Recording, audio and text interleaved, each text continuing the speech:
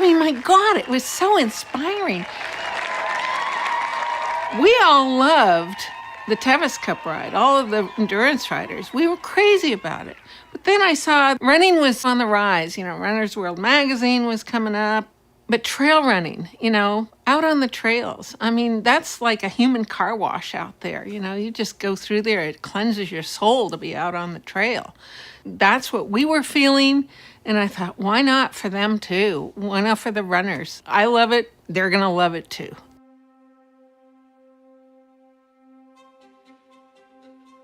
All of this stems out of the 100-mile ride. That means riding horses over long distances, over rough terrain, at high speeds. So Gordy Ainsley, he heard about this race in Auburn, the Tevis Cup ride, rode his horse on that a couple of times. And because he was such a big guy, he would get off his horse and run along. And he just became known as the guy that was running along with his floppy hair and jeans in 1973. His horse had gone lame. He wasn't going to be able to ride the Tevis Cup ride. So Drusilla Barner was Wendell Roby's secretary, and she was very instrumental to this whole scene.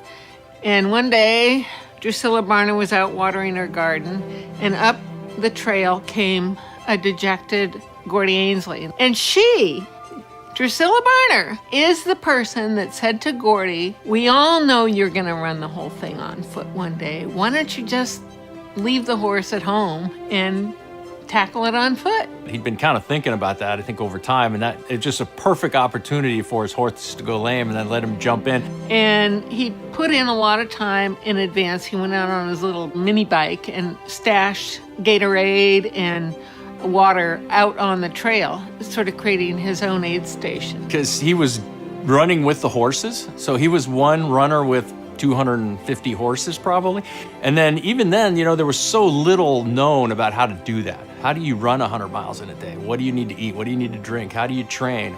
The day I picked to do it, the temperature was 107. It was so hot that day that I couldn't even focus on the ground.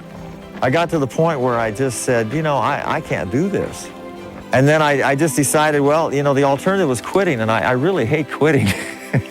And so I kept going. Coming through Michigan Bluff with the veterinarians, checking them out with their stethoscope. Gordy was just strong enough and stubborn enough to make it. That was kind of the match that lit the sport on fire. It caught on. The word was out. There's this event following this famous horse ride, probably one of the most famous horse rides in the world.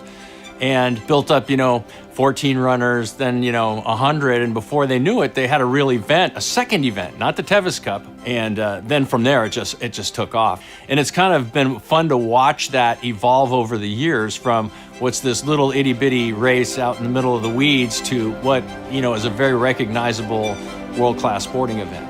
Gordy was that fuse that got the whole sport going. That's somebody that can believe in what you want to do and did it when nobody else thought you could. We all are here because of him.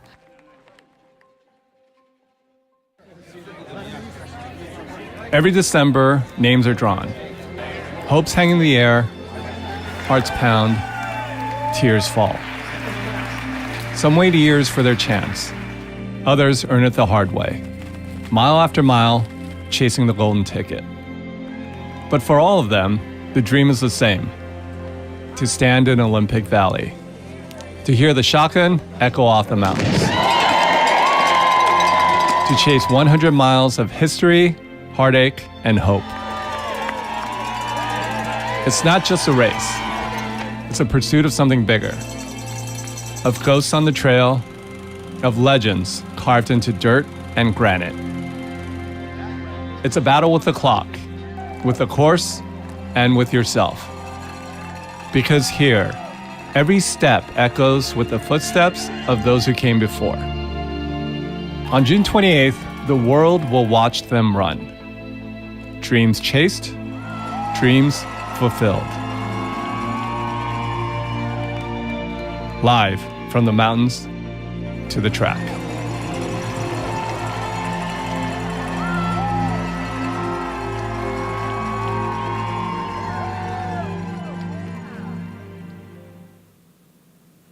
And a big good morning and welcome to the 2025 Western States 100, broadcasting live from the track at Placer High School in Auburn, California. My name is Dylan Bowman, joined for the 5th year in a row by the great Corinne Malcolm. Corinne, it's Western States Day. Good morning. It is Western States Day, and I cannot wait. I can't believe this is year number 5 of us sitting here in the cool, dark, early morning hours in Auburn. It is a perfect 70-degree day here right now. We are expecting it to be up in the high 90s a little bit later on.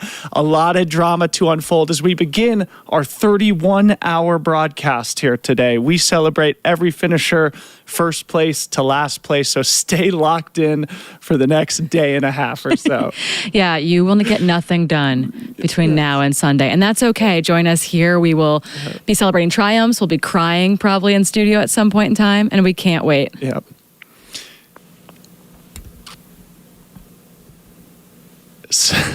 Okay, anyway, we are here in studio. We are just about 37 minutes away from the start time here of the 2025 Western States 100. This race is now in its 52nd year, the oldest and most iconic 100-mile race on the planet. As they just saw, the history here, the legacy of the Western States 100 started in 1974 with the horse race. Here we are, 52 years later, celebrating 369 runners as they traverse this amazing trail. And that is what is so incredibly special about this race, is that we celebrate the people that come across the start or the finish line, I guess, here at 7 p.m. probably local time, but we'll be here through golden hour tomorrow trying to get every single soul from Olympic Valley here to the Auburn track at Placer High School.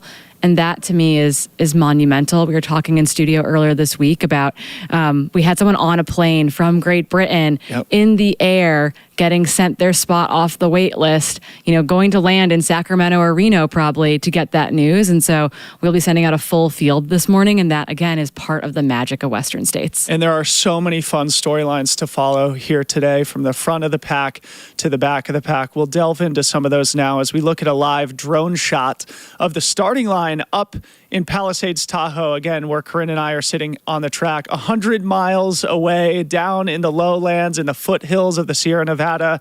The runners start in the high country, 6,200 feet of altitude, before they climb up over the escarpment to the high point at 8,200 feet of altitude.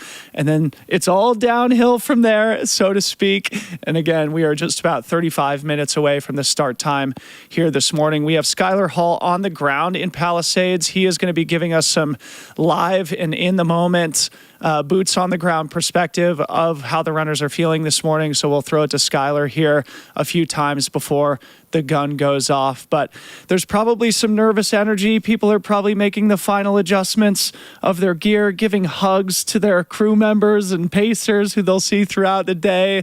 And it's going to be a very special one, as it always is here at Western States. Yeah, it's one of those things where you got to remember we're about 35 minutes from kickoff. We get a lot of questions during race week of, hey, am I going to need a headlamp when I leave to head up the escarpment on Saturday morning? And truly, we will be hitting sunrise as the gun goes off. And so no, you don't. You get to leave Olympic Valley sans headlamp and make your way into the Granite Chief Wilderness before, all the way to Robinson Flat, where they're going to see their crews, likely for the first time for many people, 50K into the day. Yep. So again, this is our 5th year doing the live broadcast here at the Western States 100. Just want to give a big thank you to the partners who are making this possible, especially Hoka, and also a big thank you to the team who is making it possible behind the scenes. Our fearless leader, Mr. Billy Yang, who got this thing started for the Western States organization. And also a fun storyline today, Jamil Curry, who is part of the Mountain Outpost team, who is our production partner on today's broadcast, will be out actually running the race himself. Has empowered his team to take leadership and take control while he gets to enjoy the race from the inside this year. Yeah, we were joking that he might be troubleshooting along the way out there today, but I did get to see him briefly yesterday afternoon ahead of the athlete meeting, and I hope that he is taking a moment to take it all in. It is a pretty special experience. He did win the double, i.e. getting into both the Western States and Hard Rock Lottery this year, so he'll have to do a quick turnaround to get ready for another 100-mile race in just a couple weeks. Already more than 7,000 people watching us live live. It is 4:26 a.m. here in Auburn, and it looks like we have a great international group of viewers here on YouTube. Make sure you throw your perspectives in the chat. Let us know where you're broadcasting from. This chat will be live all day here on YouTube, and we would love to have you interact with us here in studio. Both Corinne and I have it up on our respective computers. We would love to hear your perspectives throughout the day. Yeah, and again, so you've got people heading up to the escarpment. They actually are running the tram for the first time incredibly early this morning. And so I do think that it is going to be an absolute party at the top of the mountain. We do have camera runners. We'll have a drone in the sky as the runners make their way up the first 3.5 mile climb to top out over Olympic Valley and head off again into that Granite Chief Wilderness. Kind of not the limiting factor of the race. It's a very beautiful section of trail, but again, heading into a wilderness section in which that is part of our limiter onto that 369 person field. But that's some of those lights that you're seeing as well are people hiking their way up the mountain to go cheer on their runners and spectate. Their spectating day is going to begin before they head back down and either head out to Robinson Flat or Forest Hill where the next party place will be. Yep. So we'll keep everybody updated and set the context as the race unfolds in front of us here. A couple of storylines, Corinne, I think it would be fun to talk through just to get our audience excited for today. Looking at the professional races for both the men and the women. The women's race, you and I have been talking all week about how it's really interesting as opposed to the men, which we'll talk about here in a second. We will be crowning a new champion here at the Western States 100 in the women's race. Yeah, we'll be having a first-time champion. So we are, in the absence of Katie or Courtney or Ruth, we will be looking to see someone cross the finish line in first for the very first time. But, it's going to be hard-pressed. You've got the returning F2 bib and Fujiao Zhang, the third fastest female ever on the course. Not to be outdone, though, by her Hoka teammate, Esther Chilog, who finished third for the second year in a row last year, also looking to move up a podium spot. You also have returning Marianne Hogan, who has run to a podium place here before back in 2022. So you've got 4 women returning from the top 10 last year, and then the Golden Ticket challengers that are wide-ranging in, we've got some debut 100s, but we also have people that have been making a real splash this year, like Tara Dower, Riley Brady, Hannah Allgood, Caitlin Fielder. So looking to see, someone maybe surprise us a little bit as well. Yeah, you and I were talking before we went live. I just have an intuition here. We are in for a wild day at the Western States 100, and we are going to follow all the action. On the men's side, we do have 2 past champions here. The great Kilian Jornet is back, 37 years old, a father of 3, of course, the greatest trail runner of all time. He won way back in 2011. He is back, still in the prime of his career. And also, of course, Adam Peterman, who won here in 2022. Who surprised us. He was one of the first men since the 80s, to be a debutante at Western States and get the win. The most recent we've seen that on the women's side would be Kat Bradley, who will actually be one of our field correspondents today. Yeah, really fun. So we do have 2 past champions that will be competing for their second Cougars. And then we also have Jim Howard in the field, who is part of our septuagenarian, extremely strong septuagenarian field here at Western States here today. Yeah, 6 men over the age of 70 in the field today. Nick Bassett, trying to be the oldest ever finisher of Western States at 80 years old. I met his crew yesterday. I met his daughters, who are going to be out there pacing and crewing him. I met his girlfriend, who's going to be out there as well. And then the oldest woman in the field is Diane Grime out of the East Coast, 65 years old, running her first ever 100-mile race. So Jim Howard won way back here in 1983, the famous Battle of the Jims year between Jim Howard and Jim King.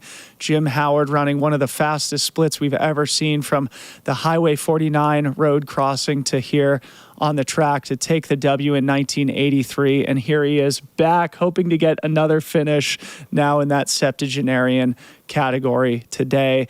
One of the things that, of course, Western States is known for, Corinne, is the heat. Today, we're looking at a high of about 97 degrees. How do you think that impacts the race? And maybe set some historical context as to how that compares to average. Yeah, it's not the hottest year ever by any means, but it is a couple degrees warmer than last year. So I think that is a significant note. I did hear someone, I think it was Leah Yingling maybe earlier this week, say that all the 90s feel the same to her. And I think there is a little bit of truth to that all the 90s do kind of feel the same. Once it's over 90 degrees, it's pretty warm. I think the biggest difference is it's been warm for the last couple of days. You were on the track here yesterday. It was 95 degrees. The canyons are going to be quite warm, I think, and because of the damage from the mosquito fire and there not being any tree coverage, I do think that section is going to be running very, very toasty, which is going to impact the front of the field, but it's really going to impact our 24-hour to 30-hour finishers, I think, because they are in that exposure for so much longer. Yep. So we will be talking all day about how the runners manage the heat here at the Western States 100. It is one of the main complicating factors of getting here to the track in one piece. But people are getting more and more sophisticated, more and more advanced with their heat management strategies, and we're going to be monitoring that throughout the day. The heat, of course, does have an impact on how fast people run. You and I all week, Corinne, have been talking about the course record watch. The two standards for this race on the men's side, 14:09 set by the great four-time champion Jim Walmsley back in 2019, and of course 15:29 set by the great Courtney Dauwalter in 2023. What do you think about the course records here today, Corinne? I know that we have people with course record splits in mind on both the men's side and the women's side. I think that is what it takes to really run it, right? You've got to know those times. That they're not just trying to better each other. They are really trying to run incredibly fast. So we were, you maybe were aghast when Harmony and I in studio said that we thought we'd see multiple women under 16 hours. Yep. That would be a huge advancement in those top 10 times ever if that does happen today. But I do think that we've got potential to see that happen. I think on the men's side, we're kind of waffling in that, do we actually see someone go under that low 14 barrier to get the course record? But again, I think that we've got men who would rather run a really good time than win in 16 hours. And so I do think you're going to see that whole field be dragged along by that. And we do have people that want to go out hard, and that will also pull people along into the high country. So compared to last year, I think it's going to be 2 or 3 degrees warmer based on the forecasted high here in Auburn here today. Last year's winning times were 14:13 by Jim Walmsley and 15:45 for Katie Scheid. So with a sort of comparable weather year here today, those times were very close to the course record. So we could be in for some real extremely historically fast times here today. And I would say that I think Jim's been on the record of saying he was fast enough to break that time last year, but I think it was more of an execution error and issue where he had to take a lot of time at aid stations just to get things sorted, to fix his feet a couple times. Those are big hurdles, big issues. We saw Rod gain time on him over and over again due to that. So I do think we have men with fitness to make that happen. Katie was on or under Courtney's splits. I think she was under Courtney's splits for much of the early part of the day last year before ultimately fading back a tiny bit in probably the final marathon, which is a crazy statement to make. But that is, I think, where it's going to come from on the women's side is not necessarily those splits coming in the high country, but coming later in the race, more Ellie Greenwood style. Yep. So you just mentioned Rod Farvard. We'll all remember last year's race, one of the races for the ages for the men's win. Jim Walmsley getting the better of Rod Farvard in the closing miles. But Rod, our returning highest finisher here and the second fastest man ever in the 52-year history of the Western States, he is back, and it seems like he is ready. Yeah, I mean, all the interviews I've seen with him this week have been incredibly impressive. He said, we're going under the course record or I'm DNFing type of thing. I think that's, again, and he said, no, I'm not, that's not what I actually mean. But the idea being that he's not here just to have a safe day. That he's here to get the most out of him and the most out of everyone else out there, that he wants to be a factor and wants to be part of the race. And so I do think, again, that's what you need to hear to drive that whole field forward. He said, I want to have an impact on the race. And there's really only one way you can have a major impact, and that's to make everybody sort of feel your impact and feel your influence by running off the front. We've also seen David Roche sort of call his shot. He's only run 200 milers in his career, but they have both been extremely successful, breaking Matt Carpenter's legendary course record at the Leadville 100 and then winning the Javelina 100 last October. David Roche will be on the start line here today as one of our favorites. And I wouldn't be surprised if David Roche was the first to the top of the escarpment. I think that's something that he's very comfortable doing. Last year, it was Ryan Montgomery and Rod Farvard. I think, again, there was that deferral to Jim early in the race, and then all of a sudden they all, Rod was like, you know what, we can push this a little bit faster. Petter Engdahl joined them to head over the top of the escarpment.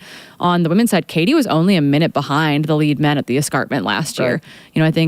I think she was running effectively with Hayden and Dan in that chain of guys. I do think that we're going to see a little bit more of a women's pack at the front, but I could see someone like Riley Brady being someone to be the pace setter early. And then again, Hao Ha and Fu Zhao, I think, are ready to run a more aggressive race. We've seen Hao Ha race CCC twice now, 2 years in a row, and she has been one of the aggressors early in the race. Yeah, one of the things you and I have talked about all week is the style in which people have to race in this day and age in order to win.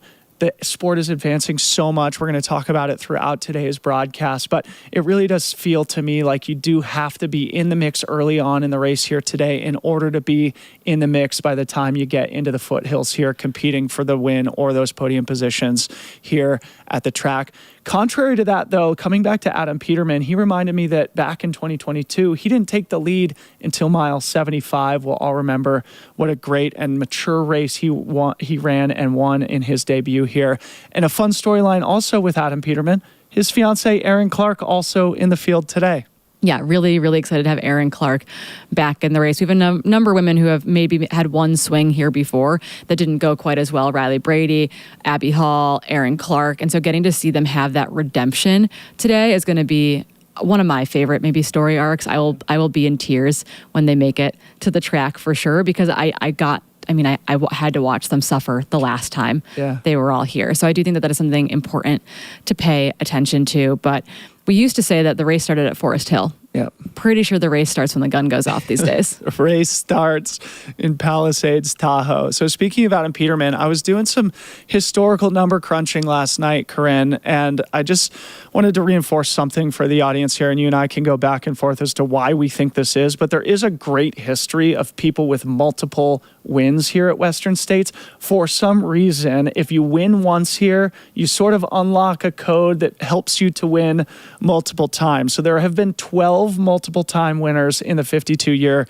history of Western States, which to me is pretty remarkable. So just listing the names, some of the historical greats of our sport: Brian Gonzalez, Mike Catlin, Jim King, Tim Tweetmeyer, Scott Jurek, Tim Olson, Rob Crar, Jim Walmsley, Bjorg Osterheim Smith, Nikki Kimball, Ellie Greenwood, and Courtney DeWalter, all multiple time finishers here. And of course, the great Ann Trayson.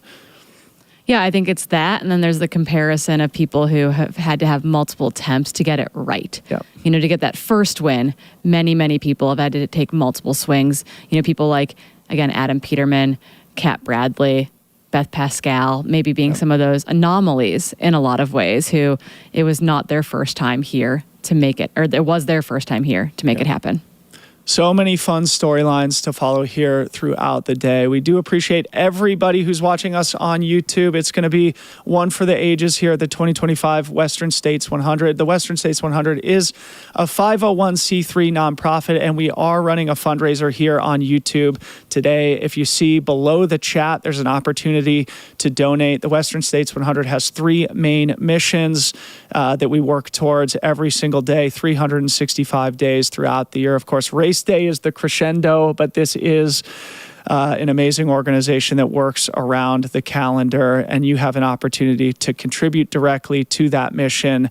The three main pillars of the organization are trail work, making sure this 100-mile course stays in tip-top condition, and we'll be celebrating the individuals who do help that happen throughout the year. Of course, medical research. Western States every year is doing incredible work to advance our knowledge and understanding of what these athletes are putting their bodies through out on the race course here today. And then, of course, our third and final piece of our mission is to put on the best 100-mile race in the world. So you can contribute to that by donating here on YouTube throughout the day. It will be on through the entirety of our 31-hour broadcast. Yeah, we finally crested that 20-minute mark to go, where we've got our eye in the sky above Palisades, Tahoe. You can see those runners making their way into the start area where they picked up their packets yesterday. That whole building is open, so if it is chilly or brisk up in Olympic Valley, California this morning, runners can hang out in there. There's oftentimes breakfast actually in there for runners and crew if they need a little something before they head off, maybe just some coffee before they head off up the mountain. But we do know that Skylar is on the ground there, and if they get their audio up, we will be heading down that way to try to grab some start line vibes and some start line interviews. I have some fun stats here for our audience from the great Tropical John Medinger here. Corinne, let's bang through some of them for our listening audience. There are 33 countries represented in the field here today, along with 35 U.S. states. Runners from every continent, of course, except for Antarctica. Thank you for that clarification, Mr. John Mettinger. There are 97 foreign runners here today. That's a 26.3% of the field, the highest ever at Western States. So great international representation here this year. This is the first time we've had runners from the countries of Andorra and Vietnam. Another fun stat, 104 runners are female, 28.2%. That's the highest percentage ever, something I know you've been fighting for throughout your career, Corinne.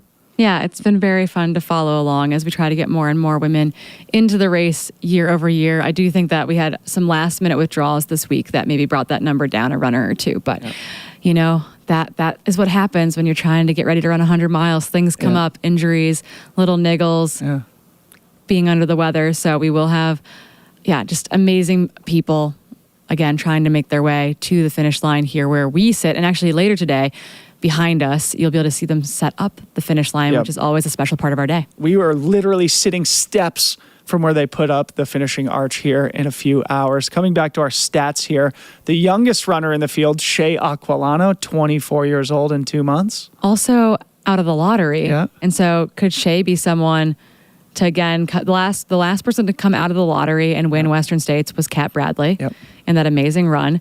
Could Shea Aquilano be that person this year? I mean, Shea just ran and set a big course record with a win at the Gorge Waterfalls 100K about 8 or 10 weeks ago at this point. So Shea Aquilano, not only the youngest athlete in the field, but certainly one who could do some damage in the field. The oldest runner in the field here today, you just mentioned Nick Bassett from Cheyenne, Wyoming. 80 years old in 5 months. Can Nick Bassett become the first individual 80 years or older to finish the Western States 100? This would be his 15th finish, Corinne. Yeah, I mean, again, met his family yesterday. He's got his daughters crewing him, his partner crewing him.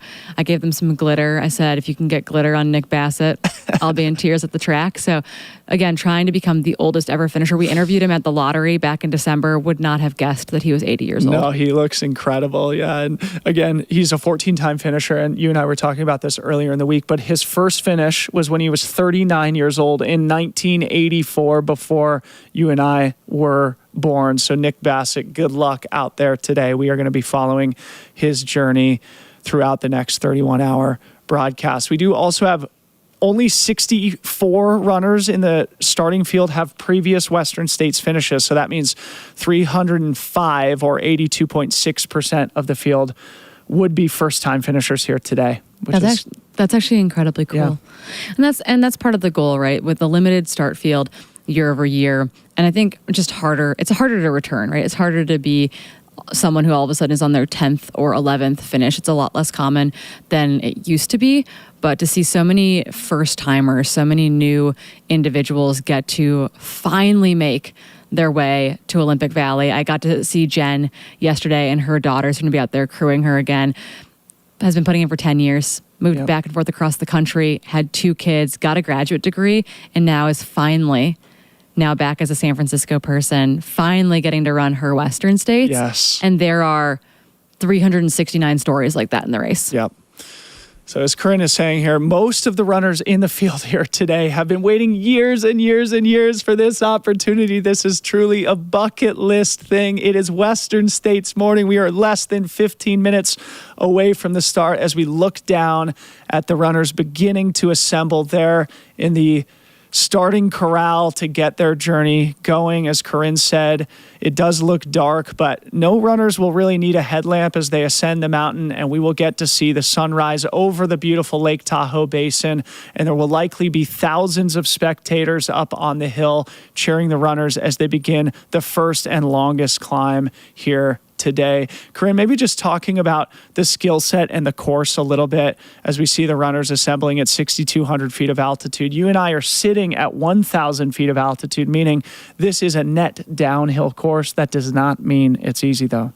Yeah, well, it's net downhill. It still has, 17,000 feet of climbing. Yeah. And over 20,000 feet of descending, and every single one of those long, long descents are incredibly hard on the quads. And I think that's what people forget, is that sometimes it's not the ascending, it's the descending that can really break you down out there. I was at a training camp weekend back in May, and I was like, oh, right, I forgot just how long these descents are. By the time you finally make it down to the bottom of one, you're excited to start climbing again. But the variety of terrain out there is also a big deal. The first 50K being that high country section, a little bit more technical, a little bit, more complicated terrain, definitely higher in elevation. The canyons, they're hot. Those long, long ascents, those long, long descents, trying to get into the water every chance you get, trying to get ice on you every chance you get, until you finally, in quotes, make it to the final fast, last 20 miles of the race, when the terrain underfoot is really quite smooth. And so in a way, we tell people you have to save your legs for the final 20 miles because they are the most runnable miles of the race. But no matter what, you still run 80 miles to get there. Yeah, absolutely. It is an incredibly complicated course to get right, even though it is fast if you compare it against the other famous 100-milers in the world, those like UTMB or Hard Rock. It does not mean that it's easier. Again, 14:09 is the standard in the men's race. 15:29 is the standard in the women's race. Both of those course records are officially on notice here today as the sport has gotten faster and faster, but with 97-degree temperatures here today, it will be one for the ages, and certainly no outcome is guaranteed.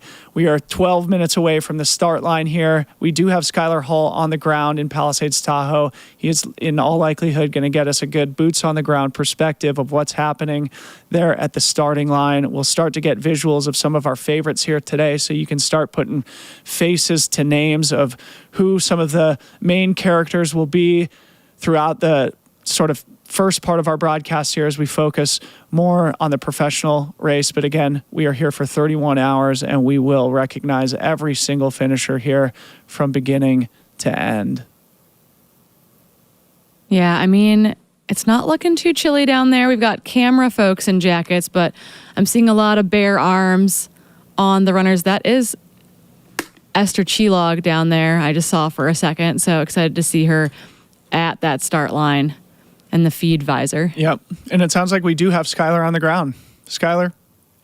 Never mind. We do not have Skylar on the ground, but we are going to get him here momentarily. But you can start to see the sunrise, the alpenglow in the top right-hand side of your screen here.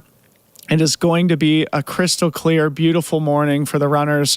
Yeah, it will likely be pretty chilly up there through the high country, so runners will want to take advantage of those comfortable temperatures before things get uncomfortable, so to speak, in the middle of the race here today with a 97-degree forecasted high here in Auburn. Of course, because this is a net downhill course, we'll also want to look at forecasts for like Forest Hill, for example, which is sitting at about 4,000 feet of altitude, usually a couple of degrees cooler. So we're looking at mid-90s up there in Forest Hill. So either way, it's going to be a sweltering day. Corinne, you mentioned the mosquito fire, which ripped through the middle section of the course a couple of years ago. And it did kind of impact the race in a couple of different ways. Maybe talk about that. Yeah, so the mosquito fire burned 19 miles of the trail, and it did two things. I think it made the course underfoot much, much faster because of all the trail work that was done. Craig kind of gave us a hard time, I think, about making that statement.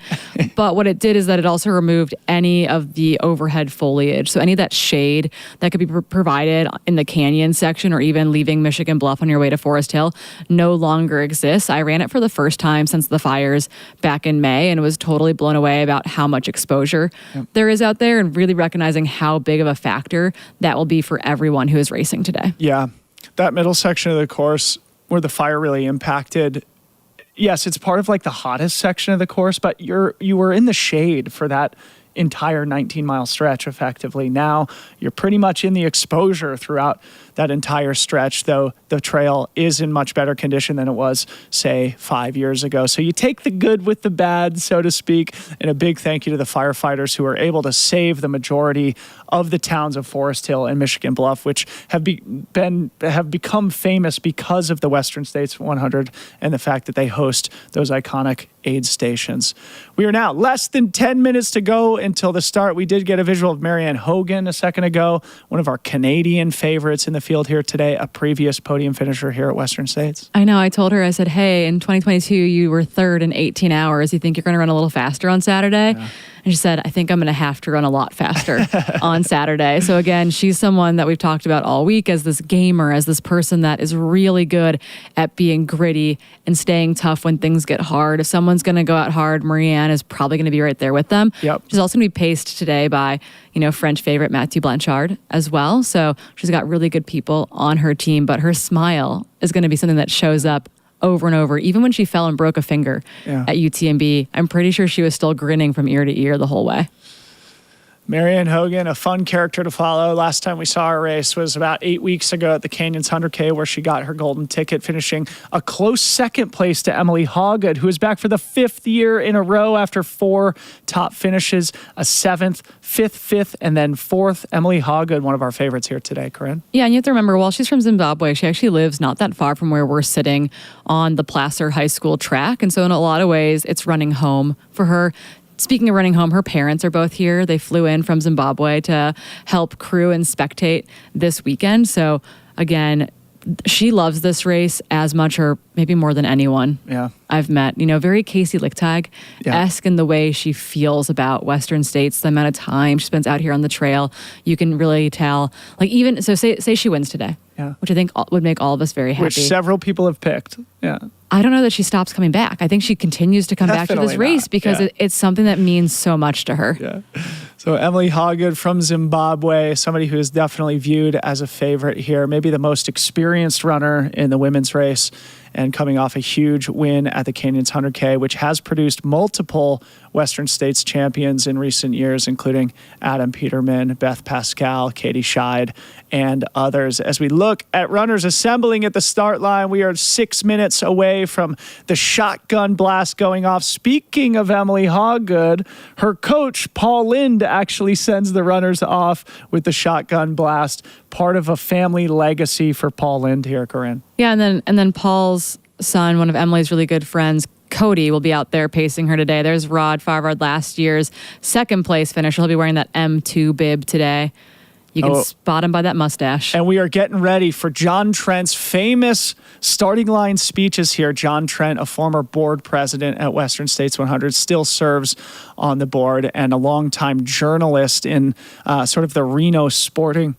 Okay, we're going to throw it to John Trent now. Make sure you listen close.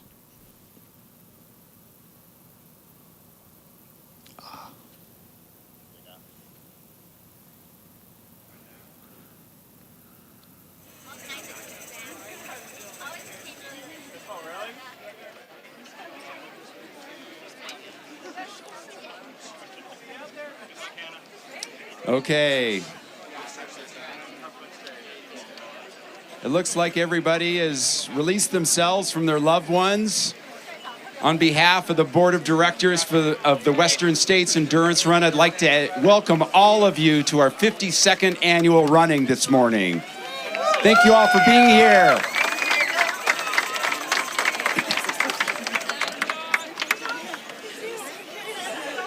Very quickly, I'd like to acknowledge a couple of people here this morning. First of all, I think you all know Craig Thornley, our race director. He has been, as usual, doing a lot of everything leading into this. His fingerprints are all over the course and the race today that you're going to experience. He's simply the greatest race director in all of ultra running. Would you mind giving him a round of applause, please?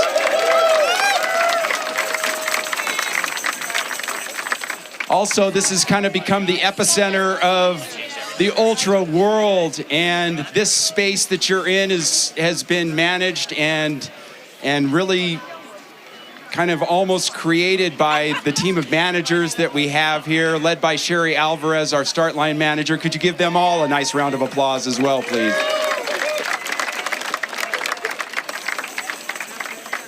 It goes without saying that your friends, your loved ones, your crews, your pacers are central to what you're doing. I know you're going to, give them a lot of love out there today. If you wouldn't mind giving them a nice round of applause.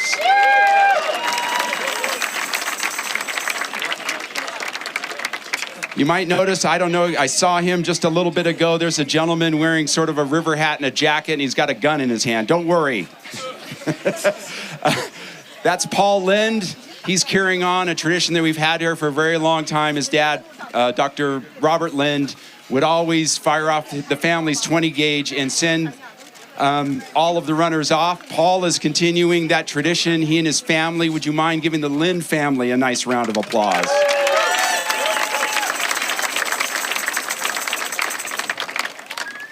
Now, you're all equal out here, and I know that, but in particular, I'd really like very quickly to point out a certain individual who's with us this morning. All of you are going to make history of one sort or another. In particular, we have a runner by the name of Adam Popp who's with us this morning. Adam is an adaptive athlete. Many of you know Adam's story. I just want to point out that Adam's destiny today is to make history, to become the first above-knee amputee to ever finish our race. Would you mind giving Adam some love, please?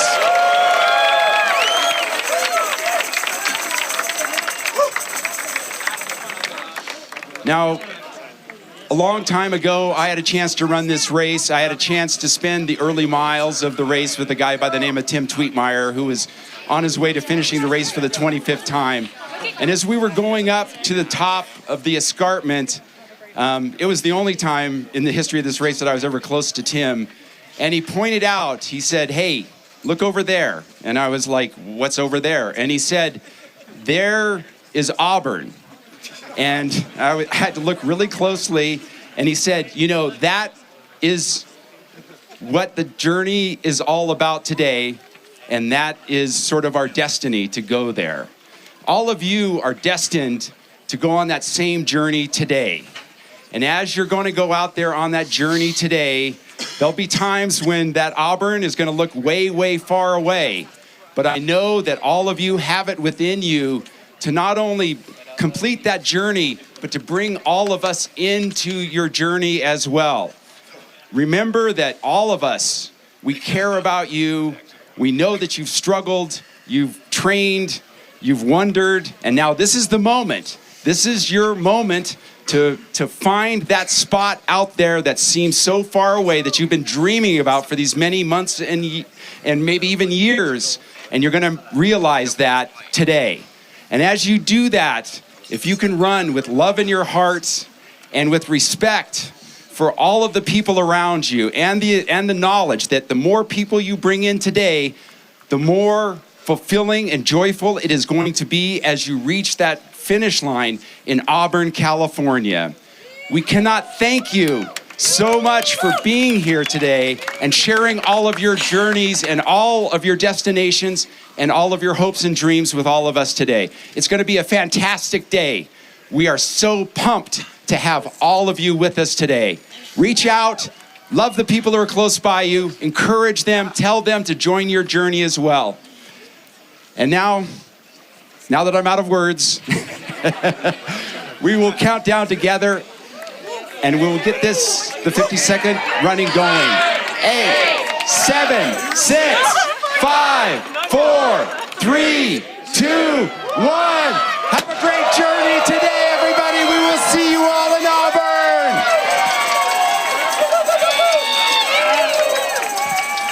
Time here in the great state of California, the runners are making their way up the service road at Palisades, Tahoe, the first and longest climb of today's course. Corinne, the 2025 Western States has started. Just chills immediately. And I love that our countdown clock, which you'll see in the upper right hand of your screen, immediately flipped over to counting up the time. Will we see that 14-hour time today? Will we see that sub 15:30 time today? We had the women finish in the daylight last year, and we are going to be absolutely jacked up for the next 20 hours, basically. So many fun stories to follow here today with 20,000 people currently watching us on YouTube. A big warm welcome to everybody, no matter where you're watching from. Please do join us in the chat. Let us know who you're cheering for, where you're watching from, and whether or not you are excited about the 2025 Western States as we look back down at Palisades Tahoe from one of our cameras up on the race course. We will have a number of cameras throughout this 100-mile course. A lot of people on bicycles, running with gimbals. We'll have steady cams, so we're going to do everything we can to capture as much as we can of the action here today. And of course, as we said at the top of the broadcast, we do not sleep. We do not stop until that 30-hour cutoff. So you're going to want to stay locked in. Yeah, stay locked in while we all slowly crack here in studio later today. It definitely will happen. But we're barely getting warmed up now, just like the runners are, climbing up the service road at Palisades Tahoe, a place that, of course, is famous for skiing and that I think Western States has only made more famous. I think we could call it the unofficial North American capital of trail running there in Palisades Tahoe. Of course, Auburn, California, where you and I are sitting now, is affectionately known as the endurance capital of the world also. So these are hallowed grounds, so to speak, as we look at a train of runners ascending the hill. As soon as we can get cameras on some of our leaders, we'll start pointing out who some of the favorites are here today. Corinne and I have been talking about it here for the last 45 minutes or so. But even without our returning champions, Katie Scheid on the women's side and Jim Walmsley on the men's side, this is one of the deepest and most competitive fields we've ever seen at Western States. And it seems like we say that every single year. Yeah, and we'll get our first official splits when we hit about the 4-mile mark at the top of the escarpment, and then we will send those runners off into the wilderness before we get splits at Lion Ridge at 10.3 miles in and Red Star Ridge at 15.8. But look at that pack. You can actually see David Roach's green shorts and bucket hat at the front of that. We'll call it the little peloton. Yeah, the little peloton. We are expecting pack racing here today. Corinne, you and I have been talking about it all day. Though David Roach and Rod Farvard have both been on record saying that they want to have an impact on the race. They've both said it in different ways, but David making the statement that he thinks the biggest margin for improvement here as it relates to historically fast Western States times is through the early miles, through the high country, as we call it, which would only indicate that David probably plans to go out hard. Rod Farvard has said he's thinking about this in black and white terms. Rod Farvard, the second fastest male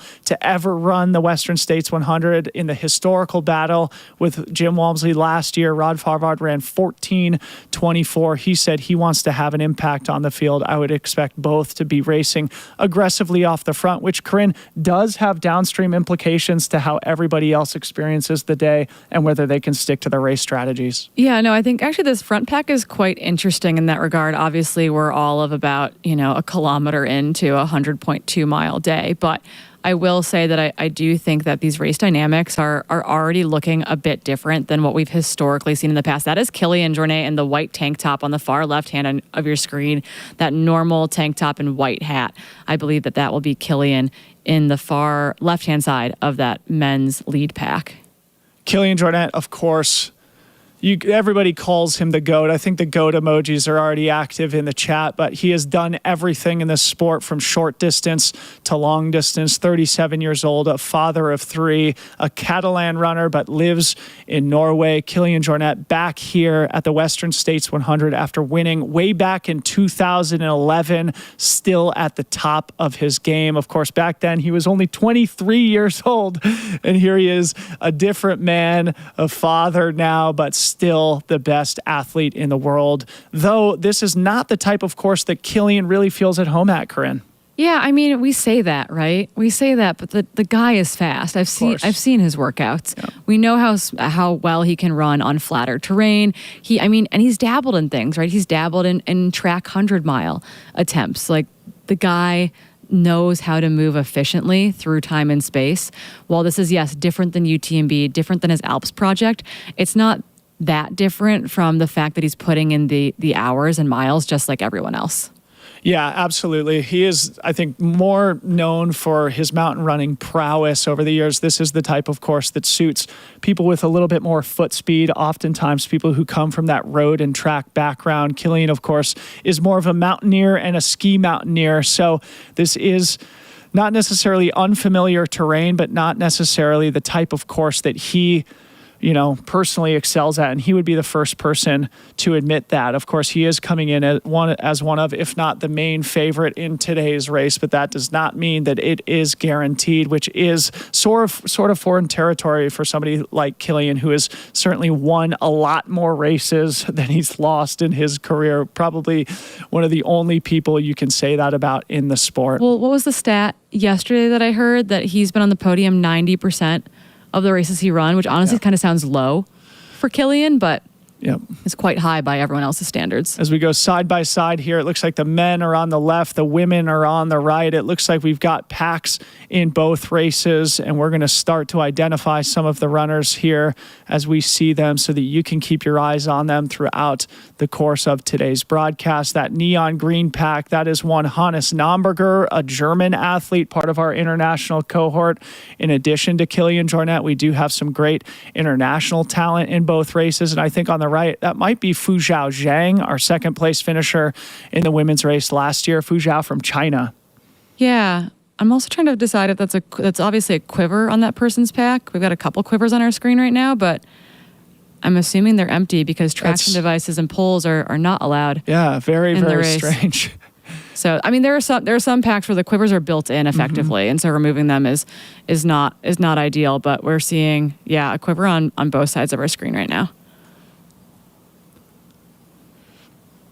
So again, 5:06 a.m. The sun is rising on the Lake Tahoe Basin. The runners are going to be climbing for the next 40 minutes or so up over the top of the escarpment, where there are likely going to be hundreds or thousands of fans. For the first time ever, Palisades Tahoe opened up the tram so that people could get a ride to sort of the halfway point up the mountain. So there's going to be a lot of fans up there to greet both our professional athletes, but then also our back of the pack athletes who will take, I think in some cases an hour and a half, maybe 2 hours to go up over the top of the high point of today's course before you crest over the Sierra and start making your way downhill all the way to the track here in Auburn. A nice side-by-side here, looking at the front of the men's races on the left, the women's race on the right. And as soon as we get a little bit more light, we'll be able to identify a few more of these athletes. Yeah, I saw a North Face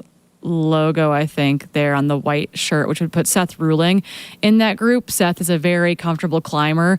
Would not be surprised to see Seth also right at the front of that men's lead pack. Yeah, and Seth is also known for racing in an aggressive style. He bleached his hair this week. They say it's the year of the boy, the Boulder boy, Seth Ruling, carrying one of the hottest hands into today's race. He won and set the course record of the Black Canyon 100K back in February, probably North America's most competitive 100K. And then he won the Canyons 50K also on these trails here in Auburn, California in April. So Seth Ruling, certainly one of our favorites here today. And I think that might be Dan Green even on the back of that pack in that Solomon kicks. I think he is the only Solomon guy That's in the Dan race. Green right there. So Dan Green, your Cocodona 250 champ, also in this men's lead pack heading up the mountain. Yeah, and immediately to his left in that Hoka pack, that's Vincent Bouillard, the reigning UTMB champ, one of the biggest and greatest stories of the 2024 season. Vincent Bouillard, an employee of Hoka, came out of nowhere to shock the world, winning UTMB, and now he's got his chance to run Western States here today. Oh, you did it. The year of the boy is blowing up the chat. Uh-oh. My fault. Year of the boy. So we go back to our steady cam here on the left-hand side. That in the middle of your screen is Palisades Tahoe, the beautiful valley. If you've never been here, you have to come visit it. A little bit out of view right now, but we'll see at the top of the escarpment is Lake Tahoe, the famous and largest alpine lake in North America, I think it is. This is a very, very special and beautiful place that the runners are enjoying on a perfect, crystal clear, late June morning in the middle of summer. All of these runners in peak fitness here today, and they are going to celebrate all the hard work they put in to get here. but that means they're also going to be competing their faces off for the next 14 plus hours in the men's race, 15 plus hours in the women's race. Course records are on notice here today. We will be providing live perspective as to how fast they're running relative to those course records as soon as we can get splits. As Corinne said, the first one we're going to get is at the top of the mountain, and we'll monitor that again throughout the day. It's hard to ID this leader in the women's pack here, wearing that quiver, the white vest on the right-hand side. Someone who I do know in the field who could be racing incredibly aggressively, again, is Martina, the Polish athlete coming into the race, has a 33-minute 10K. Mm-hmm. Just did that recently, actually, and has been absolutely throwing down in training. She went out and did the High Camp Challenge route just like earlier this week and put up the second fastest time ever on it, only behind Bailey Kowalczyk. Wow. Amazing. So, I mean, it speaks to something I've been sort of thinking through the last 48 hours or so as I've been doing my prognostication. And I kind of feel like something unpredictable is going to happen today. Somebody like Martina, who got in through CCC last year, and I think that was really her first big international breakthrough.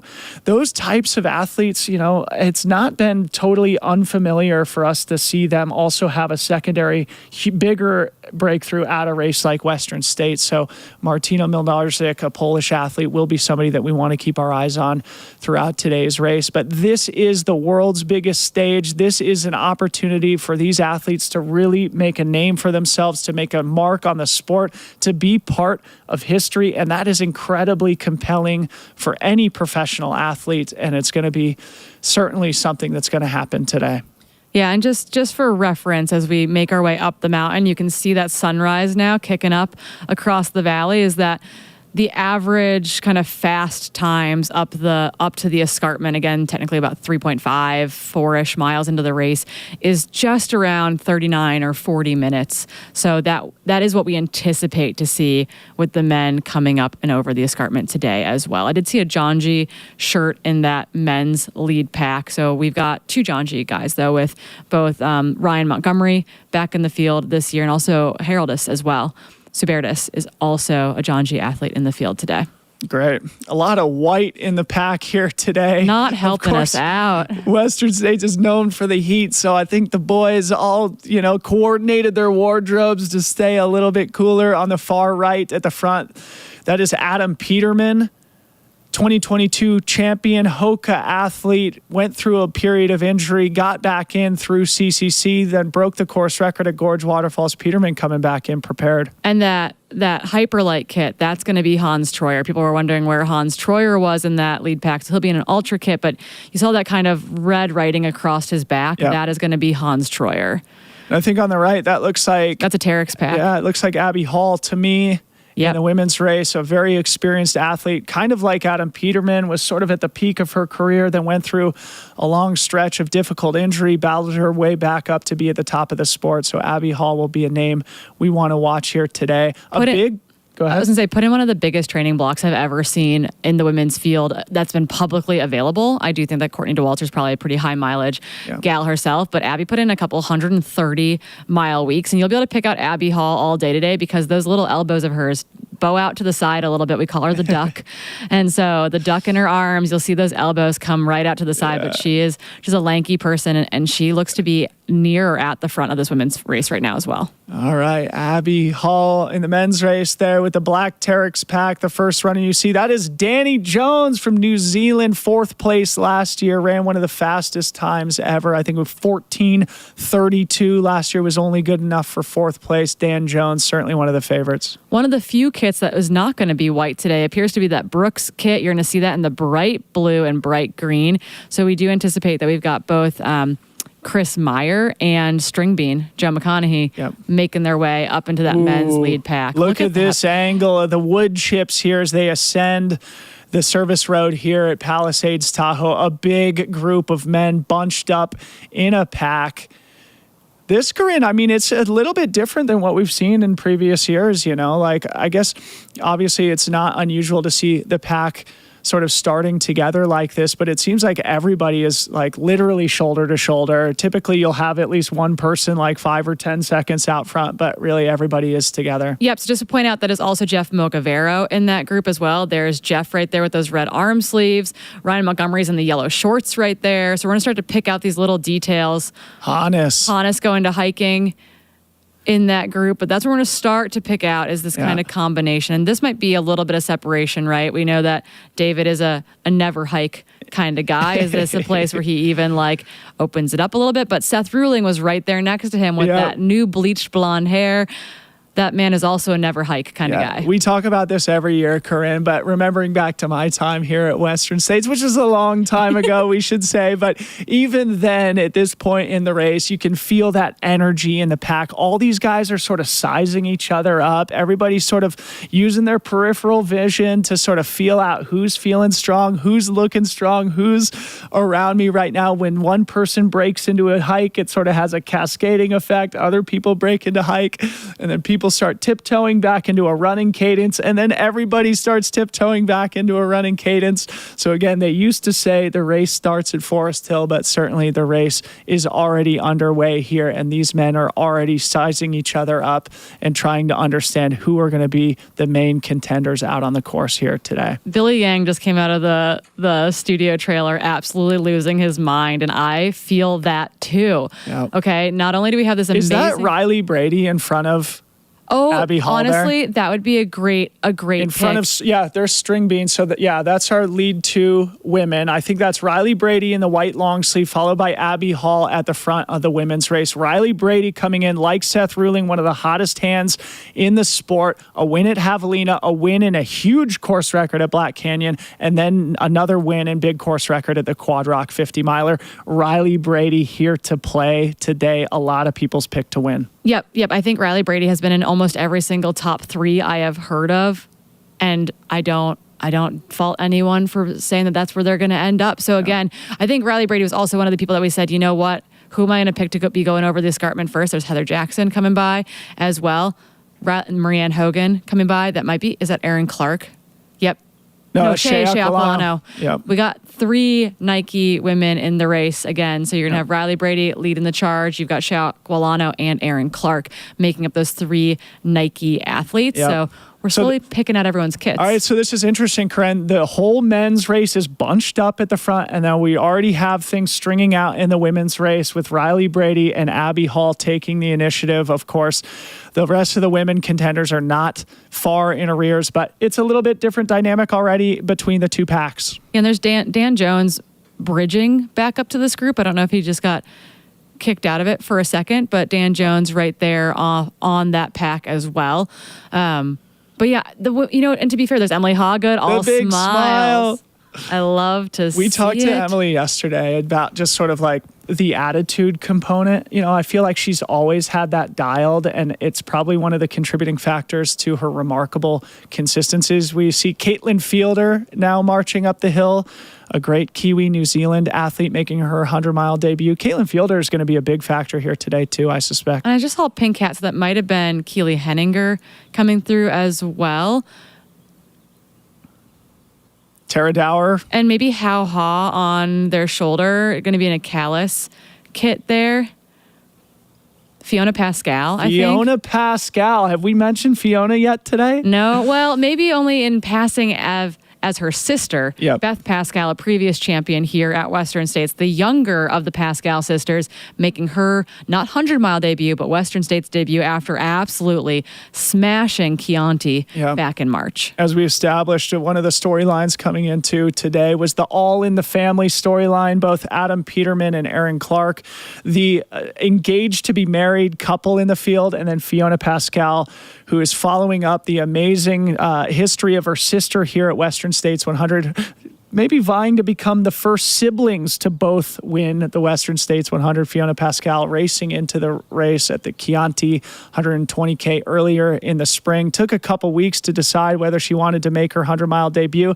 And thanks to her sister, Beth, I think, she convinced her to come all the way over here to California to take on the Western States. So, Fiona, we are going to be following you throughout today.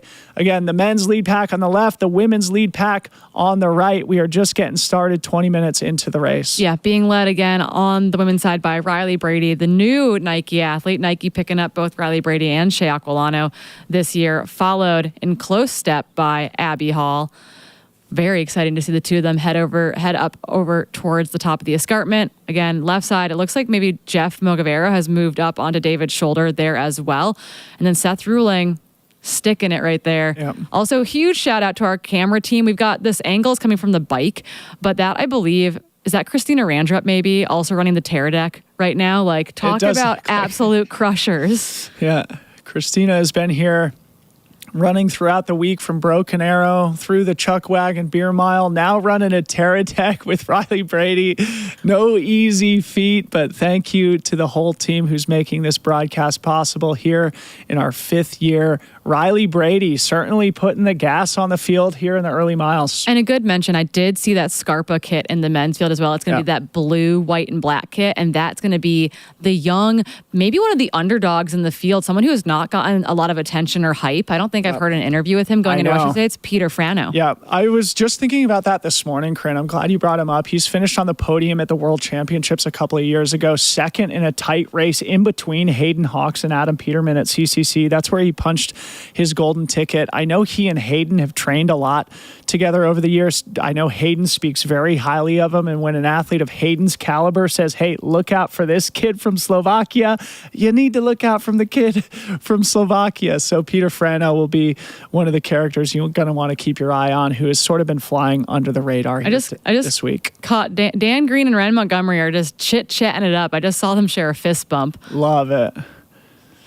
One person we haven't talked about also in that Nike ACG kit is Caleb Olson, 5th place last year in the fastest ever Western States debut, 14:40 for only 5th place last year, a time that would have won the race almost every single year. Caleb Olson said he's hoping to improve either in place or time, hopefully both. And I know his crew from Salt Lake City is expecting him to leave a mark here today. Yeah, and he'll be supported out here by his wife with their 7-week-old son. Yes. I think her family's out here, his family's out here, so everyone's going to make it happen for them. But again, really, really excited to have Caleb and the whole team out there. That is the quiver on that. I believe that's Rod. Farvard.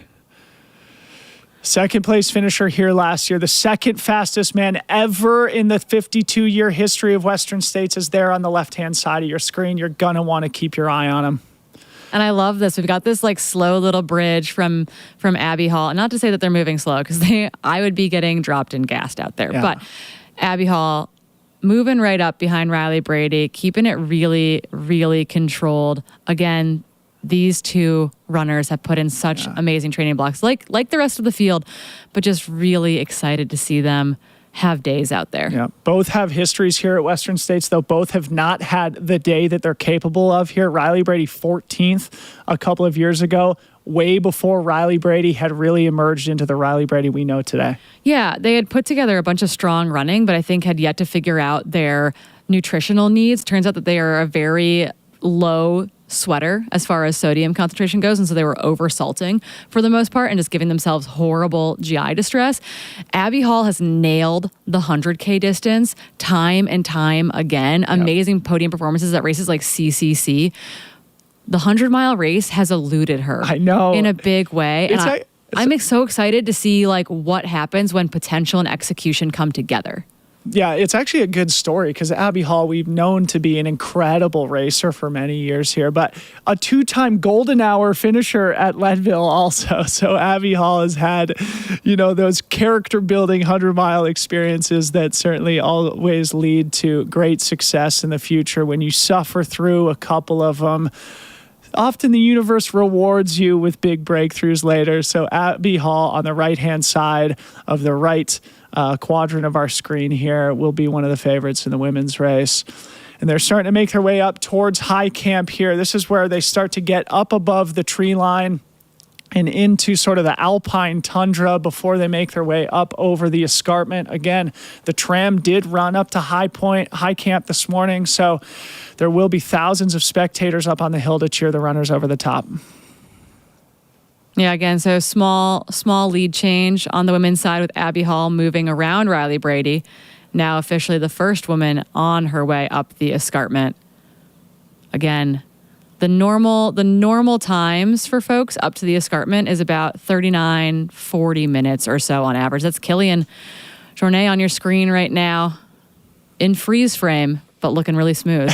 Looking smooth in freeze frame. The GOAT, Killian Jornet. It's so good to have him back next to fellow European Hannes Nomberger there. Hannes, very interesting. His course record just got broken at the Lavaredo 120K while we were sleeping last night by American Ben Demon. But Hannes Nomberger, of the European athletes, it feels like his skill set really fits well with what you need to do here at Western States. He got his golden ticket at the Canyons 100K just 8 weeks ago, so he's going to be very familiar with the course at this point. But Hannes, for his prowess, for his success, he's sort of been flying under the radar this week too. Yeah, it's kind of, just putting the pieces together for a lot of folks out there. Someone in the chat said, a woman has never been the first over the escarpment to win the race. And I'm saying, Katie Scheid. Last year. Katie Scheid and Courtney DeWalter the year before together. Yeah, they've run pretty fast at the escarpment and then continued to run pretty fast for the rest of the day. Yep. So there's a group of international athletes there. Peter Frano, we just talked about in that blue and white kit alongside Hannes Nomberger and Dan Jones. So it looks like now you've got Jeff at the front of this men's pack continuing to push that pace a little bit. Jeff McGavro. Other biggest training block I've ever seen, I think. Yeah, speaking of people who've been flying under the radar, Jeff McGavro, you and I have talked about this. People like he and Hannah Allgood, you sort of feel like are more mountain athletes, but then you see their training and then you see some of their racing performances and you're like, no, they actually have a lot of that leg speed as well. Jeff McGavro from Missoula, Montana, alongside Adam Peterman and Aaron Clark Missoula came to play here today with a really strong trifecta. I wouldn't be surprised to see all three in the top 10. Yeah, a really, really strong men's pack. And again, that is very common. I think what we see in mass start race dynamics from the men's field and the women's field is that the women can and do oftentimes get kind of lost, particularly in the bigger races. The starting field here is much smaller, only 369 runners, so you don't get quite as lost in the overall field. But it's very common to see that men's field pack up at the front and the women kind of get strung out amongst the men that are kind of, back of the front pack, mid pack. And so that is the nature. A lot of women's racing becomes time trialing without that separated start. Yeah. So the men right now are coming into the short flat section before they take a left-hand turn into the alpine tundra, and then they hit that steep final kick up over the escarpment. So the men probably about 10 minutes away from cresting over the top, and we're going to start seeing a bunch of spectators. Over on the women's side of the screen here, we do see Marianne Hogan, a previous podium finisher here, two-time podium finisher at UTMB. Marianne Hogan, great to see her back here at Western States after getting a golden ticket at Canyons 100K. And it is a beautiful early morning here at the track, Corinne. We are starting to be able to see a little bit further, and the sun is rising here in Auburn. It's a 70-degree, beautiful summer morning here before things really start heating up in earnest here today. Again, we are expecting a high of about 97 degrees, a few degrees over the historical average at Western States. Always a storyline here at the race. Yeah, and a kind reminder for those of you following along this year, since there are many of you who maybe haven't been with us in years past as well, is that this is unlike European racing when it comes to data coverage out there. Our teams are equipped with amazing tech for this zone, but they are working in areas of zero cell service, of remote wilderness stretches, tiny towns, dirt roads to bring you this coverage. So it's going to look very different than some of that European coverage. We've got people with bikes this year on Terradex for sections where we can use them. We've got runner cams like you've never seen before at Western States that we'll be using from Forest Hill down Cal Street. So the coverage year over year continues to get better, but that is the reality of broadcasting in the wilderness in the U.S. So true. Every year we are getting a little bit better thanks to Billy Yang and his leadership of the Western States 100 broadcast. Here we see the men on the left-hand side of our screen in that alpine tundra section. This is a place where we've never had this high fidelity of camera footage. So this is an example of the advancement of our coverage as we see Peter Frano there on the left-hand side of our screen, Riley Brady on the right, just a little bit behind Abby Hall. That's the front of the women's race. The men, on the other hand, are very bunched up, probably 15 or so men together here, nobody taking the initiative. Meanwhile, in the women's race, it looks like Abby Hall's putting a little gap into Riley. Maybe Abby trying to string the field out early. Yeah, and I don't even know that it's intentional. Right. I just think that these runners... Fitness. Yeah, it's fitness. It's doing what you came here to do. It's running with that intentionality and running your own race. I think, again, you've got to remember that Abby Hall and Katie Scheid are really good friends. Katie spent a lot of time with them in Flagstaff with Abby and Cordis Hall last year, getting that training block in. And I think that she's leaning into that confidence that she's built watching her own training and her own progression, but also, watching the training of those closest to her as well. There's some quote, and it's more about personality and I think the way you handle yourself, but you're like the combination of the 5 people closest to you type of thing. And the people that Abby is closest to are a bunch of trail ballers, I feel like. So you've got to remember as well that these athletes they know exactly what they want to get out of this. Yeah. All right. So the runners on the left-hand side of our screen, that is the men's lead pack. They're about to come out of this grassy section back onto the service road, and then almost immediately they'll be hitting a hard right-hand turn. They'll all break into a hiking cadence, and we will see thousands of spectators there at the top of the escarpment ready to cheer them up over the high point of today's race. Here's Riley Brady. As we cut back to the escarpment, you can see Lake Tahoe there in the distance, the largest alpine lake. Oh, what a beautiful drone shot here of the lead men's race coming out of the alpine tundra back onto the service road here. And they are just a few minutes away from the high point of today's race. And there are many, many fans there to cheer them on. Only 30 minutes into their 14-plus hour journey here today. Jeff McGavro taking the initiative just in front of Vincent Bouillard and Chris Myers, a story we're going to want to follow throughout the day. Adam Peterman and David Roche also, they're locked in at the front of the men's race. Abby Hall, meanwhile, on the right. Things are breaking up a little bit in that regard, but you also have to remember that these athletes, 30 minutes in, 33 minutes in, everyone in that group probably just took a gel. Yep. And that also takes a second for people to reset and resettle, I think, when that is happening. But everyone that we thought would be involved is currently involved in the race. Yep. Seth Ruling there with the bleached blonde hair, bringing the swag here to Western States. I saw Ryan Montgomery just to Seth's right. Abby Hall here making her way through the tundra section.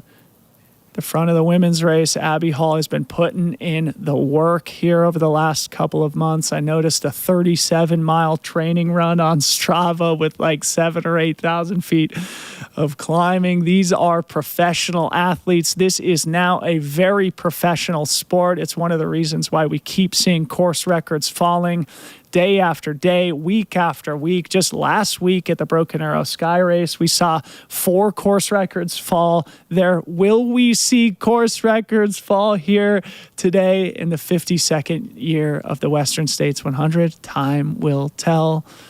Just a little bit of context on Abby Hall and what she's doing right now, too. So for those who are unfamiliar, 2 years ago, right actually before Western States, she was out on a training run. Tom Evans, teammate, was staying at her house, out on a little training run, took a funny step, broke her leg, effectively. She had a major, basically her femur impacted her tibia and fibula so hard that she dented them, and came out to Western States to cheer on and cheer on Tom and support the best she could. Ultimately, they had to have a big surgery. Spent months and months and months recovering. I think finally by like August or September of that year, she was starting to walk again.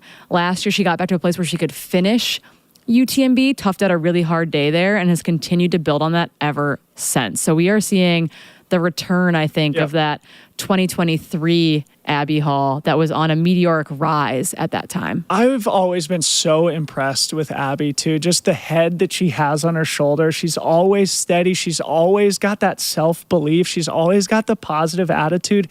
Even in the depths of that very serious injury, she never lost the confidence that at some point she would be back. And with hard work, patience, and dedication, here she is at the front of the women's race, taking the initiative. One of the things we've been talking about this week, Corinne, is without the likes of Courtney Dauwalter, Katie Scheid, Ruth Croft, the three greats of our generation of women's trail and ultra running, who would take that initiative? Who would fill that vacuum? It looks like Abby Hall and Riley Brady are doing that in the women's race. Meanwhile, on the left-hand side, the men, half of them in a hiking cadence, half of them in a running cadence. This is what we call the escarpment here, as we see some fans and photographers documenting it. The fastest time up over the top of the high point was from Rod Farvard last year, 39 minutes, 39 seconds. So it looks like the men are right on about course record pace. No surprises here in the early miles. Looks like Jeff McGavro and David Roche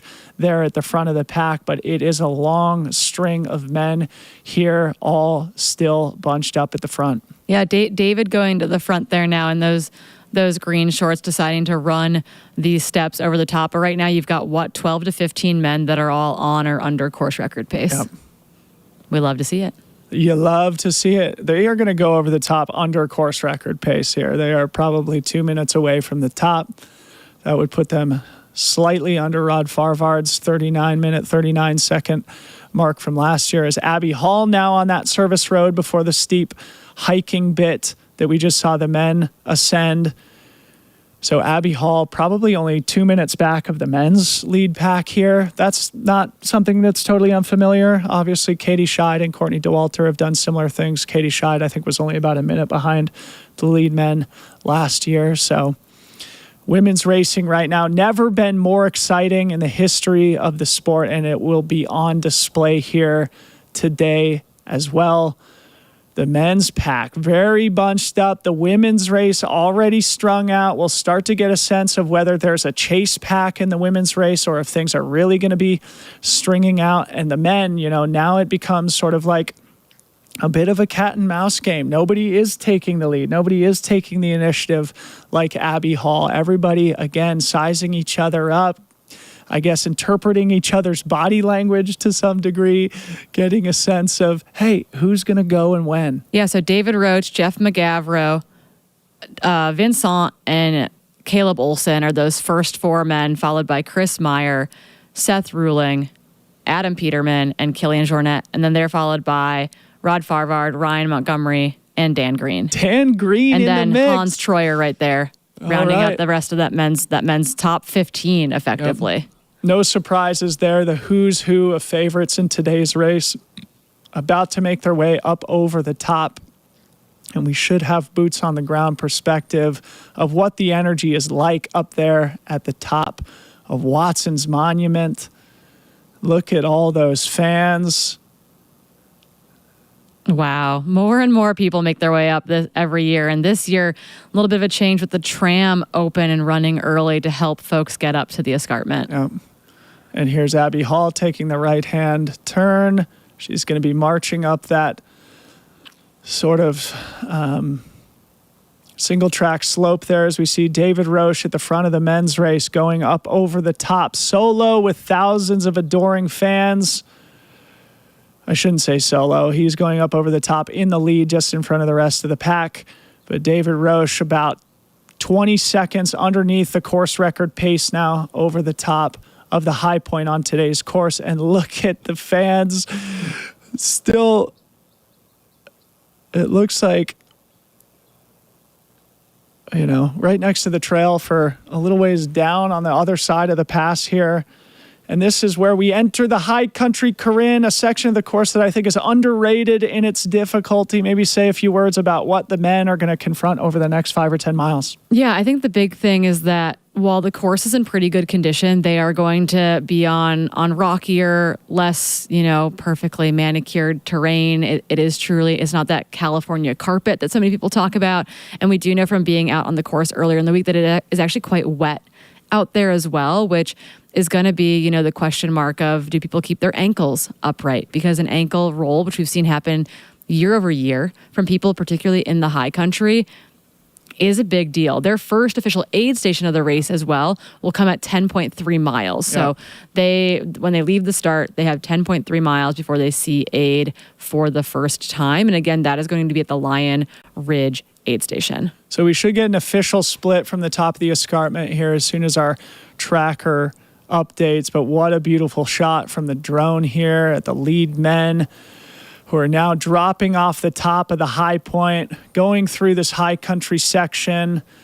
We were talking to Tim Tollefson the other day. He said these next few miles are definitely boggy, definitely wet, a lot of uppy, downy, twisty, turny terrain, some loose rock in there. So again, you're not going to want to be racing too aggressively through this section because it is a little bit more difficult than you expect. And oftentimes runners come here to Western States without seeing these next few miles of the course. So it bears mentioning and worth, taking it easy through that section as we now come back to Hiroki Kai on the right-hand side. Crazy Karo from Japan, one of our golden ticket entrants into the race, who raced his way in at the Tarawera 100K earlier this spring. Hiroki Kai, one of our international athletes here today. Yeah, we were joking that he's probably raced 30 times since we saw him in February at Tarawera. Hiroki Kai, they call him Crazy Karo. He's got a very popular YouTube channel. He races with sort of a GoPro camera attached to his hat and then uploads the entirety of his races to YouTube. So you're going to want to give him a follow and you'll get to see all 100 miles of the Western States course. We are awaiting Abby Hall, who's at the front of the women's race, to also crest the top of the escarpment here. I've never seen a crowd that big. I wonder if we've got a camera on the ground up there. So just some notes here too. So updating on the timer there, they're not in order, which is really fun technically. David Roach, Adam Peterman, Jeff McGavro, Seth Ruling, Killian Jornet, Vincent Bouillard, Hans Troyer, Hannes Nomberger, Dan Green, Peter Frano, Ryan Montgomery, Haroldus Subertis, Caleb Olson is in that mix, Chris Myers in that mix, Rod and Dan Jones also in that mix. So we've got 16 men. 16 men came over the top of the escarpment under 40 minutes. Yep. So officially 56 seconds faster than course record pace right now in the early miles. Love it. Should we get hyped? Oh my goodness. Speaking of hype, there's String Bean Joe McConaughey getting the crowd hyped as he makes his way up over the top. And what a great angle here to get an appreciation of the fan energy there at the top of the high point. Is on the right-hand side of the screen. Who is that, Corinne? They're in Nikes. So the question is it Aaron Clark? And there's Tara Dower, their Appalachian Trail fastest known time holder. Tara Dower unfortunately came down with a little sickness here during race week, but she has been one of the most interesting and high-performing athletes in the sport for the last year plus. Tara Dower can do it all, from fast and runnable to multi-day, multi-week long trails. A very, very fun athlete to follow who brings a lot of great energy and toughness into the sport. I hope she's going to be in her prime and bounce back from that illness from last weekend.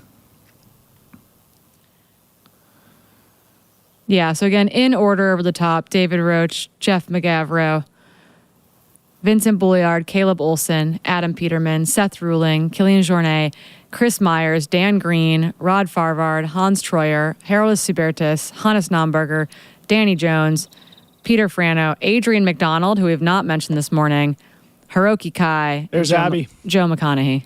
All right, so Abby Hall now Wow. going up over the crowd. top. What is this, the Tour de France here? Wow, great angle. Abby Hall, your women's race leader, coming up over the top of the escarpment. to the adoring applause of thousands of fans as we await to see what Abby's gap is. Back to the women's chase pack, but doesn't seem like there's a pack at all. The women's race already stringing out. This is definitely a story, a tale of Ryan Thrower. There's Ryan Thrower. Yeah, so official split for Abby at the top, 43.54 elapsed. All right, let's check how that compares to historical splits. Katie Scheid last year was 40-33. 40-33. Yeah, she went very, very fast over the top of the escarpment. So Abby Hall about 3.5 minutes behind Katie Scheid's split from the top last year. But again, Katie Scheid ran 15:45, a ridiculously fast time, the second fastest time in race history. Abby Hall probably has a time somewhere in that neighborhood in her crosshairs here today. Off to a great start here this morning. Yeah, and I would say that was probably one of the fastest times ever over the top. Caitlin Fielder. I think that's Heather Jackson in front of Caitlin. I think, is that? And Abby. I'm sorry, Riley. Okay, we'll get official splits here in just a second. So, images we missed, though. Abby Hall coming over the top. Eden Nilsson, also in that mix, 44-23. Martina Mlinarczyk, the Polish athlete, 44-36. Esther Chilog sitting in fourth, 44-47. 3 international runners in the top 4 of the women's race so far. And that's been a theme this week, is that we thought that both podiums, particularly on the women's side, could be very international. Yep. But if Eden Nilsson is up in that group sitting in second, that makes me pretty excited, because I think that she's very much been in that sit and kick mentality, and Ida is not someone that I want chasing me at the river. It looks like Fiona Pascal here, again, the younger sister of 2021 champion Beth Pascal. Yep, making her way up to the top of the escarpment. So no major surprises so far here, 47 minutes into the race. You got more updates, Corinne? I think that was Hannah Allgood that we saw. So Abby Hall, Eden Nilsson, Martina, Esther Chilog, Hannah Allgood, Shea Aquilano, Heather Jackson, Marianne Hogan.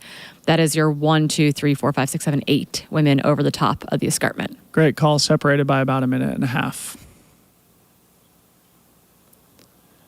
The who's who of trail superstars here as we see Emily Hawgood. Speaking of superstars, there's Caitlin Fielder and Fu Zhao Zhang. Fu Zhao there with right there in the middle of your screen. Fu Zhao from China, the second fastest woman in last year's race, the third fastest woman ever, only behind Courtney Dauwalter and Katie Scheid. Taking a sip, staying hydrated here in the early miles, just in front of Kiwi Caitlin Fielder. Yeah, sitting in a really good place right now. You've got to remember that Fu Zhao was the second fastest woman to get to the finish line last year, third fastest woman in race history.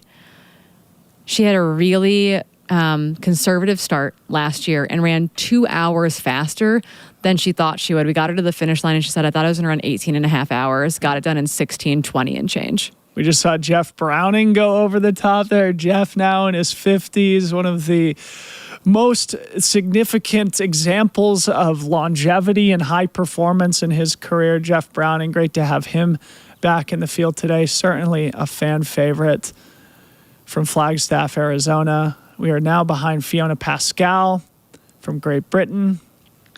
As we see the trail still wet from recent snowmelt here in the beautiful Sierra Nevada of California. Tara Dower on the right-hand side of your screen. Yes, Tara. Again, one of the race favorites coming in, but unfortunately got incredibly sick last week. So Tara, I talked to her earlier, she said, I'm really excited to start the race, but, I've been getting a little bit better every day, but I think was quite ill just a week ago. So now our latest update was Marianne Hogan was in 8th. Now we've got Keely Henninger in 9th. Hao Ha in 10th, Emily Hawgood 11th, Fu Zhao Zhang 12th, and Caitlin Fielder in 13th. So that would put Tara Dower somewhere in that sort of 15 to 18 range. We'll start to get official updates here momentarily, but really no surprises in the women's top 15 either, separated by 3 or 4 minutes. Camera person just took a donut from the donut. There's a donut box. That was amazing. Well-deserved donut. Got to stay fueled. Even the camera crew out there today have got to make sure they're getting the carbohydrates into the system to stay well-fueled for the ultra marathon of race coverage that we have ahead. Yeah, and a little tidbit. I ran into Jeff Browning earlier in the week, and I said, how fast are you planning to run? Mm-hmm. And he said, well, this is what I ran in 2021. Like, I think I could probably do that. And I was like, what's the record? And he's like, he's looking to take like 2+ hours off the 50 plus Masters record. Mm-hmm. And I said, oh, are you like, I was like, is that you being like Tyler Green, come and get it? He's like, yeah, I got to lower it a lot right now. So that it's really hard for Tyler or Tim to come get it when they're 50. Well, Stephen Moore has a really solid men's 50 plus time. We can look that up here. I think it's 18 and change. Yeah. That was set, I think it was 4 or 5 years ago. And a lot of the age group records here at Western States are now incredibly strong. So we saw both the Masters course records go down last year. Ida Nilsson and Tyler Green. Ida Nilsson in the race here today. Tyler Green opted to instead run the Lavaredo 120K, which is taking place in Italy as we speak. In fact, I think Tyler finished earlier this morning. But always a fun storyline here at Western States as people are going for not only overall placement, but historically fast times for age groups. We just saw Nancy Zhang go over the top, and then that almost looked like Melissa Osawaski as well. Yep. Rosanna Buschauer from Germany we saw also. And now looking ahead on the course, the next update we're going to get from the men's race and the women's race, we should say, is the Lion Ridge aid station at 10.3 miles. Usually the men go through at about 141 elapsed. That looks like the course record pace from last year. Rod Farvard's official split was 141.19. So it will be about 50 minutes until we see the men go through there. The women slightly longer than that. But that will be the next major update. I think we do have a steady can there too, so we'll hopefully get some visuals on our runners as they go through that Lion Ridge aid station. So interestingly, looking at both the men's and women's top 20, it's about exactly 7 minutes on both sides, separates 1 through 20. Wow. Great. Awesome. Deep fields. That's really, really exciting. The depth is deep, as they say, Corinne. Actually, the man who says that, I think, was one of our camera runners to make it up the escarpment this morning, Mr. Brett Hornig. Yes. All right, Brett. Thank you for your hard work. So Jeff Browning, 53 years old, went over the top in 24th position. 48-16 split for 53-year-old Jeff Browning. That's moving. No slouch. Gotta love to see it. An inspiration for all of us. We've got a lot of Ricky Wynn friends in the chat as well, cheering him on. He came over in 22nd position, 47.49 elapsed. So I know you guys have been blowing up the chat for Ricky Wynn, and we'll be keeping our eyes out for him all day as well. Yeah. And all now right. The runners kind of leave us. They depart us for a while. So our eye in the sky and our cameras at the escarpment are going to be following our the rest of our pack, the middle and back of the pack, making their way up and over the top, sending them all out into the wilderness. But that will be one of our last cameras for a second while we wait for the runners to make it to Lion Ridge. Yep. So as Corinne said a little while ago, what makes Western States different from a lot of races that are live stream broadcasted is that the course is extremely remote. In fact, it's really hard to overstate how remote it is, especially in this next section. Once they go up over the top of the escarpment, from basically here all the way to Michigan Bluff Forest Hill is incredibly remote. That's the mile 55 for a viewer's perspective. So really, all the footage that we get is really a gift, and the live stream broadcast has advanced so much in recent years, and we're really glad to be able to bring you all the action, and we do just appreciate everybody's patience as we work really hard to get cameras into these really remote sections of the course to bring you the story of today's race.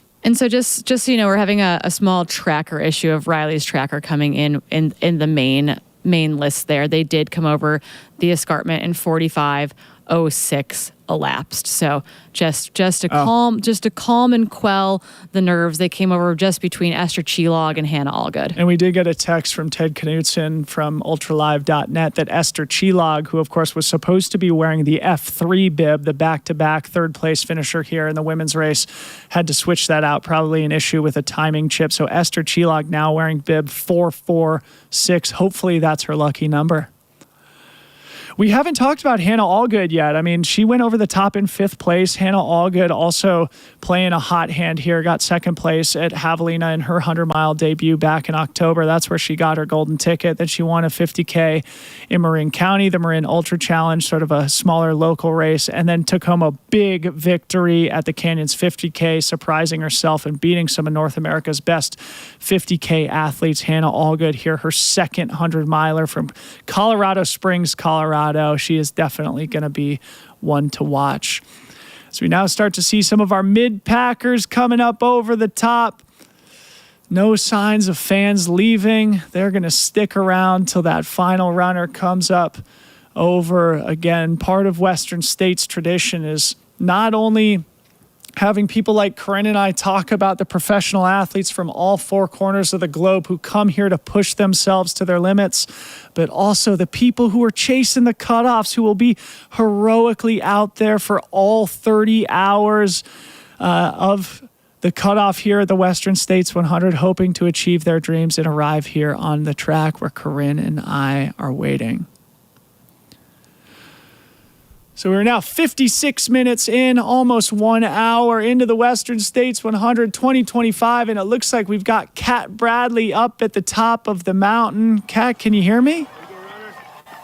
Yep, I can hear you. Hi, Dylan. Hi, Corinne. Good morning. Kat Bradley, the 2017 champion of this race. Tell us what you're seeing so far this morning. Holy smokes, the energy up here. I cannot believe how much it's grown since the last time I was up here in 2017. I mean, fast times, lots of spectators. I mean, I went up with the masses this morning. I lost her in my ear anyway. Yeah. It looks like we may have lost Kat's audio. Sorry, folks, bear with us here as we attempt to get Kat's audio back online here in studio. Great to have Kat as part of our broadcast team here today. Again, Kat Bradley, the 2017 champion of the race. I chatted with Kat and Magda Boulay in one of our shows this week. They had an amazing 1-2 battle there in 2017, and there's a great photograph of them snuggling together in a cot in the medical tent after their incredible 1-2 finish there 8 years ago. Magda Boulay now celebrating her 10-year anniversary from her victory here. Of course, she serves on the board and is the president of GOO. As we see Jamil Curry here, the fearless leader of the Mountain Outpost team, Aeroviper running. Jamil Curry has been working his face off all week to prepare this live stream broadcast and now gets to enjoy the 100-mile race as a runner himself. He's got his phone out. That's not a good sign. Hopefully he's not troubleshooting any technical issues, but shout out to Jamil Curry. He's going to get to Kat and our camera person in the field and start like re-rigging stuff.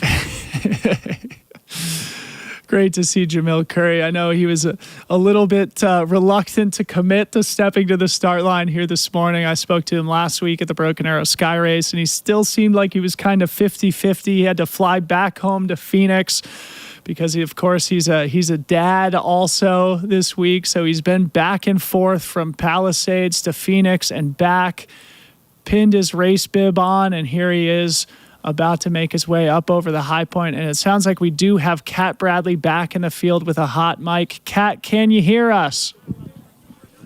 Hey, team, I can hear you guys. How's it going? We're doing great. How are you? Tell us everything you've seen. Oh my gosh, I was just saying before you lost me that the energy up here is unreal. I cannot believe how much it's grown since 2017. I watch the live stream every year, but being up here is different. It is loud, it's energetic, and the runners are fast. I could not believe how fast, especially Abby Hall coming through, looking so strong, didn't even look like she was working. It's beautiful out here. I'm so happy. Thanks for having me out. Back to you guys. Thank you so much to Kat. So Kat's going to be part of the team here throughout today's race. We do have incredible on-course correspondents, not only Kat Bradley, but Skylar Hall, Hella Sidibe. I think we got Leah Yingling also on the team. Yeah, I think we'll see Leah and Skylar will be our in-studio refresh as we welcome in our podium and top 10 finishers this evening, allowing us to do the finish line interviews while still having a continuity of care and coverage for you all in studio as we continue to welcome those athletes to the track. Yeah. I love Jamila's currently making content on the run as well, just to highlight that for everyone out there. Never stops working, that guy. Hardest working dude out there. Definitely chilly if you're not running out there. We're seeing lots of jackets. Kat was quite bundled up as well. I have to mention standing up there is beautiful, but maybe not quite fun or warm this morning. It's really been such a beautiful week this past week between Broken Arrow and Western States. Every day was sort of in the high 60s, low 70s up there in Palisades, Tahoe. Being up on the mountain, having run up there a few times myself this week, it was sort of, without wind, sort of just that beautiful, perfect early summer feeling here in the Sierra Nevada. Yeah, and just so everyone knows watching at home, there will be timing updates at aid stations, but either from the Starlink and timing mats or from our ham radio operators manually sending out and updating those timing splits. There are no live trackers on the runners, though, because, again, they are running into a zone of limited to no cell phone reception. Yeah. And so we will not have live tracking on the runners, but we will get updates at every single aid station along the way. So just to remind our I love that sign. Sorry. Yeah. They got a little ways to go to Auburn. Yeah, just a little bit, but it's all downhill. They can at least have that comforting thought in the back of their heads here. 8,200 feet of altitude is where these runners are. Corinne and I are sitting at 1,000 feet of altitude, only 94 miles away from where they are now. Maybe actually more like 96, but who's counting at this point? It's all about enjoying these early miles here through the high country. Corinne and I talked about it earlier here today, and we'll talk about it throughout today's broadcast. But the Western States course is really a difficult one to get right. High altitude early all the way through Robinson Flat, which is mile 30. Then you enter the canyon sections of the course before the final very fast and runnable stretch, what we call the foothills here from Rucky Chucky River Crossing all the way to Auburn. Very difficult to get right and requires a well-rounded skill set. Yeah, it's both the training and the time and the health and the fitness, the execution on race day, and a little bit of luck. Yeah. To be honest, you can come in incredibly prepared, incredibly organized, and you still need a little bit of luck to get you 100.2 miles to where we sit on the track this morning. Yeah. And remember, all these runners, all 369 of them, they have 30 hours to make it here. While the fastest men in the field will take 14 and change, the women 15 and a half, 16 hours and change. We will have runners out there for a full 30 hours. Chasing cutoffs all day long, that race within the race in a lot of ways. And here's Adam Popp. We haven't even talked about Adam yet. Adam Popp attempting to be the first above-the-knee amputee to finish the Western States 100, one of the great storylines in this year's race. Adam Popp looking great so far, well under the cutoffs here as he makes his way towards the escarpment. Great to see Adam Popp in the field. And part of what makes his storyline amazing is who's going to be pacing him, Corinne. Yeah, Dave Mackey, the one and only, an athlete that we've seen at this race more than a few times, coming back this year to pace a guy that he's actually gotten to spend, I think, quite a bit of time running with over the past year, Adam Popp, as he makes his way to the Auburn track. I got to do battle with Dave Mackey during my time at the Western States 100. I've got a good story about that. Maybe I can tell later. But what makes it appropriate, Dave Mackey in his heyday, in his prime, he was one of the greatest trail and ultra runners that we had seen in that era, sort of going toe-to-toe with Scott Jurek. In fact, we were just talking earlier this week about the 2004 race where Scott Jurek won and finally broke the course record in his 6th straight victory. In second Second place that year was Dave Mackey, and third place that year was Hal Kerner. But then, of course, probably about 7 or 8 years ago, Dave Mackey himself had a unfortunate accident while he was running on Bear Mountain in his hometown of Boulder, Colorado. Ended up doing severe damage to his leg, ended up having to have an under the knee amputation of his own leg. So Dave Mackey and Adam Popp will be out there on the race course together trying to get Adam Popp to the finish line to become the first above the knee amputee finisher in Western States history. Yeah, I got to spend a number of miles with him out at training camp weekend, and it was really, really awesome to get to share the trail. We did part of the Forest Hill to Rucky Chucky day together, and you know, I think he's put together a really great training block, and you know, I think very likely the course for him will get easier as it goes on, just because I think some of those long descents and some of the off-camberness and wetness of the high country are going to be the most challenging for the running blade. And then I think it's going to get progressively better as he makes it further along the course. Yep.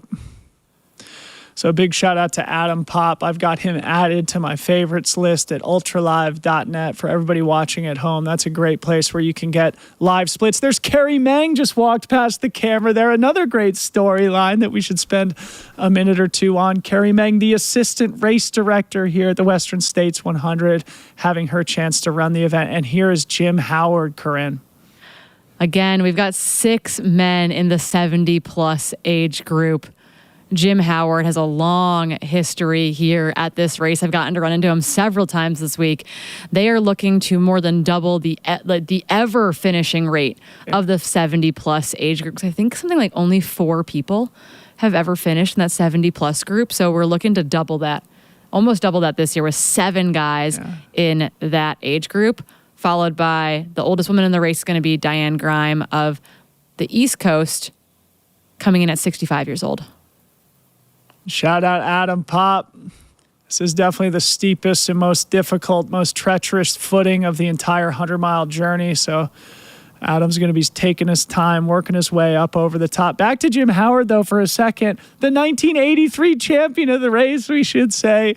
That historical battle of the Jims year when Jim Howard was able to come from behind very late in the race to win the event. Jim Howard himself racing on 2 knee replacements. And we'll remember, Corinne, I think it was 2022 when Jim Howard was in the field also, but unfortunately didn't make it to the track under 30 hours, but was closer to 31 hours. Still covered the entire course, just not under the cutoff. Yeah, and we will have people who continue to come in to the track after that 30-hour mark because they have made it every single step of that 100.2 miles under their own volition, and that is something to celebrate. So while we start to take things apart out here, we also generally continue to cheer on those athletes. But right now we've got, again, that sunrise as our final runners of the pack make their way over the escarpment, being cheered on by Goo the Yeti, I think, out there as well. So many fun storylines in today's race as we see Adam Popp making his way up here. It's maybe just revisit the top 10 in both the men's and women's races. I've got the men up here, Corinne. I'm just going to list through the names. David Roche, Jeff McGavro, Vincent Bouillard, Caleb Olson, Adam Peterman, Seth Ruling, Killian Jornet, Chris Myers, Dan Green, and Rod Farvard. That's your top 10. Of course, even deeper than that, they were all still bunched up. It is still anybody's game. Do you want to do the women? Yeah, so on the women's side, coming in the top 10 over the top of the escarpment, you have Abby Hall, Eden Nilsson, Martina Milinarzik, Esther Chilog, Riley Brady, Hannah Allgood, Shea Aquilano, Heather Jackson, Marie-Ann Hogan, and Keely Henninger, rounding out that top 10 there. But some of the race favorites are chasing just outside that top 10, including the likes of last year's second place finisher wearing that F2 bib, Fu Zhaozhang. We're still getting warmed up with our brains coffee and voices here. And I know Harmony's on her way with some caffeine for the two of us here. And as you just listed the women's top 10, just a reminder to our viewing audience that Riley Brady's timing chip didn't pick them up over the top of the mountain. So Riley Brady's still very much in the mix. So fear not those Boulderites and those from Pennsylvania that are cheering on Riley Brady. We're going to take a quick commercial break, but we'll be back here in studio momentarily. Don't go anywhere.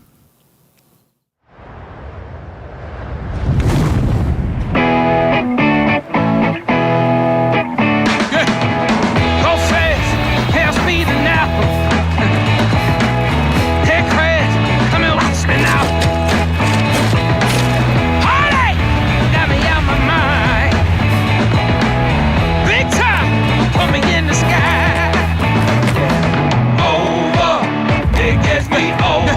It gets me over. It gets me over. Ah, fly, fly.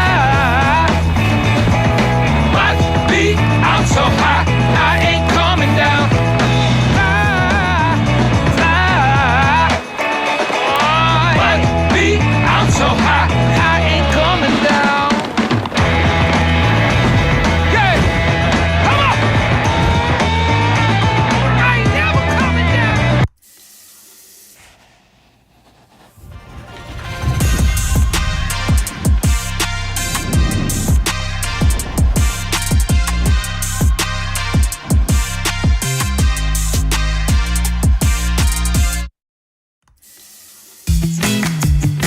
Introducing TrailCon, the new trail running conference and festival celebrating its inaugural year in 2025. A two-day gathering of the trail running industry and community hosted in beautiful Palisades, Tahoe in the days before Western States.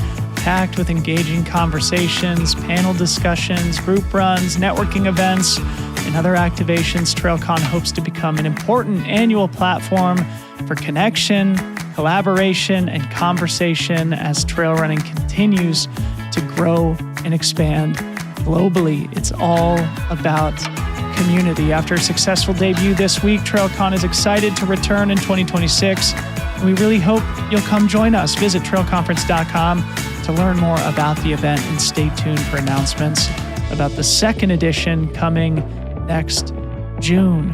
TrailCon, where trail running comes to life. You will numb, and you will numb, and you will numb, and you will numb, and you beneath dust, yummy, numb, lay you will, lay you will, lay you will, lay you will, and you will numb, and you will numb. Homakani. Homoya Bemi, Nishinonim me Wakamni. The conclusion of this long race lands in the ancestral homelands of the Nisenan people. Ekwa.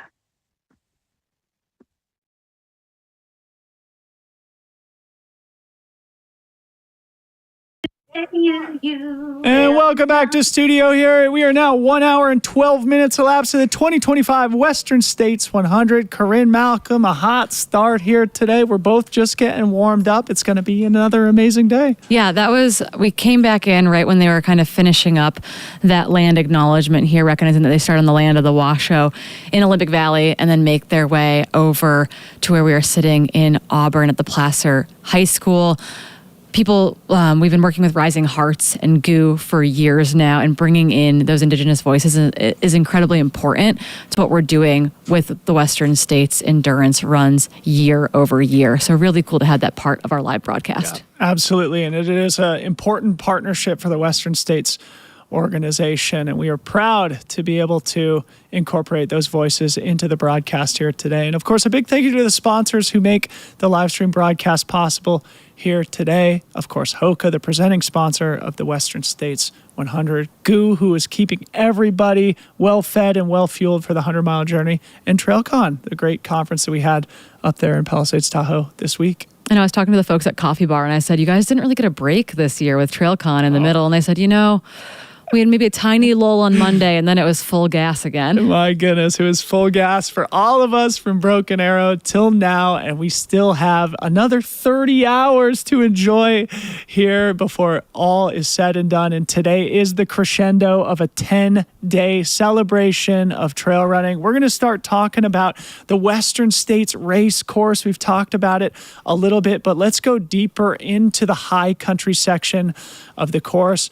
A big thank you to our graphics package here provided by Strava as runners climbed up over the ski hill here, making their way up towards the escarpment. As we've mentioned, this is the biggest and longest climb of the entire day, straight out of the gates before they crested the top and then begin that sneaky tough section through the high country here on a trail that is little used compared to the rest of the Western States course. A lot of uppy, downy, twisty, turny, loose, rocky style terrain. They're up over 7,000 feet of altitude for most of the first 30 miles. It is still pretty dry and runnable this year, but it looks like we may have lost our animation here. But all the way up to Robinson Flat, which is mile 30, that's what we call the high country section of the course. They do go through Duncan Canyon, which is sort of what you could kind of think of as the first canyon before they get into sort of the official canyons section of the course. And they have that long climb up to Robinson Flat. That is kind of the first and most critical crew transition aid station on the race course. We'll see them there in roughly 3.5 hours. Yeah, and I would say that also marks the transition of things starting to heat up out there as well. By the time they come into Duncan Canyon, they are looking for ice. So the runners will be being iced down and hosed down in a lot of ways by the volunteers and the crews, the the backside crews that go out to the Duncan Canyon Dusty Corners aid stations. They then descend Duncan Canyon, trying not to roll any ankles in the giant pine cones that are out there before there is a bit of a creek at the bottom, which is their first kind of full body dunk spot where they can briefly lay down and splash in that before they ascend up into Robinson Flat. One thing I was telling crews and runners yesterday as they were kind of making their final preparation was that the main aid stations that people are crewing at, i.e. Robinson Flat, Forest Hill, Green Gate, or Rucky Chucky, your runner has just oftentimes ascended a large hot climb to get to you. So almost all the runners come in looking a little bit worse for wear. And it's the crew's jobs to get them quickly turned around and sent back out in a better mood. Great point, Corinne. And just a reminder to our audience here, as we see Adam Popp now cresting over the escarpment on the right-hand side of our screen. Good luck to Adam Popp, again, hoping to become the first above-the-knee amputee. Reminding our viewing audience here, Corinne, that we do expect the lead men to be coming through the Lion Ridge aid station at mile 10.3 in about 25 minutes.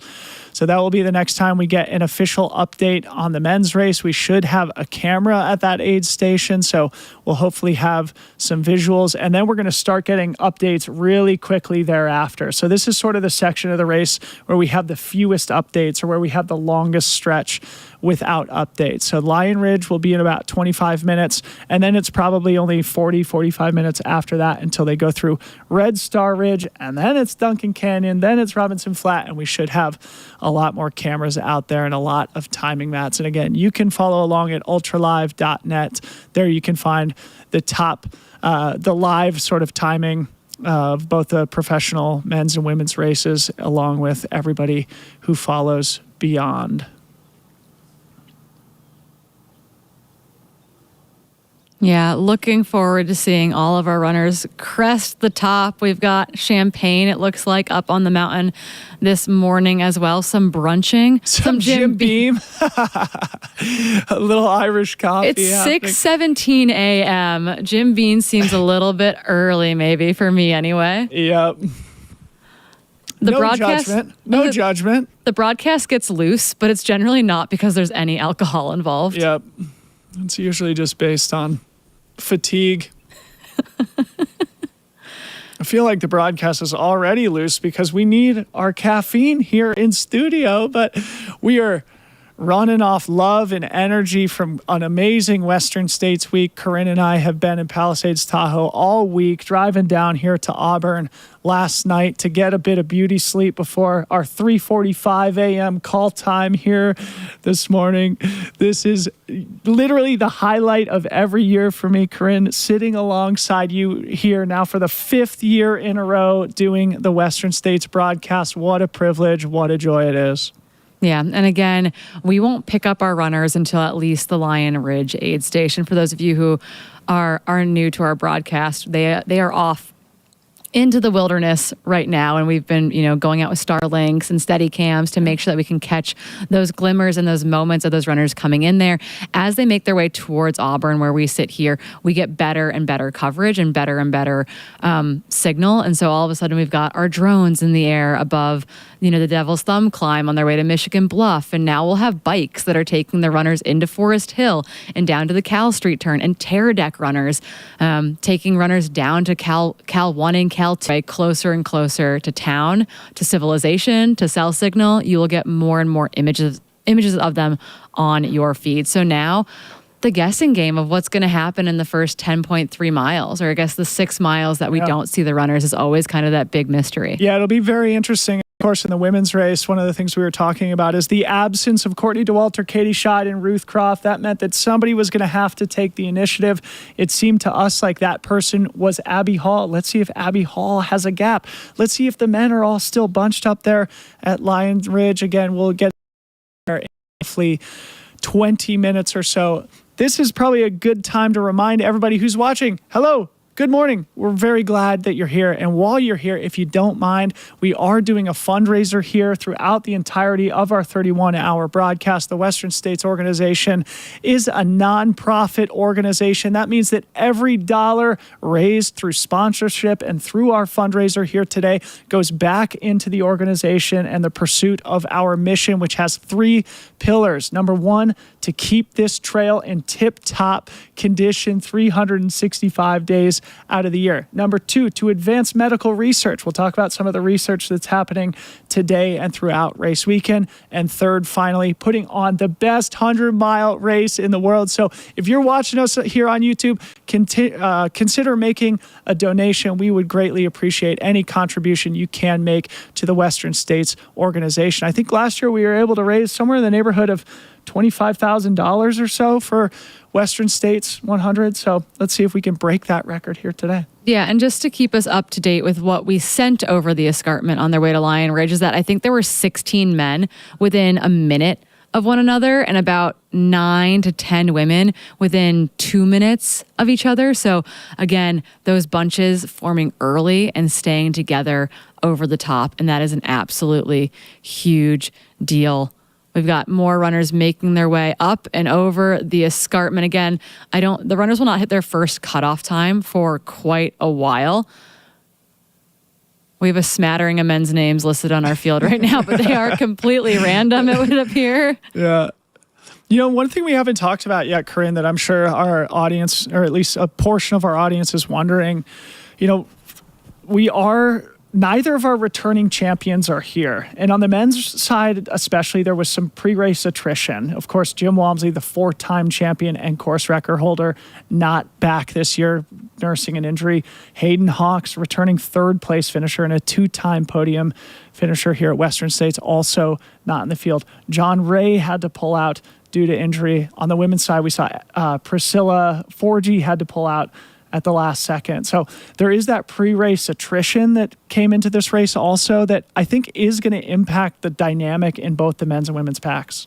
Yeah, and I think one of those big names that all of a sudden was absent from the women's field was Lin Chen, who actually was sitting in 3rd place last year at the river, had blisters on the bottom of both of her feet that were basically the entirety of her foot. So she withdrew at mile 80 of the race. She got a golden ticket at Black Canyon to come back to the race this year, did the 100-mile at Canyons by UTMB earlier, and then unfortunately had to withdraw just this past week due to kind of just continued issues due to getting really, really bad poison oak at Canyons at the end of April. So, that is the unfortunate nature of this sport, is that things happen.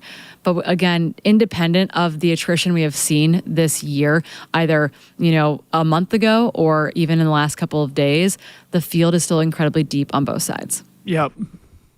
Lin Chen will get her opportunity eventually, and you and I will both be very excited for that when it does occur. There are 4 fun anniversaries that we're celebrating this year too, Corinne. 10 years ago, it was Gunhild Swanson, who became the oldest female finisher ever, finishing with only 6 seconds to spare in the golden hour, which we should probably set up and talk about here a little bit. But that was a memory that none of us will ever forget who got to witness Gunhild make that finish. Maybe say a few words about golden hour and what makes it so significant here at Western States. Yeah, we've mentioned golden hour a few times, and for those who are unfamiliar with it, it is the final hour of the race. It is that 29 to 30 hour window that is incredibly special because, again, we have the bulk of our finishers actually coming in kind of in that 28 to 30 hour window. We've got a runner on the track every single minute. So we'll welcome oftentimes 60 to 80 finishers in the final hour of the race, and they are absolutely gritting it out to make it there. It's super emotional. I normally come back to do commentary during that time with Topher Gaylord and Billy Yang. And we generally cry, I think, for 60 minutes of it. Yes, absolutely. There's always weeping that's occurring as our caffeine arrives in studio here. A big thank you to my lovely wife, Harmony Bowman, delivering some delicious coffee beverages here for Corinne, Malcolm, and myself, who now have the fuel that we need to provide you the entertainment that you deserve here today. And a big thank you to everybody who took up my call for donations, who are contributing to the Western States 100 through our live fundraiser here on YouTube. We deeply, deeply appreciate you. Thank you so, so much. It really does keep the organization in good health throughout the year. And we are now 1 hour, 25 minutes elapsed into the 2025 Western States 100. The sun is rising here in Auburn, California. It feels like a perfect day here on the track. We are not sweating in studio quite yet, but we think we probably will be starting at about midday today. Yeah, at some point. So again, 125 elapsed. That means, though, that we will be seeing our men more than likely into the Lion Ridge aid station in the next 15 minutes or so. So that is where we will get our next split. For those of you asking for live updates, again, there are no trackers on the runners. We are reliant, just like you are, on those runners coming across those aid station timing mats or the ham radio operators who basically phone a friend to get that information to you. So again, 15 minutes or so before we get those splits. Historically, we're looking at Jim Walmsley, Rod Farvard, Hayden Hawk, Jared Hazen's times as fast as 141 and change. As slow, actually, Jim's course record split through there the year that he ran it in 2019, 146.42 in change. That was a cool year with a little bit of snow in the high country, not as snowy as, say, 2023 when Tom Evans came through there in 151.37. So 15 minutes or so before we get that next runner update, and maybe even sooner given on how fast they went over the top of the escarpment. It's kind of interesting, right? If you see the spread between Rod Farvard's time from last year and Tom Evans from the year before, 10 minutes difference between the snow year and the dry years. But you have to remember that on those snow years, too, it's not just that the fact that the conditions underfoot are incredibly hard, but actually just like finding the course markings is incredibly hard because there isn't that trail to follow. And so they were legitimately helping each other stay on course through that high country section. We had a number of runners that kind of would sporadically get lost and have to re-emerge, regain the trail at that point. So again, 15 minutes or so before we get that next update and likely imagery of our runners. So back to the anniversaries that we're celebrating, Corinne. Again, 10 years since Gunhild Swanson's amazing finish. Everybody should go look that up when you have additional time. 15 years since Unbreakable, Corinne, 2010. That race will certainly go down in history as one of the greatest ever. It was documented in a beautiful documentary by J.B. Benna and Journey Film entitled Unbreakable. That year, Jeff Rose came from behind in heroic fashion to beat Anton Krupicka and Kilian Jornet. But Kilian Jornet is back here 15 years later as one of our favorites here today, the incredible Catalan runner who lives in Norway, who has won and done everything possible in the sport, still competing at the highest level. 15 years since Unbreakable, and Kilian is back. Another fun anniversary we're celebrating here in 2025. Yeah, I think one of those things, again, that Kilian 15-year separation has been one of those fascinating kind of, thought experiments in a lot of ways to think about, the difference of an athlete he was then. I think a lot of people would have thought, Kilian, maybe did he peak in 2012, but clearly has not peaked in that time span since. And it is pretty wild to think of a 15-plus year-long career being at the very highest level of the sport. Yep. Absolutely. It is truly remarkable. It's really inspiring. 37 years old, a father of three, still competing at the highest level in the sport. We were talking to him earlier in the week. We did a sort of live podcast with him on Wednesday in Palisades, Tahoe. And one of the things he emphasized that I thought was really interesting is just how important it is to maintain what he calls systemic health. Reducing stress, it seemed like, was Kilian's number one focus in terms of maintaining his consistent high level of performance. I think certainly something we could all probably aspire to do better is just improve our systemic health and lower our overall stress levels. Killian has been able to do that, I think, very well. And that is no easy feat when you're a professional athlete, a business owner, and a father of 3. So shout out to Killian. Yeah, and just a note on kind of that next section, of course, they're heading into are the folks out there that are going to be gathering intel on the ground, trying to get imagery out to you. They went out there last night, right? Because getting back there is very, very challenging. So I know Mael is out there checking in from the Lion Ridge aid station, which is where we'll get that next update sometime in the next 10 or so minutes of the men coming in to that. That's what we're seeing on our screen right now. All right. Shout out to Mael Backhausen, who's operating our camera there at Lion Ridge. You see the good people there who've been volunteering at this aid station for years and years, camping out. Seems like an absolute vibe. If I didn't love my job so much, being able to anchor the broadcast with Corinne and being on this incredible broadcasting team, I would love to go out there and camp at the Lion Ridge aid station. Yeah, someone can take our jobs. We'll go hang out in the woods for the weekend. No, you cannot take my job. This is the funnest and best day of the year for me. And a big thank you to our drone operators here too, giving us a great perspective of the high country as the caffeine hits our blood here. Corinne, we are just getting warmed up here today, officially 90 minutes into our broadcast here. We are probably about 10 or 12 minutes from seeing the lead men come through this aid station here. Sean and Chaz out there at the aid station. So if you enjoy the Canyons endurance runs, if you enjoy Broken Arrow, both those guys have been involved with those races for the longest time. So really excited to see them out there with the crew at the Lion Ridge aid station. Those of you asking in the chat, when are we going to see the runners come through there? Record times through there. Again, fastest times through there, 1:41 and change. Although, again, the 2019 split from Jim Walmsley through there was as slow as 1:46. And Tom Evans' winning time in 2019, his time through there, again, 1:50. Not 2021. 1:51. Yeah, but then not 2019. That was the first time he ran, not the second time. 2023.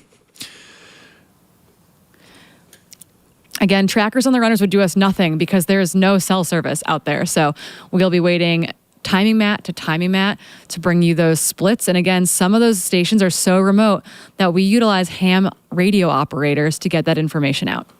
But thank you, Starlink, and the ability to have, much better coverage in a lot of these areas that we historically have not been able to pull off. Yep. Every single year, the broadcast gets a little bit more advanced. Corinne, you and I will remember the first year we did this in 2021. We didn't have any updates until Michigan Bluff. We were basically just refreshing ultralive.net. You and I just caffeinating and hydrating here in studio, shouting into these microphones. One of the greatest days of my career, I feel like, and a great memory. But now we are bringing really high quality broadcasting, high fidelities. We see Mael Backhausen there giving us the action there from the Lion Ridge aid station. And yes, as you said, every year the technology improves. We figure out something new. We get a little bit more support on the team. And each year we look forward to improving our broadcast. Yeah. So again, the men that we're expecting to see in there in not that long: David Roach, Jeff Mogavero, Vincent Bouliard, Caleb Olson, Adam Peterman, Seth Ruling, Chris Myers, Killian Jornet, Dan Green, Rod Farvard. Those were your top 10 men over the top of the escarpment. But remember, there were 16 men within 60 seconds of one another. On the women's side, Abby Hall led the charge over the top of the escarpment. Followed in fairly quick succession, maybe about 30 to 40 seconds ahead of Eda Nilsson, Martina Milnazark, Esther Chilog, Hannah Allgood, Shea Aquilano, Riley Brady, Heather Jackson, Marianne Hogan, and Keely Henninger. And again, the top 8 to 10 women separated by about 2 minutes on that side as well. So a lot's going to happen over the course of 100.2 miles. It's very, very early days, but those were those names that we are following over the top. And we have... Holy smokes. Caleb Olson and Jeff McGaff in 1:33 elapsed. They are now 7 minutes under last year's fastest split ever into the Lion Ridge aid station. There are 15 men rolling into this aid station. Holy smokes, folks. We thought we were 10 minutes away from seeing anybody. And Adam Peterman out of the aid station in first, the 2022 champion, followed by Chris Myers. Seth the year Ruling. of the boy, Seth Ruling. We've got the whole pack here coming through the aid station. There's Rod Farvar, Vincent Bouillard looking cool, calm, and collected as he goes out at the back of this pack. And holy smokes, folks, we are way under course record pace. Hans Troyer, the pride of Georgia, now leaving at the back of the train as the caboose. I am refreshing my ultralive.net. Official split 133.52. That compares to 141.19. So fast. So they are 7.5 minutes under course record pace through the first aid station, Corinne. Okay, so for our audience here today, What's happening? I am already reeling. We are only 90 minutes into the broadcast here today, and I'm already shaking in my chair as we see Ryan Montgomery coming into the aid station here somewhere outside of the top 10, but still on course record pace. But one thing we haven't talked about, we talked about how course records were on watch. The other thing that we've all been talking about this week is when are we going under 14 hours? These guys are under 14-hour pace right now. Of course, the course record here at Western States is 14:09, held by Jim Walmsley. There's Dan Jones. Looking Could this calm, be the cool. sub-14 day? He's just giving out high fives. Didn't take anything. Didn't need anything. Moving on down until he'll get some aid at the next aid station. But again, so our splits officially through there. Wow, good job, volunteers. That was rough. Is that Peter Frano in the blue, I think, now coming in? So again, Caleb Olson, Jeff McGavro, David Roach, Chris Myers, Seth Ruling, Adam Peterman, Vincent Bouillard, Dan Green, Rod Farvard, Hans Troyer, Killian Journet, Hannes Nomberger, Haroldis Subertis, Dan Jones, Peter Frano, all through the aid. 136.19 elapsed. So 12, and there's 15 men. Holy smokes. We're expecting Adrian McDonald and Hiroki Kai to be those the next men into the aid station here. Okay. Absolutely unprecedented, as has been the case in the sport now for the last couple of years. Just when you think things can't get any faster, the first split, 7.5 minutes under course record pace. One of the things you and I were talking about before the broadcast started here, Corinne, is that we both have this intuition, this spidey sense that something weird is going to happen. This can go one of two ways, right? These men can stick on this course record pace and under course record pace all the way to the track here, or this could be a situation where all the ingredients are coming together for spectacular carnage within this group. Time will tell what happens here. Could be a mixture of both. Yeah, so we had 12 men within 40 seconds of one another at that aid station. Mael, it's madness out there. Madness. A beautiful morning here. So maybe the men are trying to, put in a little gas here in the early miles before things get warmer. It's probably, low to mid 60s up there at the Lion Ridge aid station. You see everybody up there has got an extra layer on. So certainly not a hot moment quite yet. Therefore, we are well under course record pace as we look at Cougar Rock, somewhere in between the Lion Ridge and Red Star Ridge aid stations here. And we are now going to see whether Abbey Hall is going to be closer to the men's course record pace than the women's course record pace, and whether the women's pack is going quite as fast as the men. We'll remember a couple of years ago, Corinne, where the men's race was mysteriously slow while the women's race was historically fast. It's always a bizarre and interesting day here at Western States. It's always historic. There's always something incredibly memorable that happens. And the story is just unfolding now with lots of time left to go. Yeah, absolutely insane. I think the word I used the most last year was nasty. I'm going to try to work on some other catchphrases this year. I heard we got some bingo players looking for Dylan Yeah. Bowman catchphrases as well. But wow, it is, again, aid station to aid station. Here comes our next couple of guys into the aid. There's Harry There Subertus. he is. Okay. So that's what I thought. A couple minutes off that lead group. I think his tracker, I think we hadn't had some of the trackers update. So I pulled him into that top 15 group. But he's still sitting there, 15th, 16th place. Again, he led the charge early at Cocodona this year after a really outstanding win in 2024. Getting a hug from Chaz and Sean. I mean, look at this, though. He's 2 minutes under course record pace, leaving in 14th place. Yeah, a couple Unbelievable. minutes off that lead pack. That is It's like 6 minutes off the lead pack. So there's already a gap here, but the men are very bunched up. So this is really interesting as we start to look at the contrasting dynamics in the men's and women's races. Of course, we're waiting to see what the women's pack looks like here, but the men are all very much together, probably pushing each other, still in that mode where they're kind of feeling each other out and nobody wants to let anybody off the hook. Yeah, I just think what's really interesting is that honestly, it's going to be chaos for these aid station volunteers. I don't know that we're used to seeing 12 men come barreling into the aid station altogether. This is the future of Western states and the future of ultra racing. Well, and I mean, this is what we were talking about is like without Jim Walmsley, who's going to take that initiative in the pack? And it's like, well, how about everybody is going to take the initiative, right?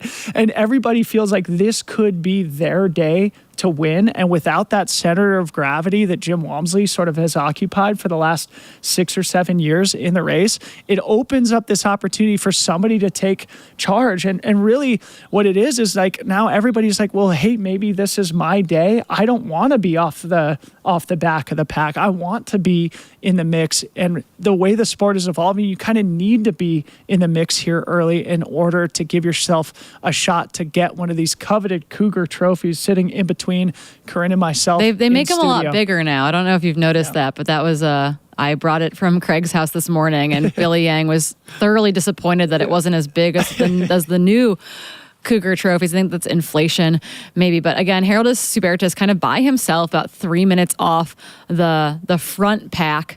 But again, someone in the chat said, yeah, Dan Jones playing it safe, but he's still 5 minutes under course record pace. Like, that's a crazy notion. So if you missed the men blitz through Lion Ridge, that's the aid station you see on your screen, 10.3 miles in. Caleb Olson, Jeff Mogavero, David Roach, Chris Myers, Seth Ruling, Adam Peterman, Vincent Bulliard, Dan Green, Rod Farvard, Hans Troyer, Killian Jornet, Hannes Nomberger, Here's Adrian. all within 40 seconds of each other. Then a little gap to Dan Jones, little gap to Peter Frano. Here's Adrian McDonald, two-time Leadville 100 champion. He got second place behind David Roche at the Leadville 100 last year. He's a really, really great 100-mile runner. Looks like he's in good spirits, well under control. Also basically on course record pace. Yes, he is a minute behind course record pace. But here's the thing with Adrian McDonald. The high country, I think, is going to be the hardest part for him. And then he is going to get progressively better as the day goes on. He is such a good, fast, flat 100-mile runner. Yep. So if he can make it through to Robinson Flat unscathed, that long. What the women's pack looks like relative to the men, because in the early miles, it was much more spread out. And what did Katie Scheid split through Lion Ridge last year? Let's look it up. It's a live podcast. We can do this forever. 144 was Katie Scheid last year. Okay, so Abby Courtney was 156 the year before. Yeah, so I remember that last year that Katie was absolutely blitzing the high country in a way that we had not seen before, ultimately falling off of Courtney's splits as the day went on. So effectively, Katie came through here about a minute from now last year. Abby was about 3 or so minutes behind Katie's split to the top of the escarpment. So let's say we're probably going to see Abby in the next 4 to 5 minutes. Yep.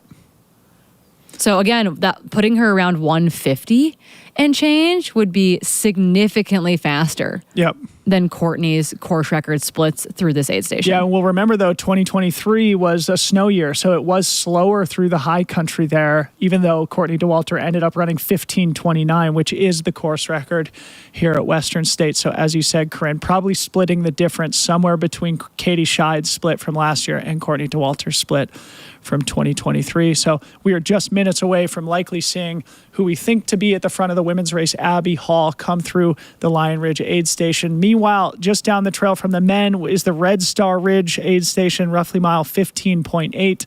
That will be the next time we get a split from them. I think that takes roughly 45 minutes for the top men to get from Lion Ridge to Red Star Ridge. So probably about 35 minutes until we see them there. Yeah, 46 to 51 is kind of the average aggregate top 5 split for men there. We normally see them come through around as fast as 228 in change, as slow as maybe 235 to 39. All right, so let's start speculating here, Corinne. Are we ready for some speculation?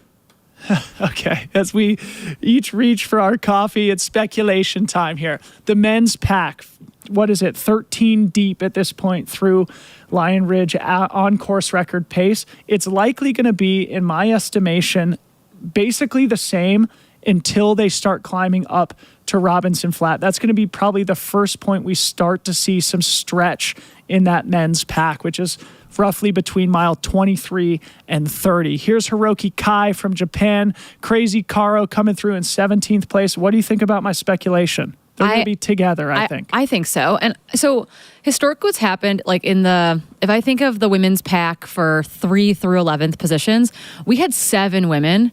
We've had 7 women before on Cal Street, like on the Forest Hill aid station part of Cal Street. I think we're going to see a lot of group racing late into the race, but I do think we'll see a little bit of separation as we get into Ida Nilsson.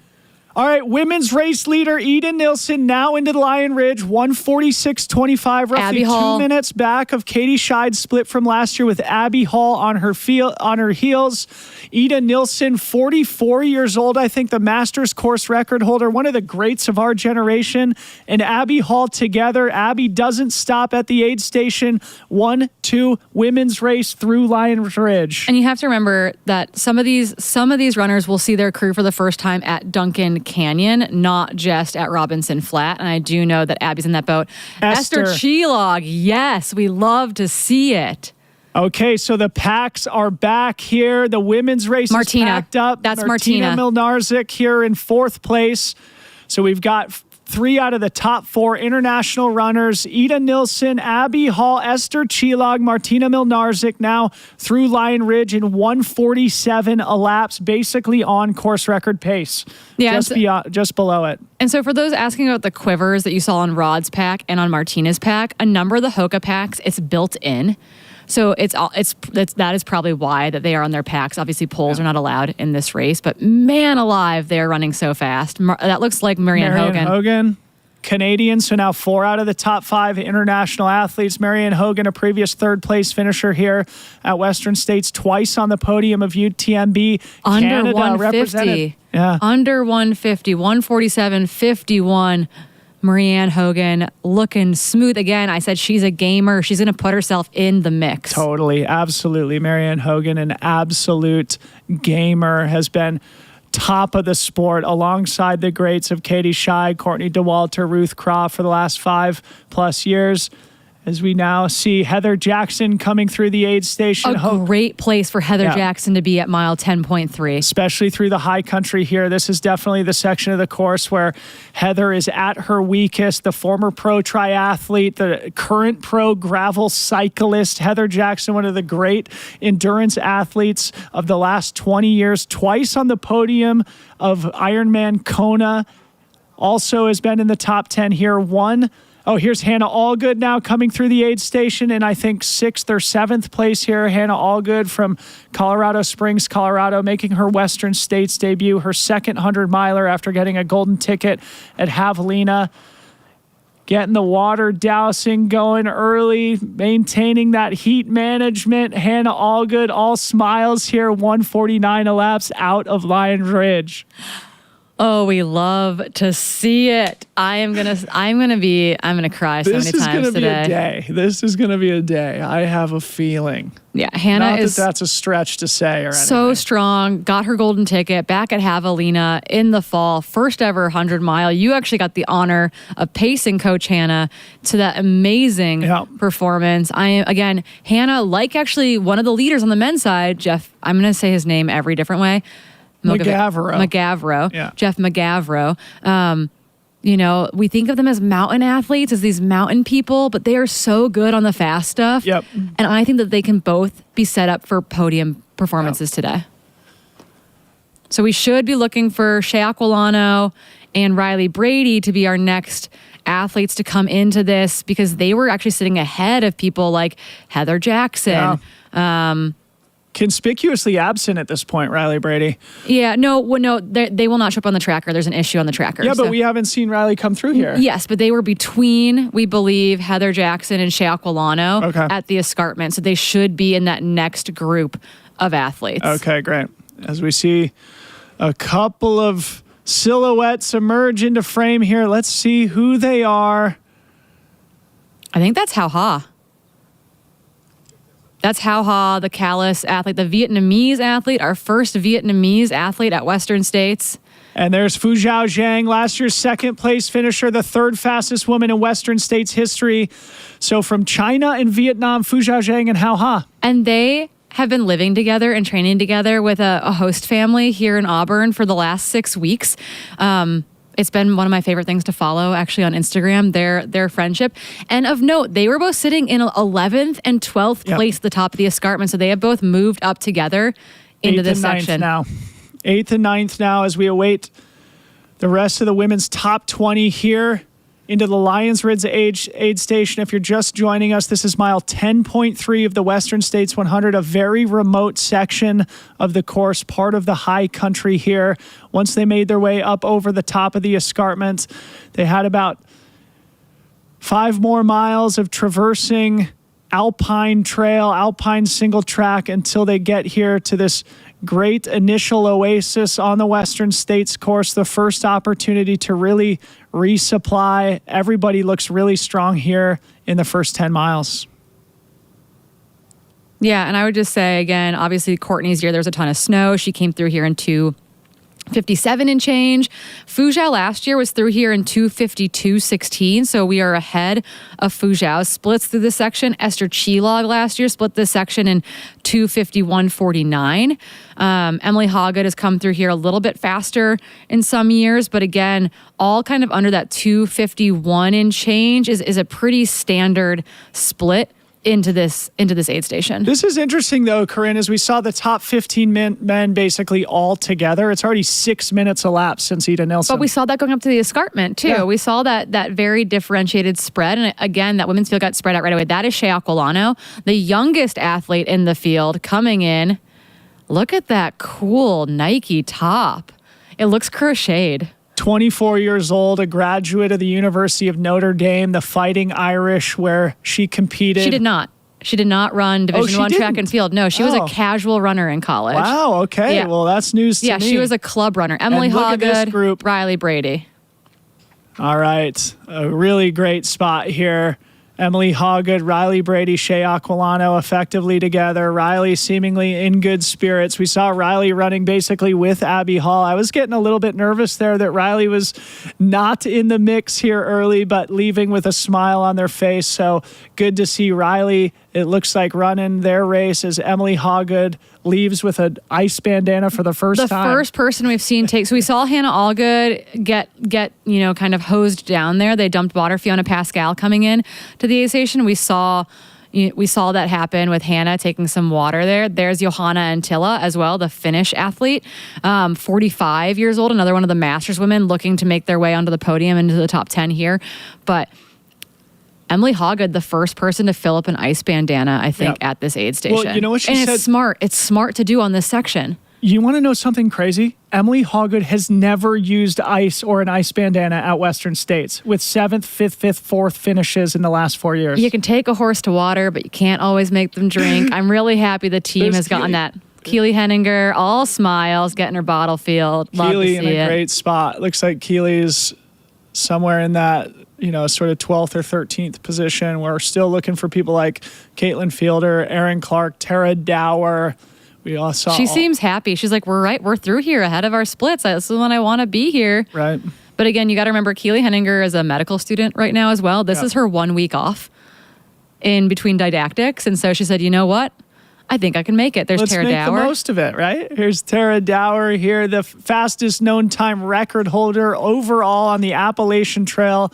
Tara Dower got second place at the Black Canyon 100K, ran 20 minutes under the previous course record, but was still 10 minutes behind Riley Brady, then won the Lake Sonoma 50 miler. Tara Dower, one of the most interesting athletes in trail and ultra running right now, still very much in the mix, though the women's top 15 is now separated by about 9 minutes between Ida Nilsson and Tara Dower. Yeah, and I would say we saw some of that spread happening on the escarpment. I think it's just this tradition of the women's race kind of becoming a time trial. At times, we are seeing little packs form in that group, right? We saw Shay and Riley come in together. We saw Fu Zhao and Hao Ha in together. And so those little moments, we're going to see little bits and pieces of that, I believe, where we might not see a pack at the front, but I do think we're going to see those bunches. And sometimes that's even, us watching the first time we ever had imagery from the top of Devil's Thumb, and we got to see Ruth Croft, Emily Hoggood, and Keely Henninger come into that aid station together. So I do think that while it is currently strung out, we are going to see it form little clumps, but that is going to be very different than the current men's pack of 12 or 13 athletes. Yeah, really good points, Corinne. So now looking ahead towards historical splits at Red Star Ridge, the fastest ever was Jim Walmsley from 2024 in 2:28 elapsed, but we'll remember that the men were about 9 minutes under, or it was about 7 or 8 minutes under course record at Lion Ridge. So we could probably expect to see the men through Red Star Ridge at about 2:20 elapsed. So you're not going to want to go anywhere. We'll probably get eyes on them in about 25 minutes. And there's Rosanna Buschauer from Germany who just came through somewhere inside the women's top 20, as we now see. It looks like that's Erin Clark and Caitlin Fielder now in the aid station here at Lion Ridge. 156. Again, these women are in the back half of the top 20 right now, but right on Gordy DeWalter's course record splits from 2023. Still very much in the mix, all of them. I mean, coming through Lion Ridge under 2 hours, they're all moving very, very well. Caitlin Fielder, again, you've got to remember this is Caitlin Fielder's debut 100, running a very smart race right now. I was just going to say, I think this is actually really mature of Caitlin Fielder. Of all the women in the race, Caitlin is one of the best pure runners in the field. She's icing herself down intentionally here at mile 10. Caitlin Fielder, she's from New Zealand, though lives in Girona, Spain. I think they split their time between Girona and Andorra. Yeah, okay. So, but either way, Caitlin, a really great, not only speedy runner, as we saw at Tarawera this year, where she and Ruth Croft went toe-to-toe before Ruth was able to pull away and win by, I think, only 5 or 6 minutes. But she's also made a name for herself in the Golden Trail World Series, which is known for more steep and technical, shorter distance racing.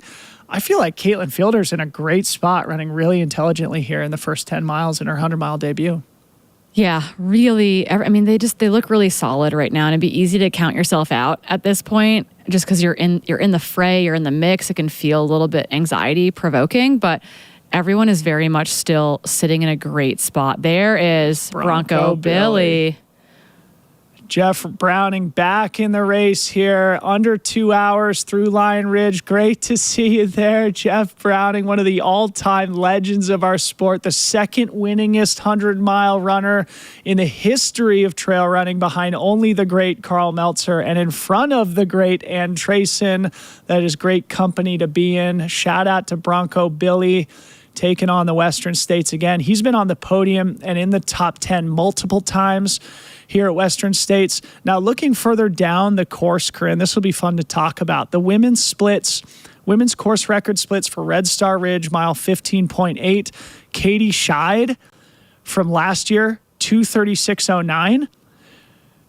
But Courtney DeWalter split 2:57.35. So Katie was 20 minutes in front of Courtney DeWalter's split last year. Again, it's at that Red Star Ridge. That back 40 miles. can come back to bite you. And you have to remember that Courtney probably gets a 10-minute or so buffer there, 10 to 15 minutes even, because of the snow, the high snow that they had in 2023. Because if you look down to Katie's 2023 split, she came through there in 2:57 as well. So I want to say that there is a bit of a snow buffer for that first, 14, 15 miles of the course. Yeah, so we will likely see it somewhere in between those two times, probably more like 2:40, 2:45.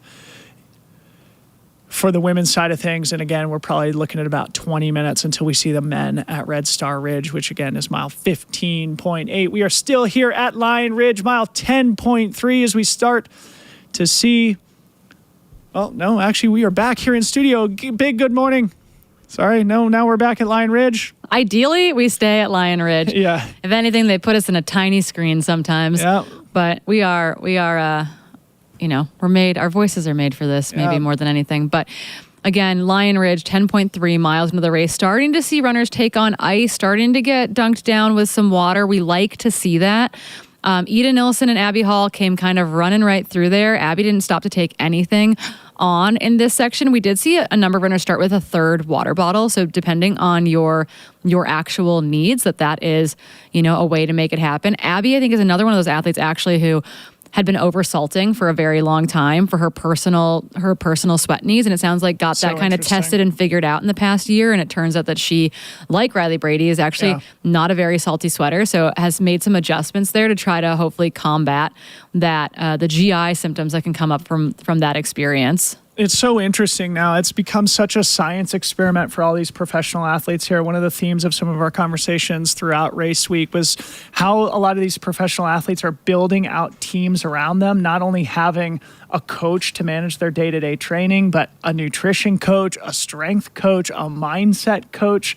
In a lot of cases, it's a really interesting moment in the sport where these pro athletes are making deep investments into their careers and into building out a support system around them.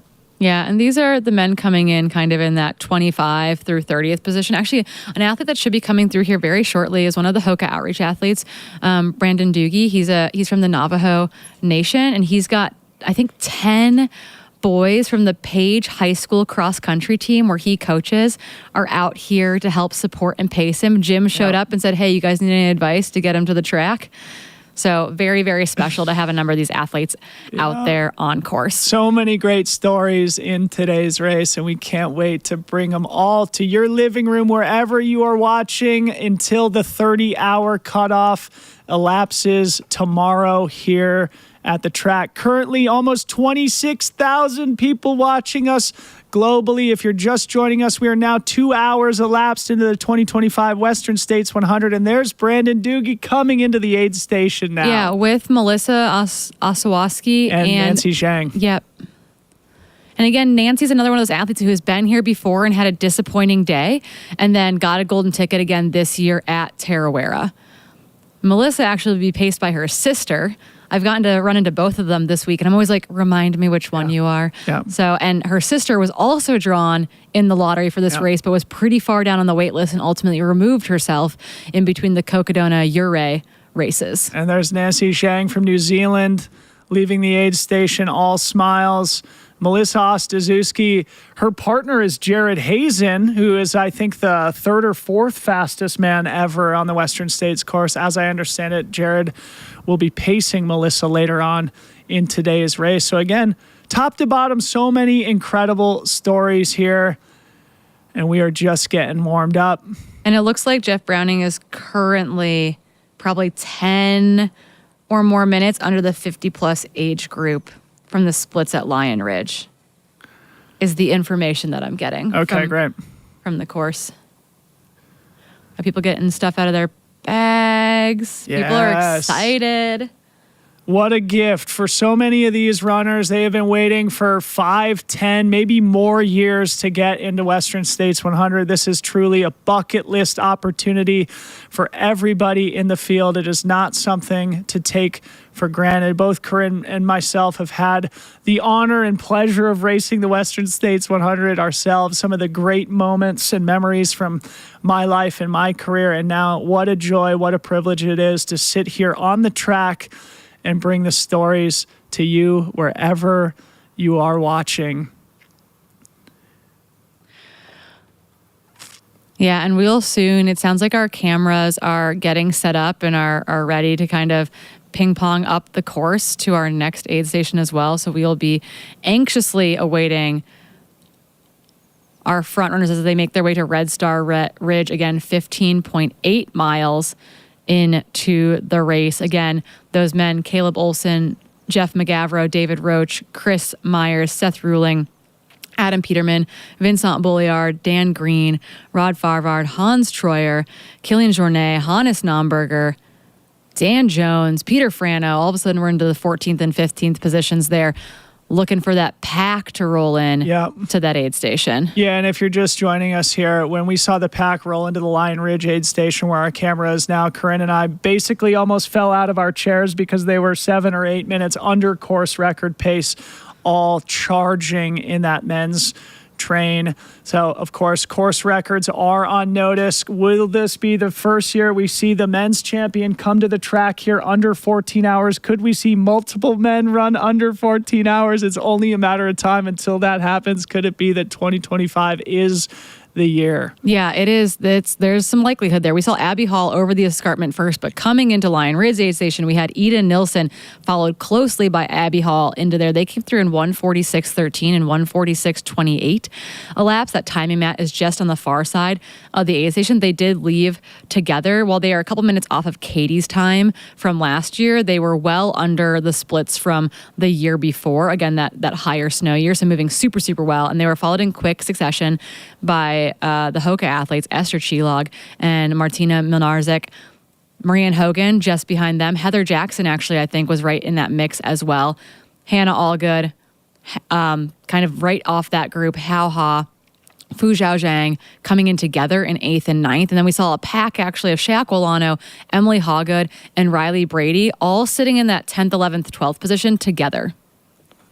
So really no big surprises so far here, Corinne. We have seen it in the past where somebody will roll an ankle in the high country or be just off the back for some mysterious reason, or, an illness that had been sustained earlier in the week will start to, make its presence felt.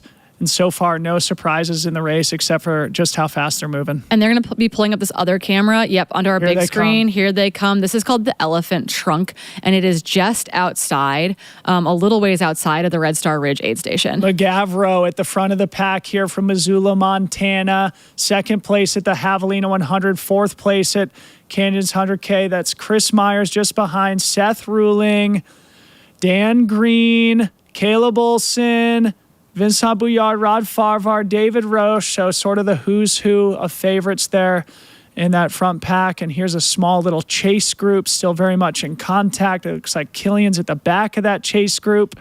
At the front is Hannes Nomberger. In the middle, Adam Peterman. They're all still together, Corinne.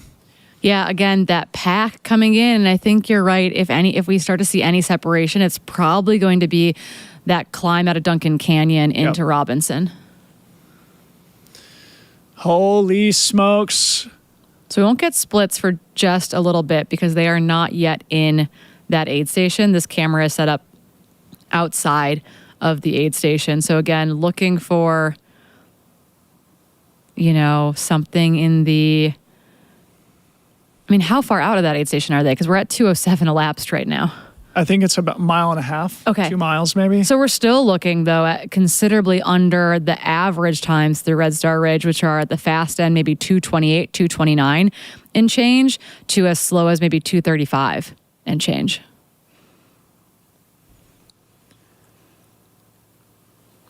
Here comes another runner into our screen here. This might be Ryan No, there's Dan Jones.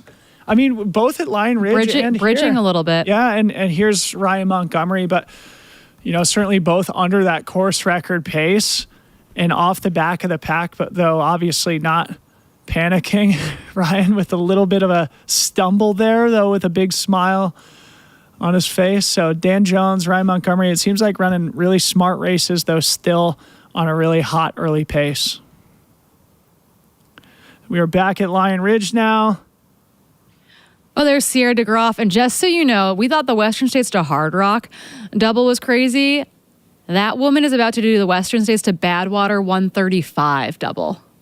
the Mountain to Coast athlete who just came through your screen. There's also Cindy Shepard coming through your screen there in that pink Hoka hat out of Portland. She's one of Yassine DeBoon's athletes. All right.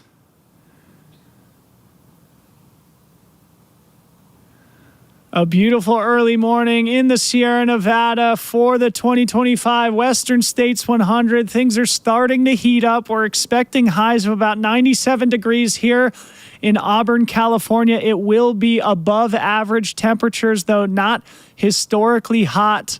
Always one of the storylines here at Western States, always one of the things that the athletes have to contend with, always one of the things that the athletes have to prepare for after months and weeks of sitting in saunas.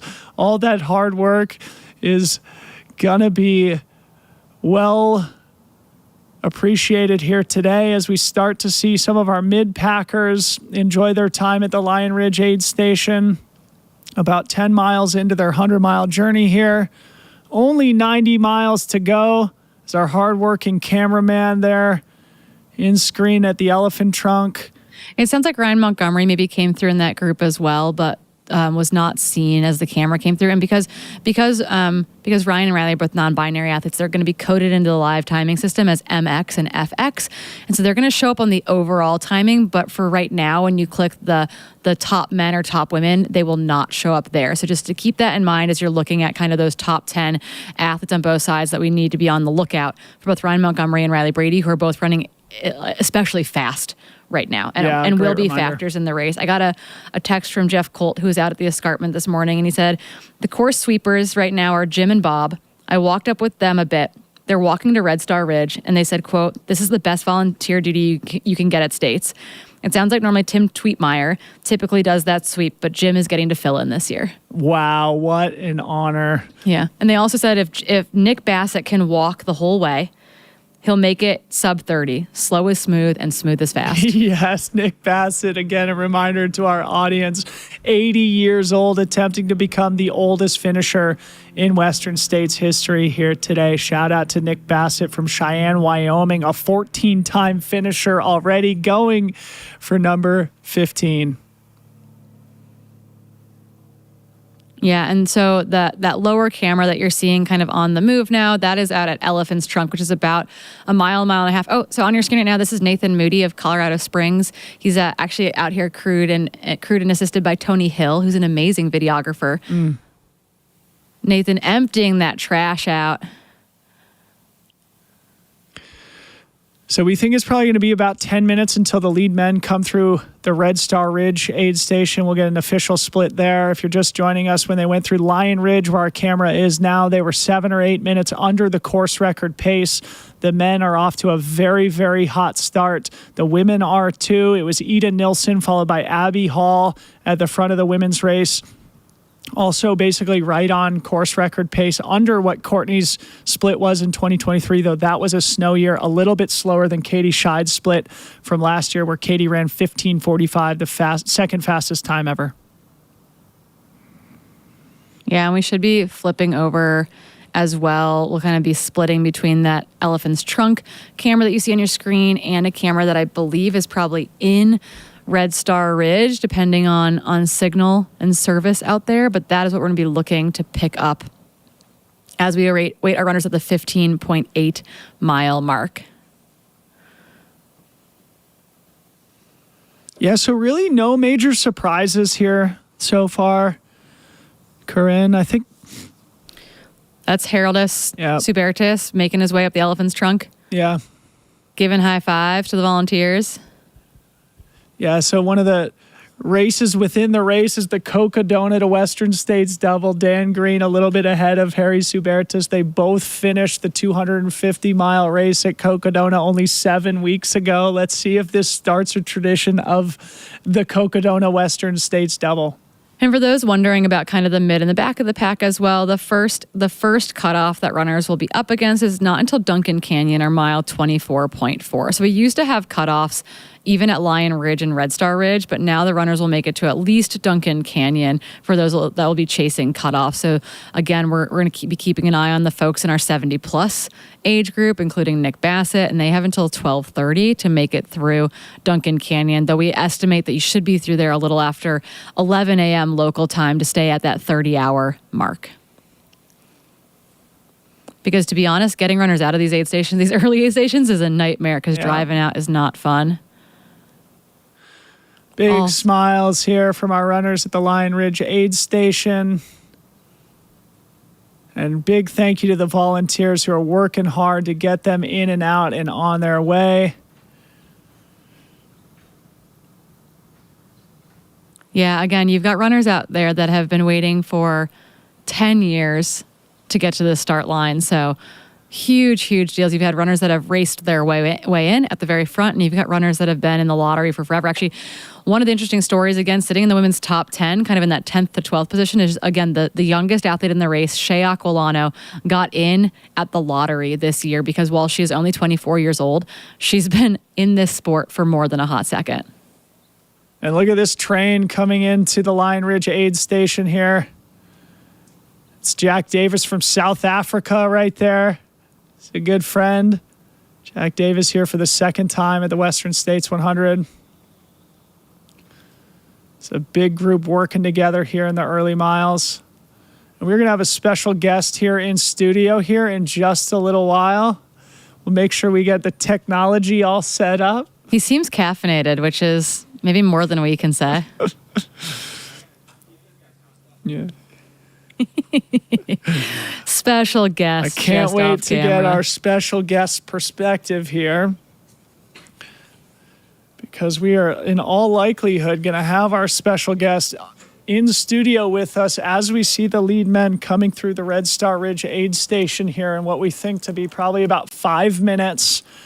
And it looks like we have a drone camera in the lower right. If we could actually make that our main feed. It does look. Yeah, it's too small for us to be able to see. Yeah, we have a solo runner on screen in the main feed, though it's hard to tell who or what we're looking at there. We remain at the Lion Ridge aid station here with some of our mid-packers here about 2:16 elapsed into the 2025 Western States 100. Like we said, about 5 minutes or so until we expect to see the men come through the Red Star Ridge aid station under course record pace. Yeah, we're trying to bump that drone shot onto our big shot, if at all possible. When that there we go. All right, so what are we looking at here, Corinne? We are looking at a runner. We are looking at a runner. I think that's true. The question is that a white bucket hat or is that a white cap? I mean, could that be the lead of the women's race making their way towards Elephant Trunk right now? Like, it does kind of look like Abby Hall a little bit. Oh, with the elbows. The elbows, the telltale elbows. Could that be the... She's got those elbows. They stick out a little bit. Another big train coming into Lion Ridge here.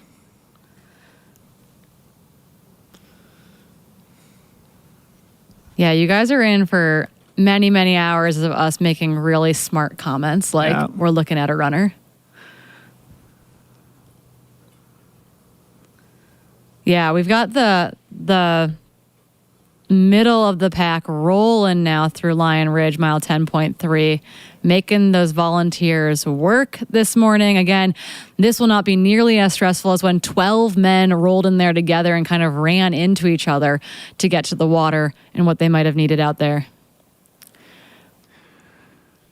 It sounds like while we're waiting for our men to get to Red Star Ridge, and we're going to keep an eye on those splits so that we don't miss anything, we're going to work our way towards bringing in a special guest. So just don't go anywhere. Stay with us as we wait to pick up our lead men over at the Red Star Ridge aid station, mile 15.8.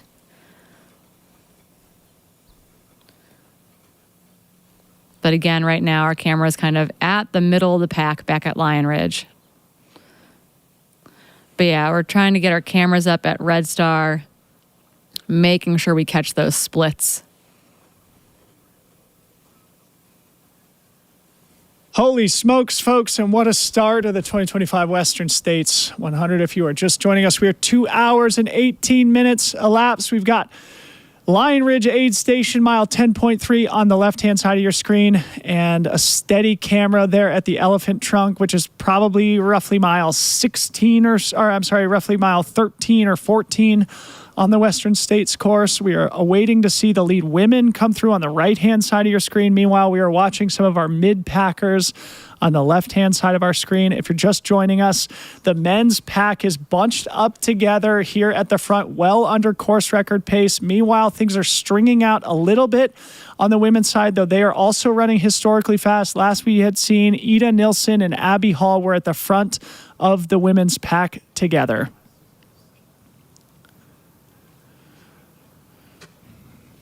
And stick with us because it should be any minute now to where we start getting updates from the Red Star Ridge Aid Station. I'm not sure if we have a camera there, though. We are refreshing our feeds to make sure we don't miss anything. Like I said, the current course record split for the men through Red Star Ridge is 2:28.15, though last we had seen the men were 7 or 8 minutes under course record pace through Lion Ridge mile 10.3. So let's see if they maintain or extend the lead against course record pace. We just saw Joe Stringbean McConaughey go through Elephant Trunk, and Craig Thornley, the race director, is out there too doing quality control.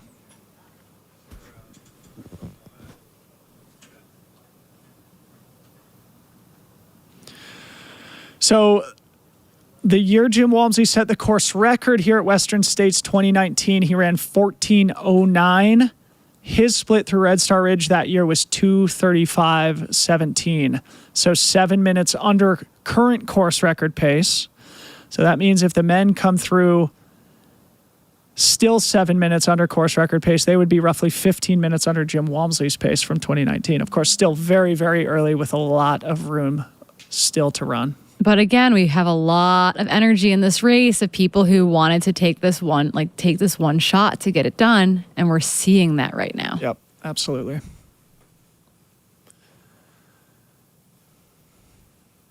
Trying to pull a little bit of info for us. Sounds like we lost our eye in the sky over by Red Star. But I think we might have a static at Red Star. But so again, what you're seeing on your screen right now on the left upper square, that again, Lion Ridge Aid Station mile 10.3. We've seen kind of the middle of our pack starting to really roll through there in conga lines. And then the lower image on your screen, that is going to be about a mile and a half out of Red Star Ridge. They call it the Elephant's Trunk. And so we've got a mobile camera there trying to pick up the runners while our drone had to come down for a battery swap. Well, it looks like, okay, on the left-hand side, I think that's the drone at Red Star. Okay, so we've got something back up in the air. We'll await confirmation from the production crew, but I think on the left-hand side of our screen is the drone at... No, sorry, excuse me, that is... it is the drone at Red Star, okay. We don't have a static cam at Red Star. Okay, so the drone at Red Star is on the left-hand side of our screen. Meanwhile, on the right-hand side of our screen, we should start to see the women's leaders emerge into view here momentarily. The men, roughly 15 miles into today's 100-mile race at this critical aid station before they start making their way and continue through the high country. There's Hiroki Kai on the right. So again, yeah, we will likely see the women's leaders here pretty soon. Meanwhile, on the left, Red Star Ridge, mile 15.8. A pretty important moment here. Also very remote section on the course. Exiting Red Star Ridge, they have what feels like kind of a long stretch to Duncan Canyon. And that's usually actually where we've seen Jim start to pull away from the pack during his runnings here. We have splits from Red Star. Holy. Because we don't have a static cam there. So on your the lower screen, Holy smokes. we have Ida Nilsson coming through Elephant's Trunk on your lower screen, but we do have, again, Red Star Ridge. Those are being manually uploaded, so they're gonna be on the whole minute. Okay, so we know that there's generally been about a 40-second spread in the men's top 12. They are being ham radio and forced out through the system. So right now, all together, effectively, Jeff McGavro, Seth Ruling, Vincent Bouillard, Hans Troyer, Chris Myers, Rod Farvard, Caleb Olson. The who's who through Red Star, I'm sure. Abby Hall as well through Elephant's Trunk. So she is right on Ida Nilsson's heels. You can see them both in frame there as Ida heads up into those trees. Unbelievable speed here on the men's side. So now officially they are 7 minutes still under course record pace. On my timing crin, it looks like Rod Farvard exited first, though. Again, as you said, still all together here. And what a pack that is, running 7 minutes under course record pace. I think the thing to notice here is they did not take additional time against the course record. So the 7 minutes came in those first 10 miles. That was Esther Chilog on your screen, followed by Martina, 3 and 4, making their way up Elephant's Trunk. Yeah. So 3 Europeans in the top 4 here on the women's side of the race. Continuing to roll really, really smooth. Yeah, Martina was a great call out by some of the previews in which they kind of pointed out some of the training she had done, including, throwing down a 33-minute 10K. Incredibly fast running. Had a great CCC last year, but the question mark really is what happens at mile 80 for Martina, just given the inexperience at this distance. Some kind of fun facts. I think came into trail and training from triathlon, but before that was a ballerina for a very, very long time. So wow. A very interesting athletic progression for your current 4th place woman. Okay, so now we have deeper splits here through the overall leaders in the men's race here. I'm just going to bang through the top 15. And some updates. There were some names that were missed in that initial push out. Okay, so let me just read through the 14 that I have. We've got Rod Farvard, Jeff McGavro, Caleb Olson, Chris Myers, Seth Ruling, Vincent Bouillard, as we see Marianne Hogan on the right running in 5th place. Coming back to the men in 6th, it was Vincent Bouillard, then Hans Troyer, Dan Green, David Roche, Killian Jornet, Hannes Naumberger, Adam Peterman, Dan Jones, and Ryan Montgomery, all 14 through Red Star Ridge. It looks like separated by a total of 2 minutes and 20 seconds in the top 14. Holy smokes, Corinne, all well under course record pace. So stinking fast. So stinking fast. What else are you supposed to say? I was going to say, we've got a special guest who can give us their opinions on maybe how fast they're running in just a little bit. But to have 14 men all together at Red Star Ridge feels a little bit novel. I know they did have some pretty big packs, though, some trains coming through that section last year. I remember when we saw Tyler Green come up Elephant's Trunk. So there being a pack of men at that point is not that unusual. Yep. But I feel to have 14 men running that far under, in theory, course record splits is pretty exciting at this junction. It's kind of interesting to me that Dan Jones and Ryan Montgomery are the only two that are kind of in no man's land here. Those first 12 are effectively together. I mean, they're separated by 30 seconds going through the aid station, which is basically just as much time as it takes to get 12 guys to fill up their water bottles, Those first 12 are all together. And then Dan Jones and Ryan Montgomery just a little bit off the back by a minute and a half or so. That looks like Heather Jackson as well, coming through Elephant's Trunk. A little pixelated, but Heather Jackson, sitting in, I think, 6th position right now, makes her way up towards Red Star Ridge. So let's check the women's splits through Red Star Ridge here. Yeah, again, there's a big delta between Katie Scheide's fastest ever split through Red Star Ridge, which is 2:36.09 from last year, and Courtney DeWalter's 2:57.35 from her course record year 2 years ago. Again, we'll remember Courtney DeWalter had a snow year, which is probably most of the reason for that slower split. We would probably expect the women to split that difference somewhere in the 2:40 to 2:45 range for the Red Star split. Which would still be 5 to 7 minutes faster than Fu Zhao and Esther ran that section last year. And there's Hannah Allgood coming up over Elephant's Trunk here. I think she's still roughly that 7th place position. Hannah Allgood in her second 100 miler in her first Western States. Yeah, exciting that we have that. It's a Terra deck that's on that section right now at Elephant's Trunk. We've never had any sort of mobile camera on this section, so very cool to see. So Hannah Allgood sitting in what, 7th position? 7th. Okay. So that does mean we should be looking for that duo of Hoha and Fu Zhao, looking like they'll be coming up here shortly. And then that trio of Shea Aquilano, Riley Brady, and Emily Hawgood should be sitting in that 10th, 11th, and 12th position. Okay, we are going to take a quick break here, and then we're going to bring on a very special guest. So stick with us. Don't go anywhere.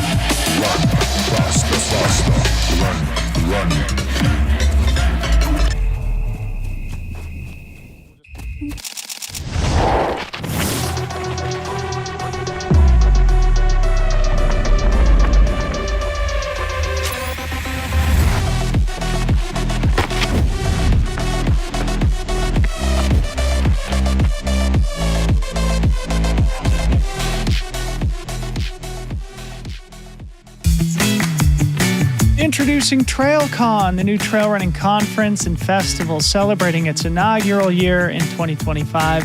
A 2-day gathering of the trail running industry and community hosted in beautiful Palisades, Tahoe in the days before Western States.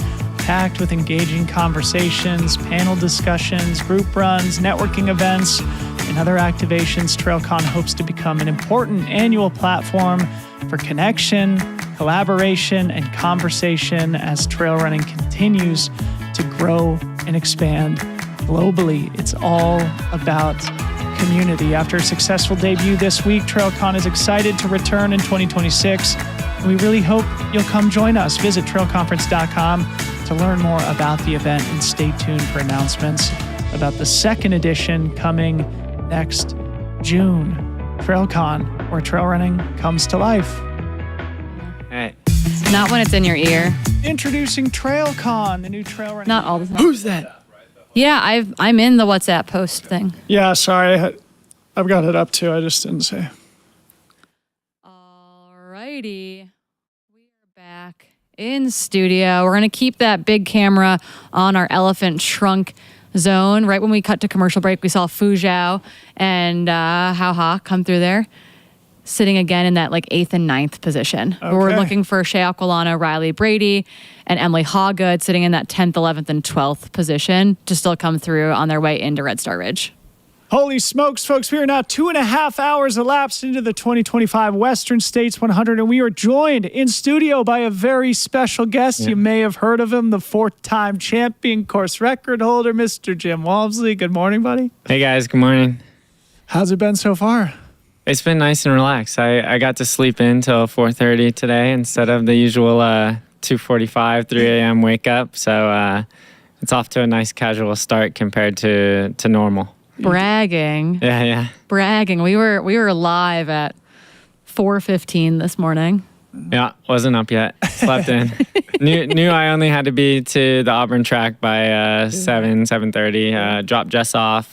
She's going to be out there crewing Esther today. But other than that, I'm not on too much of a timeline. Yeah, it's pretty great having an unstructured day here as opposed to the high-stress situation of having some of the best athletes in the world chasing you from behind, as has been your experience here at Western States a number of times. Yeah, it's been my experience, but I'm sure we'll get to it. But perhaps definitely not today being chased per se. I think the guys are getting after it. Yeah. What do you think? I mean, the top 12 men, we see Emily Hawgood here, big trademark smile here, running somewhere around the women's top 10. But the top 12, 14 men are all together under course record splits through 15 miles. Well, first off, it's great. I think we saw a lot of people especially posting kind of their journey to get here, of just how much work, how much dedication they're putting into it.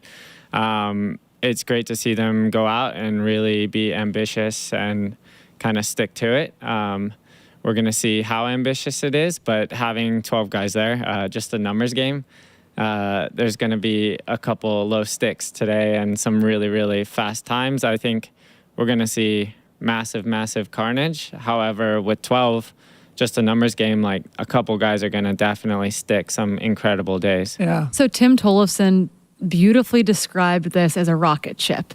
And when you send a rocket into space, you have parts of the engine that come off intentionally to send the rocket ship up.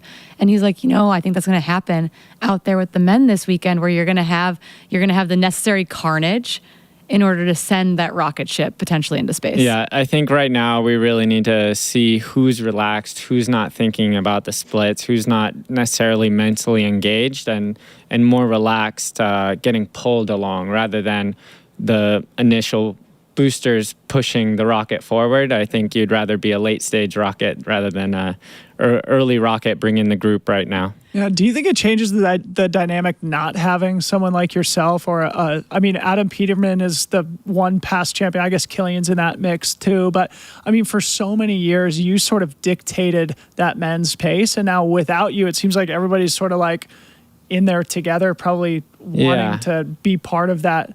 I think there's a couple things at play. I think Adam winning 2-3 years ago, there's been less burden put on him and less people pointing at him. Mm-hmm. Where if he had just won last year or 2 years ago, maybe it's more recent and everybody's pointing at him to do a bit of the pace setting and work. And actually having that pressure, you can actually control things and keep things a bit more under control, more paced, and actually more relaxed early, which is one strategy if you don't want to time trial the entire thing. The other thing I think is just the reality of, it still kind of makes me scratch my head about last year. We had a high of 94, pretty similar conditions to this year, not anything crazy for the low temperature, dry, high country, sunny. Today might be 1 to 2 degrees Fahrenheit within that, maybe a little above.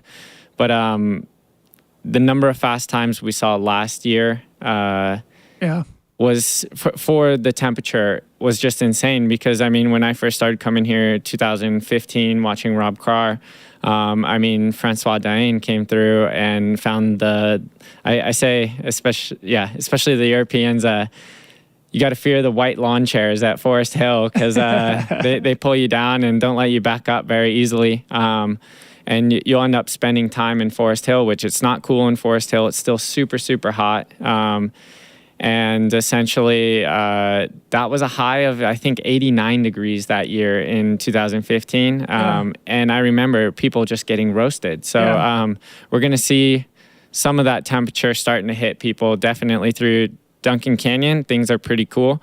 But that first climb up to Robinson Flat, there was the fire in the early 2000s and has made it super exposed. It's got this thorn brush that I think Tim Tweetmeyer famously takes avenge against every year because he hates it. And he famously does an amazing, sometimes a lot of hours out on just the climb before Robinson Flat.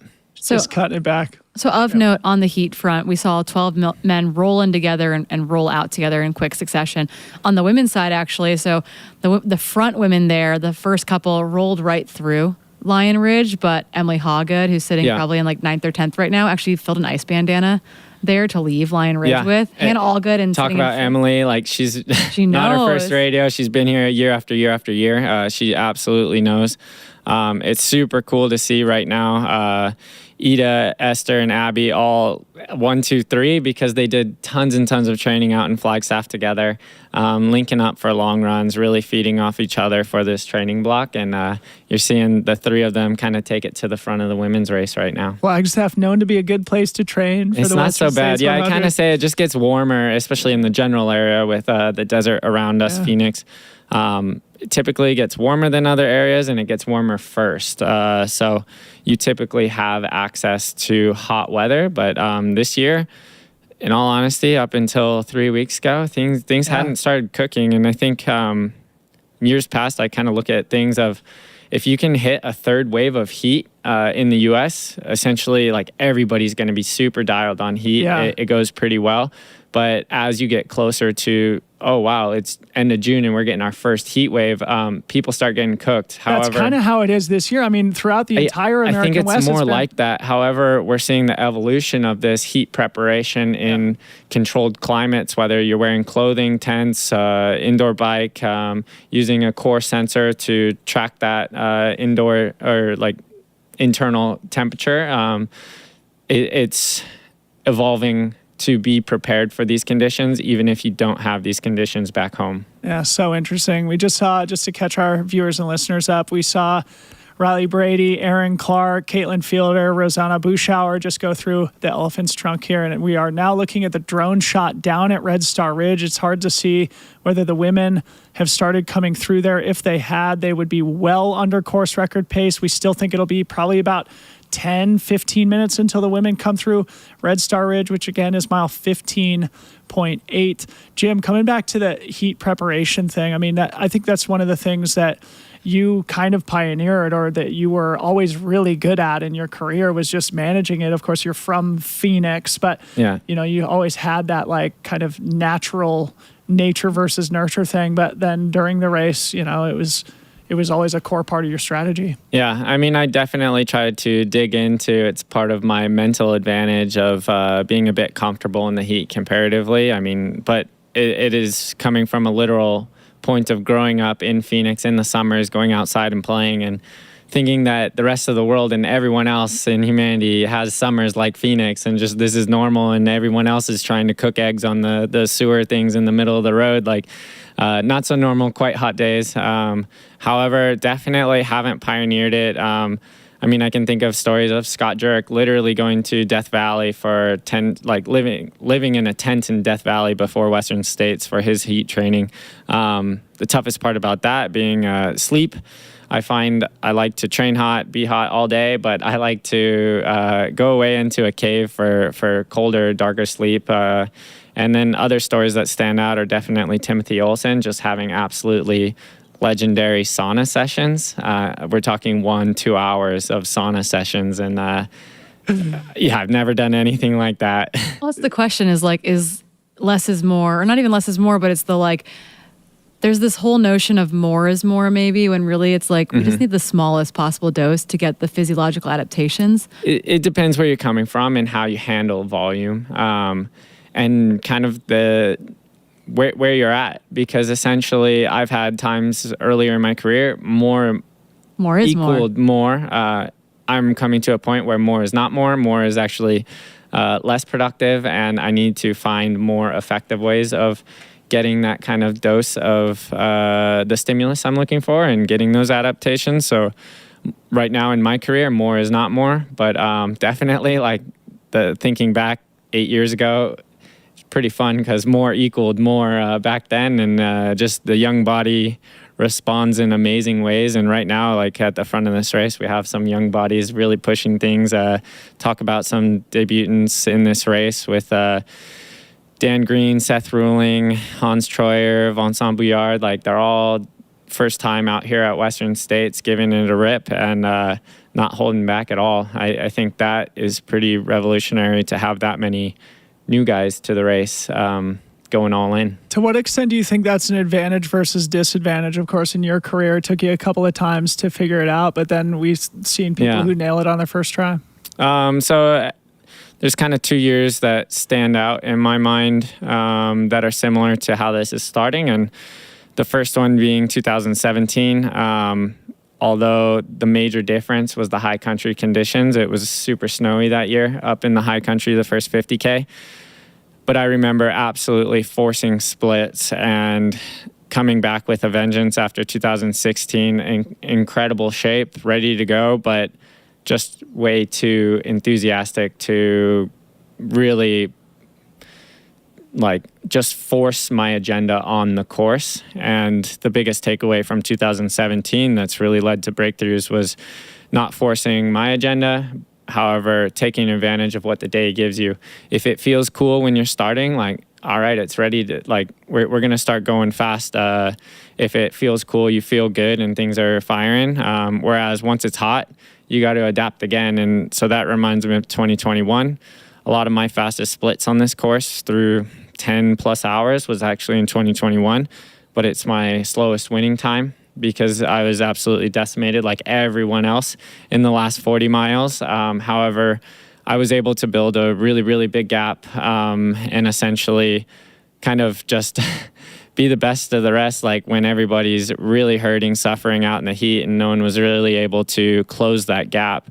But the biggest difference between both of those years was I had huge, huge gaps, and right now there's more and more pressure. So are we going to see diamonds made today, or are we going to see things crumble apart? All right. So speaking of which, we've got some women's updates from Red Star Ridge. Yeah, so we do have our top 4 women in through Red Star Ridge. Again, we saw Ida Nilsson leading just ahead of Abby Hall into Lions Ridge, and Ida Nilsson is continuing to maintain that lead. She leaves Lion Ridge about 30 seconds ahead of Abby Hall, who is just running with heart right now, it feels like. Martina Milenark and Esther Chilog make up those 3rd and 4th positions, and they are running again about 30 seconds from one another and maybe about a minute behind Ida Nilsson. So 1st through 4th separated by about 90 seconds in total. Ida followed closely by Abby, a tiny bit of a gap, Martina, Esther. Also extremely fast, historically fast splits, 4 minutes behind Katie Scheide's split through Red Star Ridge last year when Katie was running by far faster than anybody ever had in Western States history. So they are all what you could call it on course record pace. Yeah, we thought they'd come through it between 240 and 245 based on those snow year splits, but then also last year's with Katie's really, really fast early splits. So again, 240 to 241.33 are your top 4 women: Ida, Abby, Martina, Esther, through Red Star Ridge, mile 15.8. Jim, I would love to get your perspective on 2 athletes. One, Rod Farvard coming back after that incredible battle you guys had last year, and also your buddy Vincent Bouillard, who of course shocked the world with his win at UTMB, both here at Western States today. Yeah, so I filled out my free trail fantasy last night before the race closed and stuff, got that in.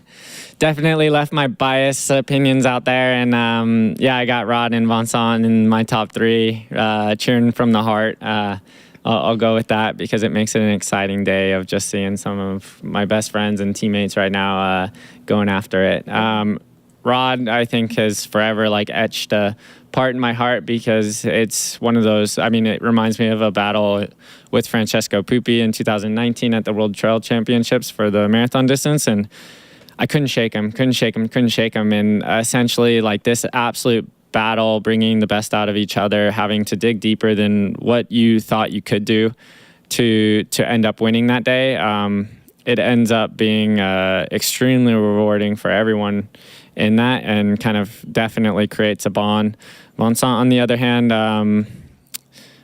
we've been really good friends for a long time, and I've seen him.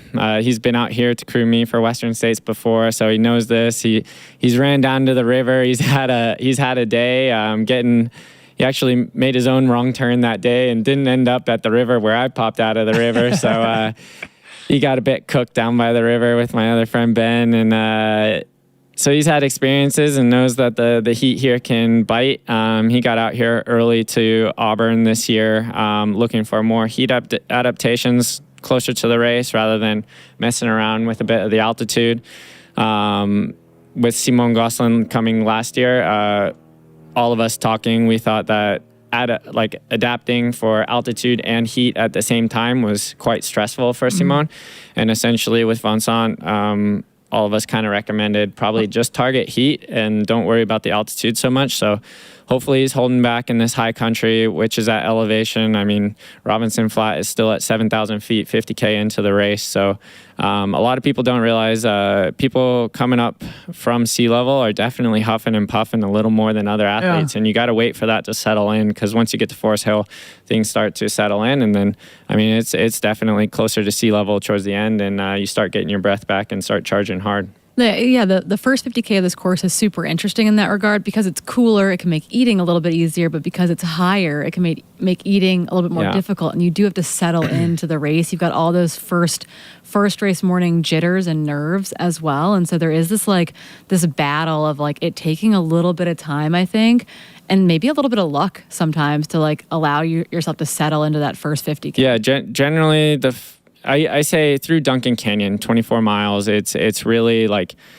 relax, and then Duncan Canyon's your first drop down into Duncan Canyon. The aid station is actually above Duncan Canyon before you drop into it, and then you climb up to Robinson Flat, and essentially that's kind of where I say, all right, now it's time to rock and roll. Things exactly get rowdy. What we were just saying is that's probably where that group of 14 men are probably going to start splitting up. Yeah. And if it doesn't happen at Robinson Flat, you're going to see some of the guys not as comfortable on road stuff really, really get challenged because you have a fire road that's, it ends up being a half marathon of downhill. And a lot of times we're actually averaging about 6:20 minute pace per mile down that, which during the 100 miles, 50K in, it feels like you're absolutely ripping it. I've ran quite fast half marathons, but in the middle of the race, that feels as fast as I've ever ran, and a bit pushing. And I know last year I was really pushing pretty hard to get away from Dan Jones and Hayden Hawks, and they wouldn't give me an inch last year. So it's flying there. And then you really drop into a steep canyon down to Swinging Bridge before you get a 22% climb up to Devil's Thumb. And that's where you're going to see some of the European athletes show some of their strengths with living in more mountainous terrain and being really comfortable. 22% is really nothing to them, and they're going to feel comfortable settling into that climb. I want to come back to that here in just a sec, but let's just catch up our viewers and listeners here. So last we had seen Esther Chilog was the fourth place woman through Red Star Ridge in 2:41:33. Now we have Marianne Hogan in fifth, Heather Jackson in sixth, Hannah Allgood seventh, Fuzhou Zhang in eighth, and Ho Ha in ninth through Red Star Ridge. 2:46:40 elapsed, all still very much on record pace. Yeah, Ho Ha and Fuzhou come in together there at 2:46:40 and 2:46:38. Little bits of gaps maybe separating those next few women. Marianne's finding herself about 70 minutes back of Esther Chilog. Heather Jackson is kind of in no man's land, maybe another 80, 90 seconds back of Marianne. And then Hannah, again, about a minute behind Heather Jackson. And then we should be seeing Shaq Wolano, Emily Hoggett, and Riley Brady kind of all bunched up together there as they come into Red Star Ridge. Okay, so then looking past Red Star Ridge, the next aid station is going to be Duncan Canyon, roughly mile 24. It looks like the men will be coming through there. Historically, you're about 3.5 hours, though they Not are today. about 7 minutes under course record pace now, so probably 30-ish minutes from now. Yeah. And then it's usually about a 55 minute split up to Robinson Flat, which is going to be a critical update there, 50K into the race, but that is still a couple of hours away. Jim, coming back to what you had just seen or what you had just said, one of the things that comes to mind for me is, if Killian is able to stick with that pack through Robinson Flat, right, then in all likelihood, against a lot of the other men in the field who are a lot more comfortable on road terrain, faster terrain, Killian might be the guy who's the least comfortable on that downhill half marathon. But if he can maintain contact down there to Swinging Bridge, he's still in the mix. Last year on the descent down to Swinging Bridge, the pace really came out, and we definitely backed off as all of a sudden, Dan and Hayden had passed me at an aid station, and all of a sudden the race really came back together. It's interesting to kind of see a slinky effect when guys are trying to make some moves and make some selections, and all of a sudden you see that doesn't work, then the group's back together. It doesn't work, group's back together. So a bit of you really got to catch the right moves. That's an example of, I think, Rod Farvard last year caught the right move when I went not on Devil's Thumb, but he waited till the top and really attacked over the top, whereas Hayden and Dan were all of a sudden a lot more on the ropes, and essentially Rod made the bridge across, and then it became really a battle between Rod and I.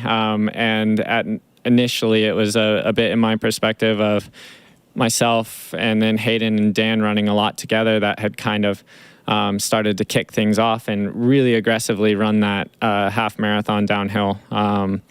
But yeah, it can definitely slinky as different athletes have different strengths and different strategies of how hard to run the downhills, how hard to run the uphills, and where they're comfortable. I think that even changes a little bit too when all of a sudden you have a B crew or not at something like Dusty Corners as well. I think that just changes the dynamic of how athletes are utilizing those aid stations. An update for those watching the live stream, that big static shot now on the left-hand side, that is our static cam at Duncan Canyon. We will see our athletes come through there. It is oftentimes chaotic. It's a really small aid station. This, I think, image doesn't do it justice. Yep. You come down off of a single track into a pretty steep corner.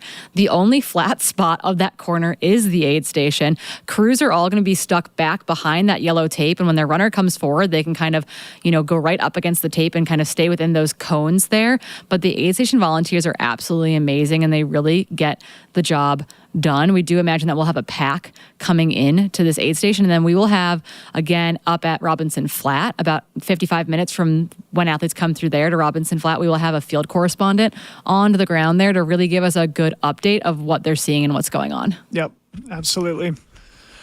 So that will be the next video update that we have, roughly mile 24 into the Western States 100. A quarter of the way through the men and women will be when we see them here. Jim, coming back to you and coming back to last year, I was talking to Rod at the Memorial Day training camp, and we were filling up our water bottles at that beautiful natural spring at the Swinging Bridge, and he was talking about how the top 5 was all together at that point. And then now you're talking about how, making the selection and attacking at specific times. It's one of the things we were talking about this week about how, one of the things that's like a newer trend is if you aren't part of a pack, that it is like a real disadvantage now in the same way that it is in triathlon or in professional cycling. Do you feel like that's sort of a new phenomenon now where like you do have to bridge up to, a group in order to still be in the mix? Or in other words, it's a real disadvantage if you don't make that selection? Yeah, personally, with how I race it, I prefer to be in that group, in the front group. I would not be comfortable having a gap in front of me between like myself and 5+ guys. I'd be a lot less comfortable being in Dan's shoes. I think it was Peter, maybe. Peter Frano's also kind of back off that group a little bit. I think that's not so bad for him being first time coming over, just raced Transvolcania, where he won that, which is an interesting double to begin with. So we'll see if that's in his legs. But yeah, really love those CCC spots with Martina on the women's side, mixing it up. But essentially, I like being in the pack, feeling the other guys, but at the same time, with a pace like this, you got to be thinking like, are we driving the train off a cliff right now? And someone sitting behind is truly pacing it better.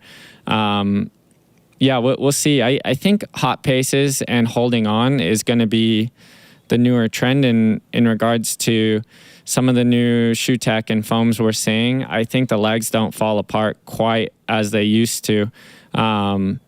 And I think that's going to be part of a little bit less fade in the courses. It's just everybody's gone to, big squishy versions of Hokas essentially in some form or another, plus new foam that's getting cooked and pressurized, just like the runners out there today. And essentially, I think it's contributes to some of the fast closing times, especially that we saw last year.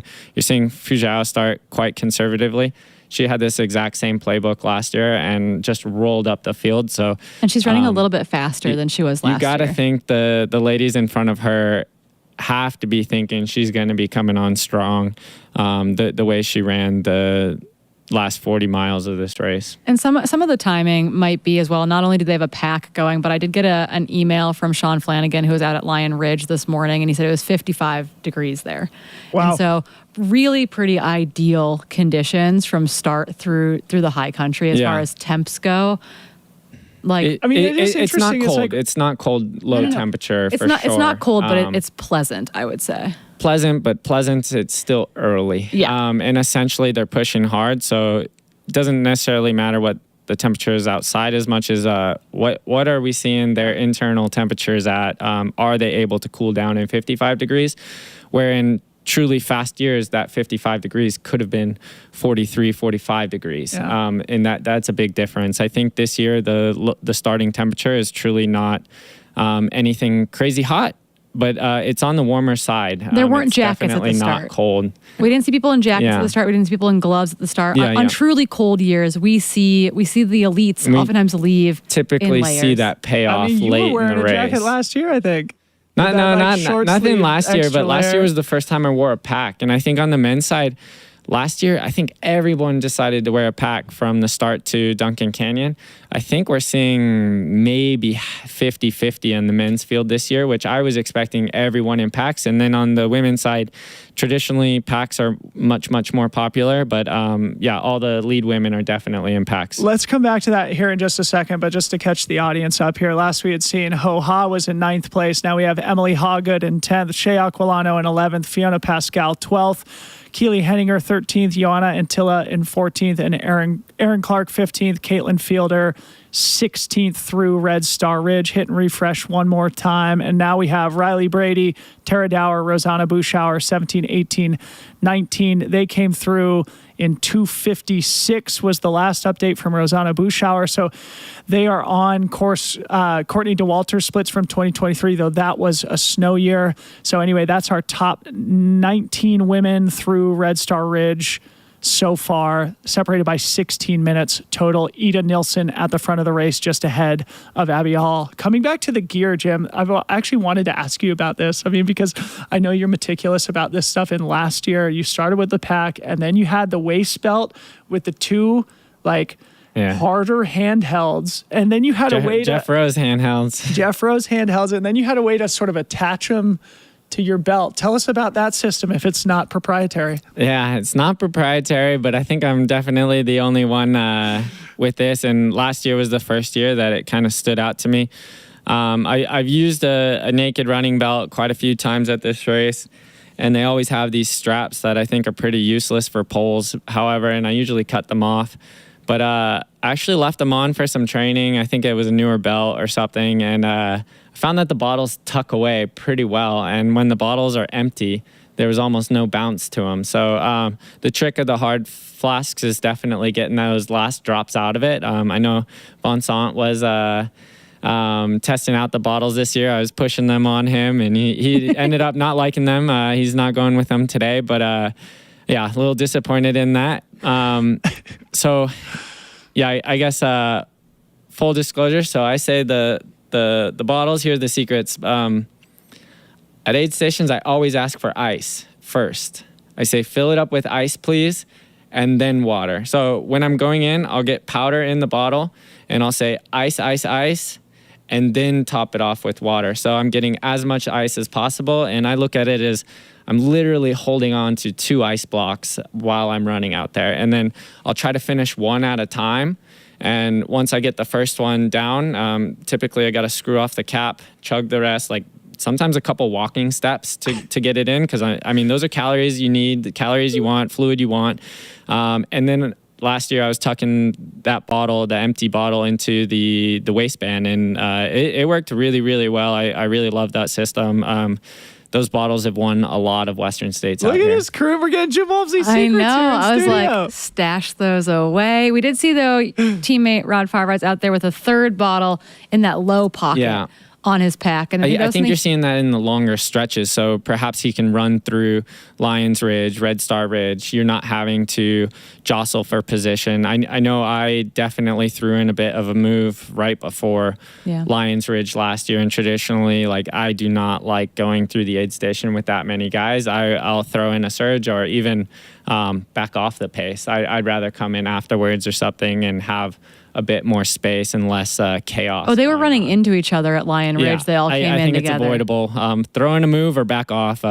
Spread it out. Give yourself some breathing room. You can make it up on the trail. Yeah, and I think for Rod too, it sounds like it's not even just like needing that water for that longer section or not having to stop, but even that his hydration needs were higher than he anticipated. And so I think he's been working on that with Vic a lot last year, and that's kind of the system they've come up with. Yeah, I think with some of the nutrition companies, you're seeing more and more around the balance of how much water you specifically need, and we're seeing how different that is for each athlete, combined with depending on, or just the water that you're taking in, kind of how concentrated you need the sodium to be on it. And I don't think this was much of a thing 3+ years ago. Totally. It's not something that I took into consideration. However, after analyzing things the last year or so, I've been kind of more lucky that the nutrition I have been picking has been pretty much on my numbers, and that's where I think you see athletes,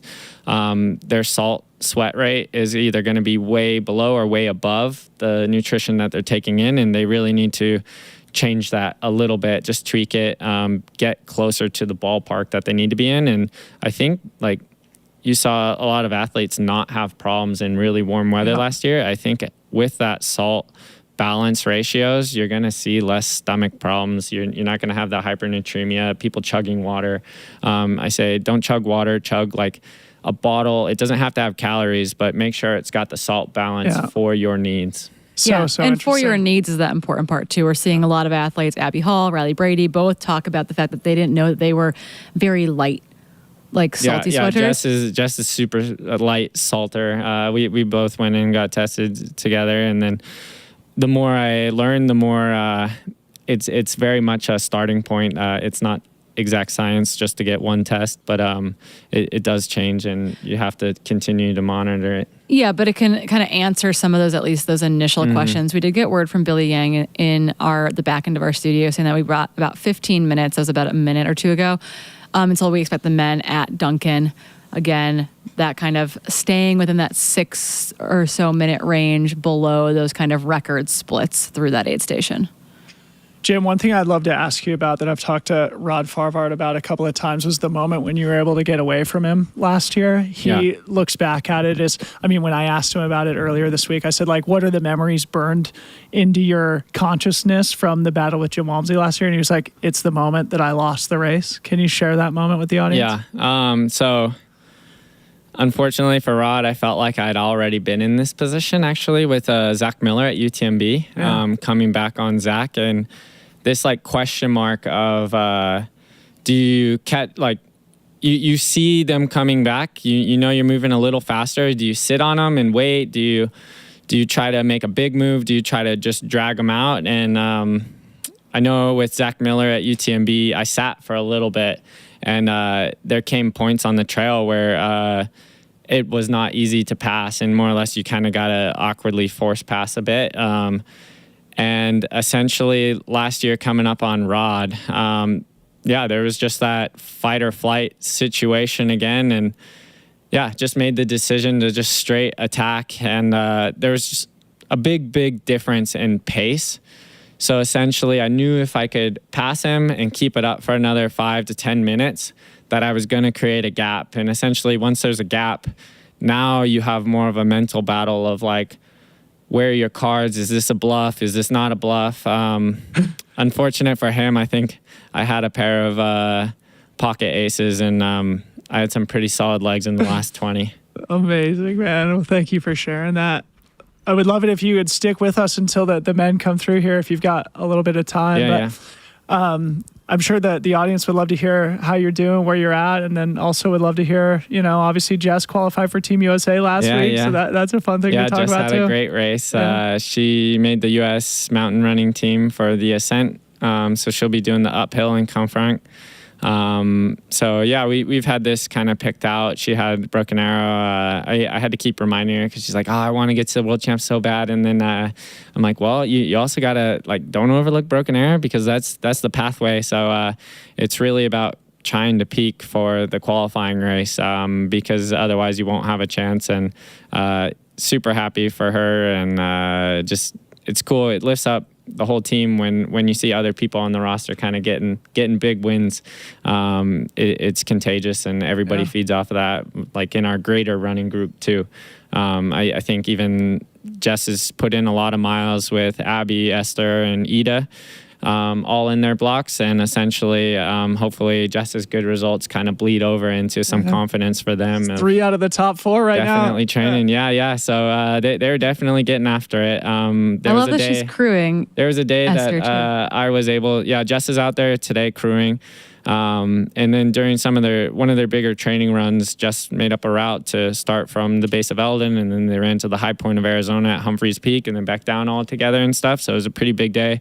But I've been hurt. So that day I got to go set up crew aid stations and give them a nice crewed long run for their training. That was pretty nice. Something to keep me occupied, get me out of the house. I've had a really frustrating kind of tendonitis in my knee. And just have to be day to day. It started I started to push it after Chianti to get back into things. I was on track as far as numbers, but the feeling in the knee kind of started to really go backwards when I started to get to the volume I needed to maintain to be where I am and to especially to run the paces that they're running today. I think we all kind of knew everybody was bringing it this year. So things started to really go backwards. So it was a pivotal point where I just need to give up Western States right now in the short term to hopefully save doing some bigger races and ripping some more courses later in the year. Yeah. And things are trending in the right direction, I hope? Yeah, day. I mean, last few days I've had hour and a half run, keeping the intensity pretty low, but trying to work up the volume. Had a big reset almost 6 weeks ago at this point with a couple weeks of no running, no strength, no biking, just try to get that tendon to recover, go back and then reset. And then right now the big pressure is can I get ready and do a longer run with Ludo Pomeray at Hard Rock in 2 weeks? And that's really motivating for me, but also it's probably actually keeping me more conservative so that I don't accidentally flare it up right now and not be able to share any miles with him at Hard Rock. So I'm pretty excited for that. Really honored that he asked me to help him at Hard Rock this year, and super stoked to get back out to the San Juans. So cool, man. All right, so if you're just joining us here, Dylan Bowman, Corinne Malcolm, and Jim Walmsley in studio. 3 hours and 10 minutes elapsed into the 2025 Western States 100. Our main camera feed is at the Duncan Canyon Aid Station, 24.4 miles into the race. We are almost a quarter into the Western States 100 already. We expect the men to be coming in to the aid station here in probably about 5 or 10 minutes maximum. If you're just joining us, the men are well under course record pace. The women are pretty much doing the same thing now as it starts to heat up into the late morning hours. I guess it's still only 8 a.m. But it's still only 8 a.m. I was going to say those white shirts that you saw right along along the yellow tape, those are going to be the crews for Vincent and for Rod that are set up there ready for those guys to come in. They're in the white Hoka shirts and the colorful bucket hats at the ready. They all have special crew shirts that got made. They're very cool. Jim, maybe you could explain the difference between, oftentimes in these early miles, people split their crews in two. That might be something that would be interesting for the audience. Yeah, so the Western States Course Trail runs down the American River Valley, which I guess, quick pause, that is on the Senate bill. Contact your senators because this BLM land that the Western States course runs through is up for sale right now for a proposal. So hopefully that does not affect the course and the race in the future. But that valley is split up, and essentially there's no road or access across the river in the canyons. So you have to split up your crew into an A side and a B side. Typically your B side is going to be the further drive, more remote areas of Duncan Canyon and Dusty Corners. And then your A side, you'll hit Robinson Flat, and then the next one will be out to Michigan Bluff. Both those drives kind of make like a C shape and make it kind of an easier drive, and then everybody comes back together at Forest Hill. Typically, you'll see much, much bigger changes and adjustments on the A side. On Robinson Flat, you're going to have more guarantee that your crew won't get a flat tire, will get to the parking lot, get there on time. It's much easier drive, mostly asphalt. The other side's more of a longer, windy dirt road, harder to get to, need an earlier start. You can't see the beginning of the race if you want to get to Duncan Canyon. You got to leave before the start. The B side is definitely the more remote side. Typically, you have to split up stuff between two cars, and you'll put the majority of your primary backup stuff with your A crew. So when we see them going through Duncan Canyon, when we see them going through Robinson Flat, you'll see people doing more changes at Robinson Flat because they'll have the primary backup gear. Because essentially B-side will have the backup to the backup gear. So ideally, like last year, I had a bit of a hot spot on my foot. I chose to just change a sock the first time at Dusty Corner rather than change a full set of shoes because I knew my primary backup shoes were actually with my A crew. So I tried to quickly change a sock and hopefully maybe that would fix it. But then at Michigan Bluff, I ended up switching to another pair of shoes because that was my preferred backup pair of shoes. So it caused a little bit of this and that, but it causes one of the logistical complications of the race that make it interesting. It's these minute details that you have to put thought into. Your A side will typically have easier time going from the car to where they will crew you. So you'll have more ice, you'll have more sponges, you'll have more luxuries essentially. But last year, this all might be kind of a way of the past in that I got absolutely dusted at aid stations last year. And these guys are really just running through the aid stations, swapping vests. I don't know. I'm really interested in taking notes this year of how are they getting everything done so quickly without making major mistakes. That was sort of the story from last year is Rod was putting the pressure on you through the aid stations and you'd have to sort of chase and catch up. Yeah, I think it actually happened in 2019 when I set the course record of Jared Hazen. Each aid station was just taking chomps out of my running time ahead of him. And even Jared never spilled the beans on how he's getting everything done so quick. And so you could really look at 2019 as the first year attacking the course and attacking essentially me by chomping time out of the aid stations and not taking that traditional reset at the aid stations, cooling down, staying wet. These guys are having to find other places to get wet during the course. So I have some intel on this as well. And so Jeff McGavro watched the entirety of the live broadcast, like over a couple treadmill sessions, like on normal speed, not on 1.5 like he watched the entire thing.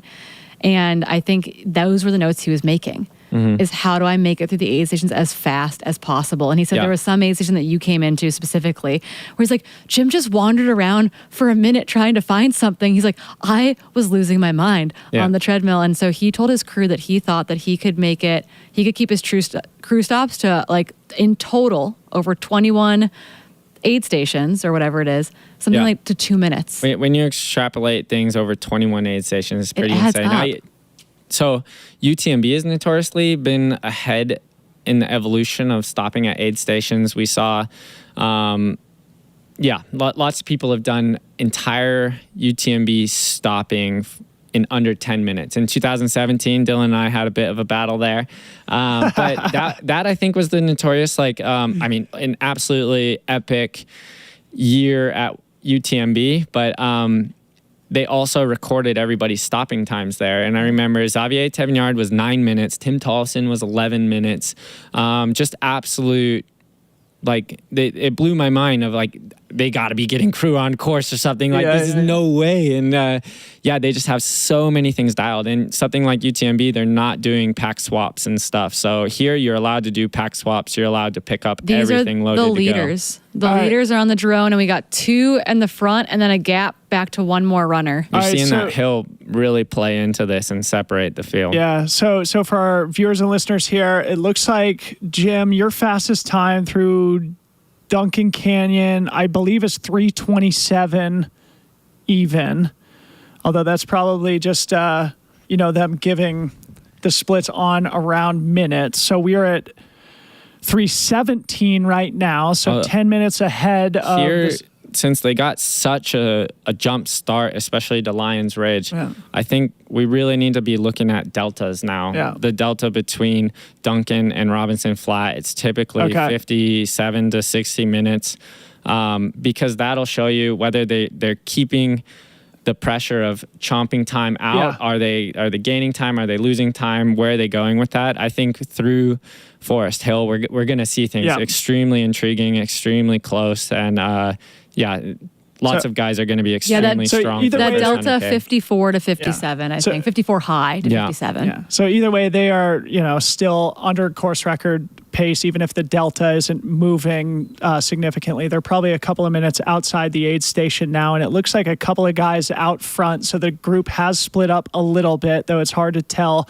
how much. In all likelihood, it is just sort of a longer train with many men still very much in contact here as they make their way towards Duncan Canyon. An awesome drone visual here. They're still through the high country now, dropping down into the Duncan Canyon aid station. As we said, it's basically just this awkward little platform. You come steamrolling in and steamrolling out. The crew transitions are often quite hectic and frantic in this small, tiny little area where a bunch of runners will be in close proximity. They may be doing the Jim Walmsley making their move to get out in front right now. Hopefully. But I'll also say that, so Jeff Colt's run the race twice, and we were talking about this kind of after last year, and he said, I think year one, we sent crew out to the B-side to Duncan and Dusty.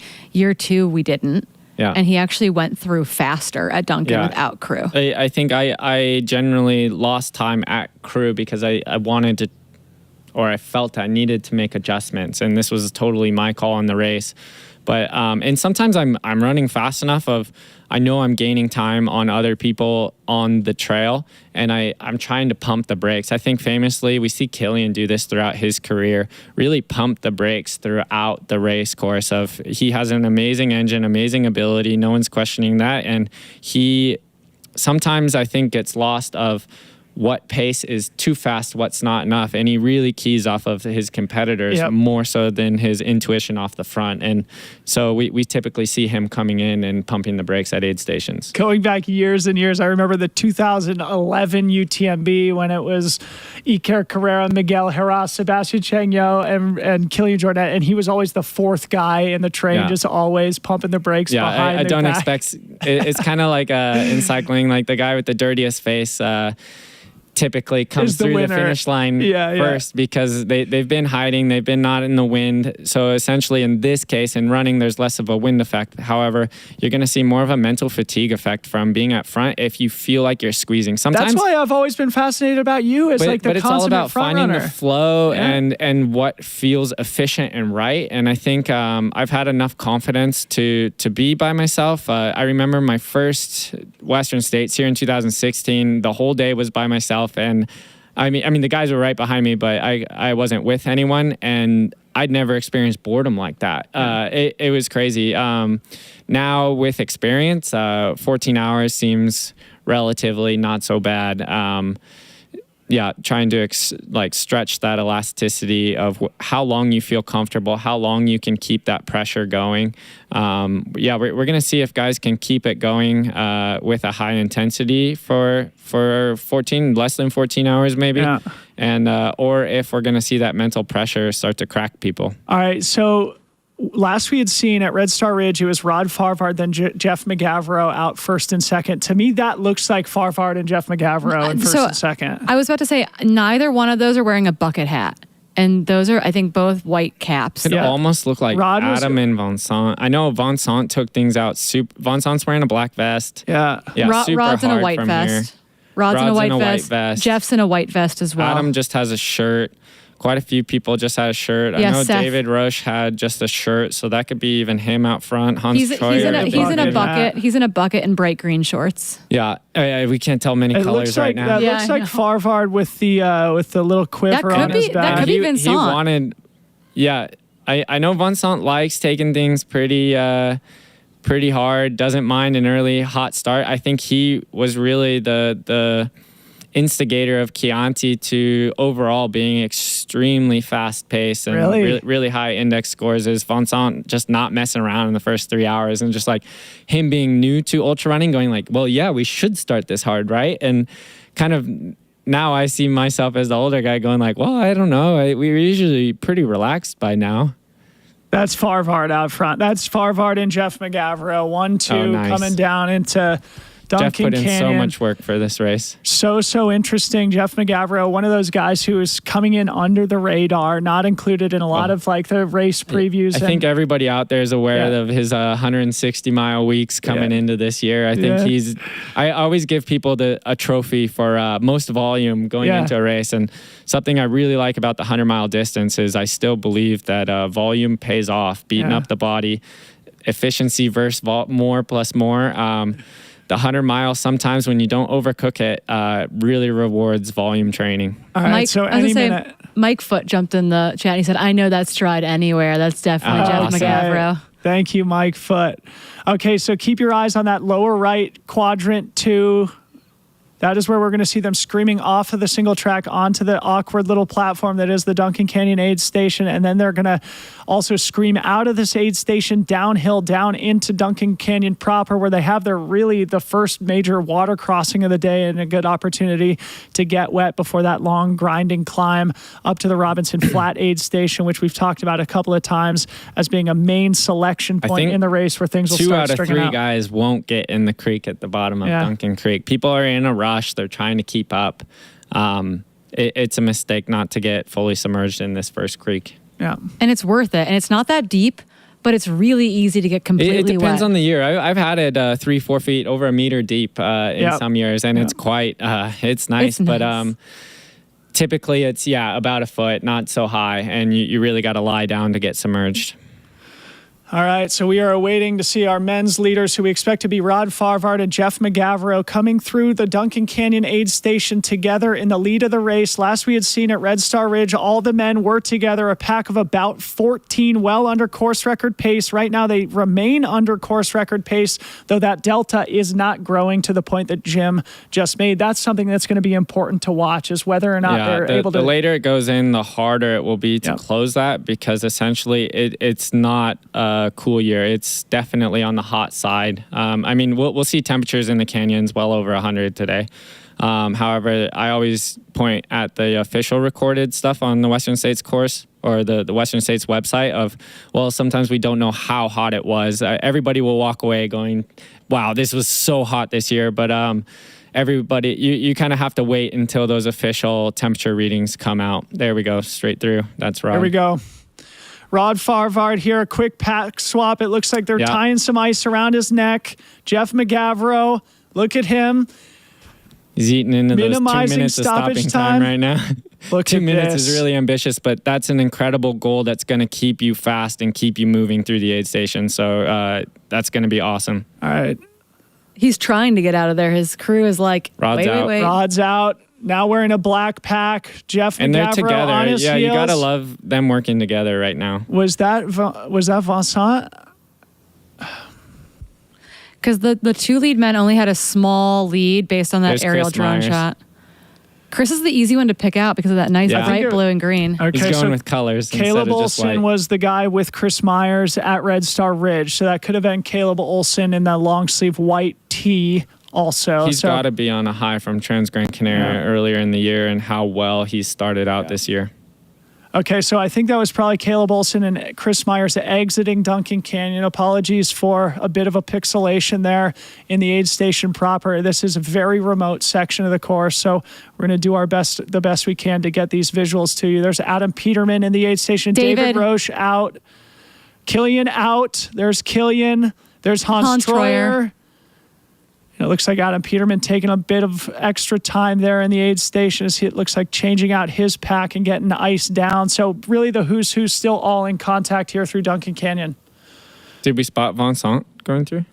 We believe so. Yeah, but it looks Vincent's got an official split through in third place at 3:25.23, so roughly 30 seconds behind Rod Farvard. Not sure if that's upon Dan. entrance or exit. So Dan yeah, they're Jones. all still together. Holy smokes. Yeah. Okay, so just yeah. to reset for the audience here, Corinne will do a full top 10 and maybe full top 15 debrief. But what they're doing right now is dropping down into Duncan Canyon, and then they're going to have the long climb. When they get to Robinson Flat, that's when the first opportunity where we're really going to get to see who the contenders are and who's starting to fall apart. Yeah, 50K right in. now they just saw B crew, so you'll see those short abbreviated crew stops. If anyone's having any major issues at this point, we're going to see them really hold up in Robinson Flat. Yeah. So I think it's either slightly delayed or on exit. Because right now on our screen, we're seeing Rod Farvard, Jeff McGavro, Vincent Bouliard, Caleb Olson, David Roach, Chris Myers, Seth Ruling, Hans Troyer, Killian Journet, Adam Peterman, and we saw Dan Green in aid, but he doesn't have an official split yet. So that might be on exit, given that Rod also is that first one out. Yeah, Hannes is in there right now too. We can see him, though we don't have an official split. So We do now. Dan Green, 326.18. I think Hannes, he's there. Dan Green's 326. right there. Yep, 326.19. Dan Jones, 326.20. Waiting on Ryan, Peter, Harry. Okay, so we've got a minute and a half separating the top 15. 14 men. I'm not sure we've ever seen this. We'll maybe ask Travis Longcar and Liam Tryon to do a quick analysis of historical splits to see if we've ever had 14 men within just 90 seconds. By the way, like the resource of free trail splits is just incredible. I look at it. I also love it that it's not as detailed as going through my own Strava GPX and knowing how much I took of splits and everything, this and that. But it's going to be consistent. It's from the race. They typically set up the mats in the same spots every year. Okay, so coming back to your Delta point, Jim, I think you have the fastest ever Delta split between Duncan Canyon and Robinson Flat of 52 minutes flat. So far. Yeah, so far. So probably about 50 minutes until we see the men coming into Robinson Flat, roughly 50K into the race. And that's going to be a massive, massive moment of truth for our audience to pay attention The to. climb from the bottom of Duncan Canyon up to Robinson Flat, you really settle in. It's not as steep as a proper European trail, but you're settling in. It's a grind, and you have to find your rhythm going up that. And we will see exit. people splitting up of not everybody out here has the same climbing abilities. Yeah, just like in cycling, that's usually when things start to blow apart. Can we just take a second to say, we've been talking, Dan Green, there's the trail. There you go, bud. I'm pointing right in the as the if studio we can here. help. Yeah. But we've got the Dan Green Cocodona 250 to Western States double going on. I know that Dan is talented. I don't know that I anticipated him kind of rolling out with this front crew. Yeah, right off pretty the gun. cool. Geraldus out there too, hanging on. We have 3 Cocodona champions, I think, in this race on the men's side with String Bean, Dan Green, and Geraldus. So pretty cool to see the overlap with this, the top guys from that race. We're seeing where they stack up, but the hardest part is all these guys were not racing 250 miles in May, and they're peaking for this race. So something like Western States compared to other races throughout the year, this is truly an A peak. You bring out another level at this race that you don't take those risks in training throughout the rest of the year, unless maybe UTMB is another one you take big risks at. Yeah, Harry did this to himself. He had an admin volunteer spot into the race and still did Cocodona. Dan, in theory, was on the wait list. We told him, hey, you're going to get in, right? Maybe you do Mammoth 200 instead. And he was like, no, I think I'm good. So also maybe did it to himself, but technically was on the wait list after just missing a golden ticket back at Javelina, actually behind Jeff McGavro and David Roach there. So I think he needs to stay patient and really look at clawing his way late in this course, moving up. If he can grab a top 10 and get a clean shot at it next year, we'll really see. But I think he needs to try to take away positives from this year, the experience, going through the process of running it. I can't imagine doing that double. he also just got support for the first time ever. He just announced that he picked up a new sponsorship, and that's congratulations, Dan. That's a huge deal. It's a huge deal. Jim, what else are you doing today, buddy? I'm going to go float around. I think initially I was thinking I was going to catch Robinson Flat, but I think I'm going to take my time to get out to Forest Hill and skip Robinson Flat because these guys are moving too fast today and I'm not going to make it. Well, you're welcome to stick around, but you're welcome to take off too. Yeah. It's Maybe great I'll pop in later this evening. We'd love to have you. Yeah, I'm gonna kind of check in with people, see how crews are doing, see how pacers are doing. Probably check in with Rod's crew, check in with Vincent's crew, see if they need any emergency plugins. But have a bit of a free schedule today. Heck yeah, buddy. Well, we appreciate you so much coming in studio. It's great to have you here at the race, even though you couldn't step to the start line here this morning. And I hope you enjoy it from a different perspective today. Well, yeah. It's different. Wish I could be on the line. Wish I could be in the race right now. But it's been a pleasure. I love what you guys do, and hope everybody enjoys the broadcast today. Thank you, Jim. Holy smokes, Corinne, a 4-time champion and course record holder in studio with us for like a whole hour to watch the men running under course record pace through Duncan Canyon, though they are starting to give time back up towards that course record. It looks like Jim Walmsley's fastest split ever through Duncan Canyon was about 3:27, so Rod was 3:24. I'm not sure that's from the course record year, though. No, that was from 2021. Yeah. So 2021 was hot. The year I ran the fastest, and even last year, were slower starts. Right. Yeah, 2019 we had a little bit of snow in the high country, but it was a cooler year in general. Not bad. Yeah, it was a pretty clean course. Amazing. Well, you got 30,000 of your hardcore fans in the chat cheering for you, Jim. We appreciate you coming on the broadcast here this morning. We look forward to seeing you a little bit later on. Text me some updates if you get some from out on the course. Yeah, sounds good. Give some everybody good pep enjoy. talks. Thanks. Yeah. Thank you, buddy. Corinne, shall we reset real quick before we wait for the women to come into Duncan Canyon? Should we go through let's hit the refresh button and see what we've got going on? So we've got now officially 14 men through Duncan Canyon. Do you want to rattle through them? Here's Peter Frano. I was going to say Peter Frano is on our screen right now, but it looks like coming in, we had Rod Farvard and Jeff McGavro right in together. A little bit behind them, Vincent Bouliard. Really excited to see Vincent in this race after that kind of quote-unquote surprise win. But if you know with him last year at UTMB. Caleb Olson in 4th, David Roach in 5th, Chris Myers in 6th, Seth Ruling in 7th, Hans Troyer in 8th. Again, Hans is the youngest man in the field at 25 years old. Debut 100, same with Seth Ruling, debut 100. Killian Jornet sitting in 9th, Adam Peterman in 10th, Dan Green in 11th, Hannes Naumberger in 12th after getting that golden ticket at Canyons just at the end of April. Dan Jones in 13th. We saw Ryan Montgomery come in with a little bit of dirt on them, so we're happy to see Ryan get sponged down and then head back out there. And we just saw Peter Frano on our screen sitting in 15th position. Yeah, so a little bit of a gap between Dan Jones in 13th and Ryan Montgomery in 14th. So the top 13 men now separated officially by 90 a seconds. minute and a half. Unbelievable. That has absolutely never happened in the history of Western States. And now, just to repeat ourselves, that climb up to Robinson Flat is going to be a really important moment. Once they emerge into the Robinson Flat aid station, we'll have a good sense of who's really feeling it, who's starting to fatigue. Yeah, I think it's interesting that, we honestly saw Dan Jones run something very similar last year. He and Hayden kind of sat back for a while before making their way up.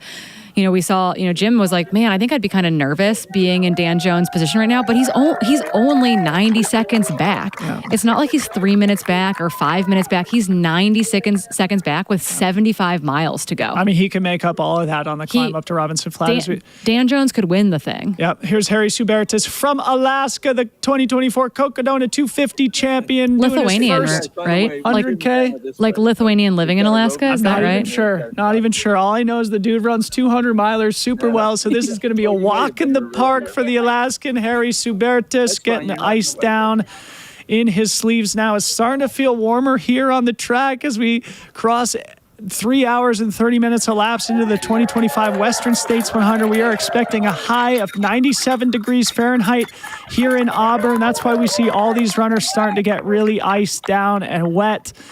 It's really important to stay in front of these hot temperatures here today. Keep that core temperature down so you can keep those paces as fast as possible. Corinne, what a start here this morning. I just wanted to confirm that I'm not crazy. He is Lithuanian, but he's been living in the U.S. since he was 18. He moved over for college and hasn't left. But Haines, Alaska is actually kind of an odd location for a very good multi-day ultra runner to be based out of. I think of Haines as like a ski place in a lot of ways. Yeah, we've got a lot of geographical diversity here in our men's top 15. We've got France, we've got Slovakia, we've got Alaska, we've got West Virginia, and then, of course, the standard Colorados and Montanas and Utahs and things like that, but always a fun thing to pay attention to, where the athletes train and where they live and how that maps to their performance here in the California Gold Country, the 100-mile traverse from Palisades, Tahoe to Auburn, California. If you're just joining us, my name is Dylan Bowman, and for the 5th year in a row, Corinne Malcolm and I are in studio here on the track at Placer High School with an amazing production team putting together a 31-hour broadcast celebrating the first runner to the last runner. I think we conclude our coverage at like 11 a.m. tomorrow morning. I think that's right. We just never stop. We just don't stop. So you're going to want to stay locked in and tuned in for the duration. Grab yourself a hot coffee or a sparkling water, and let's have a day. But this really is, I can't emphasize it enough, a really important moment. Like, if you want to take a break, now's not the time to do it. I was going to say, we're going to have our lead women into Duncan Canyon, I imagine, in the next 10 to 12 minutes. So I would really not go anywhere. And just looking ahead further in the course, this is where things really start to heat up, where Corinne and I really start to get enthusiastic, because once we start getting splits from, Robinson Flat and ahead, places like, the men will be going through Miller's Defeat while the women are going through Robinson Flat. The men will be going through Dusty Corners while the women are going through Miller's Defeat. And so we're going to have tons of amazing updates nonstop, basically from now until 7 p.m., which is the 14-hour threshold that a lot of these men are targeting here today, that would be under Jim Walmsley's 2019 course record of 14:09. But interestingly, looking at kind of some of those splits, we've got 8 Station Fireball, which is definitely a bingo card for someone. So lay that chip down. That we're looking at the delta, as Jim mentioned. We got to look at the delta of some of that stuff. So all the lead men went from Lions Ridge to Red Star in about 47 to 48 minutes. Jim's actually the fastest one on that section from 2016, running 46 minutes. Akin to that, all the men were through in 103, 130 to 104 from Red Star to Duncan. And in comparison, from 2016 again, Jim's fastest split through that section was 58:38. So we're kind of metered in the middle there a little bit between his fastest ever times in 2016 and his slower, maybe more thoughtful starts in 2019. So effectively, they're running under course record splits right now, but all of that margin came from the start to Lions Ridge. They are not taking additional time against Jim Walmsley's times. And, speaking for myself, my speculation would be they're going to start giving away margin back in those deltas here in these next several splits, especially as it starts to heat up. Sweet. And it sounds like before we get our women on the drone or into Duncan, we might have a little highlight reel that we can show from up at Immigrant Pass. Let's throw that up now. Great.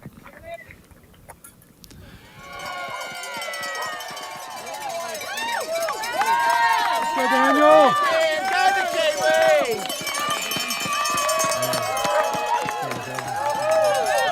Nice work.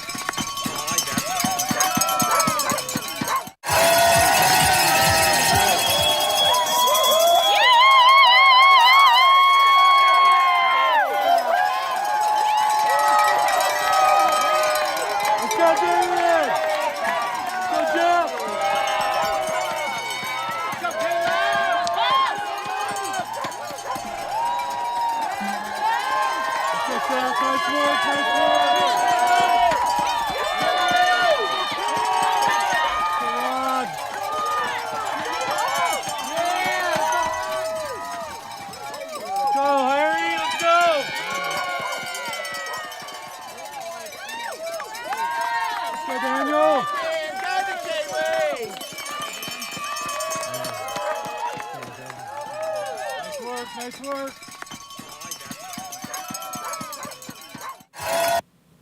Alrighty, so what you just saw, that was a recap from our top men making their way over the escarpment this morning. That was filmed and put together for us by the Canadian videographer Jeff Pelletier. So thank you so much to Jeff for putting that together for us. Hopefully we'll have a women's highlight reel that we can show you a little bit later. But right now, again, we are waiting for our lead women, looking for Eden Nilsson, Abby Hall, Esther Chilog, Martina on their way in to the Duncan Canyon aid station.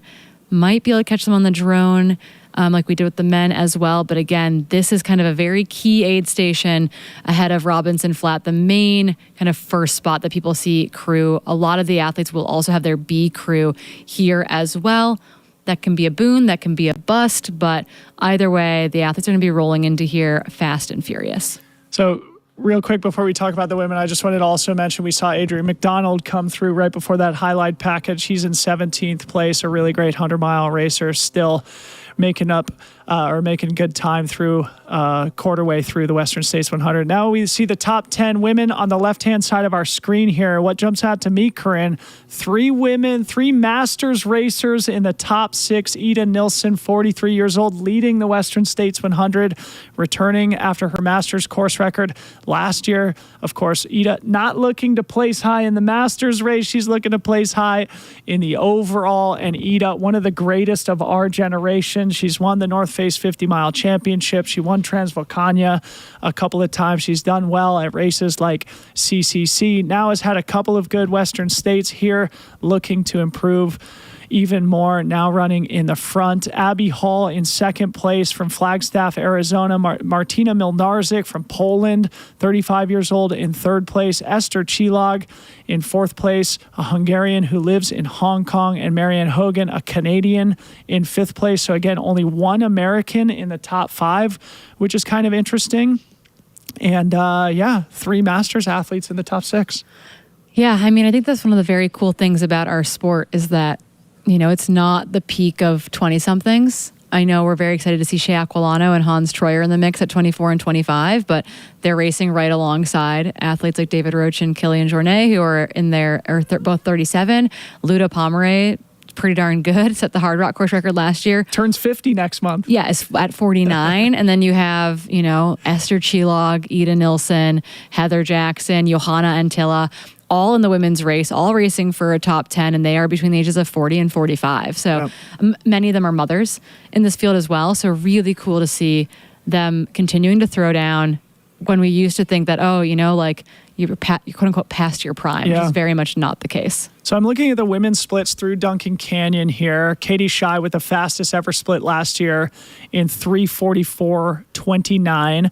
Meanwhile, Courtney DeWalter's course record year 2023, she ran 4:04.46. So again, that's a 20-minute delta between those two. In all likelihood, the women will be somewhere in between there. Looking at Ellie Greenwood's splits from her amazing 2012 performance, which was the longtime course record here, she ran 3:52 flat. I would say probably somewhere in that neighborhood is when we would expect to see Ida Nilsson. I'm saying somewhere in that 3:52 time frame, about 8 minutes from now. And that looks like Hella Sidibe down on the ground at Duncan Canyon hanging out with folks. We love to see that. An on-course correspondent for us here today. Not sure if he's going to be mic'd up here at Duncan Canyon or if we'll wait to hear from Hella later on. Hella will back up the trail. Sorry, Hella will be at Michigan Bluff, I know, as doing field commentary from there as well. So I guess we'll just wait and see. We're hearing some cheering. That looks like String Bean. I think he's in 18th place now, unless we missed a couple of guys coming through here. String Bean very much in no man's land here. He's still running a very fast time, though.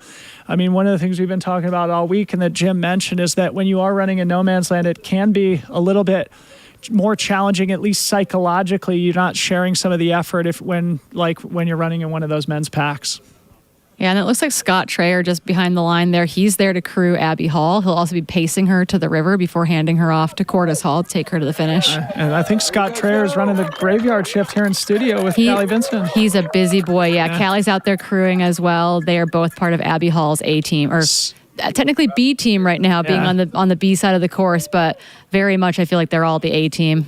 Very, very fast transition there from String Bean Joe McConaughey. Of course, he made a name for himself as a long trail through hiker, has had FKTs on the AT and the PCT, I believe, but also a very fast runner in his own right. He got his golden ticket at the Black Canyon 100K earlier in the spring with a third-place performance, running very close to the previous course record. Of course, it was a historically fast running of Black Canyon earlier this year, and both Stringbean and Tara Dower are showing what can be done. These long trail through hikers who still have the leg speed to compete at the front of fast races like Black Canyon and Western States. Yeah, I mean, I think you see that in like the Cocodona guys that are all in Western States as well.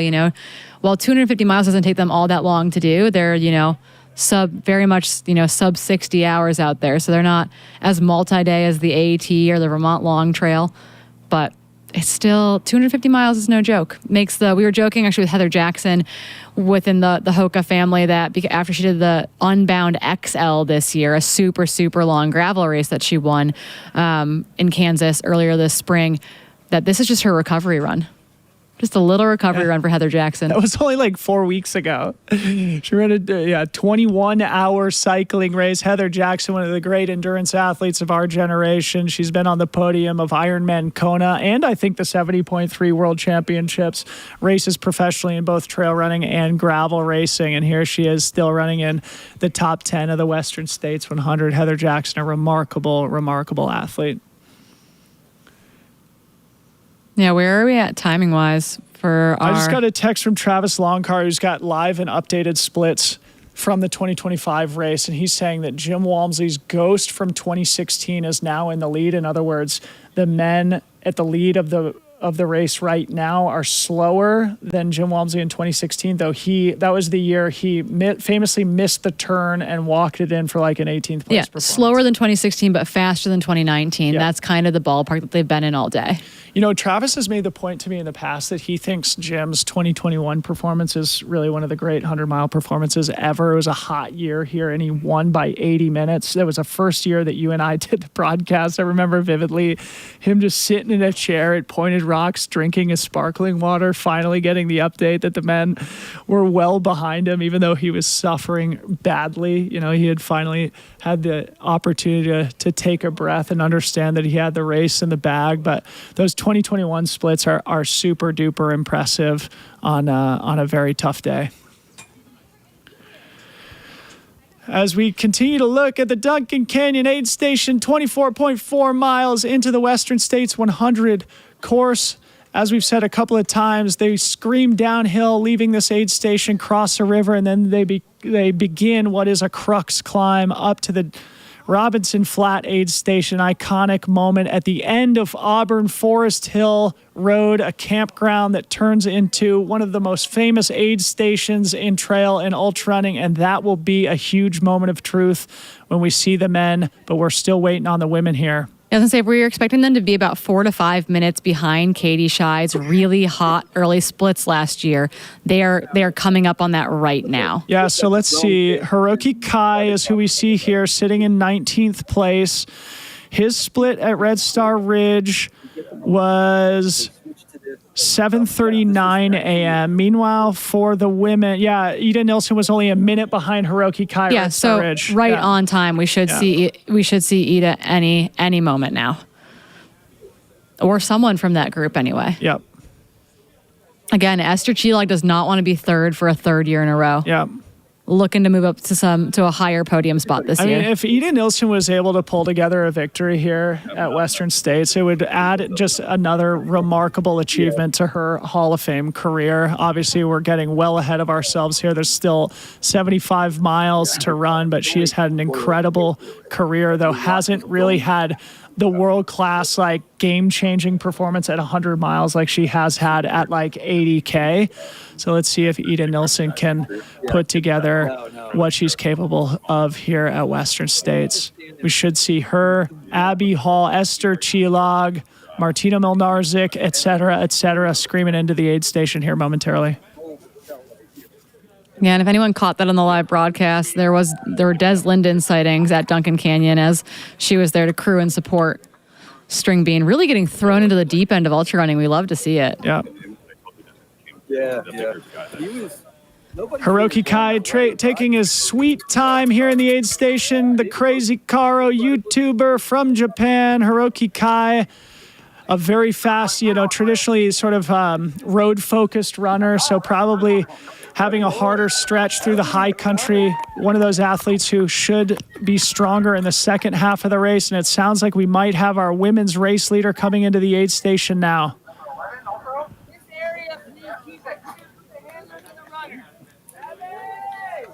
Abby. I'm hearing Abby.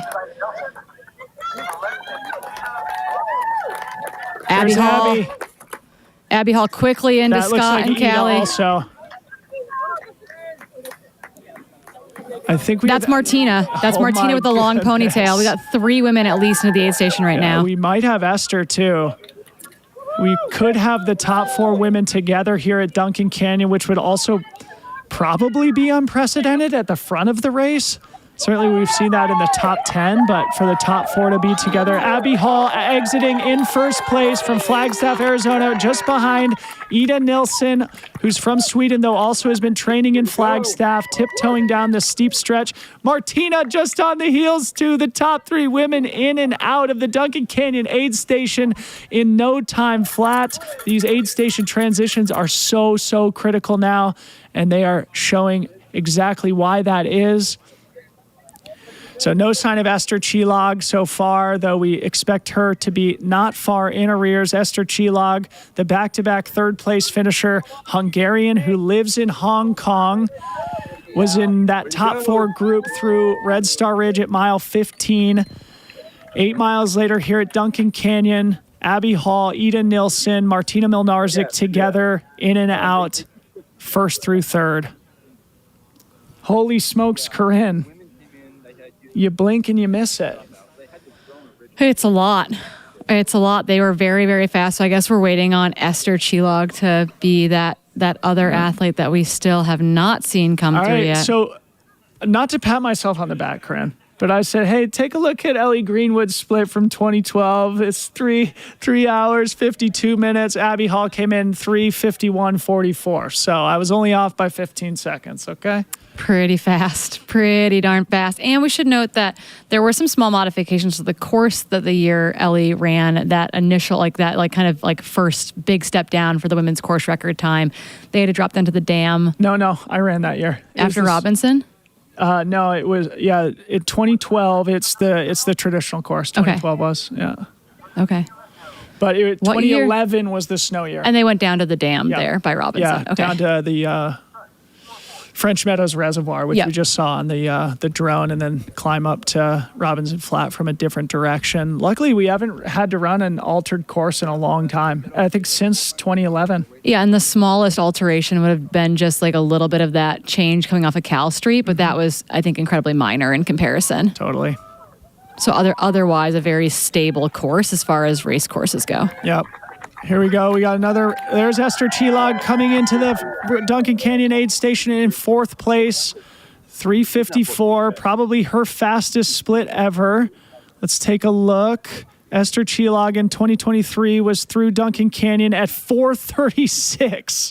So Esther Chilog compared to 2023, of which was a snow year, is 40 minutes faster than she was in 2023. Let's see if I've got her from 2024. She was 4:03, so she's still 8 minutes faster. All right, Esther Chilog. Sitting in a great place, sitting in a really, really good place right now. The rumor mill was that Esther Chilog was targeting course records here at Western States, in very good position through quarterway. And now we await the rest of the women's top 10, top 15, top 20.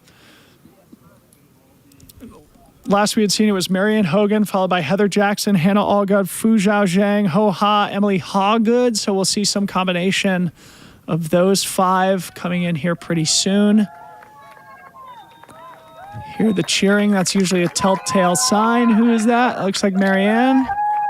Yeah, it should be Marianne Hogan. The French-Canadian athlete, yep. Marianne Hogan, Canadian. She's been training in, I think, between Boulder and Auburn. So she's been in the area since she got her golden ticket at the Canyons 100K about 8 weeks ago, where she finished 2nd place behind Emily Hawgood. An incredible back-and-forth battle that they had. Eventually, Emily was able to run away, but only won by, I think it was 5 or 6 minutes at the end of the day. Marianne Hogan, a previous podium finisher here, running in 5th place now through 24 miles. Yeah, ice bandana on that is soaked down her cap.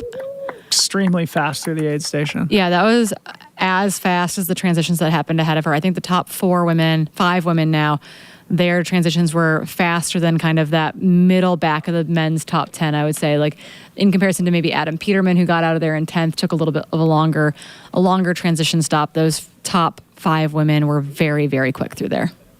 As we approach the 4-hour mark in the 2025 Western States 100, the 52nd year of the world's oldest, most iconic 100-mile foot race. There is so much history, so much tradition, and so many incredible stories over the course of the last 5 decades. And 2025 is going to add another one to the amazing history and tradition here at Western States. If you're just joining us, also, Western States is a nonprofit organization, and we do a 31-hour live fundraiser in addition to a 31-hour live broadcast. If you're watching us here on YouTube, make sure you take a look at that fundraising option just below the chat. All the money that we raise through the fundraiser, through race registration fees, and through sponsorship goes directly back into making this the most iconic and one of the greatest races, one of the greatest events on planet Earth. To learn more about Western States and its history, visit wser.org, and you can understand all the great work that we put into medical research, into trail maintenance, into putting on this race event, and we would certainly appreciate any contribution you can make to today's fundraiser. Thank you in advance. Yeah, looking for Heather Jackson and Hannah Allgood. We're biased towards everyone. I think I say that every year. It's really hard for us to not pick favorites, but the thing is that maybe it's easier in the sense that they're all our favorites. Yep. But again, that will be our next athletes. Oh, and then up on that right-hand side of your screen in that small corner above us, that is Skylar Hall getting set up at Robinson Flat. I did get a text from Kim Gaylord who said they went for a shakeout run at Robinson Flat this morning where they're camped out. Felt really nice in the shade, but was starting to feel pretty warm in the sun. And I believe there's not much of a breeze or anything. So that is a little, a little piece of that puzzle. Yeah, I mean, we can't emphasize it enough. I know we're repeating ourselves here, but that Robinson Flat aid station is such a critical moment in the course. Not only is it 50K into the race, you start to see people getting Heather fatigued. Jackson. As we see Heather Jackson coming into Duncan Canyon, it looks like followed by Hannah Allgood, I think. Oh, no, that's Shea Aquilano. I think Hannah, Shea, and Heather, I think, are all in the aid station right now. So this is a good little chase pack. They are now about 8 minutes behind that lead trio of Ida Nilsson, Abby Hall, and Martina Milnarczyk. So still very much, that's Hannah Allgood exiting at the front part of this chase pack. No hat, but iced down. I don't think that's Shea. Shea would have moved up a lot if that was Shea. Okay, well, I could be No, that's Shea. That's Shea leaving right there. Oh, no, that's Heather. Excuse me. You're right, Corinne. Sorry about that. That's Heather Jackson exiting just behind Hannah Allgood. Hannah from Colorado Springs, Colorado. Heather Jackson splits her time between Tucson, Arizona, and Bend, Oregon. Heather's got the 12th fastest time in race history from last year. Hannah Allgood, on the other hand, this is only her second 100-miler after getting her golden ticket at Javelina last year. Hannah Allgood, my coach. I got to run a lap with her at Javelina last year. Of course, we root for everybody, but Hannah Allgood, certainly a fan favorite of us here in studio. And there we see that looks like Hoha Fuzhou, that duo, the training duo who's been racing together here throughout the day too, Corinne. Vietnam and China, respectively. Yeah, so I have official splits now for Hannah Allgood and Heather Jackson through there at 3:59.08 and 3:59.13 elapsed. We just saw Fuzhou and Hoha come into the aid station as well. But then we would be looking for Emily Hawgood, Shea Aquilano, Fiona Pascal.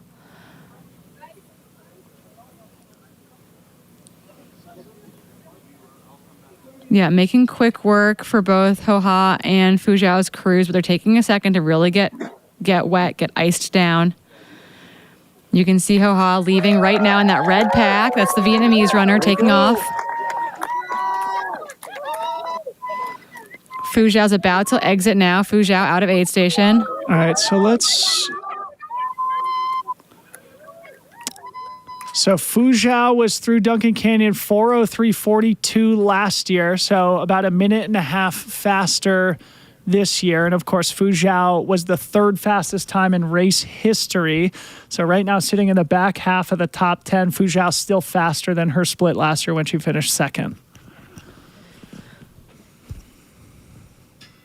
Very, very interesting dynamics in both the men's and women's races. If you're just joining us, we saw the top 13 men come through Duncan Canyon within 90 seconds of each other. A totally unprecedentedly dense front pack in the men's race. Meanwhile, the women's race also running historically fast. We had a lead 3 duo of Abby Hall, Ida Nilsson, Martina Milnarczyk. They have since built up at least a little bit of a gap to a chase pack, but certainly the men's race a lot more bunched together than the women's race at this point. Yeah, with more of them kind of in that lead pack. That top 3 women leaving altogether, though, is absolutely incredible. It does sound like we have Hella Sidibe in the field. If we can throw down to Hella and see what's going on the ground.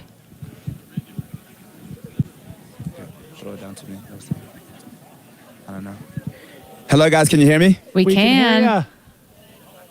How are you guys doing today? Oh, best day ever. Hella, how you doing, buddy? It is phenomenal getting here with the energy, seeing runners coming through. The ladies are crushing it. They come in like F1 pit stop. It's literally in and out quick. When I saw Fujiao, actually, she wanted to leave really quick, but her crew was like, no, come back because you got to take more of this. Also, how she wanted to take off, but she was pulled back again because they wanted to make sure she got all her in her. They were forcing them to stay a little bit longer so they can get everything that they need before they started sending it down, getting out of Duncan Canyon. So it's been phenomenal so far. Thank you so much, Hella. Stay locked in there. We're expecting to see the rest of the women's top 15, top 20 screaming downhill into the aid station here momentarily. Were you there to watch any of the men's race come through? It was pretty remarkable to see. Yeah, I missed some of the men, but I did get to see a couple. But some of the thing I heard, though, the first top 10, they were coming in hot, but not just that. There's a lot of jitteriness, like ready to go because they're all pounding and being behind each other and pushing. Kind of like how I predicted with the talk with you guys. I said they're going to be in a pack. They're going to be together. No one's going to really make the big move, but they're going to push each other as a big group. So it sounded like that's what happened quickly with the first top 10 men coming through. You called it, Hella. Well, thank you so much. Hang tight there. We'd love to get your perspective on the body language of the next few women coming through. Again, looking further up the course here, just a flag for our viewing audience, the Robinson Flat aid station that we've talked about now ad nauseum. That is a critical moment of the course. Usually the men come through there in between 4:25 and 4:32 elapsed. So if you're going to be waiting to see the men, you're not going to want to go anywhere at this point. Okay, 6 men within 7 seconds. Yeah. Because we will be seeing them in probably about 20 minutes up there at the Robinson Flat aid station. Yeah, how can we talk to him? 6 men coming in through within. I got some good info coming up.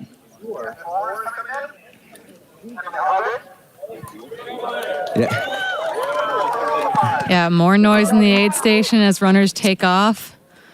Again, taking a moment with their crew. So what Hella said that was really interesting is that both Fujiao and Hoha tried to leave the aid station and their crews were like, no, come back here.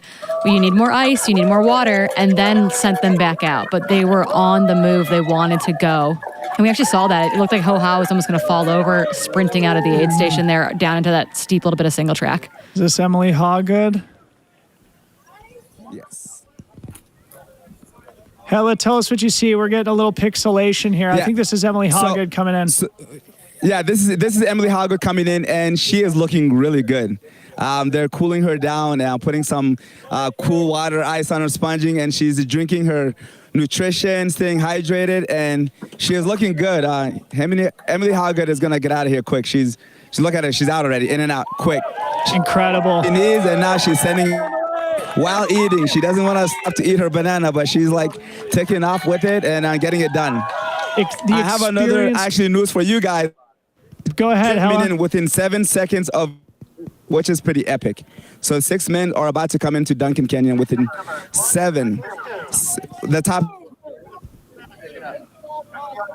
Sorry, you're breaking up a little bit, Hella, but just wanted to say, I mean, Emily Haugood, the experienced veteran sitting in 10th place right now, her 5th Western States in a row. She's finished 7th, 5th, 4th in the last 4 Western States, using the ice bandana for the first time this year. Emily Haugood in great position here through quarterway. Yeah, kind of in no man's land, sitting about 5 minutes back from that duo of Fu Zhao and Ho Ha. So curious to see what happens on this next climb. That looks like Johanna Antilla, maybe on the right-hand side of our screen in the Solomon kit. Fiona Pascal maybe as well. So that might be both of our, and I just heard Keely's name, so I'm assuming Keely is also on her way into the aid. Good job. So really there's a pack. This pack that's sitting right outside the top 10 is very much bunched together just behind Emily Haugood. That's a very, very strong pack. Of experienced runners as well. It looks like Fiona exiting the aid station.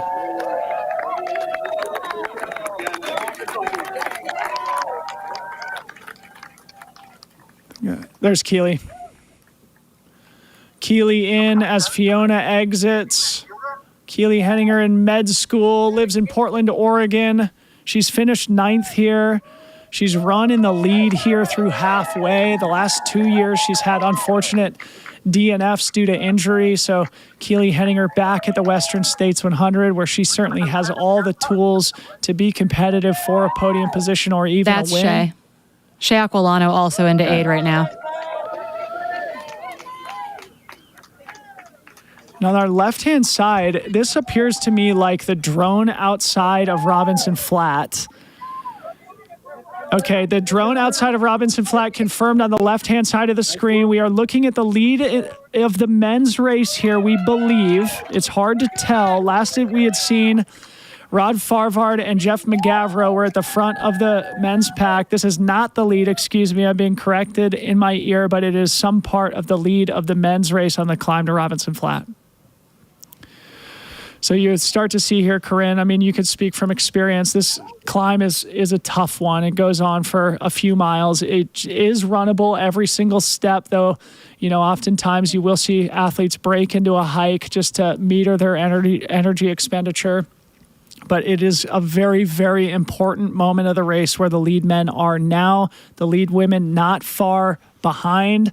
And our next updates are going to be from the Robinson Flat aid station, a critical moment. It's oftentimes where we see big, long crew transitions. Oftentimes we see athletes start changing their shoes, get really loaded down with ice, preparing for the heat of the day. As we see Keely Henninger exiting. I think that's Erin Clark right behind her in those blue shorts. Yeah. So Keely Henninger, Erin Clark, and Caitlin Fielder trio. That's a great group there, exiting the aid station together. It's a strong group right there. Very strong group. So sitting outside the top 10, but they're a strong group of runners making their way into this next section. So again, they're going to drop all the way down to Duncan Canyon, hopefully get wet before they head back up to climb into Robinson Flat. I'm kind of surprised that we haven't seen Riley Brady yet, Corinne. I mean, at the early miles of the race, we saw Abby Hall leading Riley Brady up the mountain. To me, that felt like Riley was going to be establishing themselves at the front of the race. And now we are, 20 minutes since the lead women have left and we haven't seen Riley Brady yet. Sounds like the lead men are probably due into Robinson Flat in the next 10 minutes, according to Liam. I'm curious, Hella, if you can hear us, I'd be very curious to hear how those women sitting in those kind of 10th through 15 position who just came through, how they looked and how those transitions were.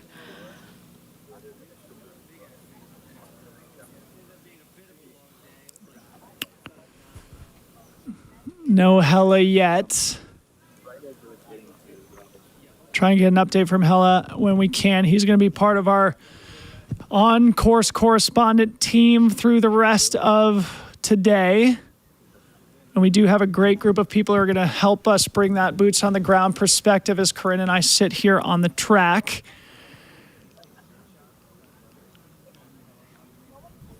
And yes, looking at the men's fastest splits through Robinson Flat, I believe it was Jim Walmsley from 2016.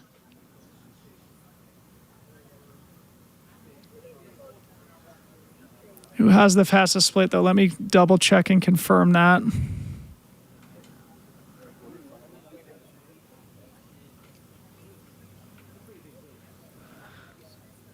I just got a text from Claire Gallagher saying, I agree on Riley, and that Claire is texting the crew for updates. But conspicuously absent at this point is Riley Brady, an early contender for Trail Runner of the Year, in my opinion, after a huge victory and maybe performance of the year so far at Black Canyon, followed by another course record at Quad Rock. A lot of people, including myself, considered Riley Brady to be a contender here today.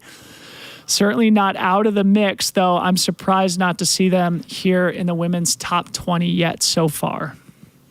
Yeah, it is kind of bizarre to have seen them fall back so kind of dramatically heading into Lion Ridge and then consistently to Red Star, et cetera. So very curious to get an understanding of what's going on there. I'm assuming Riley has crew at Duncan Canyon, so we might get an update once they've made it into that aid station. Okay, so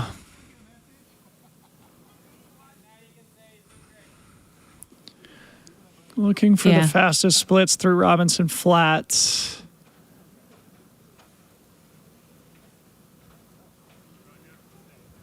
I think it's about 3:20 or so for Jim Walmsley in that 2016 year where he famously missed that wrong turn, not one of his winning years. But again, we're behind the ghost of Jim. We're finally here at Robinson Flat Aid Station on the ground with the camera you see on the left. I'm sure we're going to be bouncing back and forth from Duncan Canyon to our drone to the Robinson Flat Aid Station. So we'll try and spell out exactly what you're looking at. It's Duncan Canyon still on the right, Robinson Flat on the left. Robinson Flat again is mile 30 and a critical moment of truth on the race course.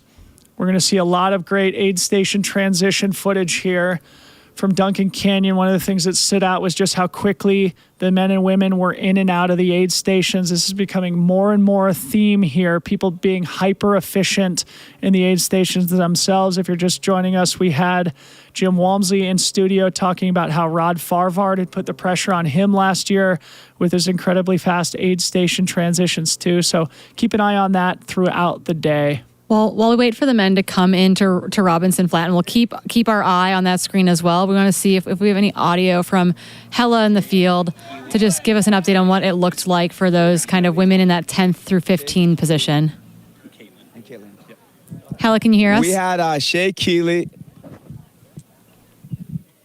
I can't hear. Hella, we can hear you.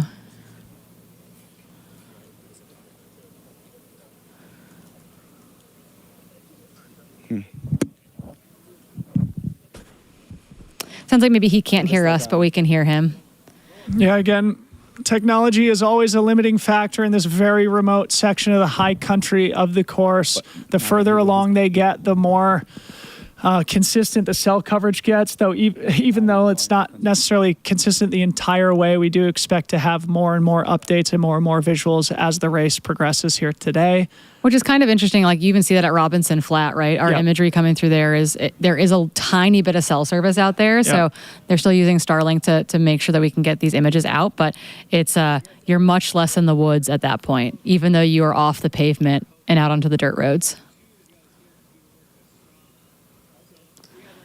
It looks like great energy up there at Robinson Flat. A lot of these people camped up there. Robinson Flat is sort of like I wouldn't call it famous, though, a pretty active campground at the end of the Forest Hill Road. It's roughly an hour's drive from Auburn uphill towards the Sierra. Yeah, again, a lot of people camp out there the night before the race, go for a little run in the morning, and then starting at about 9:30 on the fourth Saturday every June, a train of beleaguered runners start marching through this aid station. And this is going to be a very, very interesting moment in the race. Again, we're expecting the lead men to come storming through here in roughly 5 minutes. And once we start hearing the cheers, we'll know it's time for action. Meanwhile, back at Duncan Canyon, let's see if we've missed anything. No, our last split is still through that Shea Aquilano, Caitlin Fielder, Aaron Clark trio in 14th, 15th, and 16th. Again, coming through almost 8 minutes ago.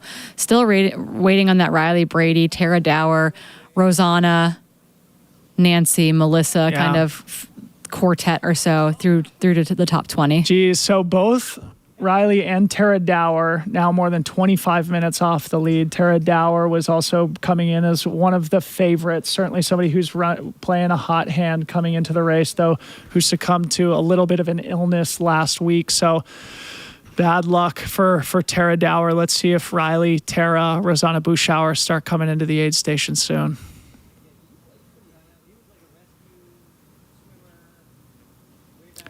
All righty, Robinson Flat's going to start to blow up here.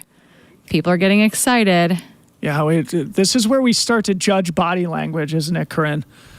Once we start to feel like everybody's looking in one direction, if maybe we start hearing claps or see people stand on their tippy toes or pull their cell phones out to get photos and videos, that's when we know people are coming in. But they sort of are climbing up on a single track until they hit this dirt road. Then they get their aid station and crew transition. And then as we have the train coming by, you may or may not be able to hear that. But Corinne, it brings up something that we talk about every year. Give us a second as the train comes by.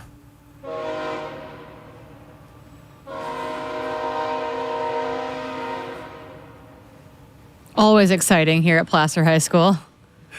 One of the things we talk, here we go. Lead men coming up into the aid station. It appears on the left-hand side of our screen. Looks like a lead duo. Last we had seen, it was Farvard and Jeff McGavro. But they were followed very closely by Vincent. So that climb, dang, they are moving.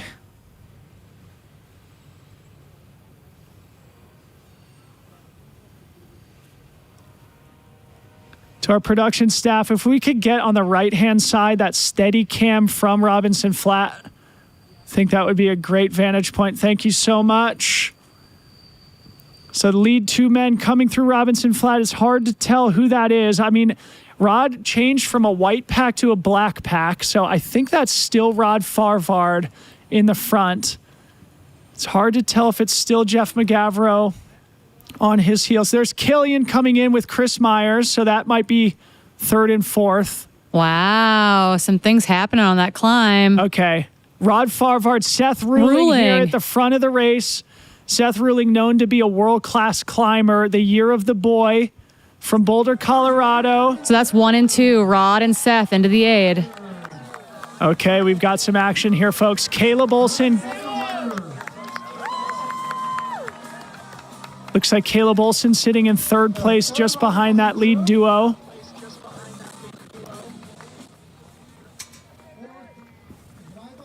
We do have some of this ambient audio, so we might be able to hear some of the stuff that evolves with these crew transitions.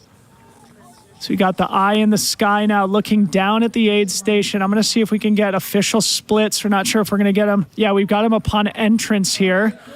So far, we've got Rod, Seth, Caleb, 1, 2, 3. So Caleb was in that mix. Yeah, we got Seth on our screen now exiting the aid station very, very quickly. There's David Roche in the aid station with the green shorts here, who we're looking at. Hit and refresh. David Roche here on screen on the left. Meanwhile, Tara Dower exiting Duncan Canyon on the right. Jeff McGavro looked like coming into the aid station there. Smashing the refresh button. So far, all right, according to the official splits here, we had Rod, Seth, Caleb, and then Chris Myers in fourth, Killian Jornet fifth, David Roche sixth, Han Troyer seventh, Adam Peterman eighth, No Jeff or Vincent yet, according to the trackers. Okay, so now we got the eye in the sky. I was just going to say, Corinne, one of the things we talk about every year is both on the climb into Robinson Flat and the climb into Michigan Bluff. When you come to the aid station, you think you're at the top.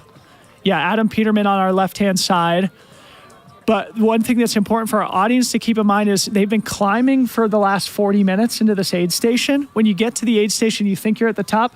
No. You still have 10 more minutes to climb before we have the downhill half marathon where people like Seth Ruling, David Roche, those people with great leg speed are going to be at a huge advantage as we see Vincent Bouillard entering the aid station here now.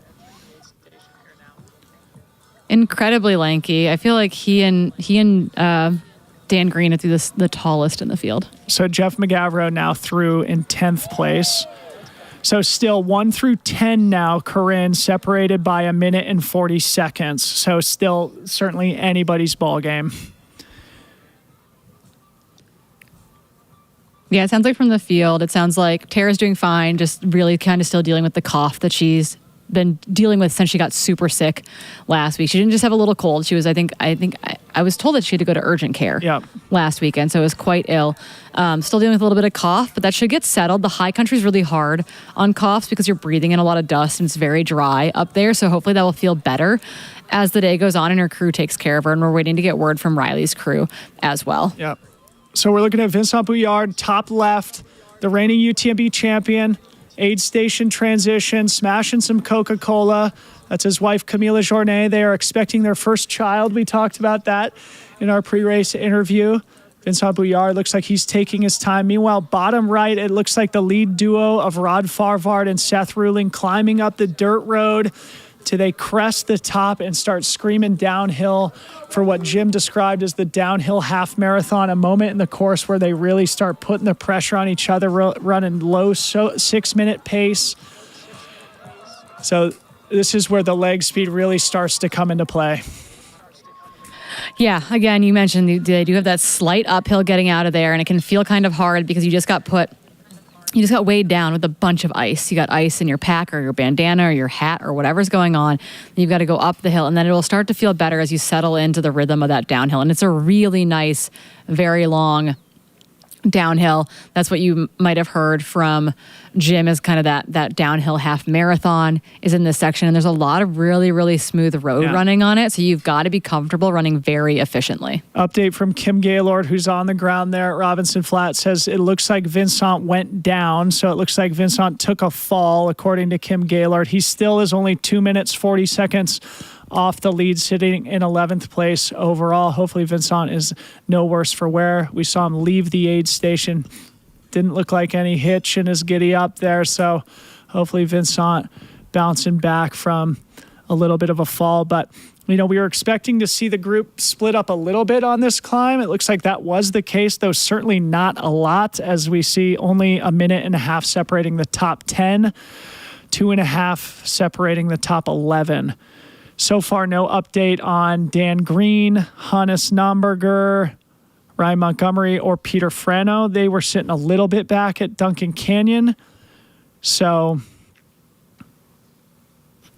we'll keep our eyes on them. But holy smokes, another extremely fast transition. Didn't see any sign of people changing their shoes or anything. No, it was go, go, go, go. And that's great. We love to see it. There wasn't any big, kind of like uh-oh moment. We definitely have seen that before coming into aid, but everyone looked really, really smooth, completely focused down to business. I mean, Seth prepped to get to his crew, right? He was going to change into another shirt, probably one that was soaked down. Hopefully he had that thing off as he approached his crew. Rod, same sort of thing, working on getting that pack off so that he can immediately drop it and get that new pack on. So these guys have been practicing this. Another little anecdote is that I was talking to one of Chris Meyer's friends and training partners, and kind of his mentality. He was 10th here last year, almost got caught at the end by Blake Slatengren to hold on to that 10th place position. My mind with Chris and what it sounded like from them was like, he doesn't necessarily want to have to come back and do it again next year. Yep. So he needs to, he was like, well, I've got nothing to lose. I gotta go nail it this year. So I do think people are playing with house money a little bit right now, and we'll see if that's a check they can cash come Forest Hill. Yeah, I said yesterday, my spidey sense was that Chris Myers was going to be in the mix, potentially up there in podium contention. One of the things that I think is interesting about Chris is that he's got reigning OCC champion Eli Hemming as his pacer. That's always helpful. And he's also got a certain 7-time champion, Scott Jurek, on the crew team. So Chris Myers, a great athlete himself, but also has an amazing team behind him as we look at this drone aerial footage of the lead men exiting Robinson Flat. Okay, sounds like we've got Skylar there on the ground at Robinson Flat. Skylar, tell us what you saw, buddy. Good morning, folks. First things first, let me set the scene here for what we got going on. Weather-wise, it's currently 67 degrees. So as you saw, everybody getting ice on, getting water on, it is definitely warm. Crews are also complaining it's warm. It's the hottest I've felt it in my time covering Robinson. So it's going to be a bloodbath out there. What I saw, so for context, the timing mat you guys have is about 150 meters ahead of this main aid station back here, and then they exit out behind me. 1 through 9 were separated by 1:40 as they exited. So as tight as it was at the top is exactly how it was. We had Rod, Seth, and Caleb coming in 1, 2, and 3. They all took less than 35 seconds in their aid station as they moved around. And then we also had sliding in front of them, Chris. So they went out Rod, Seth, Chris, and then Caleb. Killian was just behind them in 5th. 6th place coming out was Hans. And then 7th with the fastest aid station stop, not surprising. Roach. Made cross the ice bandana. Dan went on 8th. Dan Jones, he had a full towel draped around, a bath towel with ice on it. As he was getting everything else swapped out in his vest, his crew was very, very intent him as cool as possible.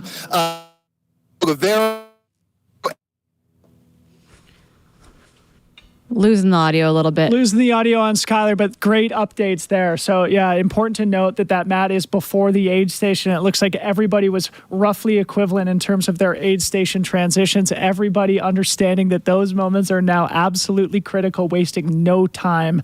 Stopped there at the aid station. Yeah, and what you didn't see, what you hopefully you caught was the top 3 men, Seth, Rod, Caleb, all took about 35 seconds in aid to make those transitions happen. And then David Roach had the fastest transition of that group. Quick work by Megan Roach, his wife, out there at the aid station to send him back out.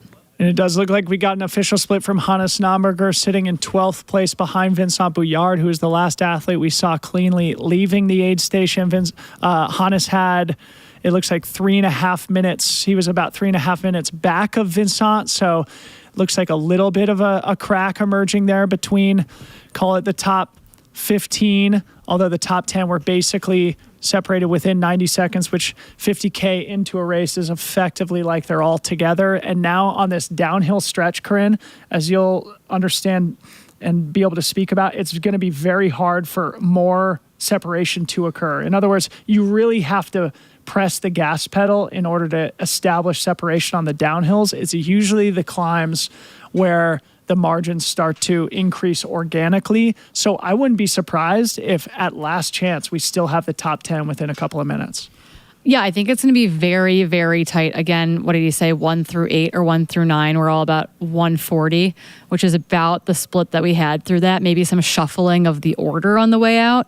Barely, but that same split ostensibly on their way out. So things are very, very tight through the men's top 10 at the 50K mark. And again, it's early. Someone said, wow, you guys, it's only 50K in and you're already calling for blood. And I said, yeah, we demand it. I mean, it honestly, as we've talked about all week, you do kind of need to be in the mix at this point in order to be in the mix at the end. In other words, it's going to be very hard for somebody who's 10 minutes off the back of this lead pack to be in contention for a podium position or even a top 10 at this point, the way the sport is evolving. As Jim said, though, obviously a couple of these guys will definitely stick it.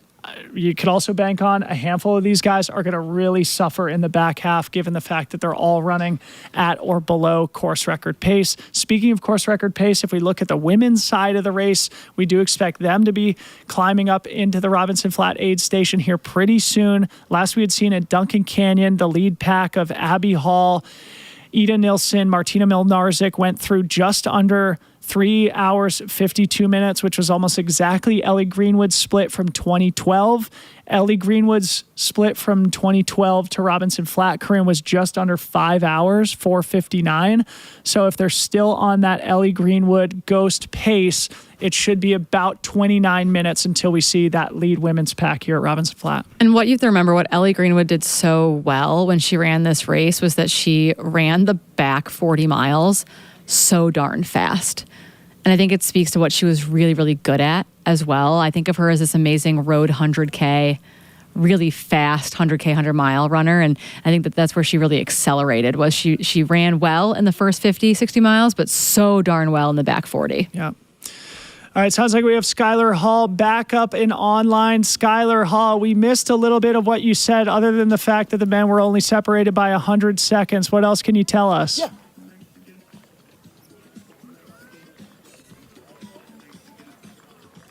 Oh, no, he's on the move. Hang out a sec. Do you see another runner coming in here? I am hearing from the field that Dan Green is the happiest guy in the field. I think that was Dan at Green. Robinson Flat. As you can see, we have more runners coming in. This should be 13th place now coming through. Just to catch you up to speed, the first 9 men all went out within a minute 40 of each other. So the timing mat is at the start of the aid station. Things obviously switch around once we're in here, but it went out Rod, Seth, Chris Myers, Caleb, Killian was in 5th, followed by Hans, David Roche, and Daniel Jones in 8th, and Jeff Mogavero sort of rounded out that tight pack in 9th place. Adam Peterman went out about 30 seconds behind Jeff in 10th. So as tight as they came into the aid station is how they went out. Everybody took ice in some way, shape, or form. Most notably, Daniel Jones and the Terex team had an bath towel that was not only doused in cold water but had ice cubes literally attached to it. So they threw that over his back while they were refueling him as a runner and then resetting up his pack. Also notable, no surprise to anyone, David Roche with the fastest split time in terms of his aid station stop, just under 20 seconds. Very snappy switch out of the ice bandana by Megan Roche, one of the medical directors here at Western State. So for the heat here is rough. It is currently 66 degrees plus whatever the real feel is on top of that. I'm actively sweating and I'm not even running. So it's only going to get worse from here, especially as we get ready to have the first women approaching here soon. So with 12 or 13 men already through, we're awaiting more groups coming in. Back to you guys in the studio. Thank you so much, Skylar Hall. What a professional he is as we look at Dan Green now sitting on top of his cooler, tying his ice bandana. Dan Green, the 2025 Cocodona 250 champion. That's right. He ran 250 miles only 7 weeks ago, got in off the wait list when Jim Walmsley pulled out. Dan Green looks like still having a really solid early part of his day here. Corinne, one thing I wanted to say here, like we said, we could probably expect the women to be coming into the aid station at roughly the 5-hour mark. Meanwhile, the men have a really quick next split to Miller's defeat. It should be 4:55 or so when the men go through Miller's defeat. We will not have a camera there, at least I don't think we will, but we will have an update on the men from Miller's defeat around the same time that we see the women start coming into Robinson Flat. So this is, again, the time in the race where we start to get a bunch of updates coming in simultaneously from the men's and women's races, respectively. Have the media team grabbing some shots. But yeah, what we heard from Kim Gaylord is Dan Green, 100% happiest man to come through. Love it. Always has a good attitude. The boy from West Virginia, the blue-collar workhorse, Dan Green, been really solid. 3rd place at Javelina last year, just painfully outside of golden ticket contention.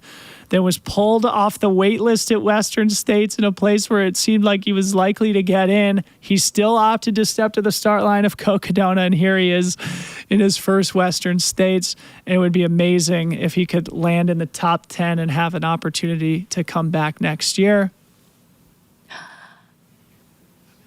So we have our MVPs. Our next set of coffee coming in. We love it. More caffeine coming onto the stage. Yeah, come on in. Chloe's panicking. And it is a beautiful, beautiful day here in Auburn, starting to warm up. Therefore, it's iced coffee time instead of hot coffee time. They all seem way warmer than we do. We seem like we're calm, cool, collected here in the shade in studio. So we're not yet sweating and sticking to the chairs. Yeah, we're feeling good. Feeling good in studio. We did get word, though, from the course that Adam Popp continues to make his way along. One of those stories that we're following, he has officially come through Red Star Ridge at 15.8, so moving really well. Again, he has, if we want him to be well under the 30-hour mark, he needs to be to Duncan Canyon by about 11:15 local time. So he's got ample time to make it there. Yeah. One person I'm getting texts about right now that I think we could spend a minute or two on is your boy Seth Ruling, part of the Boulder Boy crew from Boulder, Colorado. His first Western States and his 100-mile debut running in the front with Rod Farvard playing one of the hottest hands coming into the race. Seth Ruling very much in the mix for the W at this point in the early parts. I mean, we saw him run a fantastically aggressive race at Black Canyon, had some lows. I think the biggest concern for people with Seth coming into this race is that he's like, yeah, sometimes when the race gets really long, I just like can't mentally stay in it. Yep. Like he just checks out. So he's going to be reliant on his pacers that he has to make it to Forest Hill to pick them up. So he'll have to run the furthest he ever has solo before he picks them up. And then he's got a great team to bring him to Auburn and they can keep him really engaged. But I think that's kind of part of the unknown for him is that he'll be stepping up in distance for the first time ever. He 100% is one of the most talented men in the field, I think, as a natural athlete. And then he's going to need them to keep him dialed so that he can get through that final 40 miles. And here's Harry Subertis. But before we move off Seth, we should note, people always, it's kind of compare his bouncy stride to a one Jim Walmsley, who has obviously performed well here at the Western States 100 many, many times. So Seth Ruling, a really, really gifted runner, a really gifted athlete. And as you mentioned, Corinne, the team that he's got here, Adam Mary, Matt Daniels will be his two pacers on course, both experienced here at the Western States 100. And hopefully he got an update at Robinson Flat that his other Boulder boy, Drew Holman, just won the Lavaredo 80K over in Italy. So the Boulder boys are pretty hot right now, Corinne. Year of the boy. If we don't have they given you a t-shirt yet? I got a t-shirt, yeah. I got a tee this Adam week. Mary, I've got words for you. Choice words for you. But yeah, I'm really excited for all of our debutantes, and Seth is a very exciting one to watch. And honestly, biggest move to show up with the new hairdo. Yeah, really love it. Seth has got the juice, so to speak. He's got the swag, and you love to see him running at the front with Rod Farvard here through 50K. At Western States. Let's do a quick reset here while we've got a minute. We just saw Harry Subertis. He was in 16th place. That means we missed a couple. So last update we had was Hannes Nomberger sitting in 12th place. He came through in 4:25 elapsed. He was about 5 minutes ahead of Ryan Montgomery, who was in 13th. Then we did see Dan Green, who was sitting in 14th. Then we missed Peter Frano, who was in 15th in 4:33. Then we saw Harry Subertis, and I think we just saw Adrian McDonald coming into the aid station sitting in 17th. So now we're on the lookout for the likes of Stringbean, Joe McConaughey, Hiroki Kai, and then we await the women's race leaders of Abby Hall, Ida Nilsson, and Martina Milnarczyk. And just like the men, Corinne, we should say that it could be that lead trio has started to split up on this climb. And on the left-hand side here, it looks like that's Adrian McDonald exiting the aid station, running up the dirt road. Yep, and just a note, as our screen goes dark here in studio, we'll get that fixed in a second, but you saw that yellow vest on the camera runner running alongside them. Anyone in those yellow vests are going to be our camera runners that are out on course. But they're coming out to fix our monitor for us because our monitor is down in studio. Getting a text update from Billy Yang in our chat about 5 minutes ago saying that Riley was still at Duncan. So it looks like Riley Brady might be doing either a long stop at Duncan Canyon or there's an issue there, as we had talked about a moment ago, them being conspicuously absent from the updates that we had seen in the women's race. Yeah, and we have people checking in with their crew as well, so we'll keep you guys updated, just more or less to their safety than anything. I think we're going to throw to a couple minutes of commercials. They're going to keep it picture-in-picture for you, but we're going to take a quick break, and we'll be right back.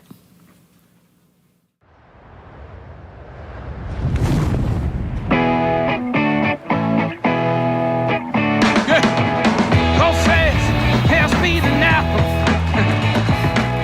Head crash, come and watch me now.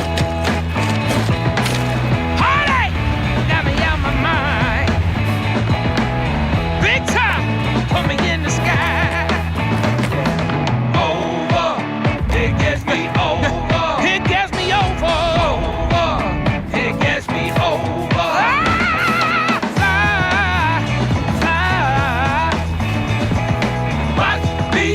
So high, I ain't coming down. Fly, fly. Watch me, I'm so high, I ain't coming down. Yeah, come on. I ain't never coming down. I know I can do something ridiculously hard. When life wants to throw that unexpected obstacle at me, I'm like, you know what? I can do hard things. So my story is kind of like typical story of how I did a half marathon and I did a full marathon. I had a coworker say, oh, you did a marathon. Like, that's no big deal. There are people running ultras. And I was like, what's an ultra? And he's like, they're running like 50 and 100 miles. So after that, I signed up for my first trail race. I did the 50-miler. And then by the next day, I was looking for, the next trail race I wanted to do. I was just hooked as of that moment. My name's Faith. I was born in Nigeria. I came here when I was young. I was about maybe 7 or 8 years old. But when you do a trail race, everyone is kind of like your friend. Everyone wants to know where you came from, your background. Have you done this race before? What's the next race you have? Even though I show up to some of these places and, I may be the only Black woman I see, I don't get treated as such. Everyone comes up to me and they talk to me. Once you're out on that trail and you're out running, you're all the same people. Running is my one constant. And a lot of things in life you don't have a lot of control over. But with running, I get to wake up, I get to do it. It's my best friend at times. It's where it's my therapy. I know as much as I put into my running, it gives back to me. As I've gotten older, I've kind of realized about life, it keeps getting hard. It keeps throwing like different obstacles at you and you have no choice but to overcome them. But I want people to know, like, you can be from this walk in life and do these things. You can wake up one day and have a crazy dream and do it. You can live a certain life and still go out and, hike and still go out and run and just see what that brings out of you, because there's a joy and a light that I have, like, when I'm on a trail. It's like when I'm in my happiest form. And it radiates through me. I can't help it. And I think somebody else can have that.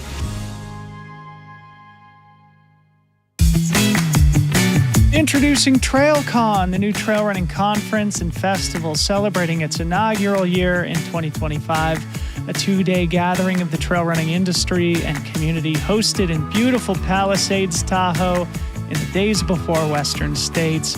Packed with engaging conversations, panel discussions, group runs, networking events, and other activations, TrailCon hopes to become an important annual platform for connection, collaboration, and conversation as trail running continues to grow and expand globally. It's all about community. After a successful debut this week, TrailCon is excited to return in 2026. And we really hope you'll come join us. Visit trailconference.com to learn more about the event and stay tuned for announcements about the second edition coming next June. TrailCon, where trail running comes to life.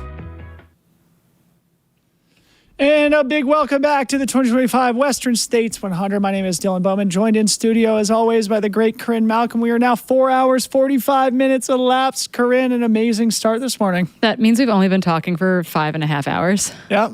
And it always goes by so darn quickly. This our 5th year in a row doing this live stream broadcast together. And a big thank you to the sponsors who make it possible. And also a big thank you to the team that makes it possible. Of course, our leader, Mr. Billy Yang, put out another sweet movie yesterday about Emily Hawgood, who we've been talking about all morning. Make sure you check that out after today's broadcast. The Vosberg brothers, etc., as we see Joe Stringbean McConaughey coming into Robinson Flat here somewhere around 20th position. And so what that will do for us, though, too, is that between Joe and then Hiroki Kai, we will have some good, like, kind of notice of our women coming in. It does sound like we might have Skylar on the ground with an interview. We'll see if we can get that audio up.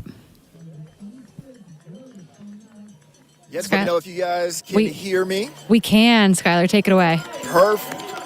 All right, cool. I am in the middle of everything right now. We got Stringbean about to swing right here. High-fiving, folks. All the way in. Stringbean sitting in about 16th or 17th. You guys have the actual functional computer, so you can tell me. But I'm here with Emery from Hyperlight. He's a part of Hans' crew, his nutrition sponsor. Talk to us. Is he still feeling young and fit as he's out there on course? Man, young and fit, talking to us. He was clear. I think he came back. He was 30 seconds back. I think we did about a 15-second crew stop, changed everything out, iced him down. And it was awesome because I think he left in about third place. So, yeah, he was feeling good. I think everybody was a little bit hot. But I think right now it's all about ice. So we'll see him again at Michigan Bluff and ice him down again. Yeah. Compared to your expectations of him coming into this 8th station specifically, both in terms of time and placing in the field, feeling confident, feeling comfortable, where are you at mentally? Yeah, it's fun because everybody thinks, Hans is going to push it. He's going to be up front, like he can't let anybody go. I think they quickly realized up the escarpment he was going to hang back for a little while and kind of and just take it easy. And then he gradually moved up. We saw him go from like 15th to 10th to 8th, and then kind of came in here around that 6th, 7th, 8th position, bunched up with everybody, moving smooth. For Hans, if he's still popping off the ground, that's a good thing for him. Yeah. Any specific instructions that you guys gave him, things to be cognizant of until you see him at Michigan Bluff? Yeah, Hans, he's taken a lot of fluid just overall, so it's really important that we get all of his bottles to him, and that we're monitoring his bottles when he hands them back to us, that he's a high sweat guy, and he has to be taking a lot of fluid. So really, we are watching his total overall fluid intake the whole day. Love it. And we will check in with you at Michigan Bluff, and we'll be following Hans all the way down the course. Thanks for hanging out with us. Back to you guys in the studio. Thanks, man. Amazing. Thank you so much to Skylar. Amazing insight there on Hans Troyer, the youngest athlete currently in the men's top 20. We just saw Joe McConaughey, a.k.a. Stringbean, exit in 18th position. But back to Hans Troyer, Corinne, a really interesting character from Noonan, Georgia. Of course, he finished second place at the Canyons 100K, which is where he got his golden ticket. Young and fit, as they say. Hans Troyer, a really fun and interesting character here in the sport, making his 100-mile debut. Is that just him chirping at the 37-year-olds in the race? Yeah. It's like, hey, I'm 25, guys. You got a decade plus on me. My knees, they feel good. Yeah, anyway, awesome to see Hans there. And potentially, Corinne, as you just heard, if he's a heavy sweater, could be the fact that he's used to the humidity of the South around Atlanta, Georgia, where he lives. This is a different type of heat here today, a drier heat, but maybe something that Hans might feel a little bit more comfortable in, given the fact that he lives and trains in a place that is quite warm and often swampy. Hans Troyer, if it is true that he left in about third place, it's pretty remarkable. Remarkable start. We have updates from Miller's defeat, which in my head I always call Myler's defeat, if that's okay with you. Holy smokes. But Seth Ruling into Miller's defeat in first, 4:47.58. Chris Myers, 4:48.17. Caleb Olson, 4:48.17. Hans Troyer, young and fit, 4:48.41. Okay. That's our current split. Jim Walmsley split from last year, 4:55. So they're staying around that 7-8 minute mark, up on it, with Seth Ruling now. Honestly, this section, of course, everyone thinks of Seth as a great climber. They see him push the climb early at CCC, for example. But that guy's flat ground speed is so good. Yep.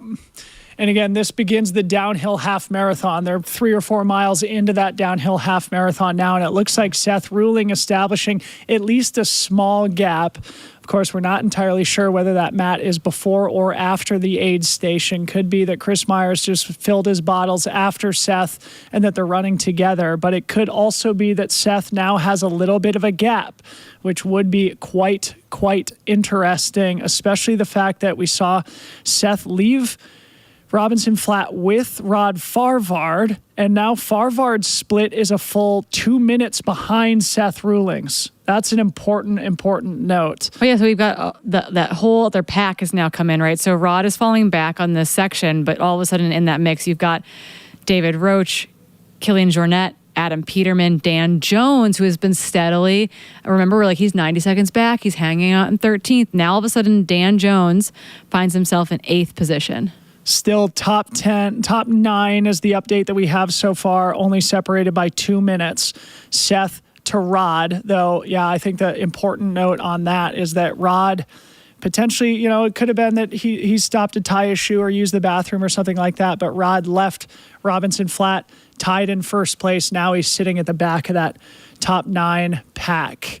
So still very much in striking distance, though there has been a little bit of a reshuffling. But Chris Myers, Caleb Olson, Hans Troyer, David Roche, Killian, Adam Peterman, Dan Jones, all the sort of the who's who of favorites coming into the race, still very much in the mix. Yeah, I think people like Chris Myers, I feel like he flew under the radar for a number of people, but obviously a very good runner. And I think when you put that mentality on his race that we're seeing from a number of the other guys too, of him wanting to run intentionally a lot more aggressively than he has, that he had last year. I think he has no desire to protect a top 10 finish. He has all the desire to see what he can do today. I think that's a big shift in in the field over the last couple of years as well, is that we're seeing a lot of people take a lot more risks, and it's not about just protecting a top 10 finish to come back next year. And it's a lot more about really, truly just shooting your shot and seeing what happens. Absolutely. So we'll remind our audience here as we continue to hit refresh on the Miller's Defeat updates in the men's race. We're probably about 5 to 7 minutes away from seeing the lead women coming into Robinson Flat. We do have Skylar on the ground as our on-course correspondent, along with a lot of friends who are sending us text messages from up there at Robinson Flat also. So Corinne and I will do our best to distill the important information and convey it to you, our amazing viewing audience here watching the 2025 Western States 100. We are off to an amazing start as we have nearly 30,000 people from around the world tuning in to the oldest 100-mile trail race on planet Earth, traversing 100 miles of trail from Palisades, Tahoe to exactly where Corinne and I sit on the track at Placer High School in Auburn, California. Almost 5 hours into our 30-hour broadcast here. We are barely just getting started. I hope everybody's having an amazing Saturday. Yeah, and we understand that there's a little bit of a cutoff on the numbers on screen for that men's top 10 time that is still sticking up there. We're working to fix that, but effectively you can tell that they're all within a minute of one another if there are no numbers in front of that 0 potentially, or maybe we're cutting off the minute sign. So we're working to get that squared away. Hiroki Kai coming into the aid now, and that means one of 2 things. Abby Hall and Anita Nilsson shouldn't be that far behind. Yep. Hiroki Kai, Japanese athlete, got a golden ticket at the Tarawera 100K back in February. Corinne and I got to see him race there. Pretty remarkable athlete, sitting in sort of the 20th position here, but running a smart, though conservative feeling race. Hiroki Kai certainly still in the mix to run his way back up into a top 10, especially if Jim Walmsley's prediction of severe carnage ends up coming to pass. Of course, we're never rooting for that, but that's just the nature of racing super hard in 97-degree temperatures. There's still a lot of drama left to play out here. Hitting refresh on our men's race from Miller Defeats. Let's see if we've got more. It looks like we officially have Jeff McGavro now through. He's sitting in 10th place, about 30 seconds back of Rod Farvard. So now we've got the top 10 men's official splits through Miller's Defeat. And it looks like they are separated by 2.5 minutes. So still 2.5 minutes between the top 10. 35 miles into the race, 2 minutes between the top 10. So it's looking like we have one. Is that Martina? Is this Martina? I think. No, we have an Abby split as well. So we have an Abby split into the aid. And that was Martina coming into aid as well. So Holy Abby smokes. Hall, Martina, Minarchik into aid.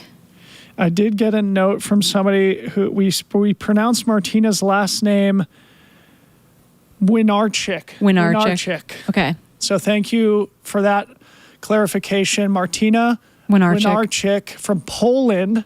So far, the surprise of the day, you could call it, running in second place behind Abby Hall, coming into Robinson Flat. Separated by 5 seconds. Yep. And so running together effectively at what you could call basically, a historically fast pace for sure. 10 minutes behind Katie Scheide's split from last year, though ahead of Courtney's split from her course record year. Wow, Corinne. We love to see it. She took no aid is the update we just got in our ear. So that could be a sign that she's feeling incredibly strong, though it could also be a reckless attempt to stay attached at the front of the race. If she had, it's very possible that coming in from Poland that she didn't have a Robinson crew and she sent them to Duncan and Dusty. Because then you see your crew before Robinson, and you honestly, if you're running a really small crew and they're okay with the drive, that's not a bad way to do it. Robinson is the classic, easier place to get to. But I have an athlete doing that this weekend just because they're running a smaller crew and they feel they're totally comfortable with the drive. They're going Duncan Dusty. A text from Kim Gaylord on the ground that says, Martina has a beautiful stride. Thank you for that, Kim. She's a former ballerina. Yeah, so. I recall seeing Martina race at CCC where she got her golden ticket and thinking the same thing. So this is Abby Hall that we're looking down on. Those elbows. From the drone, the telltale elbows of Abby Hall from Flagstaff, Arizona, running in the front just ahead of Martina Winarchik. At least we believe, unless Martina is slightly ahead. We do have an official split from Ida Nilsson, the Swedish athlete who has been training also in Flagstaff, Arizona, about 90 seconds back from that lead duo. So Abby Hall and Martina putting 90 seconds into Ida on that climb from Duncan Canyon to Robinson Flat. Pretty interesting, though. Honestly, Ida's still very much in the mix. Kind of a little bit surprising for me. Ida, I think, is a very, very strong climber. But again, she also was an All-American in cross country at NAU, so she might like this next 13 miles. And on the right hand side of your screen, that is Esther Chilog, the Hungarian who lives in Hong Kong. Mama too, finished third the last 2 years at Western States in historically fast times, coming into Robinson Flat to go see her crew.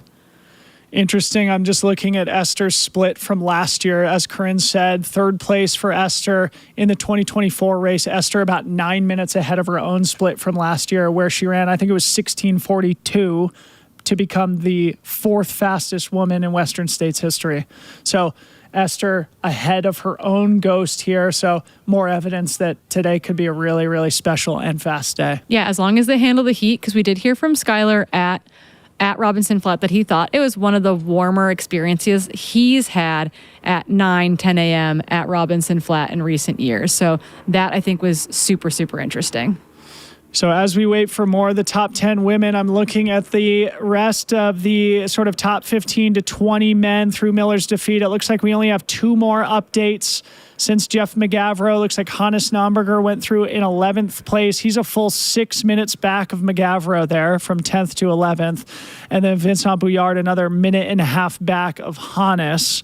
So there is some separation occurring now. A couple of the European athletes in 11th and 12th, Hannes Nomberger, Vincent Bouillard. It looks like now that's 10 minutes separating Seth Ruling at the front from Vincent Bouillard in 12th. Things are starting to move, Corinne. Yeah, it's interesting. We did hear from the course that Vincent came into the Robinson Flat aid station looking a little dirty. Like it appeared that he had taken a fall, probably leaving Duncan Canyon on his way to Robinson Flat, and so that might have shooken him up a little bit. That he did get a reset and got out of Robinson Flat but we've seen some spills really kind of knock it out of you for a little while, and you do need a little while to reset. So hopefully he's just taking his time getting reset there, and that there's nothing major wrong from what appears to have been a little bit of a spill. I think that may have been Esther exiting. I did get a text from Boots on the Ground, Topher Gaylord, saying that it looks like Esther also went down. So time will tell whether those crashes may have made more of an impact than you would hope for, especially for these athletes who pour all of their effort into this specific day. Of course, falling is part of the game. Oftentimes you can recover from that stuff, but also sometimes you can do a little bit of damage that makes it so that it's really hard to compete with world-class athletes at the front of the race. You know, when you're in this high level of competition, even the slightest little misstep can cause a bit of an issue. It sounds like we have an update from Skylar on the ground, if we can get that camera up. Hey, Skylar, it's all you. Love to hear it. Thank you all. We're not getting audio from Skylar's mic.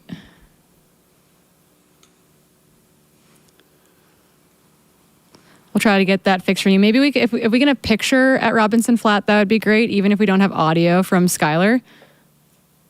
Otherwise, you're going to watch Corinne and I drink coffee and sparkling water here in studio here, but we are now just over 5 hours elapsed in the 2025 Western States 100. If you're just joining us, my name's Dylan Bowman, joined by Corinne Malcolm. You see us in the bottom right-hand corner of your screen, sitting on the track here in Auburn. Meanwhile, 70 miles up the trail at the Robinson Flat aid station, the top 25 to 30 men have gone through, and we now have at least the top 4 women through Robinson Flat. We are expecting to see the rest of the women's top 10 come storming through here momentarily.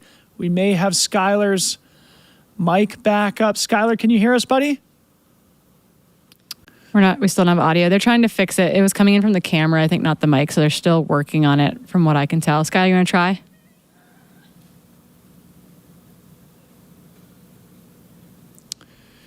So while we wait to get Skylar's boots on the ground perspective, we are also waiting to see who we expect to be this group of Marianne Hogan, Hannah Allgood, Heather Jackson, Ho Ha, Fu Zhao Zhang, Emily Hawgood start to make their way up out of Duncan Canyon and into the aid station. We're looking down from the drone here. As Corinne and I were just talking about, both at this aid station, where we're looking now at Robinson Flat, and further down the trail at Michigan Bluff, you have this unfortunate situation from a runner's perspective where you've been climbing for a while and you come into the aid station, you feel like you're at the top of the hill, but no, you still got to keep climbing out of the aid station. An important thing for runners to remember when you have a chance to run Western States yourself. Oftentimes the climbs last a little bit longer than you expect. In general, the trail's a little bit harder than it has a reputation for. Even though the times are incredibly fast, this is a race that really requires every ounce of skill and effort and energy that these runners have in their possession here today.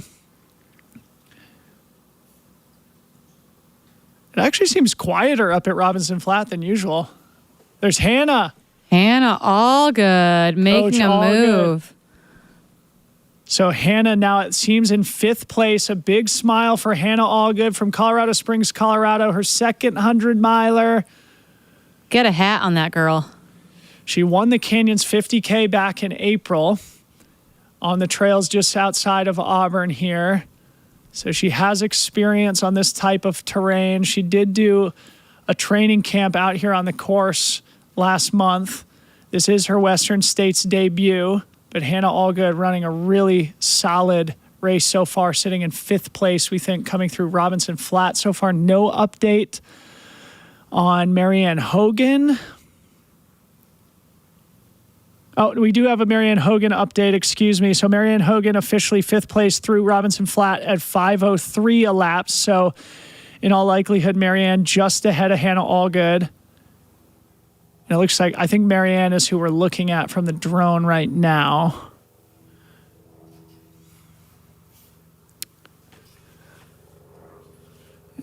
So Marianne Yeah, it's the Solomon team working on her. Yeah. So Marianne, a full 10 minutes back of Abby Hall, 1st through 5th now. Okay, so the gap has really started to open up a little bit on the women's side of things.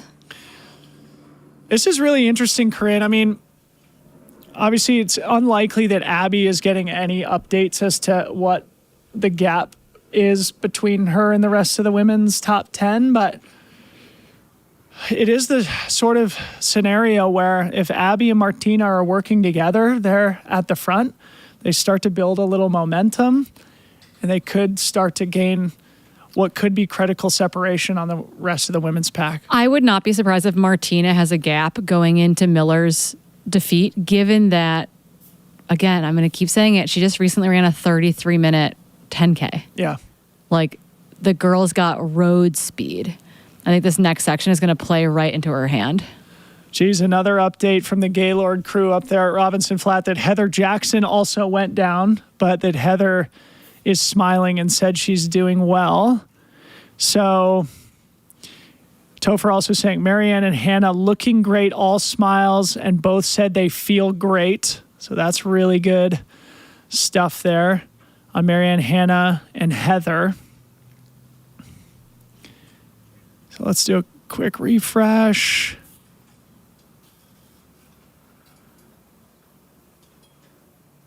And just so we know right now, and we'll continue to double check on this, but right now we do have Rosanna listed as a DNF at Duncan Canyon. Okay. What about Riley? Nope, they left Duncan Canyon. Okay, great. Yeah, we know that Riley spent a lot of time there, but that they did leave Duncan Canyon.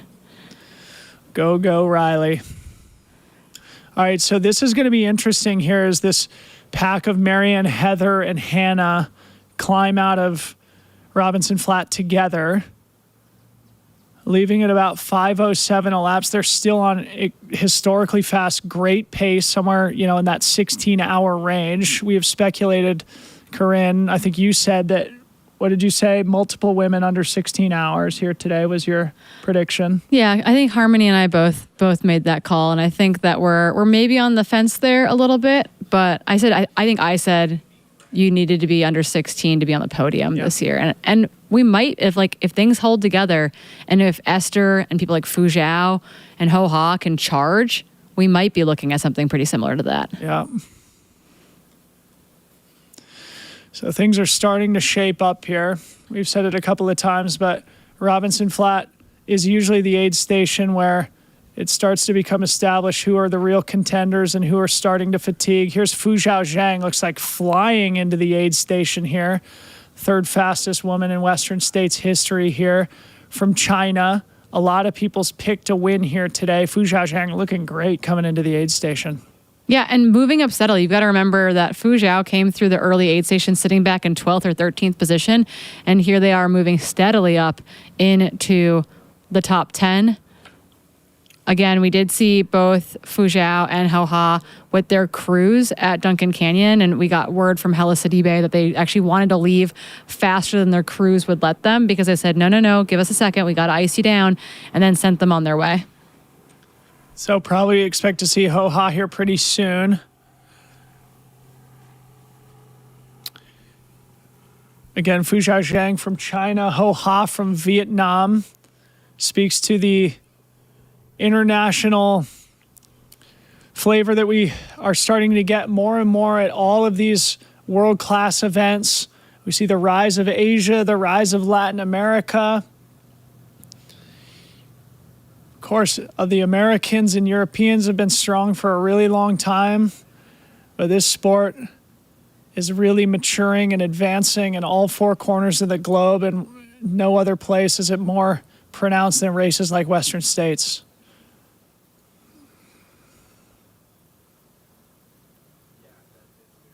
Oh, we got Dusty Corners on our right-hand side here.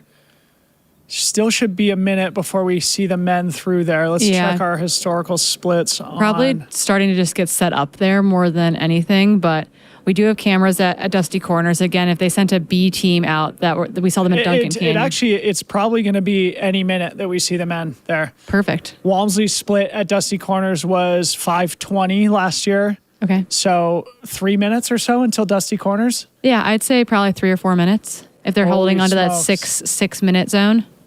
Could it be that the year of the boy is still out front? Seth Ruling in his 100-mile debut. Last we saw at Miller's defeat, Seth Ruling was our race leader.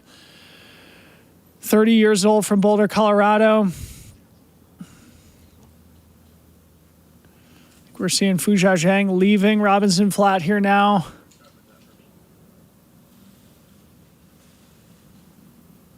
Being chased out by media.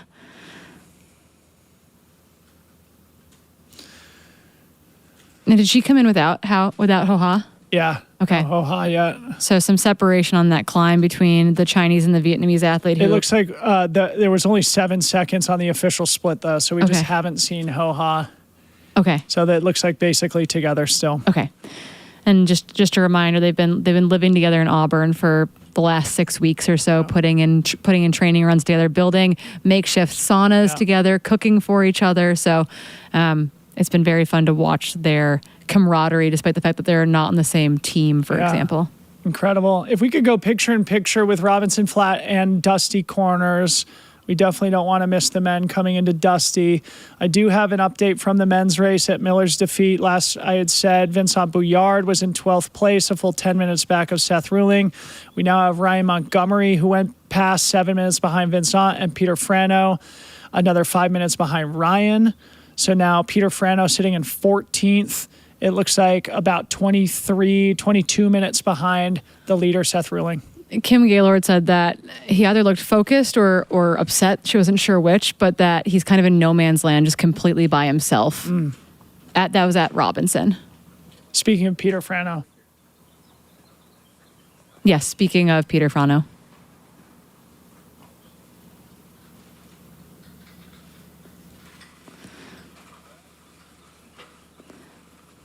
So again, waiting for the leaders to come off this kind of double track downhill onto the dirt road there at Dusty Corners. Very exciting. We're anticipating that it's going to be the debutant in the race, Seth Ruling, making his way down onto course or down onto this road at Dusty. This is going to be a very, very interesting update here. As we see people running down the hill here, Corinne, looks like multiple, unless we've got cameras in tow. Could be that we have multiples here together.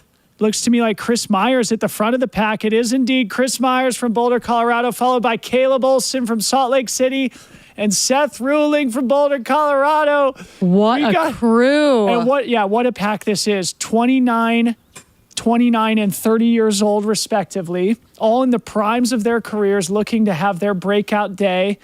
Is that Hans Troyer, young and fit from Georgia, in 4th place, right on the back of this train. With the lead. 25 years old, the kid is in contact with the lead of the Western States 138 miles into the race. What a lead pack here. Chris Myers, Caleb Olson, Seth Ruling, and Hans Troyer here through Dusty Corners. Let's get an official split here, see how it relates to history.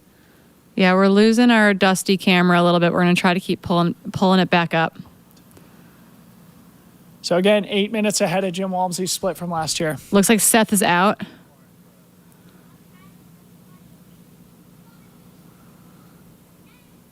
The Hans stands are going crazy in the chat right now. Young and fit from Georgia, Hans Troyer. He's really taking a moment here, using it to get cooled down. So we see more, it looks like Emily Hoggood coming into Robinson Flat on her right-hand side, rounding out the women's top 10. And I think that she could be with, that looks like Shea Aquilano and Erin Clark. Who's in that white bucket hat right there? It might be Ricky Wynn, the Irish guy. Okay. He's been kind of right around Emily Hoggood for the last 10, 15 miles. Bear with us here on the Dusty Corners cameras, folks. We're going to do the best we can to let you know what's happening at the front of the men's race, but we did get a clear visual of the top 4 coming in together, and it really is an impressive lead pack. It was Chris Myers at the front of the train, just ahead of Caleb Olson, then Seth Ruling, and then back. Yeah, what a quartet at the front of this race, all still together. Yeah. That's Emily Hawgoods, the orange swarm around her at Robinson Flat. Yeah. So for the audience here, as Emily Hawgood leaves Robinson Flat, what's going to happen for the men after Dusty Corners is they hit the Pucker Point single track, which is sort of a tricky, though, fast and descending, sort of twisty single track section. Then they get to Last Chance.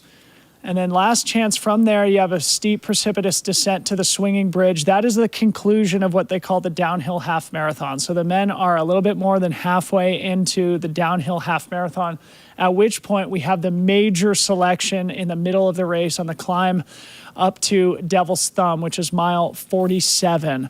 So if those four men are still together at Swinging Bridge, which in all likelihood will be the case, that climb up to Devil's Thumb is going to be another massive moment of truth that you're not going to want to miss. It looks like Emily Hawgood now tiptoeing out of Robinson Flat with Shea Aquilano on her 6.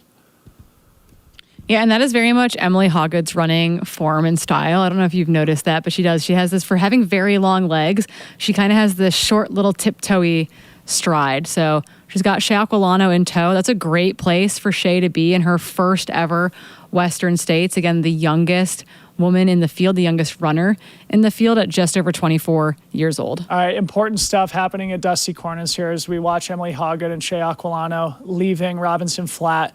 We saw those top 4 coming together. Chris Meyer's chip is not reading yet, at least on my screen here, but Chris Myers is in that mix. Behind that lead 4, Killian Jornet with Adam Peterman and Rod Farvard just ahead of Dan Jones. So it looks like they're split in 2 packs. That lead 4 of Chris, Caleb, Seth, Hans, and then the chase pack of Killian, Adam, Rod, Dan, only a minute and a half back. So top 10 still.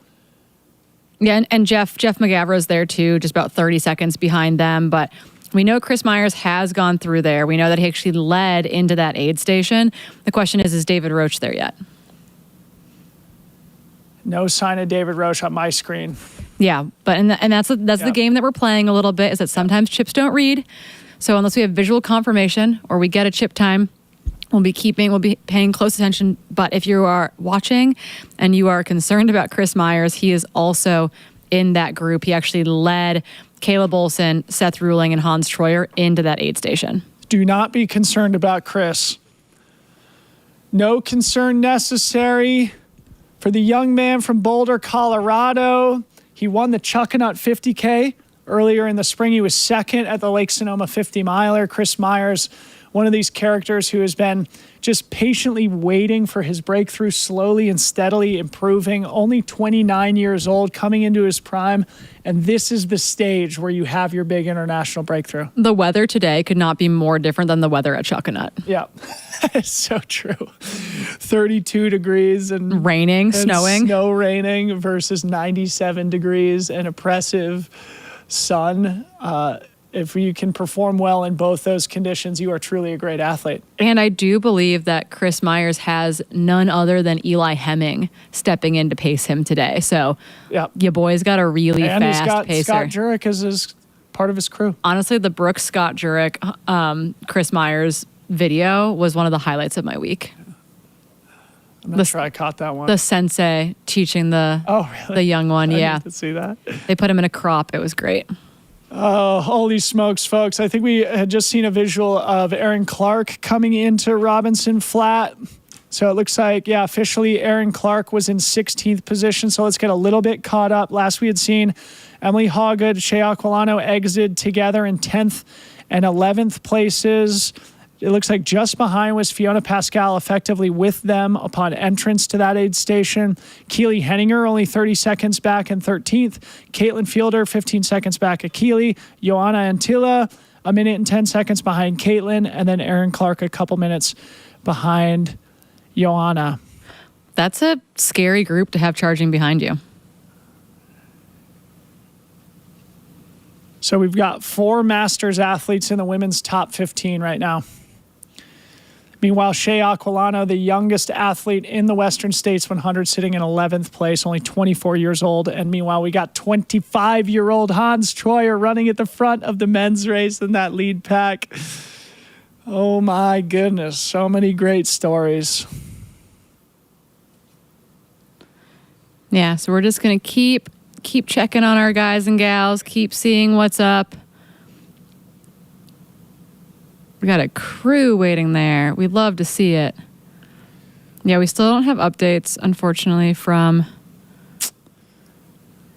So far, we definitely have 9 men through Dusty, but I'm sure it's a lot more. It's more than that at this point. So it'd be great if we could picture that. Chris Myers, we did see. We have not seen David Roche. I think of that lead group through Robinson Flat, that's the update, the lack of update that's most surprising so far. And we will remember that Hannes and Vincent were a little bit back of that lead group at Miller's defeat. So we've got Dusty back up.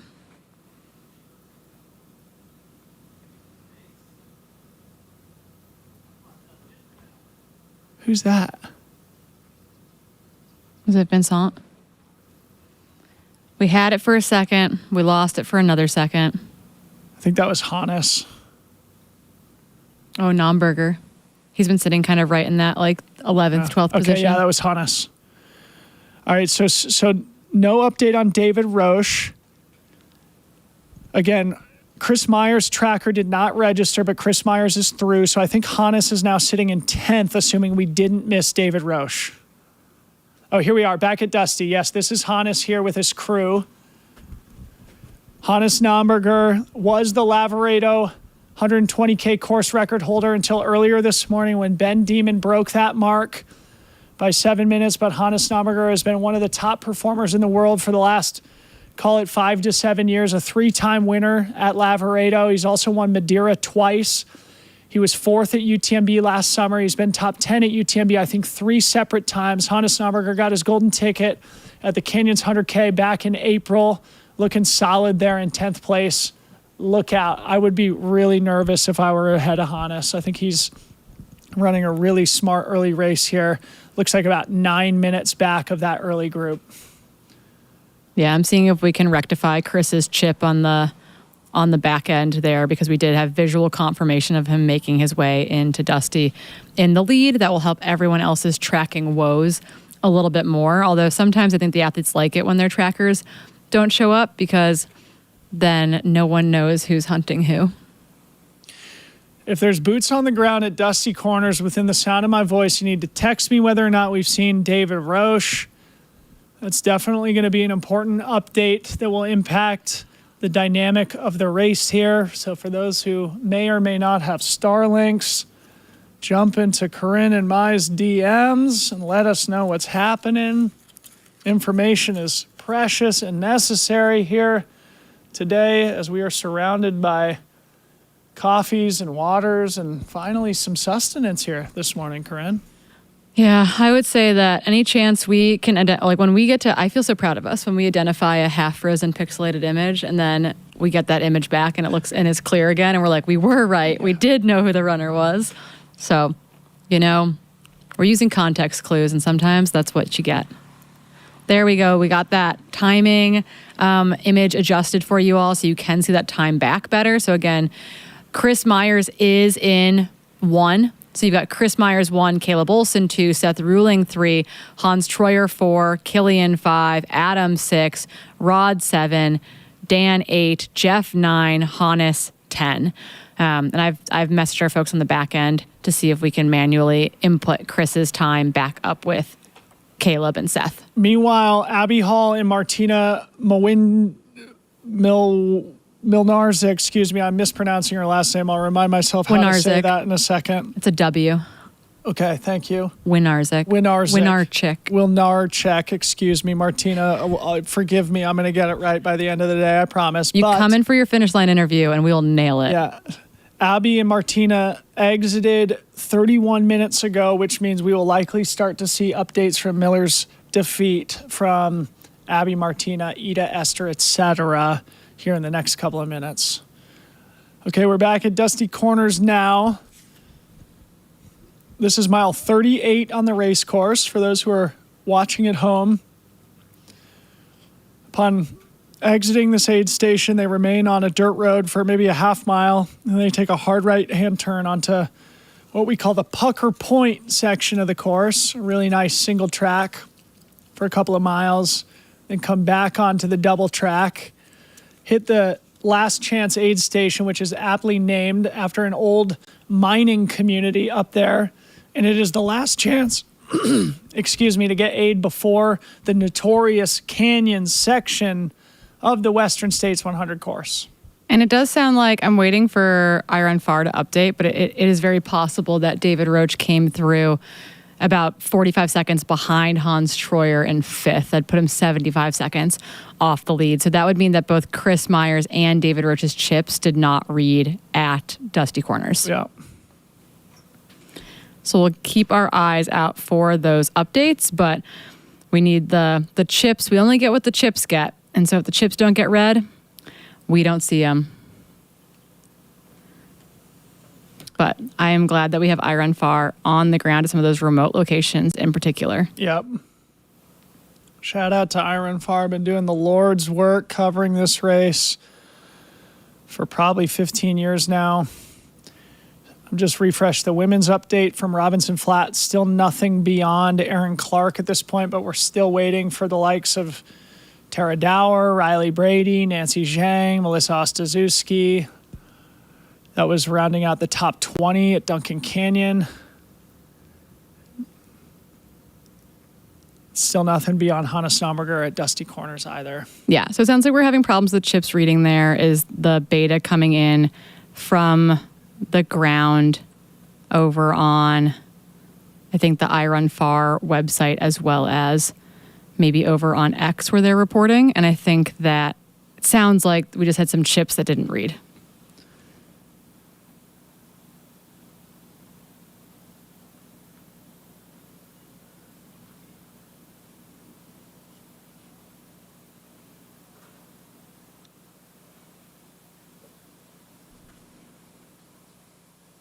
Yeah, these photos from Iron Far are awesome on their X account if our viewers want to go check them out.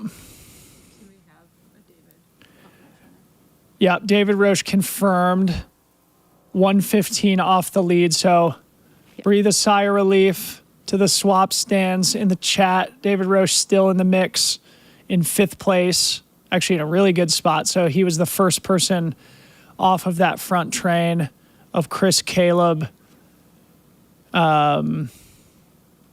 Hans, and Seth. So he's kind of sitting in a little bit of that kind of that gap space where he's not right with them. And then he's probably got about 30 seconds or so on Killian is what it would look like then. So he's kind of 30 seconds off of Hans, 30 seconds ahead of Killian. Vincent's not looking good, shaking his head.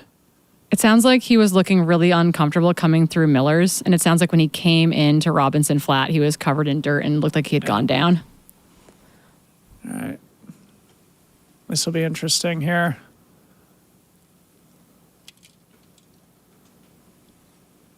The T-shirts that I love that Hoka made. We knew Vincent before he was cool.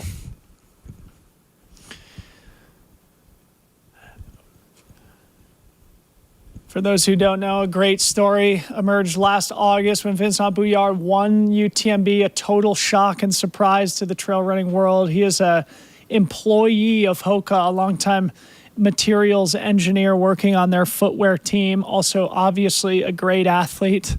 But as a Hoka employee, he went and won the largest 100-miler in the world at UTMB last August.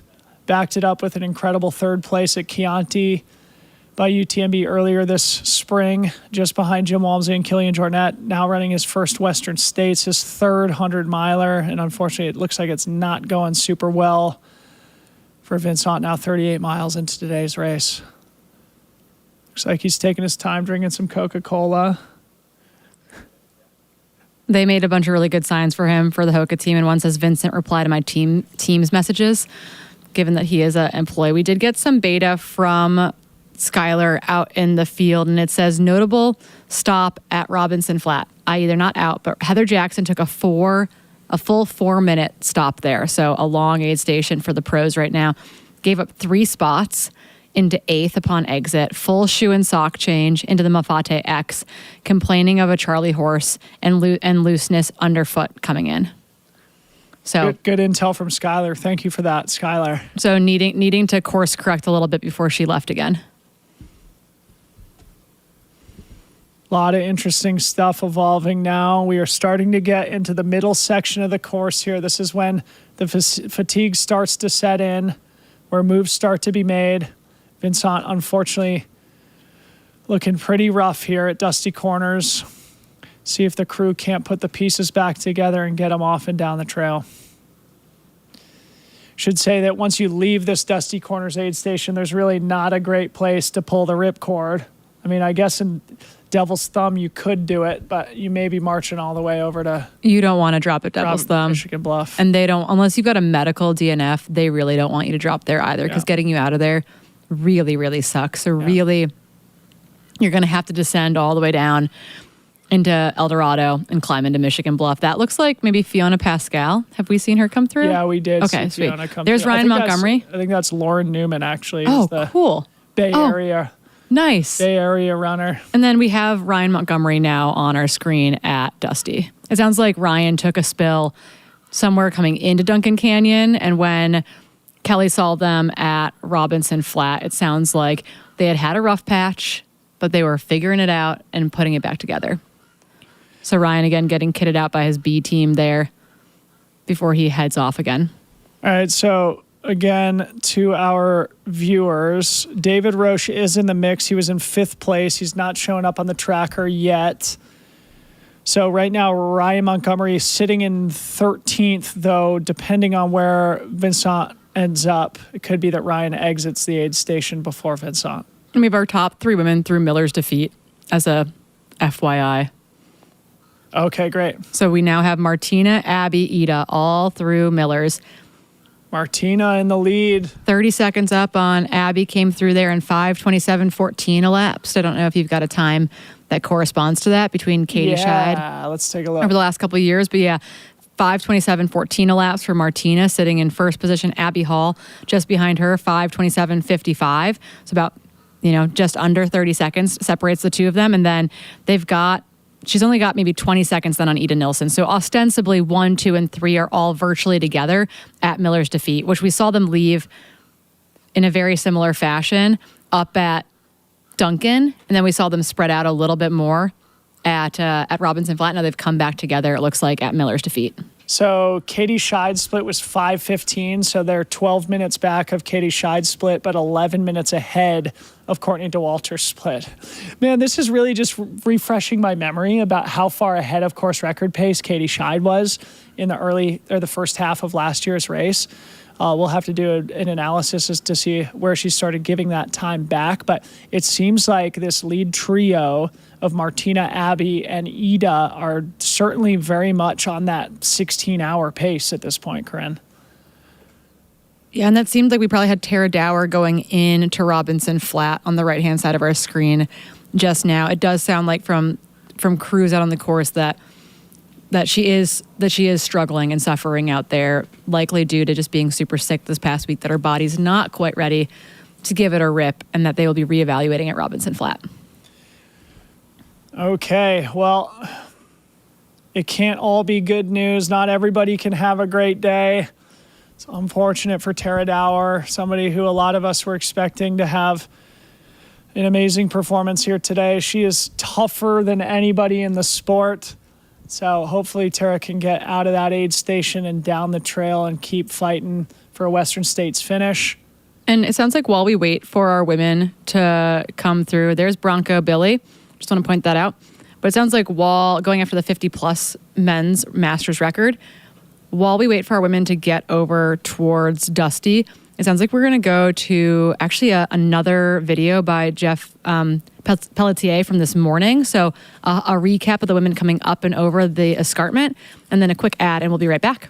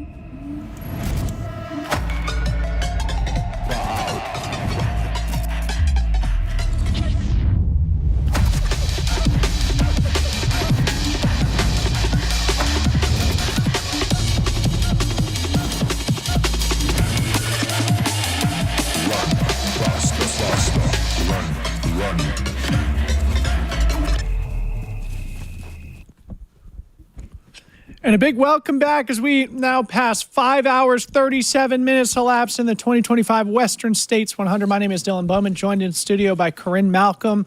When things are really starting to shake themselves out in the professional races for both the men and the women. We're here at Dusty Corners as we see Adrian McDonald getting crewed by Zach Friedley there, his on teammate and fellow adaptive athlete. Adam. Yeah. Adrian McDonald looking very solid. He was running in about 17th position. Let's see, he's probably maintaining somewhere around there right now. Actually, he's moved up, it looks like, to 14th officially here. We do now have our updated tracker with it reflecting the fact that Chris Myers and David Roche both went through. Last time we had checked, neither of their bib chips had clicked through at Dusty Corners, but now it should be totally accurate over at ultralive.net. Officially 14 men through Dusty Corners. Meanwhile, we are also bouncing back and forth to Robinson Flat, where the rest of the women's top 20 is starting to trickle through. And pretty soon we should... we got Esther Chilog now through Miller's defeat. Esther Chilog now 7.5 minutes behind Martina Marwinczek, Polish athlete who's running in the lead of the race here today. I feel like I knew what it was, and now I know what it is even less. I need to look it up again. But I think it's Winerchik. But yes, so that gap has opened up, I think, a little bit. Yep. Is the sense I get, right? Where Esther's fallen back off that lead pack of 3 a little bit. And here's our Slovakian athlete, Peter Frano. Looks like sitting in 15th position in the men's race at Dusty Corners, getting iced up and soaked down. Peter Frano, one of these young up-and-comers who a lot of people were identifying as a potential dark horse spoiler here today. Off to a solid start, though we did receive word that he was looking either focused or disappointed at Robinson Flat. He looks pretty solid here, looks lucid, looks like he's making good decisions, taking care of himself at Duncan Canyon. And obviously there's still a lot of race to go. It is starting to heat up here on the track. We're expecting 97 degree temperatures here as the high today, which means in all likelihood we could predict that there will be some attrition and some carnage. We should start to be looking towards last chance here pretty soon for the men. Let me check that split from Jim.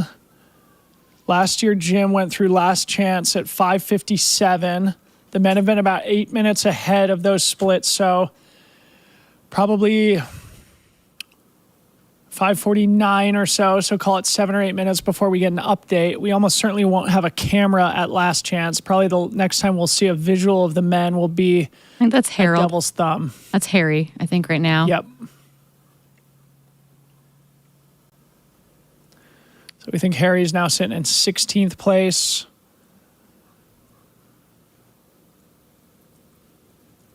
Yep. And I think what we're looking at on the left-hand side of our screen is just the drone aerial shot of the dirt road exiting Dusty Corners. Yeah, we do also have Marianne Hogan and Hannah Allgood through Miller's defeat as well. They came through at 5:38.27 and 5:38.40 elapsed. So they are, Hannah's, I don't know if she's moving up on Marianne, but they're virtually together now. And they came in pretty close together at Robinson Flat. So right now, again, sitting in 5th and 6th position in the women's overall, also through Miller's defeat at mile 34.4 at 5:38.27 and 5:38.40 elapsed. So they are sitting, let's call it 3.5 minutes behind Esther Chilog or so. Really, really awesome racing. Right where they need to be, Yeah, honestly. absolutely. Like in Hannah in particular, right? First time at this event, second ever 100 mile. That's exactly where she needs to be right Running now. with the previous podium finisher in Marianne Hogan. Yeah, that's a really dangerous group there. Riley Brady, it looks like finally into Robinson. All right, this will be interesting here. Can keep a camera on Riley. Start to get some body language interpretation of how they're feeling now. 30 miles into the day and well back of the lead where a lot of us were expecting them to be. Riley Brady, 3 huge victories in their last 3 races. But not all of them can go perfectly, as they're finding out now. Let's see if they can roll with the punches and start rallying here in the second half of the race.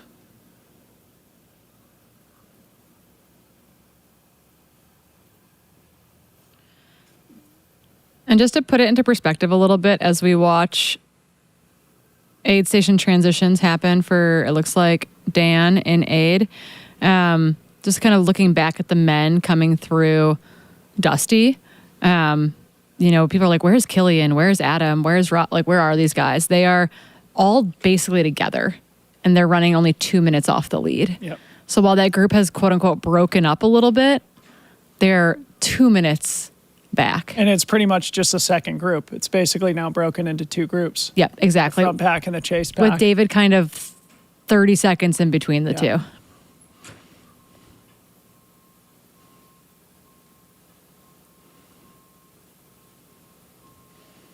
Yeah, he's about 30 to 40 seconds behind Hans, and he's about 45 seconds ahead of that chase pack. But yeah, we just saw Nancy Zhang also come into Robinson Flat as well in that red La Sportiva shirt. Dan taking a moment to get reset here. People have to remember that Dan Green just ran 250 miles, so showing back up to a race like this feels like a big jump. I was just going to say the race, but within the race between Harry and Dan, the 2 Cocodona finishers, it's heating up with Harry just out front of Dan right now. The thing is that Jeff's going to appear all of a sudden is the problem too. If they make any slip ups, Jeff Browning might be the race within the race. Cocodona. Wow. Wait, Browning didn't do Cocodona this year? Not this year. Yeah. We'll give him a break. Yeah. Dan Green still all smiles there on the left-hand side. An instant fan favorite. We see Melissa Ostaszewski coming into Robinson Flat here. But Dan Green having a solid day, but alongside Harry Subertis, 7 weeks removed from their respective 250-mile finishes. Harry also seemed like he was in good spirits too. Again, this is a mere walk in the park for these super ultra distance runners as the sport continues to get more and more interesting. with a lot of these 200 plus mile distance events. On the other side of the token, we're also having, massive improvement in the straight, vertical, and mountain running races. So much to be excited about right now. And Western States, of course, is a focal point of every single trail running season, as it should be. The granddaddy of them all, they call it, the oldest, most iconic 100-miler in the world, started in 1974 by the pioneer Gordy Ainsley when this was just a horse race. And now here we are with 30,000 people watching us concurrently. That's crazy. There's 369 runners take on this beast of a course on a super hot summer day here in California. Beautiful blue skies as we sit here comfortably in the shade, well hydrated and well fed. Almost 6 hours into today's race.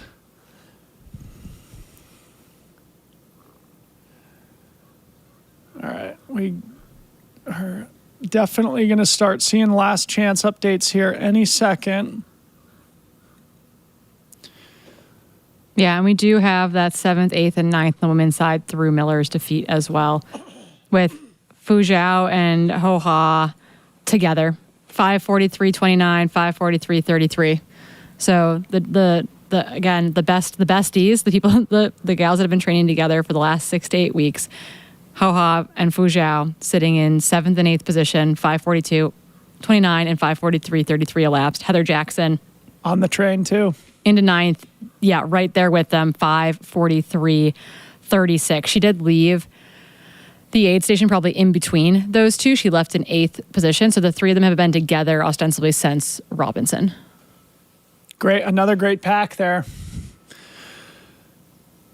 So really, it seems like Esther Chilog is the one in no woman's land of this group, right? Because Martina, Abby, Ida were basically together. Then it was Esther sort of in no woman's land. And then we had Marianne and Hannah basically together. And now we've got Fuzhou, Hoha, and Heather Jackson effectively together. So Esther Chilog probably hoping to bridge up to that front group or maybe get absorbed by that Marianne Hannah group, because as we've talked about, it is really difficult and challenging to be running solo, especially in between two packs at the front of a race. Yeah, I think there's definitely an advantage of having that kind of emotional lift from another person, but people are just going to be doing their thing. And then we know behind that group of Fuzhou, Hoha, and Heather Jackson, you have Emily Hogan and Shea Aquilano, who left Robinson Flat together. So we do imagine that we'll see them come in, I would say, probably relatively close together into Miller's defeat as well. Yep. So I think we're looking down at Dan Green as he exited Dusty Corners. He's going to be taken right onto a single track, the Pucker Point Trail, momentarily, where we will, in all likelihood, lose a visual. Smashing the refresh button for the 10 millionth time here this morning. Again, Jim Walmsley split through last chance. It was 5:57 last year. The men have been 7 or 8 minutes ahead of those splits through the first 40 miles here today. Last chance is roughly mile 43. So that would put them through any minute now, if they are maintaining their delta to Jim Walmsley's times from last year when he ran 14:13, we should say. Jim ran the second fastest time in race history, second only to himself from 2019. Of course, he was pushed the entire way by Rod Farvard. It was a couple degrees cooler last year. I would suspect, Corinne, that going through the canyon section, the lead men are going to start losing time against Jim Walmsley's Ghost from last year, especially as the day starts to heat up.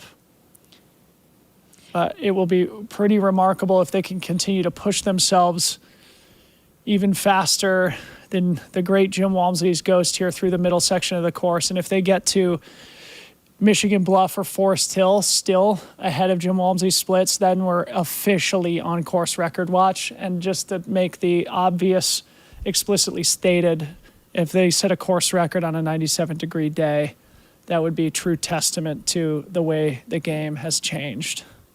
Yeah, I think this next section of the course is going to be quite telling. I think that while they have started to experience some heat, the heat that you feel climbing up Devil's Thumb, like you descend at a last chance, do you get into the water or not at the bottom, right? It takes a minute to do. Is it worth it? Like, how hot is it going to be climbing up to Devil's Thumb? And then when you leave Devil's Thumb, it's not downhill. You kind of have that like weird little traversy uphill leaving the aid station before you roll downhill again. And then it's going to be really hot descending into El Dorado because there's not a lick of shade on it. That's such a hard part of the course. And then all the Manzanita got burnt off the climb going into Michigan Bluff. So for me, it's like, they are not doing anything casually right now, but I feel like the real meat and potatoes of the course is about to happen. Chris Myers officially through last chance, 5:47 elapsed. So he's now 10 minutes ahead of Jim Walmsley's split from last year, meaning they made up time on Jim Walmsley's Ghost from last year. Chris Myers, it looks like alone, though we can probably suspect he's still part of a train. It would be difficult to gain separation on that Pucker Point section, but Chris Myers obviously now in the mix at the front of the race as we await extra splits to come through. Last chance mile, 43.3. As I said a moment ago, it's aptly named because of basically immediately upon exiting that aid station is when you begin the canyon section, when you begin descending precipitously towards the swinging bridge, which marks the maybe most crux climb in the race up to Devil's Thumb. Yeah, I think that is a climb that breaks people every single year. I think they had a bunch of people who tried to drop out, not necessarily from the front of the field, but just in general. Last year at Devil's Thumb, it really did a number on the rest of the field. And I feel like, they do not want to take you out from there. And so I am curious to see what is about to happen as they dive down. The descent from last chance is super freaking fun. I will say it is like the terrain underfoot is great. It's super cruisy. It is quite steep in places, but it switchbacks really nicely. And then you hit that exposed, burnt section. And that is where we will pick those runners up, is that we will have a drone in the sky above Devil's Thumb, and we'll pick up our leaders as they ascend through the burn scar into the Devil's Thumb aid station. And then we should have a camera on the ground at Devil's Thumb as well. I have hit refresh 20 times since you started talking there, Corinne. Still no update from who's behind Chris Myers. So that's not a good sign for everyone else. Bear with us here a minute, folks. Maybe Chris Myers made his move. Maybe the update is just slow to upload. We do now have a bunch more updates from Miller's Defeat on the women's side of the race. Last we had seen Heather Jackson was in 9th place going through Miller's Defeat, roughly mile 34. Behind Heather is Emily Hawgood in 10th, 5 minutes back, just in front of Fiona Pascal, who's in front of Shea Aquilano, who's just ahead of Caitlin Fielder, who's just ahead of Keely Henninger. Keely sitting in 14th place. That's our final update from Miller's Defeat at this point. Going back to the men. Refresh. Is that working for you? Not working. So again, we will likely not have visuals on the top athletes until we see the lead women coming through Dusty Corners, which should be pretty soon. And then we'll get visuals from the air going into Devil's Thumb. Yeah.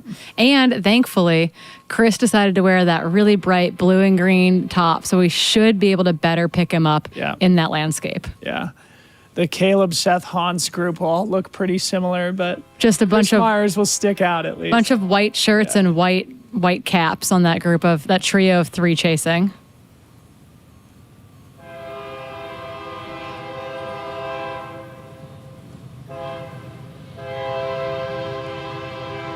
Hiroki Kai.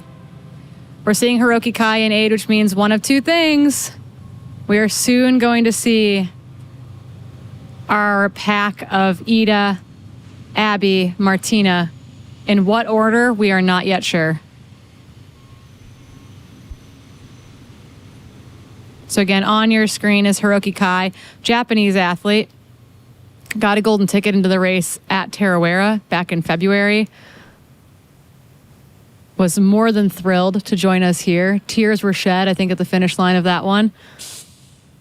But shortly behind Hiroki Kai should be our leading trio of women. Hiroki has been the telltale sign that the women are coming throughout the morning here today, running just ahead of that lead group. So far, the surprise of the day, the Polish athlete, Martina Mawinczyk, running in the front of the Western States 100 after getting a golden ticket at CCC. Martina officially into Dusty Corners. And Ida Nilsson. Ida Nilsson. So the question becomes, where's Abby Hall? Did we miss Abby Hall?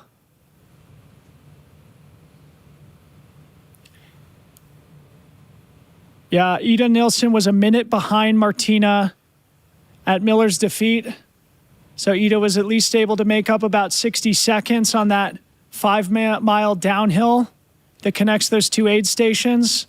As we look down from the drone, the runners intelligently taking their space in the shade to do a quick cool off. And there's Abby Hall. So we have the lead 3 women in the Dusty Corners aid station together. Martina out in first. Abby Hall getting the ice bandana tied around the neck. Let's see if we can get a visual. There's down to Ida Nilsson. Jess Brezzo is there. You've got Scott Trayer and Callie Vincent in their disco green hats. Nice and fast, in and out.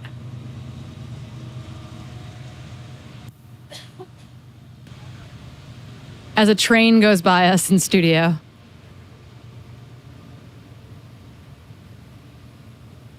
Now I can't find the message from the individual who told me how to pronounce Martina's last name.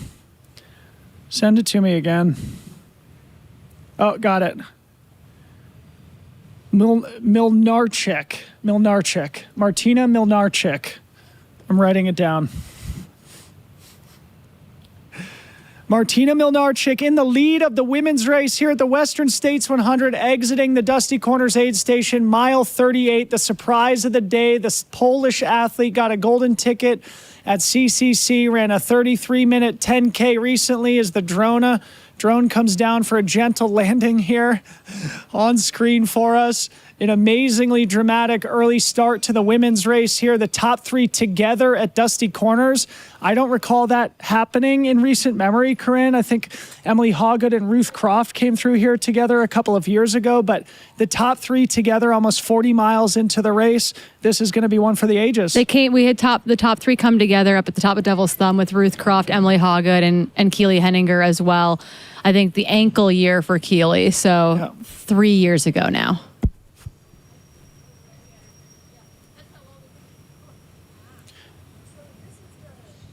Looking for an update. I've got to imagine that, Chris, that we're getting a delayed output from Last Chance. It is really remote. I can't imagine that we haven't had anyone else come through there. Yeah, definitely. Just a delay there. We'll text our friends at ultralive.net. Mr. Ted Knudsen.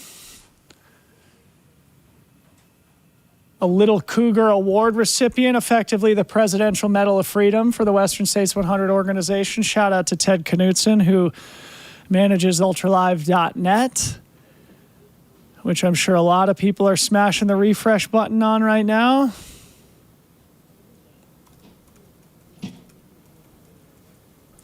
Yeah, the Last Chance aid station. I know I've said this a few times here today. An incredibly remote section of the course. So no surprise that it's taken a little bit to get some of the men's updates out of that spot. Last Chance actually has a really amazing mining history. It's worth looking up, but I think there was a couple of thousand people who used to live there. There's apparently still a cemetery near Last Chance. Mm-hmm. And a lot of rich history here on the Western States course. The Western States Trail, of course, historically a trade route for Native Americans who lived in the area, then became a hot spot for the California Gold Rush. Then it became the Tevis Cup Trail for the horse race, and now the home of the Western States 100, the oldest 100-mile foot race on planet Earth. Yeah, just for context, for folks that are wondering how updates get out from the field, folks like Iron Fire are also using satellite phones to get stuff out. Like that is how these images, Starlinks, satellite phones, we're using Starlink. Like the whole course is incredibly remote. I do know that Iron Far is out at Deadwood Cemetery at mile 49.5. They said it is hot, exposed, and dusty, and they'll be waiting for the runners to come through there. But again, that we will hopefully have seen the runners already as they make their way up and over Devil's Thumb, and then they will head on out towards Deadwood Cemetery. Yep. That is a really tricky section of the course. Maybe we'll come back and talk about that in just a little bit as we await the men through Last Chance. But we are now officially over 6 hours elapsed into the Western States 100. It's been 13 minutes since race leader Chris Myers went through Last Chance. Bizarrely, Chris Myers was the one bib that didn't register at Dusty Corners. Now he's the only bib that did register at Last Chance. So Chris Myers having a great day for himself, the 29-year-old from Boulder, Colorado. Shout out to Chris Myers. Oh, and look behind us, Corinne. I didn't even realize it, but here we are in studio. My name is Dylan Bowman. This is Corinne Malcolm. And those hardworking individuals right there are about to set up the finish line here at the track of the Western States 100. We are at Placer High School in Auburn, California. Look it up on Google Maps because this, as far as I'm concerned, is the center of the universe today and every day. Yeah, so as it's being reported by Iron Far, they report, and again, this is back to Dusty Corners in the women's race, that Martina Minarchik leads the Western States 100 at Dusty Corners at mile 39, 5:54 elapsed, sitting her about 12 minutes up on Courtney's course record splits. Sheesh. Ida Nilsson through there as well, just 20 seconds behind her. So again, those top three women virtually together at Dusty Corners as those updates slowly make their way in. But again, yeah, we had to manually have Chris Myers and David Roach's tracker uploaded from Dusty, and then for them not to split at all at Last Chance is like a really fun problem to have. Yep. Because then we have to wait all the way to Devil's Thumb to get a split. Which would be hyper suspenseful, wouldn't it, Corinne? Yeah, the thing is that you guys are all living it with us. Like, it's not like we know something that you don't know in that regard. We are suffering right alongside you. It does bear repeating, though, that the further along we get on the course, the better the service does become. So at places like Michigan Bluff and Forest Hill, we should have pretty reliable and high fidelity updates. And then along Cal Street, it's going to be difficult to get cameras on there, though we are going to try this year. I don't want to spoil it, but we should have great visuals up there on Cal Street. We demoed it last year, and we were able to get some videos between Forest Hill and Cal 1. So ideally, those camera runners are ready to tag in to do it there. I think we actually think there's bikes going to be out there. We have bikes set up for the paved section of it from the top of Bath Road into Forest Hill. Okay, we're back at Robinson Flat here. So we're looking at some mid-packers here, about 6 hours into the race, coming into the 50K mark. Coming back to the men, still nothing. See if Iron Far's got any updates here.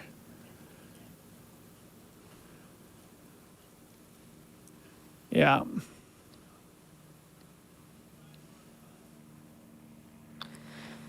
Yeah, so we are in the struggle bus right with you guys as we wait to try to get output from Last Chance.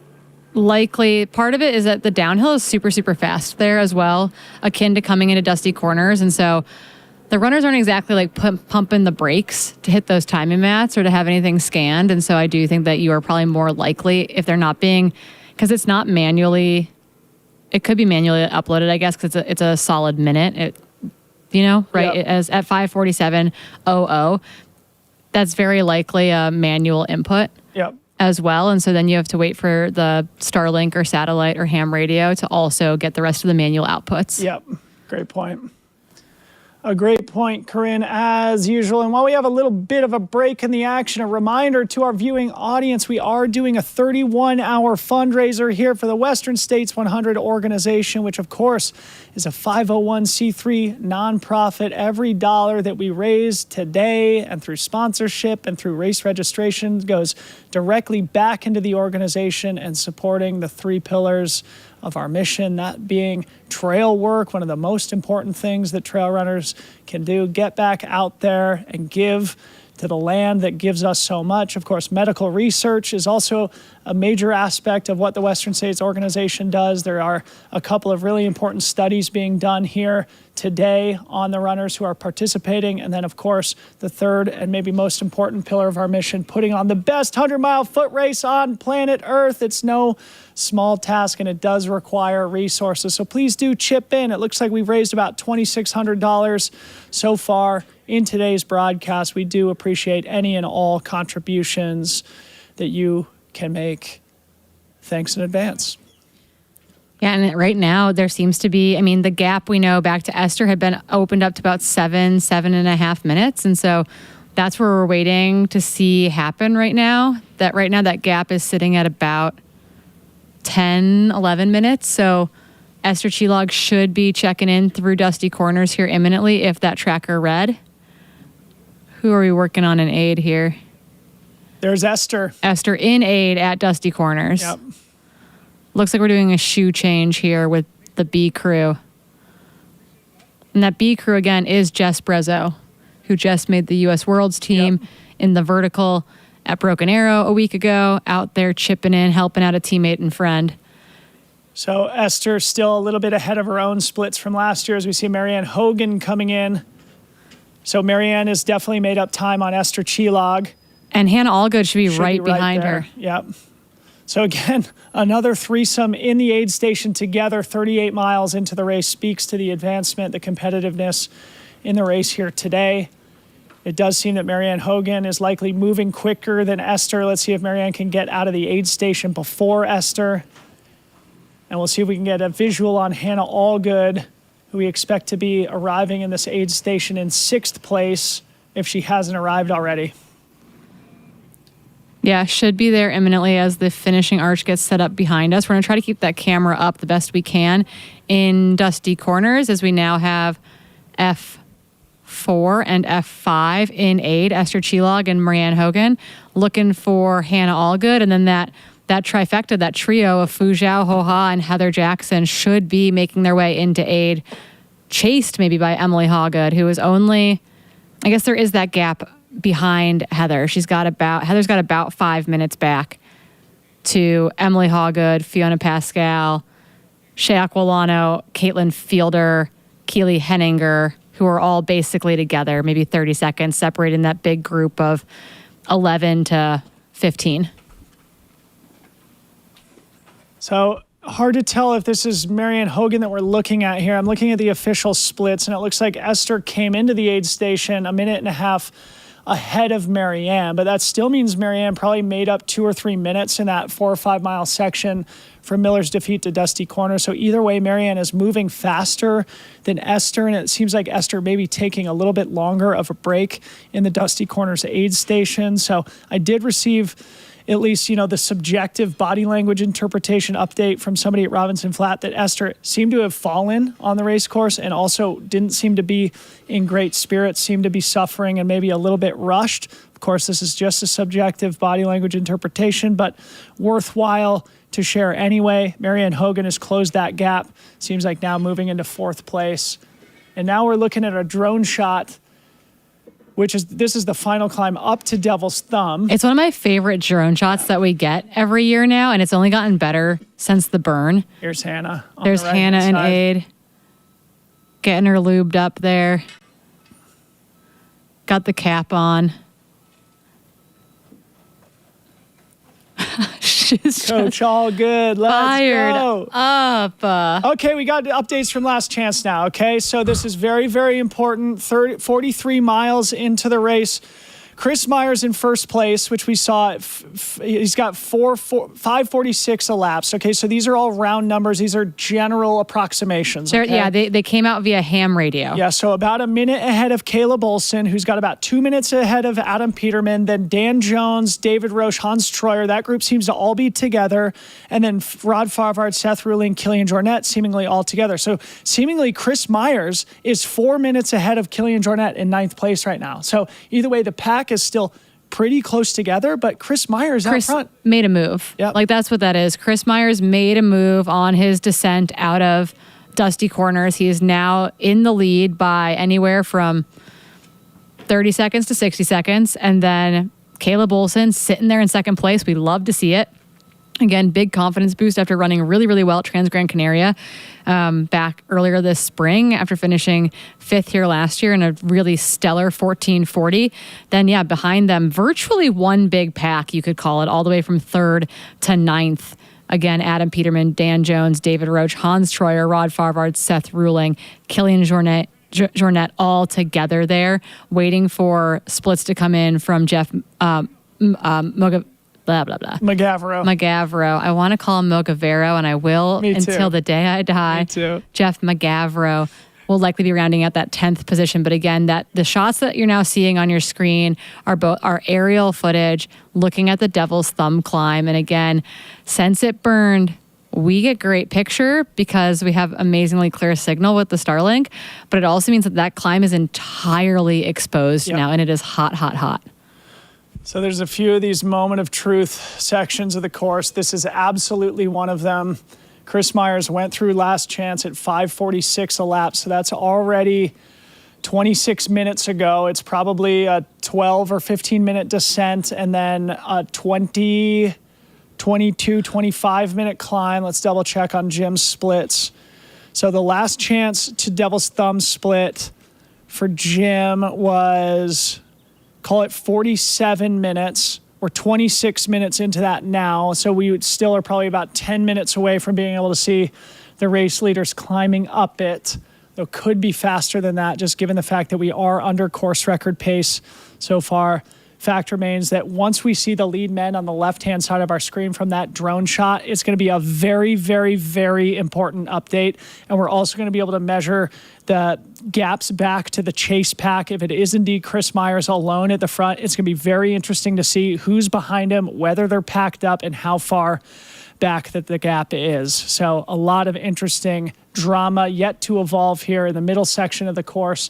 At the top of this hill is the Devil's Thumb aid station. We always call it kind of the symbolic halfway point of the race, even though it is mile 47. It's under the official halfway point of the race. It feels as if you're about halfway through once you get to the top of that Devil's Thumb climb, which is a very, very hard, challenging, steep, technical climb.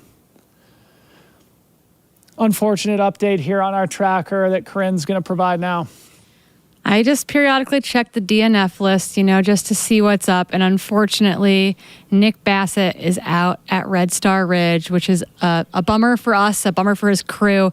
Nick Bassett, again, 80 years old, was going for the finish here to try to be the oldest ever finisher of Western States. And honestly, I think we all thought that he could very well do it. So sad to see that update come through on ultralive.net. But right now we're following someone absolutely ripping on the road.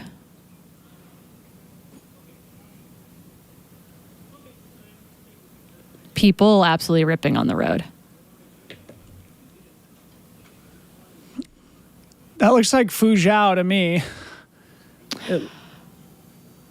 We are waiting for Fu Zhao and Hao Ha. And Ho-Ha to come into this aid station. It looks like we've had Ho-Ha and Heather Jackson into dusty corners. They came in at 6:11:54 and 6:11:58 elapsed, so they're 4 minutes or so back from Hannah Allgood. We do not yet have a Fu Zhao or Emily Hawgood split, which could be what we're looking at here.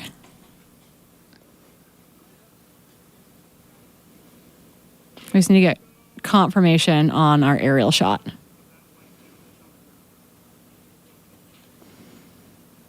Confirmed, this is our women running into Dusty.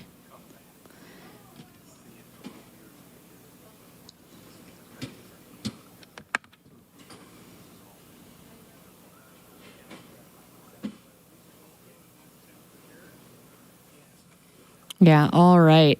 So looks like Jim Walmsley's splits through Devil's Thumb are roughly, call it between 6:40 and 6:45.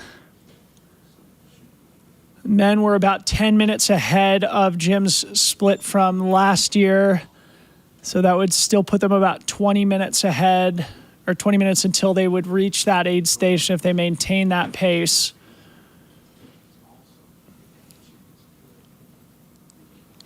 Still Killian is the final update that we have from last chance. We'll continue to press refresh there. I do also have communication with the Ultra Live team, who are indeed doing the manual upload from last chance. So we'll see if we can't get notification when those go live. Yeah, so next athletes we expect into Dusty that we could be looking at. We're looking at Fu Zhao, Ricky Nguyen, Emily Hawgood, Fiona, Shay, Caitlin, Keeley, Johanna. That deep threat of 11 through 15. Yeah.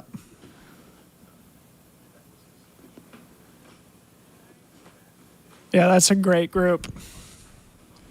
You could see that field really running into the mix in the second half. It's going to be a battle for those, I would say probably, 5th through 10th place spots. If you're sitting kind of outside of that group right now in that 11th through 14th, you very well could be finding yourself moving up into the back half of that top 10. No doubt about it. It's starting to really heat up here on the track. I'm not sure if you're feeling it also, Corinne, but the California warmth turns into the California heat here in Auburn. The endurance capital of the world. We sit on the track as they build the finish line just behind where we're sitting now, looking down on the Pucker Point Trail. We think to be, that to me looks like Fu Zhao and Heather running together, though we still... Heather's already come in, though. But this is Pucker Point. This is after. Okay. I think we have just not gotten Fu Zhao's tracker updated, but to me this looks like Fu Zhao and Heather. You're seeing like the hat flap and the pigtails. But Hoha was with this group, so it could be that Hoha is either just ahead or just behind. The last time we had seen Hoha, she was wearing a red vest, which I don't clearly see in the picture here. But this is definitely a fun section of trails. We see Emily Hawgood exiting Dusty Corners here. Emily Hawgood. Coming into Dusty Corners. Oh, yep. Going right to her crew there. I think Cody Lind is out there with crew. And then Cody, Lind, and Jeshrin Small are going to pick up the pacing duties to bring her from Forest Hill into the finish. So Emily Hawgood, about 10 minutes slower than her split to Dusty Corners last year. That's actually kind of interesting. That is really interesting. Yeah, things have just kind of maybe slowed down on this last section of the course. A little bit warmer than last year for sure.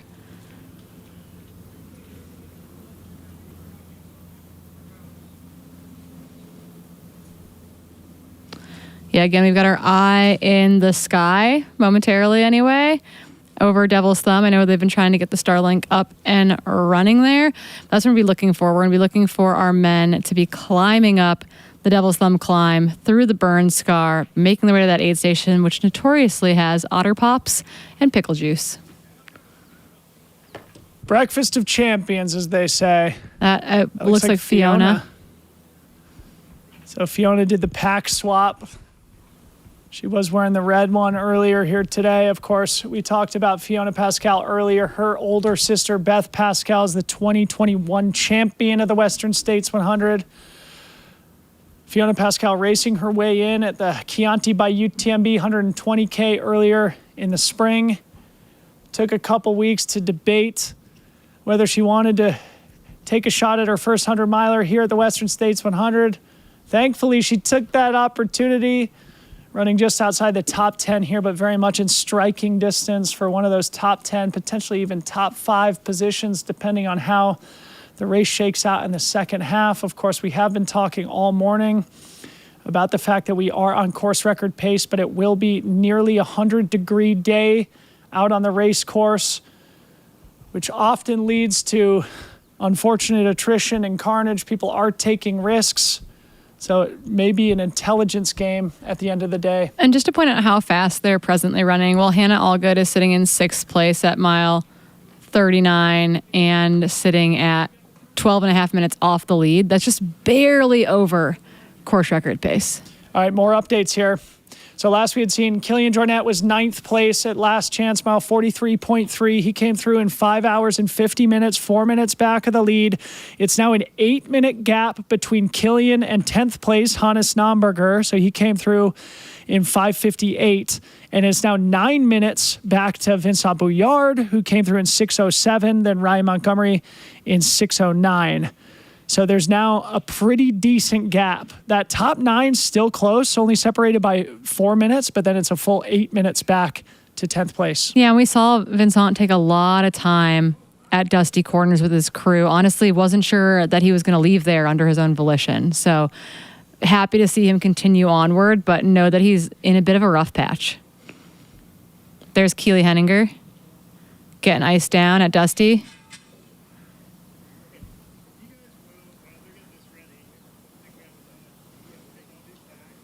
Yeah, so they put that soaking wet cold towel on her legs while they took a moment to get her iced up. They're going to put ice down both of her arm sleeves.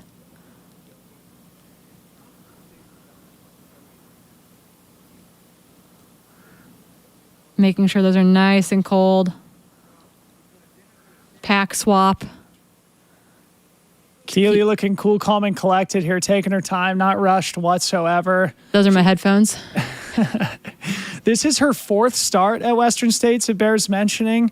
She has finished at 9th place. She's had 2 unfortunate DNFs that were both injury related, so she is a veteran here. I mean, she knows what she's doing when Keely's on top of her. She was in like 3rd position both times she's had to drop out. She was in 3rd, rolled her ankle to the point of actually creating tears in a break a number of years ago. And then 2 years ago, was in a hunting podium position going down to Rucky Chucky, fell and dislocated her shoulder, and then spent 30 minutes trying to relocate it by herself, because if she received medical aid outside of the aid station, it would be an automatic disqualification. Finally, she said, I can't get it back in, and they helped her get it back in, sent her across the river, ultimately dropping it at Green Gate where she met her crew. Yep. Keely Henninger, as talented and as tough as they come, sitting in 11th place through Dusty Corners, in a really good spot to continue moving through the field in the second half. Wouldn't be surprised to see Keely start to make moves a little bit higher up into the field. We continue to look down from the drone towards the top of the Devil's Thumb climb. This is the section of the course that was impacted by the mosquito fire a couple of years ago. So it will be quite hot and exposed as they make their way up that final half mile into the aid station. Last we had seen Chris Myers was alone at the front through last chance, though only had a 1-minute lead on Caleb Olson. Caleb himself a great climber. Could be that Caleb was able to bridge back up at the lower stretches of this climb. We may see them getting up there together. At last chance, it was then Adam Peterman, who is 2 minutes behind Caleb Olson. Of course, Adam Peterman, as world-class as it gets, including both a Western States win in 2022 and a World Championship in 2022. So Adam Peterman rounding out the men's podium through last chance. Let's see if it's still that way here momentarily. So in aid together, just to point that out, Keely Henninger, Aaron Clark, Johanna Antilla. We're all just in aid together. Wow. Kind of just right outside the top 10 overall. We just had a momentary steady cam shot from Devil's Thumb. That is the next place we'll be picking up the men on the drone shot, climbing up Devil's Thumb, which we should actually be seeing them, I think, shortly. I think still 10 minutes. It would be 20 minutes to Jim Walmsley's Ghost here. Okay. And at Devil's Thumb or on the climb? On to the aid station. Okay. So we should, I think, soon-ish be picking them up as they make their way towards the midpoint of the climb. Yep. Which is going to be a very, very critical visual that we'll have here probably in the next 5, 7 to 10 minutes. So again, you're not going to want to go anywhere in case you were debating standing up from your couch here today. Don't do it. Don't do it. This is not the day to get off the couch. Stay with us for forever. Yeah. It's not worth it. Golden Hour finishes at, I think, is it 10 a.m. tomorrow or 11 a.m. tomorrow? Oh, boy. 24 hours plus 6 hours. 11 a.m. tomorrow. You're doing public is math. when the race actually finishes. So maybe tomorrow at 11:30 a.m. Pacific time, you can get out for your run. Yeah, until then, I just give up. Yeah. It's not worth it. Or you could keep the audio in. We have a lot of people doing treadmill miles to make sure that they can hang out with us, which I also appreciate. But yeah, so the next images we'll be getting are outside, hopefully with the drone at the Devil's Thumb climb. We know that the Starlink's been throwing some fits out there, so hopefully we can keep it up and operational. I do love when it's like Craig Thornley, like standing on top of a vehicle at the aid station sometimes with the Starlink to make it all work and make it all happen. So really, really excited to put those pieces together. But we do have media and photographers getting ready at Devil's Thumb to welcome the lead pack up into that aid station wall. The camera on your right is looking at Dusty Corners, which again is that B team crewable aid station where we've seen our top, let's call it 13 or 14 women come through at this point. Most recently, Keely Henninger, Johanna Antilla, Erin Clark has made it. They've all made it through that aid station, as well as Shea Aquilano and Caitlin Fielder sitting in that group as well. Fujiao's chip did not read at Dusty Corners, and we'll try to make sure that that gets updated into the live feed as well. So Katie Scheid went through last chance, 6:19 elapsed last year. I think they've been consistently running 10 or 12 minutes behind those splits, which means it shouldn't be long till we start getting the women's splits through last chance. Again, those are being uploaded manually by the ham radio operator, so there is a little bit of a delay. But so far, the surprise of the 2025 Western States 100 is Martina Milnarczyk, the Polish athlete here, I think running her first 100-miler ever. Got her golden ticket at CCC last summer. Corinne stated she had recently run a 33-minute 10K. Martina Milnarczyk putting on a show here in the early miles of the Western States 100, running fearlessly at the front. Certainly a name that's going to be new to a lot of our viewing audience. And what an opportunity for Martina to have a huge international breakthrough here, running at the front of the race in front of the likes of Ida Nilsson and Abby Hall, two very experienced 100-milers.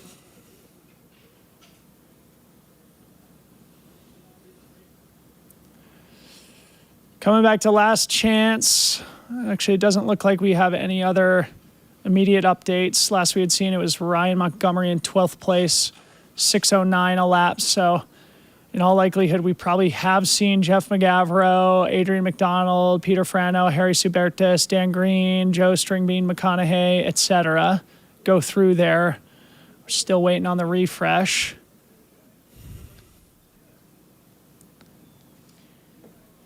Yeah, so it sounds like while we have a moment between our lead men making it to Devil's Thumb and our lead women making it to last chance, we're going to throw to a quick commercial break, and we'll be right back in just a couple minutes.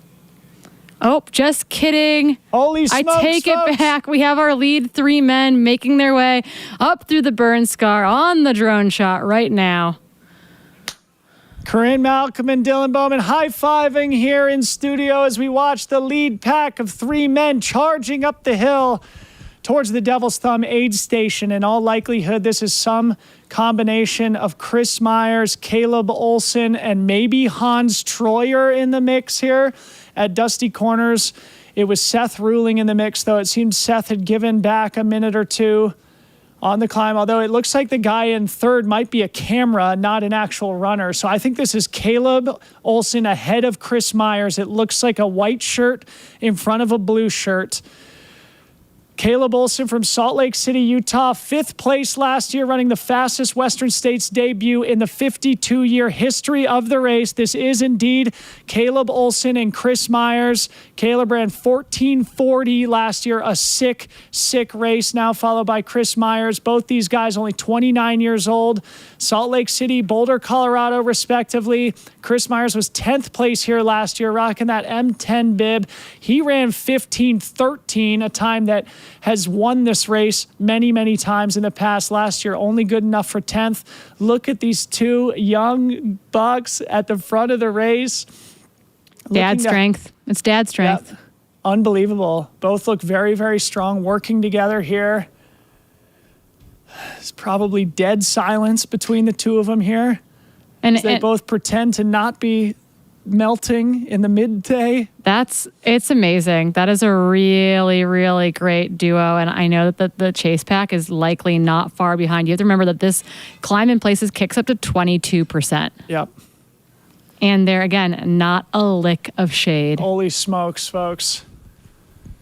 It's so funny, too. Like, the two of these guys, right? Like, obviously, a lot of people were talking about them, but certainly, like, one tier below that, like, group of, you could call them favorites of, like, Killian and David Roche and Adam Peterman, etc. And here they are at the front of the race, making sure the world knows their names. Caleb Olson and Chris Myers here working together up this hill. They're probably about 5 minutes outside the aid station right now, I would say. This is, I can't emphasize it enough, a really, really difficult stretch. Not only is it steeper than it looks, it's also soft under feet. Dirt bikers use this trail in the summer months, which kind of chews it up, gets it kind of soft and dusty. And yeah, like I said, steeper than it looks, plus it's freaking hot as they make their way up there. So this is really, really impressive to see these guys tiptoeing up the hill together. I'm sure pretty soon we'll get another drone to pan back down the hill so we can gauge what the gap is back to the chase pack. They were still pretty bunched up back there at last chance. And this is them emerging out of the first of the 3 critical canyons in the middle section of the course. Caleb Olson, Chris Myers together at the front of the race about 47 miles in. Yeah, it's not over till it's over. And we've got our lead. We've got a couple, like, we've got, like, oh my goodness, I'm getting stressed. We will get splits at the top of Devil's Thumb, though, and then we will be able to kind of sort through the current spread of things. So back at Dusty Corners, we'll remember that alongside this lead duo, we also had Hans Troyer and Seth Ruling. So Caleb and Chris at least able to make separation off of that group a little bit. Time will tell how big that gap is. Are those cameras out in front of them? 1, 2, and then the 2 runners and then the camera? I think it's the 2 runners, then the camera. I know. There were 2 people above them on the trail as well, and I'm assuming they were spotters or like volunteers that are up in front of them.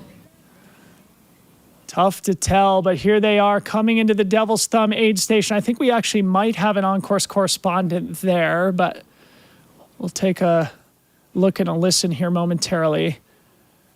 But this is a really, really critical aid station. It is not crew accessible. So the runners are going to have to fill their own bottles, ice themselves down. Of course, there is an army of volunteers that can assist them with those duties. But this is a really important moment. They are definitely going to want to cool off here. As Corinne said, they sort of have this annoying sort of traversing up and down a couple of miles before they begin the next precipitous drop into Deadwood Canyon.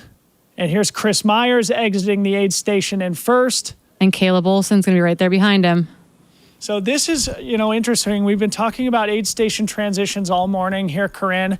Obviously, you want to be quick through them, but oftentimes you do have this sense of urgency and rush through, and especially as we come into this section of the course, as the day starts to get hotter and hotter, it's really important to take that extra second to cool down. And oftentimes, if you're running in a duo and one guy gets out before you, it causes you to abandon your own race strategy and rush yourself out of an aid station. It looks like Caleb jumped on Chris's heels, and they're out together in the aid station for probably 30 seconds maximum there? Yeah, and it's hard because it is a gradual uphill out of the aid station too. So you've kind of like slowed for a moment, which definitely kills your momentum, and then you've got to take back off. But hopefully our drone will stay near the top of the climb, looking for our 3, 4, and 5, ideally, instead of going ahead on course. Good grief. Yeah, if our drone could start heading back towards that burn-scarred single-track climb. Here we are, folks. Perfect. Right on cue. A big thank you to our drone operator. I don't see anybody immediately. So unless there were a couple of guys immediately on their heels, it does look like Chris and Caleb have been able to establish a decent gap on the chase pack. Yeah, remember that third person right behind them, that was a camera in a dark color. But we also have Cap Bradley on the ground there. So when they've got a stable connection, they will let us know. All right, third place solo here. That looks like Killian to me, although it could be Adam Peterman. When everyone's wearing a white hat and a white top, it becomes really tricky. I think that's Peterman, actually. Looks like a bigger frame, all white. White hat. Yeah. Longer sleeves. Killian's in a tank. Yeah. Adam Peterman, the 2022 champion. I believe this is him coming up the hill. Yep, bucket hat. Adam Peterman. A little bit in no man's land here. We'll get an official split at the top of the hill. It looks like Caleb and Chris entered the aid station at 6:32:22. I'm assuming that's an entrance split, not an exit split. So either way, they are going to have 3, 4, maybe 5 minutes on Adam Peterman here in third place.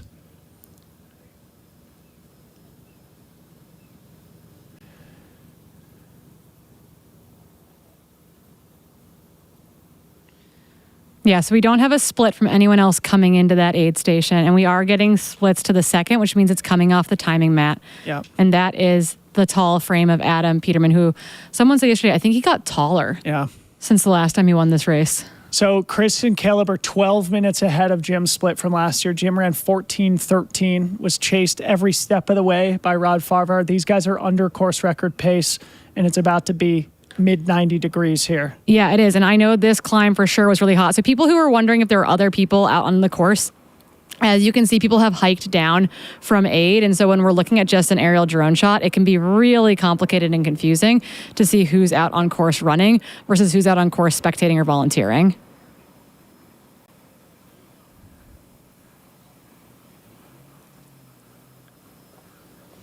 Look, we're up at aid. That's David Roach into aid right now. Okay, David Roche. Wait, there's somebody else there. That's Hans Troyer too. David Roche and Hans Troyer already at the top of the hill. So we missed them. It seems that, no, that's Killian. That's Killian and David in the aid station together. So we think this is third and fourth here with Adam Peterman. And we have a split from Killian, 6:35:56. There's David in aid as well. Holy smokes. Killian 3.5 minutes back from the lead duo. David Roche looking strong too. Icing down. Both these guys seemingly taking a little bit of extra time. Adam Peterman now in the aid. Seems like these three definitely taking extra time from Chris and Caleb. Yeah, I mean, that's the other thing, you know, when you're 29 years old in the lead of the race, like Chris and Caleb, obviously they're both fantastic athletes, both well experienced also. They know they're running in front of this group of three favorites, Killian, Adam, David Roche. So it could be that Chris and Caleb intentionally made quicker work of this aid station, knowing that they wanted to get a little bit of separation here going through the canyons. And they've definitely established a little bit of a gap here. Yeah, so Leah Yingling is actually out there as well, and she got word to Skylar. And so we've got officially Killian came in third, David in 4, Adam Peterman in 5. Amazing. Yeah, so we have official splits there too. 6:35:56 for Killian, 6:36:21 for David, 6:36:59 for Adam Peterman. So your 1 through 5 have come through Devil's Thumb, but you're right. We've got Caleb Olson and Chris Myers a little bit off the front, running together. 6:32:22, 6:32:23. They've got that little 2.5 minute, 3 minute bump on Killian, David, and Adam Peterman. A trio of people that you don't want chasing you. Yeah. So this looks like young and fit Hans Troyer marching up the hill here, if I'm not mistaken. Looks like a white bucket hat. We're definitely also looking for Dan Jones, last year's 4th place finisher. Dan Jones in aid. I was like, I saw those stripes on the shorts. He looks happy. Man. Dan Jones seems stoked in aid. What an athlete Dan Jones is. He blew our minds at the Tarawera 100K where he got the three-peat on home soil in New Zealand, waving to the aid station. Dan Jones looks freaking great. Okay, field notes from Leah Yingling. Killian, leaving with no ice. David, begging for caffeine. Adam Peterman, straight chillin'. Heck, yes. Excuse my language. Brett Hornig says, I'm also begging for caffeine. Hans Troyer into the aid, young and fit, throwing the ice down the shirt. The fan favorite from Georgia, Hans Troyer, only 25 years old, mixing it up with some of the biggest dogs in our sports history. Let's go, Hans. Also, carrying that veteran swag here, getting super iced down, cooling off. Still a lot of room to run for this young guy. Could easily bridge back up to that chase group here by the time they get to Michigan Bluff. Wow. And this looks like Seth Ruling tiptoeing up the hill now. Year of the Boy from Boulder, Colorado. I think this is going to put Seth in 8th place. Yep, so he was a little bit of an aggressor leaving Robinson flat, but I mean, he's running. We had the men hiking here, and Seth is just still clipping away in the Seth way of running up 22% grades. Yep. The Boulder boys say when you're running up a climb, don't let Seth get off the front because he's going to make everybody work for it. And he always looks graceful when he's running, especially when he's going uphill. That bleached blonde hair. Let's see if he ices himself down at the top here. The drone panning back. We are still looking for the likes of Rod Farvard, Hannes Nomberger. Although there was a bit of a gap actually between Seth and Hannes. I guess noticeably absent so far is Rod Farvard. He was with Seth, according to the tracker, at Last Chance. So let's see if we can get a shot. And we're kind of hopeful that Jeff McGavro's tracker just didn't read at Last Chance. There's Rod.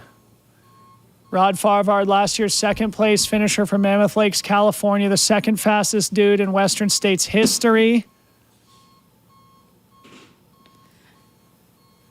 And here's Seth in the aid station. Looks like he got properly iced down.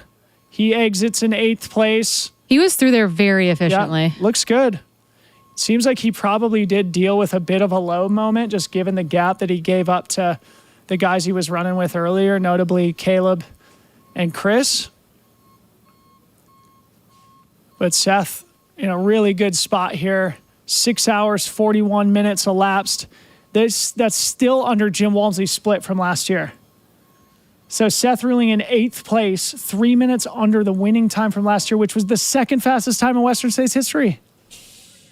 That's silly. It's silly. I would honestly be really surprised if they don't start giving time back by the time they get to Michigan Bluff and Forest Hill. Like, if they don't, we're in for one for the absolute ages. As Jim said, we got to keep looking at the deltas. Yeah. Liam, Travis, we need the deltas. I can't do public math anymore. You send me the deltas, I'll report the deltas. Still waiting for splits to come through Last Chance, but as you saw with the men, it took a really, really long time for us to get Last Chance splits that they were manually uploaded. And we're still hoping that Jeff McGavro's bib just didn't read at Last Chance and that he is making his way up the hill behind Rod, who breaks into a jog over the top of this. Rod. Let's go, Rod. Still under his, he has to know, he's still under his own split from here last year. I hope he knows that.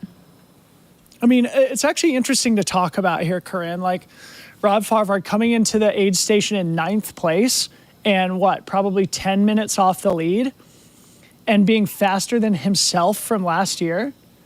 Is that demoralizing, or do you come in with confidence of like, okay, I'm in a great spot? I think you said to focus on what you're doing and like not fret about it. I definitely felt very panicky in 2019 where I was like, my goodness, we're going to PR by a ton and I'm going to be 20th. Just because everything was moving so fast because it was a cooler year. Wait. Okay, important update. I just got a text. Jeff McGavro did come through Devil's Thumb. We missed him. He's in 8th place in front of Seth Ruling. Oh, thank goodness. Looks like about 30 seconds ahead of Seth, so that puts Rod in 10th.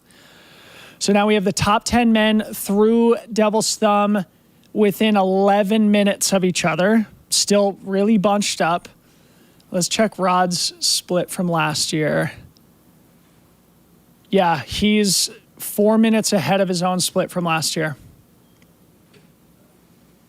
Unbelievable. Goodness. Go, Rod, go. In and out. This is Rod's 5th Western States in a row. It also bears mentioning. And it took him 4 tries to get it right. He got it so right last year, running the second fastest time in third fastest time, second fastest person in Western States history, behind only Jim Walmsley, exiting the aid station in front of his own ghost, but in 10th place overall. Unbelievable. This league. I thought Dan looked super chill, but according to Leah on the ground, it sounds like Dan looked a little bit worked and wanted ice. It sounds like we've got Kat Bradley in the field. Kat, can you hear us? Oh, no. We're cursed. As soon as they tell us we're good to go, we lose our feed. So you're stuck with us for a little bit longer while we follow our drone shot. But when they get that feed up and running in the aid from the finicky Starlink, Kat Bradley is in the field there. Again, a former champion of this race in her own right is in the field with us today trying to make all that coverage happen. Yep. So once we have some insight from her, we'll send it your way. Big shout out to Kat Bradley on the broadcast team for the first time. And as I learned earlier this week, this is her first time back at the race since she won it in 2017. And it seemed like she was highly energized to be back. And we are grateful to have her as part of the broadcast operation. It does take a massive team. Corinne and I have the best job in the world. We just get to sit here and watch TV and talk all day. But there are dozens of people behind the scenes who allow us to have this, the most coveted job in trail running. The broadcast of the Western States 100 gets better and better every year. A big thank you to the team who makes it possible. Yeah, someone asked about how Vincent was going, and he's had a bit of a rough patch, I think, since leaving Duncan Canyon. We saw him at Dusty Corners looking a bit worse for wear, and he did leave there, which is really good. I think we were worried that he might be withdrawing at that point, but he should be on his way. That might be Hannes coming up. Excuse the pixelation here. Hannes, last we saw, was in 11th place, and he had a gap back to Vincent.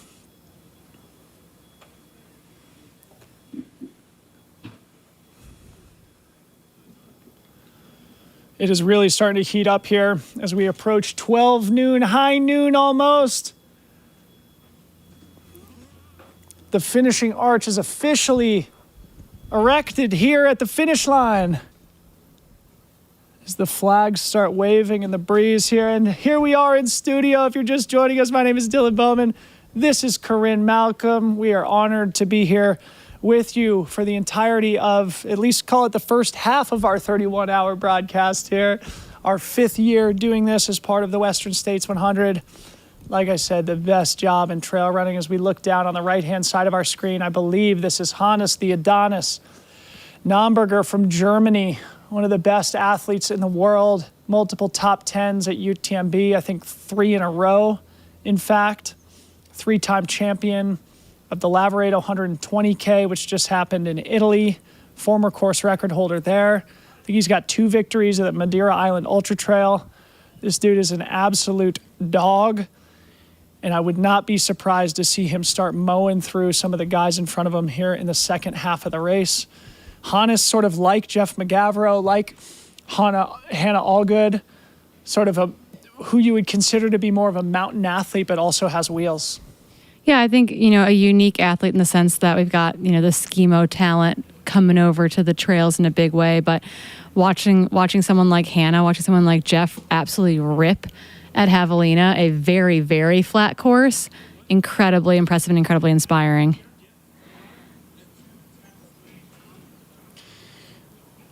Looking at a warm runner in half tights making their way up the Devil's Thumb climb right now.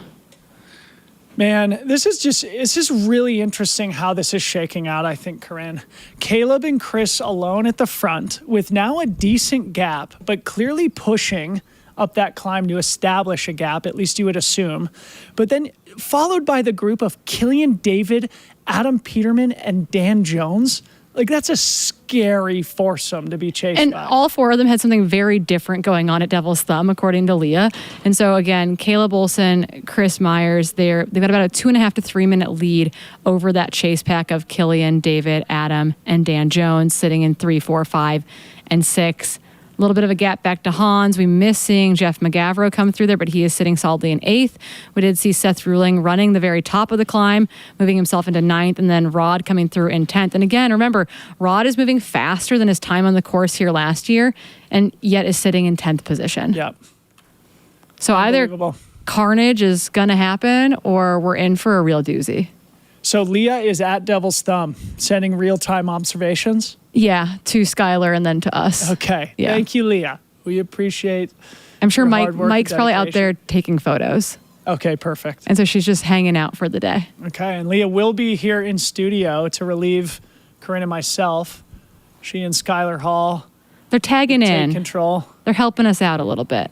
And then we're waiting for our trackers to update at Last Chance again. Remember, Last Chance is a manual update, which means it's really, really hard to get the updates out of there. We'll ping the back end to see if we can force that through, because what's our average split generally to Last Chance?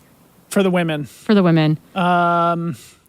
Let's look. Technically, Katie Scheid was through in 6:19 last year, but the average time is like 6:45. Ellie Greenwood split was 6:56, which they've been slightly ahead of. And Courtney and Katie from 2023 were 6:45 and 6:51. Yep. To put that into perspective. So we should have Last Chance splits any moment from the women's field, but they also are delayed, usually getting out of there due to the nature of it being a ham radio operator sending those splits out. So we'll see if we can get any insider scoop from that aid station. Okay, I think we are good to throw it to Kat Bradley there at Devil's Thumb. Kat, can you hear us? I can hear you guys. Oh my gosh, that was racing. My heart is beating so fast. My hands are shaking. I cannot believe how quickly that top 10 came in. That is real Western States racing like I've never seen before. I think something really important to note here is that standing in the shade, it feels completely cool. Standing out here, I am baking. This is the famous Western States heat that everybody talks about.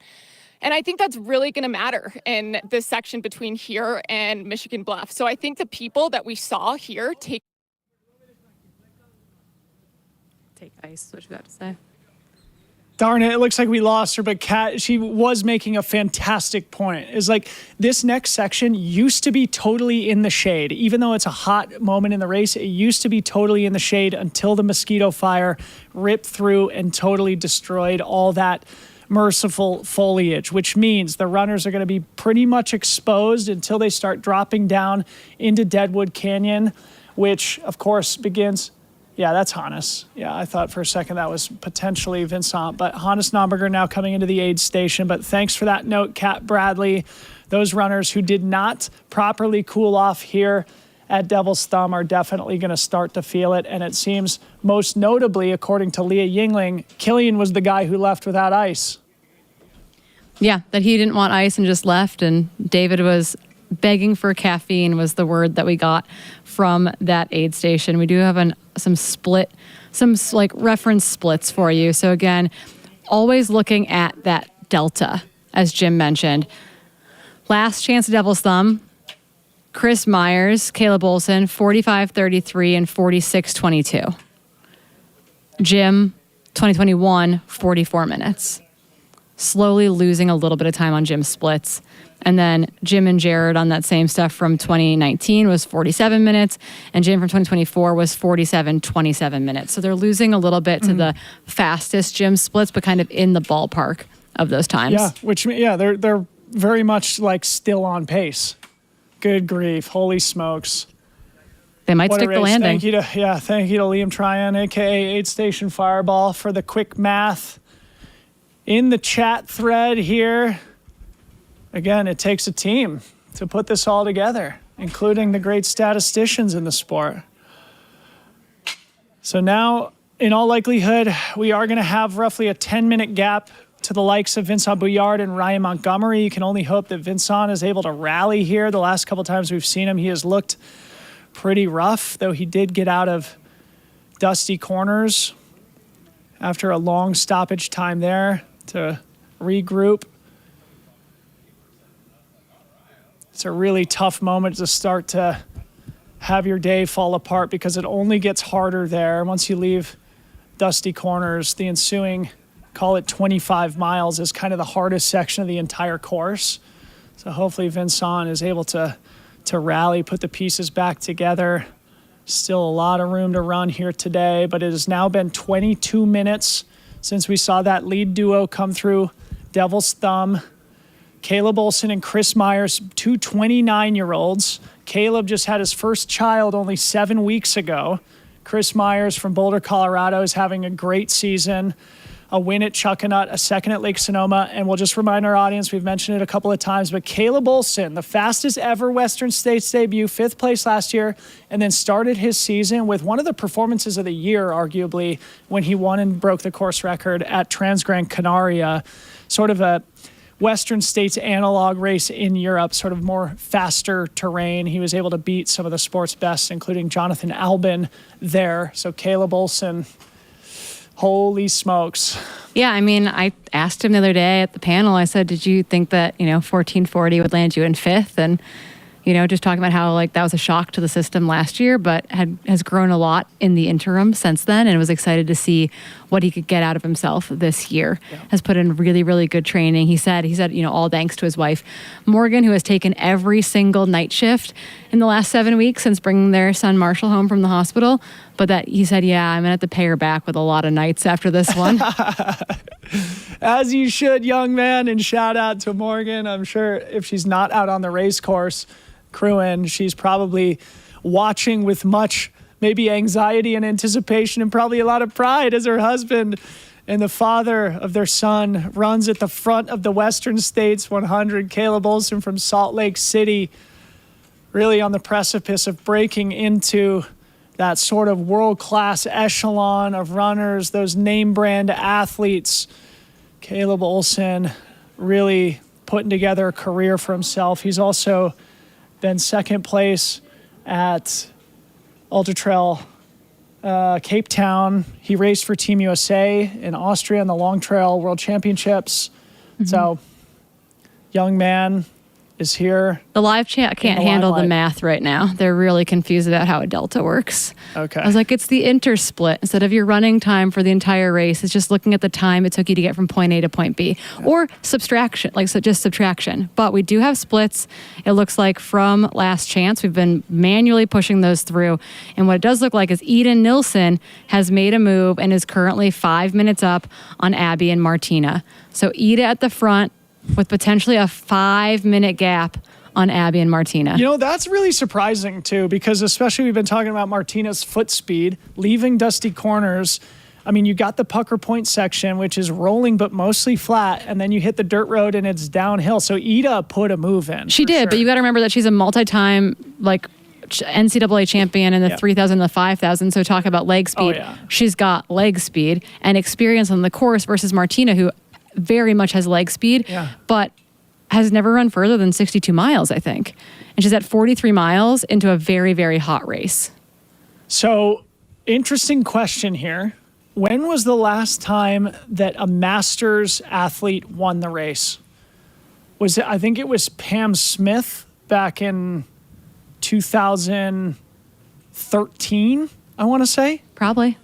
I think Anita Ortiz before that. 2009, I want to say.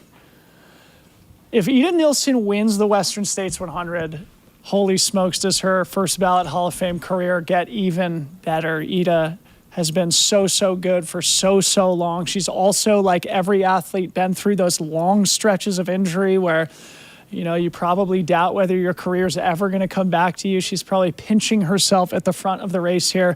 Her friend and teammate Tim Tollefson was saying to us earlier, even though she's from Sweden, she loves the heat, just loves baking in the sun. So, Ida, the Nordic, kind of genetics or whatever, also being balanced out by the long stretches she spent in Arizona. She raced collegiately at Northern Arizona University. As we see Vincent Bouillard tiptoeing up the hill into the aid station here, your reigning UTMB champ. Good to see Vincent rallying here towards the midpoint of today's Western States 100. And back to last chance. Those are the 3 updates that we have. Ida 5 minutes ahead of Abby and Martina. Holy smokes, Corinne. Yeah, I mean, it's a very interesting group of runners taking on this section of the course. We're going to have some unknowns. I'm really excited to see what happens on this climb up to Devil's Thumb with that group. You know, if Ida is really putting on a huge move. Now, I also want to point out that she didn't do her first 100 mile until like 2 years ago. Yep. So at the age of 40. Yep. 41, did her first ever 100 miles, spent a lot of time racing much shorter, did a lot of 80Ks, really, really good at Transvolcania, which is about 74K in change. So was really excited to see her make that jump. And then she's steadily improved on that performance year over year. That looks like Ryan Montgomery. In the yellow shorts.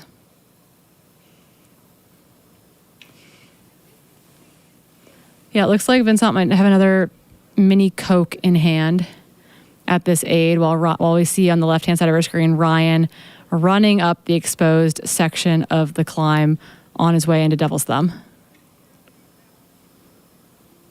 Yeah. Just looking back at Ida's incredible history in the sport. She won Trans Gran Canaria 3 years in a row. Incredible. She won TNF 50. She's been on the podium of CCC. She's won Ultravasan many times in her home country of Sweden. Again, yeah, one of those fast, runnable races. She's been 7th and 6th here at Western States, now running in the lead through Last Chance. Ryan Montgomery, also maybe the most experienced 100-mile racer in the fields, aside from somebody like Jeff Browning. Ryan Thrower and I were talking about this earlier in the week, but Ryan Montgomery has 1,700-mile finishes to his name. Magda was 41 when she won. Okay, so Magda 10 years ago was the last time a Masters athlete. Yes, it's the 10-year anniversary of her in that win. Yeah, I was thinking that she was just under 40 that year. I know. Ageless wonder, Magda Delay. So then there is a decent amount of precedent in the last, call it whatever that is, 16 years since Anita Ortiz. If Anita, Pam Smith, and Magda were all Masters athletes and when they won, that would make Ida the fourth in the last 16 years, which would be pretty interesting. Of course, we're getting way ahead of ourselves now. Ida with a 5-minute gap at Last Chance. We probably shouldn't speculate whether or not she's going to win quite yet, but just to flag that history for the audience, it's pretty relevant. As we see Ryan Montgomery here cruising up towards the aid stage, he's looking pretty solid.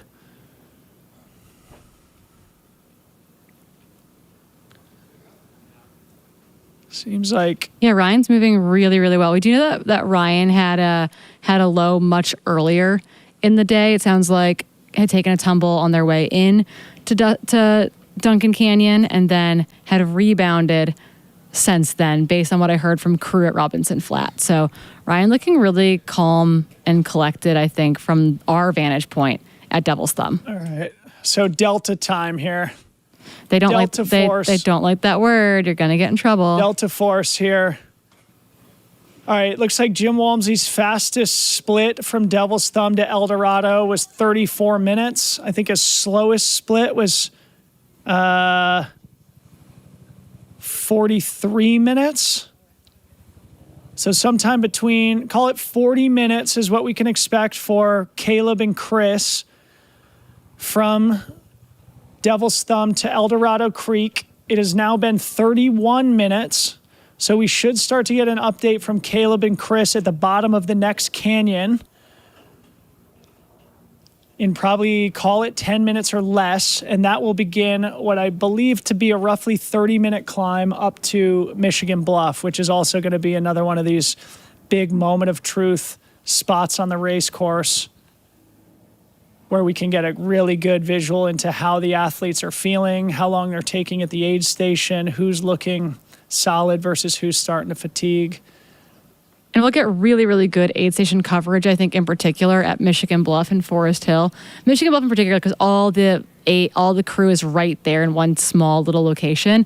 It's a pretty open area, but it's all quite tight in there. Forest Hill can get chaotic when we lose the runners because they can be crewed anywhere on that road. They have to stop at one location this year. They can't be crewed continuously down the road, but it is like a mile of pavement effectively. And so sometimes it's a little bit hard to understand who's being crewed where. Yep.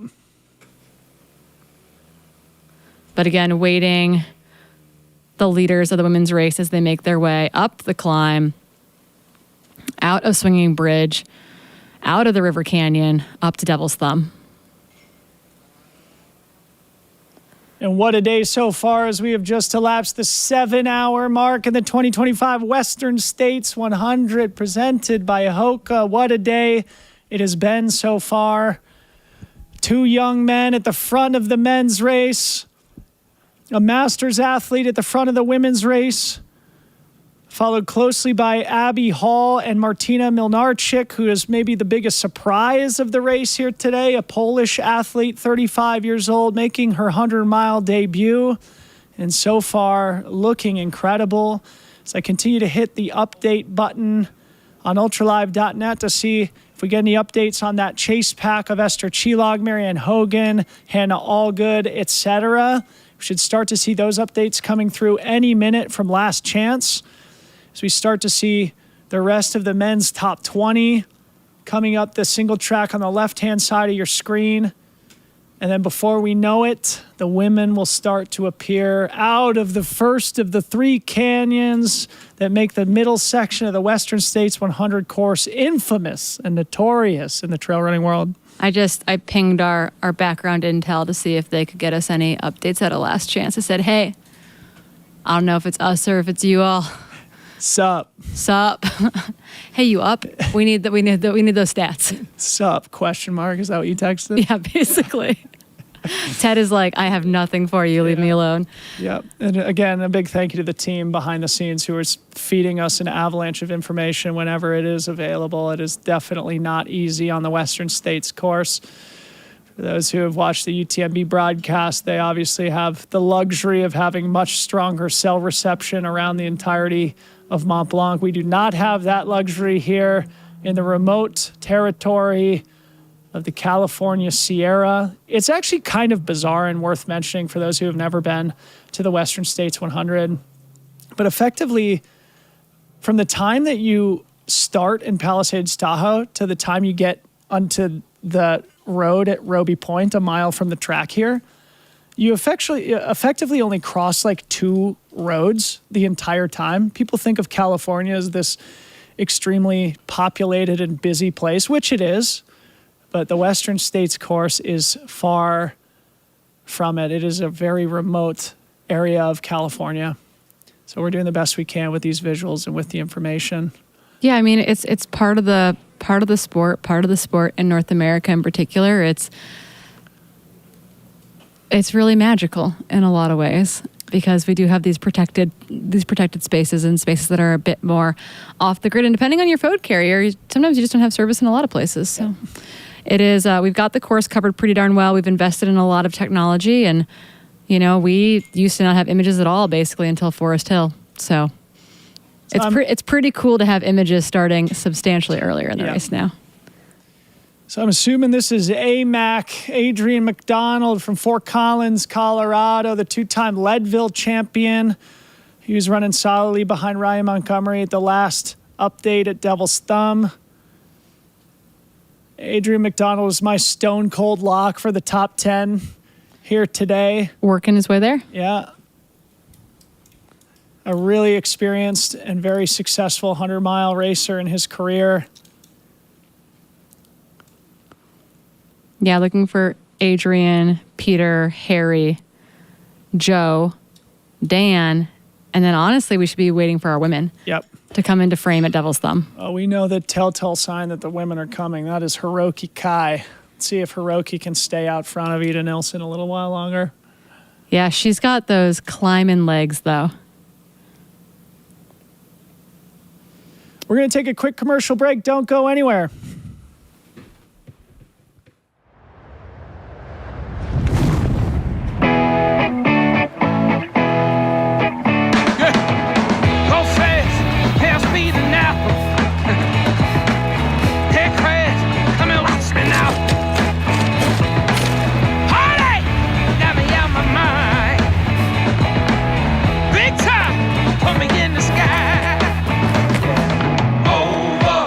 It gets me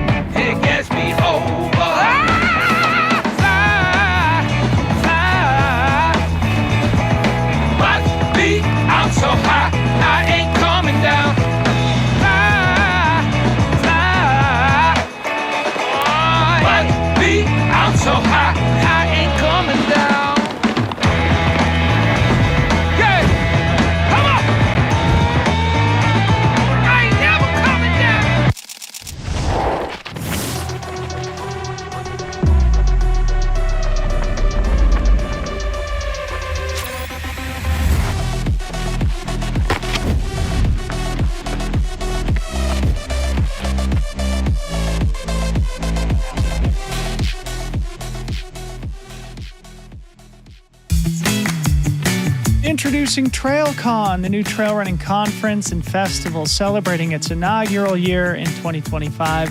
A 2-day gathering of the trail running industry and community hosted in beautiful Palisades, Tahoe in the days before Western States. Packed with engaging conversations, panel discussions, group runs, networking events, and other activations, TrailCon hopes to become an important annual platform for connection, collaboration, and conversation as trail running continues to grow and expand globally. It's all about community. After a successful debut this week, TrailCon is excited to return in 2026. We really hope you'll come join us. Visit trailconference.com to learn more about the event and stay tuned for announcements about the second edition coming next June. TrailCon, where trail running comes to life. And we are back in studio here at the 2025 Western States 100. My name is Dylan Bowman, joined by Corinne Malcolm. Things are really heating up as we cross the halfway point in the men's race. We are awaiting more updates from the women through Last Chance. I did get some good stats from our good friend Liam Tryon, a.k.a. Aid Station Fireball. Corinne, he texted us that Ida Nilsson's Last Chance split is 6:29 elapsed. That's 10 minutes behind Katie's fastest split from last year, though 18 minutes ahead of Courtney's overall 2023 course record splits. A big thank you to Liam Tryon. And Ida's a closer. If anyone can stay on task for the back 60 miles, the back 50 miles, it's Ida Nilsson. Absolutely. That's Peter Frano there on our screen making his way up to the Devil's Thumb aid station.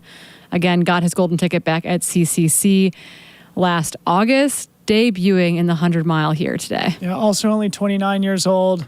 The Slovakian, he's been on the podium at the Long Trail World Championships. And it looks like we have Caleb Olson and Chris Myers through El Dorado at 7:08:27 and 7:09 elapsed. So Caleb Olson with a 30-second lead there at the bottom of the canyon. Caleb Olson and Chris Myers now climbing towards Michigan Bluff as of 3 minutes ago. And holy smokes, folks, they remain well ahead of course record pace. Jim Walmsley from 2019 went through at 7:16 elapsed. So they are 8 minutes ahead of course record pace. My goodness. Yeah, all the photos from Iron Far look amazing over by Deadwood Cemetery. Everyone looks super, super smooth. I think their big report was that at that point, Hans Troyer, sitting in 8th, said they thought his stride looked a bit choppy at that point. But everyone else, the reports are coming in largely positive as far as like Jeff McGavro, 7th man at mile 49.5, 7:31 back of the lead. He looked focused but friendly and wanted to know how we were doing. What a guy. What a guy. Got to say, Peter Frano not looking super solid here on the climb up. Obviously, this is a tough moment in the race. The sun beating down on him. It's steeper than it looks. It's sort of soft and dusty here, but again, hard to interpret the body language from a drone. It's a little pixelated, but Peter Frano, I think, sitting in 15th place overall. He's definitely given up a fairly significant amount of time to Adrian McDonald, who was only a minute ahead of him at Last Chance. Adrian has already left Devil's Thumb 2 minutes ago, and I think Peter's still a couple minutes away, which means he gave probably 4 or 5 minutes away to the gentleman just in front of him here in just a few miles. So what I've heard also from Adam Popp, who are also following in the race, who's the first above the knee amputee to try to complete Western States. It seems like the reports from his crew are really positive, and that he's moving really, really well. That they are through. He was through Duncan at 11:23 a.m. 6:23:46 elapsed. And the big thing for him there is that he'll move a lot better on the terrain after Robinson Flat on his prosthetic. And so they said that that's really kind of still right on task for him to finish in 26 hours. And that's the goal. Heck yeah, Adam Popp. 26 hours would be a remarkable, remarkable feat and a great story in the 2025 race. We did get a text from Ted Knutson from ultralive.net that 3 women entered at last chance, who we would assume to be that trio of Esther Chilog, Marianne Hogan, and Hannah Allgood. And we have those splits up in the ultralive.net. I had asked him. I don't have them yet, but. Oh, I do. Those are the ones where I said Eden Nilsson's got a 5-minute gap at last chance. No. He said 3 together more recently. Okay. I'm assuming that was the Esther, Marianne, and Hannah group. Yeah, it just sounds like the radio communication out of that aid station is really slow. Yep. So Anyway. if that's the case, Esther, Marianne, and Hannah could all be together.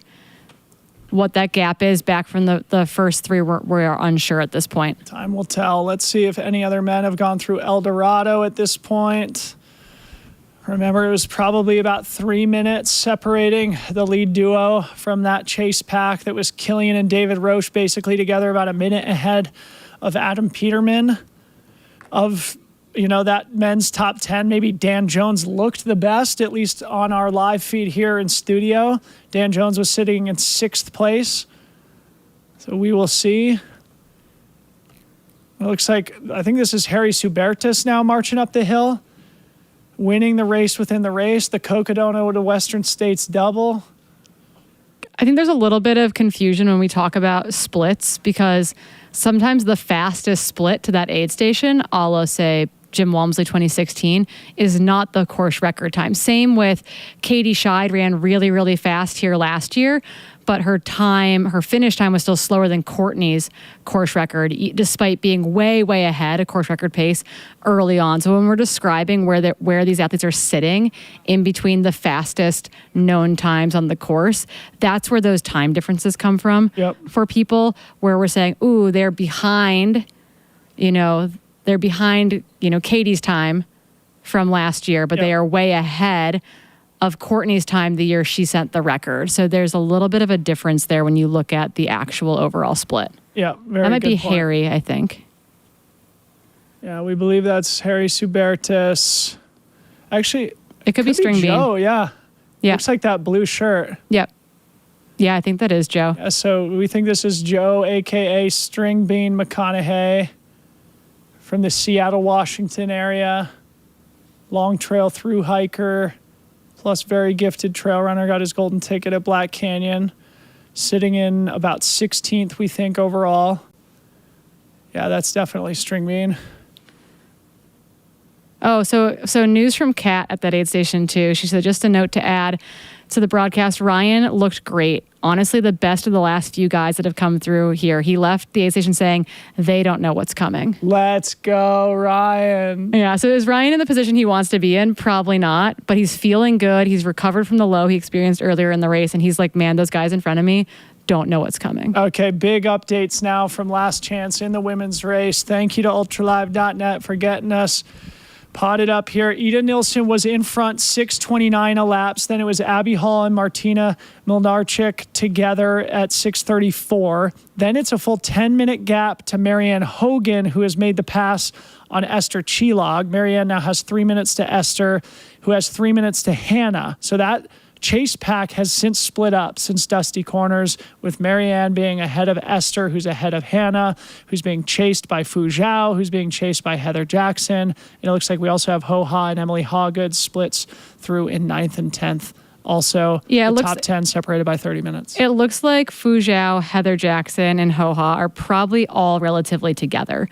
They split through in 6:53, 6:54, and 6:54. And again, those are even minute splits because it's coming out of a ham radio operator. Yeah. And so the likelihood is that trio is more or less together in comparison to the gap that has been formed in front of them and behind them. Holy smokes, Corinne. More updates from El Dorado Creek. Chris Myers and Caleb Olson have extended their gap. It's now 8 minutes to the chase duo of David Roche and Jeff McGavro. So Jeff just made up a bunch of time on that long descent to El Dorado Creek. Jeff has 30 seconds ahead of Killian, who's 30 seconds ahead of Dan Jones, who's another 20 seconds ahead of Adam Peterman. So that's 1 through 7. Chris Myers, Caleb Olson, David Roche, Jeff McGavro, Killian Jornet, Dan Jones, Adam Peterman, 1st through 7, separated by 9 minutes at El Dorado Creek. Yeah, separated by 9 minutes, but 3 through 7 is separated by 75 seconds. Yeah, great point. So Chris Myers, Caleb Olson just put 5 minutes into the group in like 4 miles. Those two are off the front. Will they both stick it? Who knows? Will one of them maybe stay away? Distinctly possible, but that chase pack that is all basically together, they're all within 70 seconds of each other, of David, Jeff McGavra, who's come back from the dead, seemingly come back from the dead, moving back up, Killian, Dan, Adam, Hans. Like Hans of that group is like, he's the youngest in the mix. I guess we're still waiting for Hans to split through there. So the group that's behind them is a group of pretty darn experienced guys. Yep. Wow. Jeff McGavro moving up in the field here. Missoula, Montana. Twice represented in the top 7 between Jeff and Adam Peterman. We'll remember that Jeff paced Adam Peterman to victory here in 2022. So even though it's his first Western States, he has paced the last 3 years, including to victory once. We'll see if that experience pays off for Jeff. And what an impressive top 7 here through El Dorado Creek, mile 53. So then it's a 35-minute climb or so, call it 33 to 36-minute climb from El Dorado Creek to Michigan Bluff. Again, a moment of truth spot on the course that's going to give us a ton of important intel. So we would expect to see that lead duo of Chris Myers and Caleb Olson up there in 15 to 20 minutes. And we will have cameras at Michigan Bluff. And we should have our women into the burn scar here any moment as well.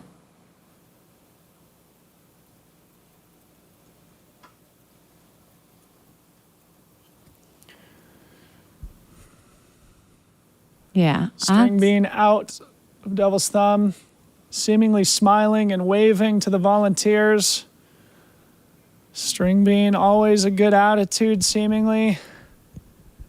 He is a really just wonderful human being. He runs our Wednesday workouts with Cowgill in Seattle. He also runs a youth trail running program where he's working to get more kids outside and on the trails, which is also incredibly cool. So really big heart on that guy. He does some guiding, I think, too, with his long trail hiking experience. He does. Yeah. I think he's going to the Sierra again this year to do a bunch of that on the JMT. So super, super impressive. So he's moved himself into 16th place. We're waiting on Harry and Dan, that inner battle for the Cocodona boys. And then Hiroki Kai should be in that group. But then I think really within that group of Harry, Dan, and Hiroki, we might all of a sudden start to see Ida right up in that mix as well. Moving her way. So this is the top of the climb to Michigan Bluff that we're looking at now. Cool. It looked a little foreign, and then I was like, oh yeah, the mosquito fire ripped through there and burned all that foliage. But that single track trail then intersects with that dirt road. It's where you've probably seen pictures of the famous Western States trail sign with a bunch of bullet holes in it and mile markers.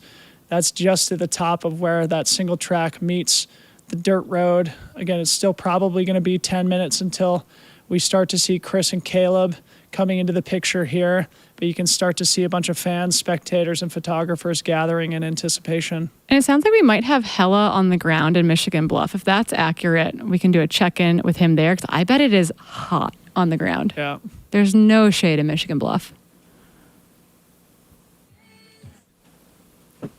Guys, we are in Michigan Bluff, and it is really hot, like you were saying. But the energy is really nice, though. I love the energy. I love the vibe.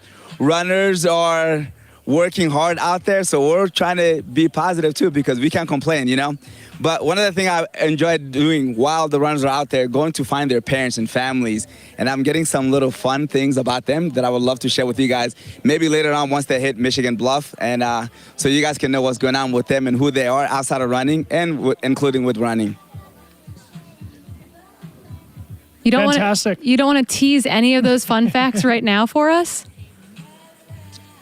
Okay, I'll go with Ryan. So what I found out about Ryan Montgomery, Ryan's always been a competitive person since as a young kid. At 5th grade, he wanted to be the best cross guard in the school. So he took it very serious, and to a point where the school made an award for him, and he got to travel to New York to celebrate it. So Ryan has always been competitive, and you can see why what he does now, what they do right now, become the person that they are. So So hearing that from Ryan's mom, I was like, okay, I'm not surprised that Ryan is a go-getter, because since 5th grade, he wanted to be the best at everything, even as small as something, helping people cross the road. So that's something that I learned today, and I was kind of laughing with it and having a big smile about it. And I hope Ryan get to hear that I talked about this and embarrass him just a little bit. Yeah, perfect. That crossing guard experience might come into play on the one road that they're going to encounter here through Michigan Bluff. This is one of the few moments on the race course where they actually do have to cross a road. So I'm sure Ryan will do so very safely. We have a couple more updates from down at El Dorado Creek. Last we had seen Adam Peterman had gone through. Now Seth Ruling, Rod Farvard, and Hans Troyer have all gone through. Looks like Seth has about a 2-minute gap back to Rod and Hans, who it seems are running together. The tracker does have a few sort of confusing names in the mix there, like Ricky Wynn and Jeremy Marcucci, who are definitely not running within that men's top 10. So I'm sure those things will get updated here shortly. But we now have at least the men's top 10 through El Dorado Creek.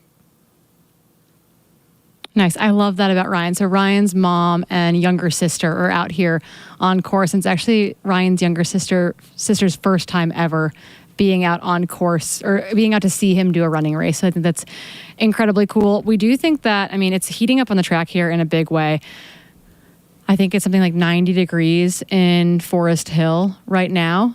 Michigan Bluff is probably about the same. But as we heard from Kat Bradley at the top of Devil's Thumb, the shade feels okay. And as soon as you step out into the sun, that's where it starts to feel a bit intolerable. And that is that quote unquote famous Western States heat that everyone talks about. Absolutely. So on the right-hand side of our screen here, we are still at the Devil's Thumb aid station. Actually, on the left-hand side, now we are back to the really difficult, steep, and hot climb to the aid station. We are awaiting to see the lead women start marching up the hill here. I don't believe that's one of them. I think that's maybe Dan Green or Hiroki Kai. They accidentally put Fiona, Shay, Keely, Aaron, Caitlin, and Johanna. Instead of putting in the split from Last Chance, they put it in as El Dorado Creek. And that's what's happened with the men, because Ricky Wynn is also running with those gals. So we need to send a message off to... Send a text to Ted now. Yeah. So that update that you're seeing on the tracker is inaccurate. Fiona, Shay, Keely, Aaron, Caitlin, and Johanna. Those splits are very likely from the Last Chance aid station, or mile 43.3. And that would make sense from a timing perspective. That would put them into like kind of rounding out the back part of that top 10, with Fiona Pascal actually moving up really nicely in that group, sitting about, let's see here, only a minute behind Emily Hawgood. So bridging that gap quite a bit. But yeah, so the actual updates will come from Devil's Thumb, will be the next split. So there is a bit of a whoopsie on the live tracker right now.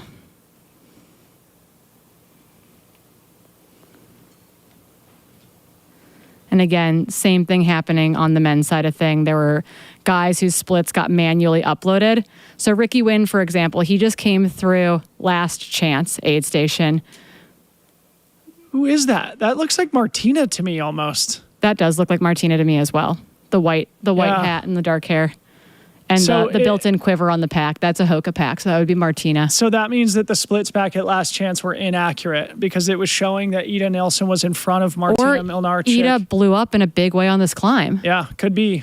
I guess that's maybe certainly she could have run really hard on the downhill, and Martina moved really well on this uphill. That is also distinctly possible. Certainly possible. So we believe this is race leader Martina Milnarczyk from Poland, tiptoeing up the hill towards the Devil's Thumb aid station. And holy smoke, she does look fantastic here in the closing stretch.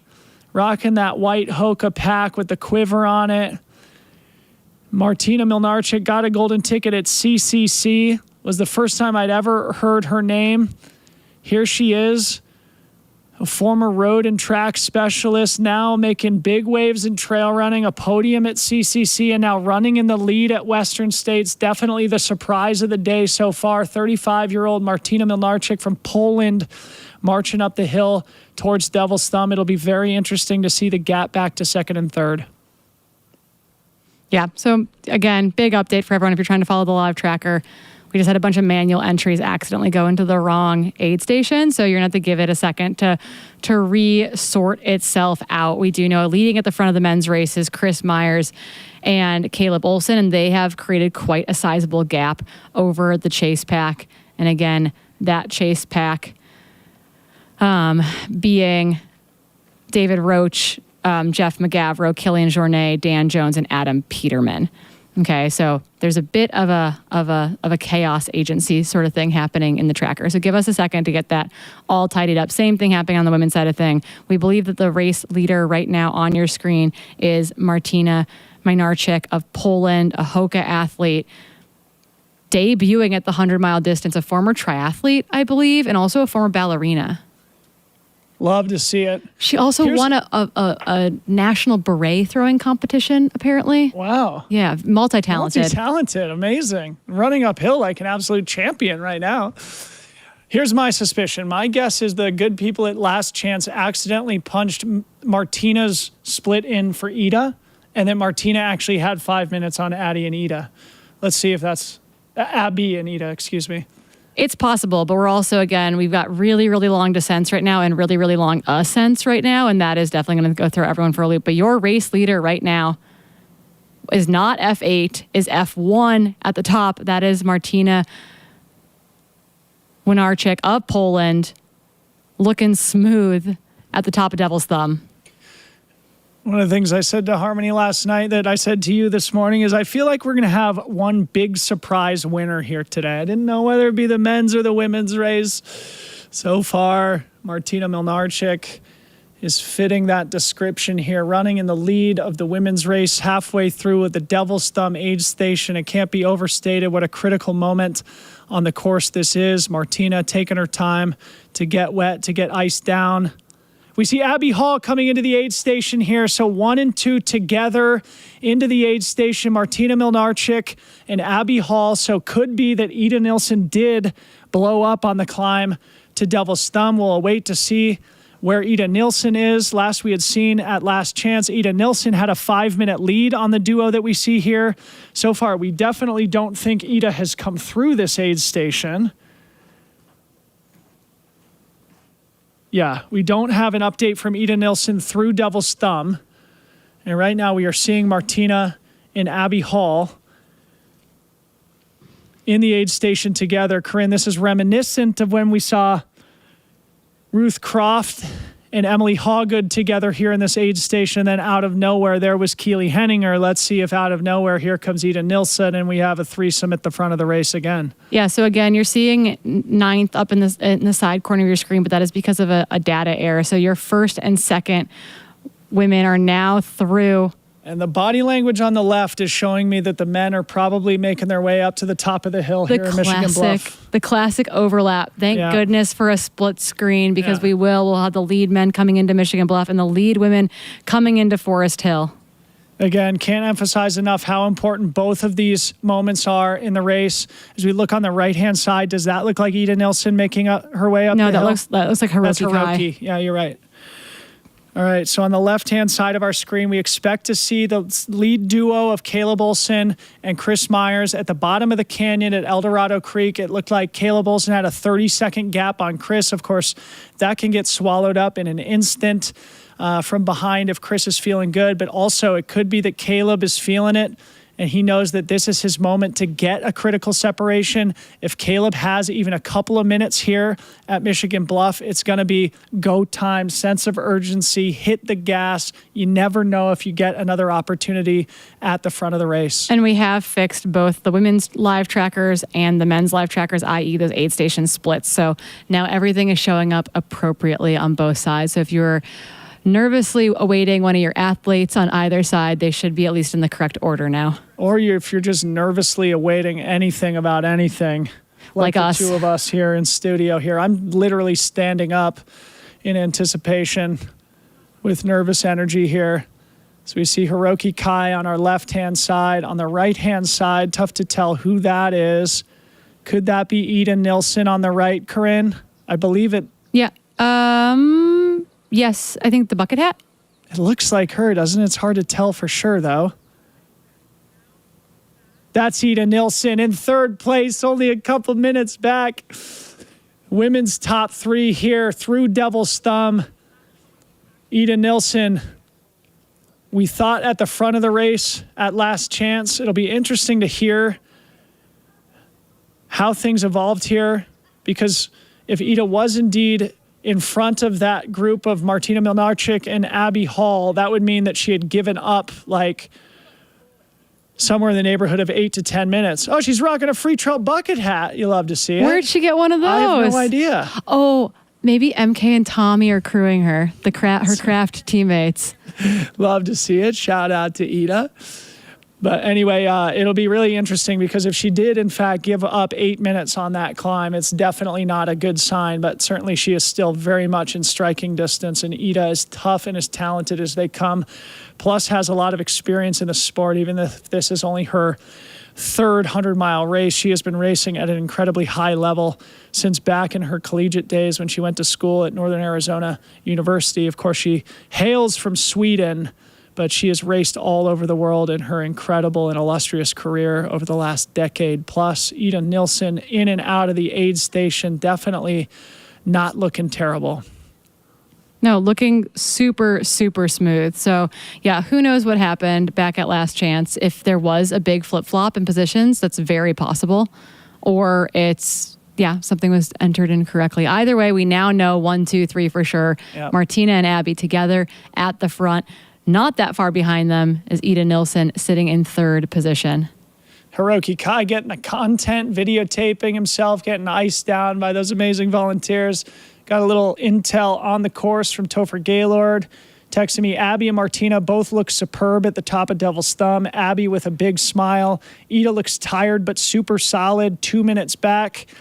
Ida always looks like that. I just want to point that out. Ida always looks like she's just in the thick of it. Like she always has that try hard face on. It. And so it's always like, you're like, is she okay? And then she's like running even faster than she was before. Update from Kat in the field as well. She says, cannot overstate how good Abby looks right now. Relaxed, took her time, didn't panic, but charged out of the aid. Holy smokes. Thank you for that update, Kat Bradley. So again, on the left-hand side of our screen, that is Michigan Bluff. Last year, Jim Walmsley went through here at 7:58 elapsed.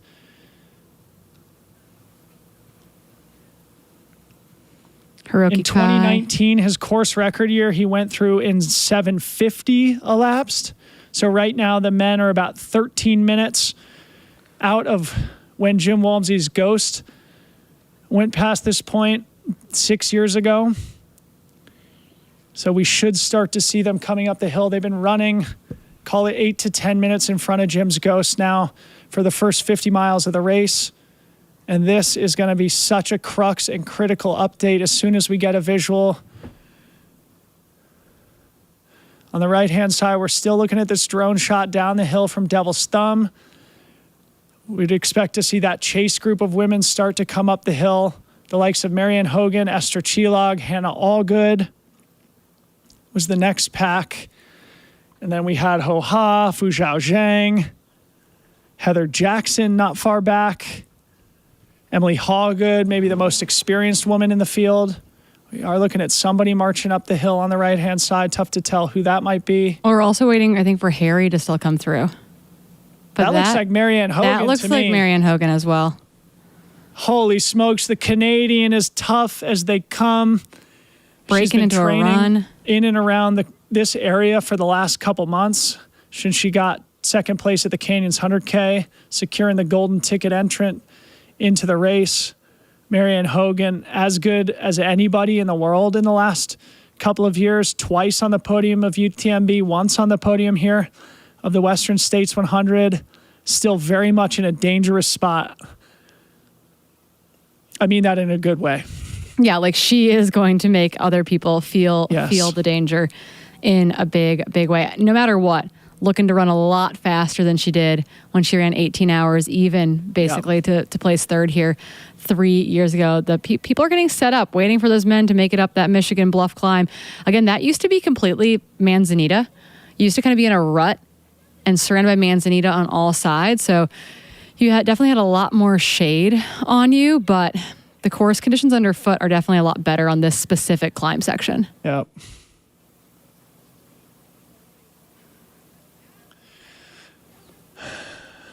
See, this is the type of area where I would expect someone like Killian to feel an urgency to get back up, you know?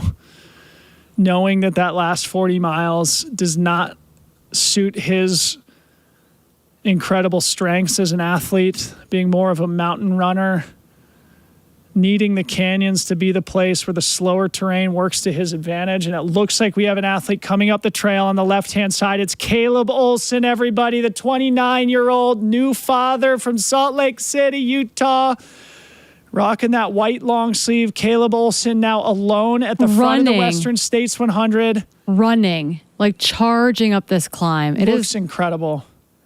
So it's probably about 90-second downhill on this dirt road until he enters the aid station proper. And this is where we're going to really want to observe body language, observe the crew transition. Also, I'm obsessed with whatever shirt the Nike athletes are wearing. We see this on Riley and Shea Aquilano as well. It looks like crochet, and it's got that arm coverage, but it's got huge, completely open to the sides and underarms. Drew Holman was wearing it at Lavaredo when he won just this morning an 80K race over there in Italy.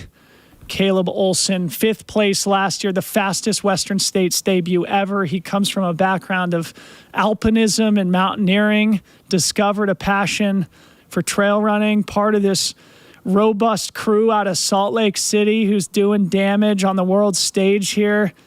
Caleb Olson, probably understanding the gravity of the situation he's in now, being chased by some of the world's best, only 29 years old, at the front of the Western States 100, now with some separation back to Chris Myers, who was with him last time we saw at the Devil's Thumb aid station. And on our right-hand side, it looks like this is still Marianne Hogan marching up towards Devil's Thumb in the women's race. A lot of action unfolding on our screen here. I'm literally standing in the studio. Corinne is literally kneeling. I'm stretching. I'm literally stretching. Caleb Olson into Michigan Bluff. All right. And we do have Hella on the ground. Hella Sadiba as our on-course correspondent. So we're going to throw it to him with an update as soon as we can to get that firsthand perspective. All right, everybody, that's it. Western States. You'll see you guys next year. Let's get the camera back on Caleb if we can and throw it to Hella after. Thank you. Yeah, we can throw it to Hella after. We've got a couple of men that have come through in one of those gaps. And look at this team just dousing Caleb with ice and water. I'm not sure if Morgan's there. Of course, we've just talked about it, but Caleb Olson and his wife Morgan welcomed their first child to the world only 7 weeks ago. Incredible dad strength on display here at mile 55, the critical Michigan Bluff aid station. And it looks like Caleb Olson is out of the aid station in the lead after a very quick transition. And this is what we were just talking about, Corinne. Like, when you're alone at the front, there's a moment where you have to make a decision. Like, is this the moment where I hit the gas and make my move and establish myself at the front of the race, which of course comes with its own risks? Or do you sort of stay within yourself and not take that swing, which of course can also give your competition an opportunity to bridge back up? But Caleb Olson, it looks to me to be on the gas, wasting no time in the aid station. And Marianne Hogan also looking happy, all smiles coming into Devil's Thumb. Yeah, so interesting about this shirt, though, because I'm just like very, very curious. We'll get to touch it when he makes it to the finish line. But I wonder the benefit, like for me, I'm such a pack person in these races because I like to get particularly on hot races, because I like to put ice in it. I wonder, like, that shirt has to feel so much better without anything on it. Yep. So belt kids and hand bottle kids for sure. Marianne Hogan officially into the Devil's Thumb aid station. All right, so Corinne, let's tell the people about this stretch where Caleb is she's now overtaken Esther Chilog. Just want to kind of like good point. Put that as she's now the 4th woman up to the Devil's Thumb aid station. Yep, great point. All right, so we now have the the mountain bike with the camera on Caleb Olson, and we're going to try and keep the bike with him all the way to Forest Hill. At least that was the plan coming in. Going down Volcano Canyon would suck. Yeah, right. Oh. So this is the section, Corinne, where that's where Max King got lost. This is the section that you and I were talking about earlier, where the mosquito fire had burned all this foliage. And it's one of those moments in the race, like at Robinson Flat, where you come through the aid station and you think you're at the top of the hill, but no, you're not. Chris Myers now into Michigan Bluff. Call it a 2-minute gap. We'll get the official mark here as soon as we can.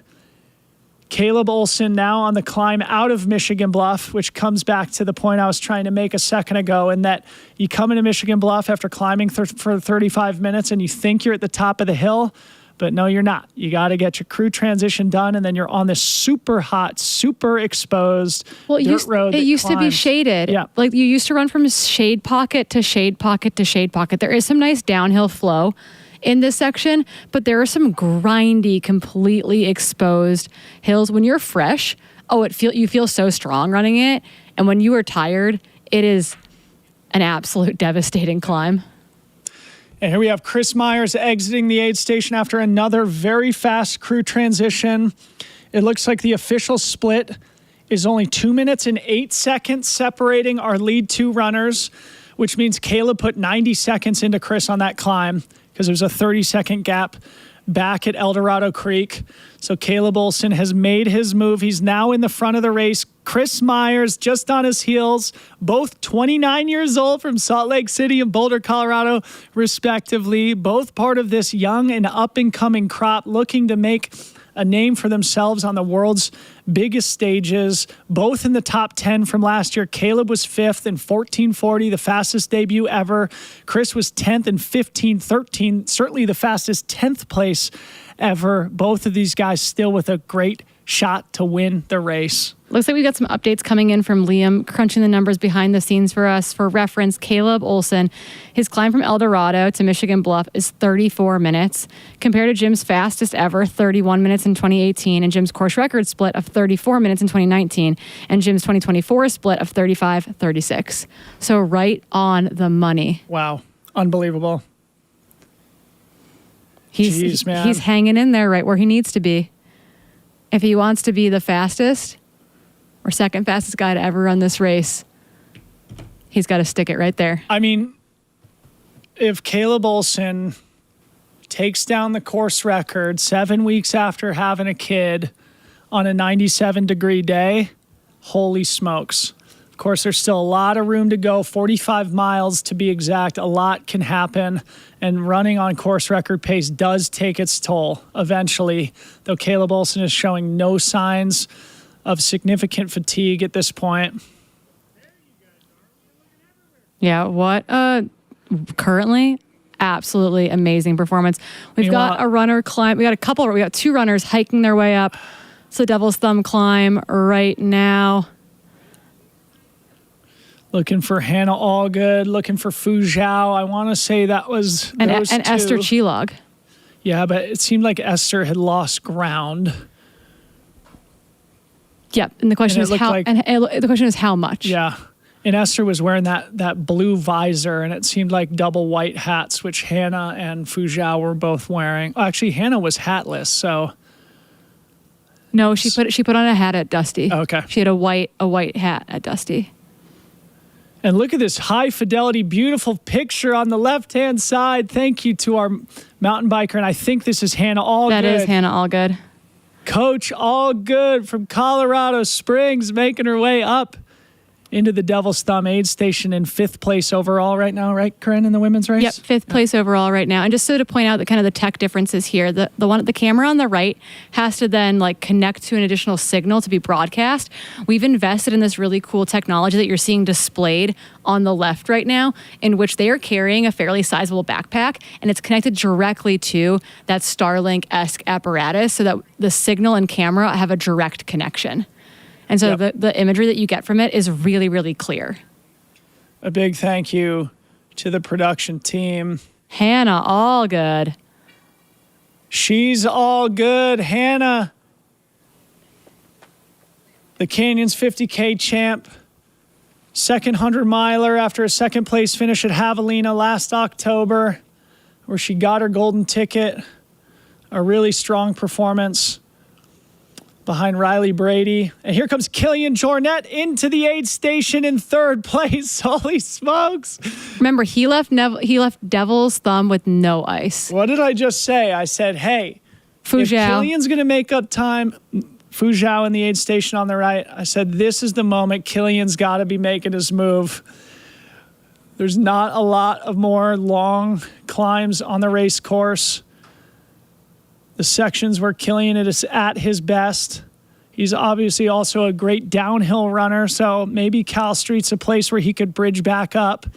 Killian looking solid in third place here in Michigan Bluff. Let's see if he can get in and out as quickly as the guys in front of him. If I were our camera bikes, I would go out and back on this section and then have a different camera bike pick them up in Bath Road. Because going down Volcano Creek, like Volcano Canyon on a bike would suck. Yeah.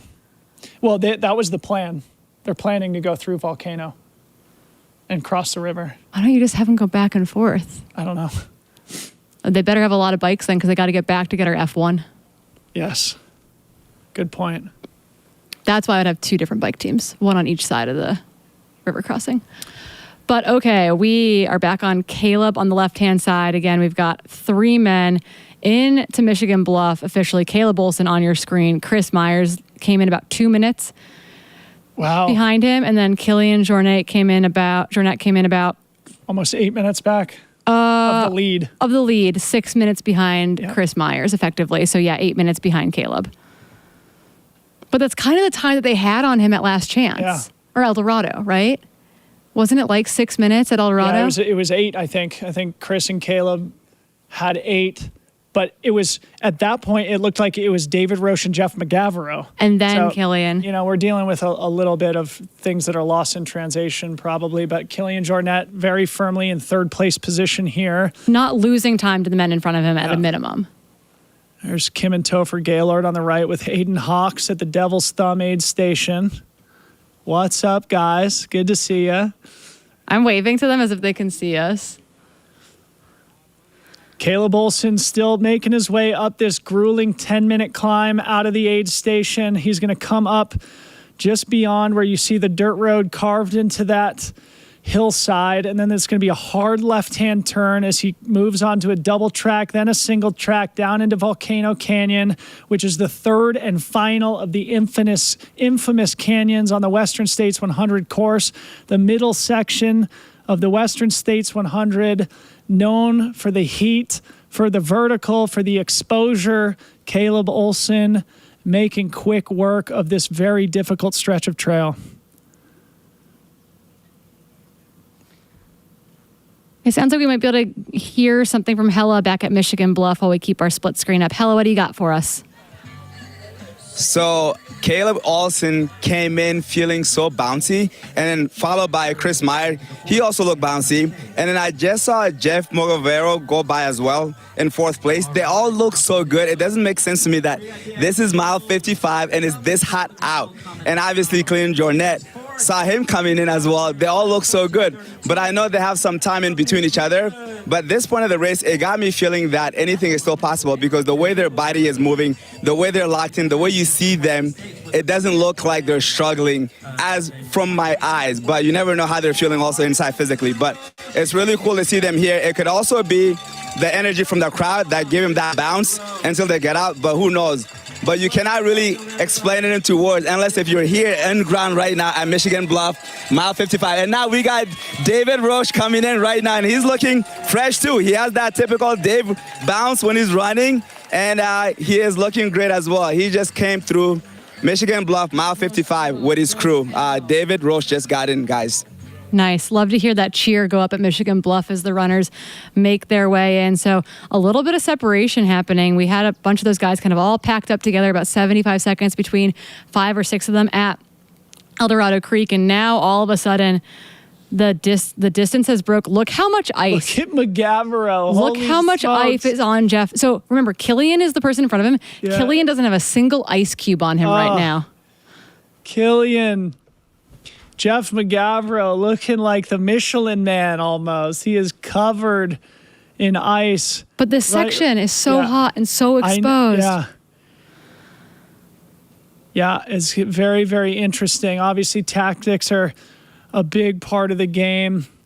Taking the extra time to ice down, of course, slows you down in the moment, but can save you handfuls of minutes later on in the race, if not more so. Killian, of course, it's hard to second guess the greatest to have ever done it, but that was the mistake he made famously in 2010 when he ran without any ice or any bottles. What was, of course, captured in the great documentary Unbreakable. Killian returned the next year with a much better strategy and won the race. That was way back in 2011. It is interesting to see him not icing himself down as much as the competition here.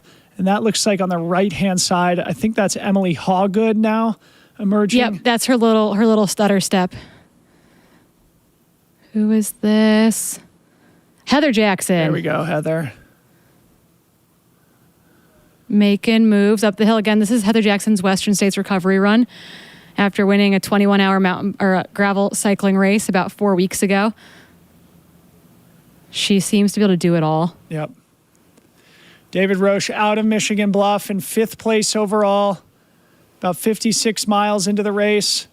David Roche, this is his 3rd 100-mile race. He's won the first 2, including breaking Matt Carpenter's legendary course record at the Leadville 100 last August, then doubling back and winning the Javelina 100 in, I think, the 2nd fastest time ever last October.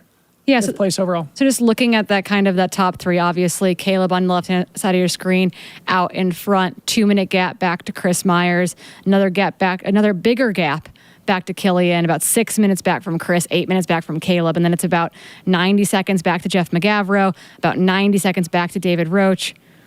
You know, so that gap, again, remember 3 through 7 used to be separated by 75 seconds, and that gap has started to really start to open up on that really hot exposed climb into Michigan Bluff. Really, really great observation.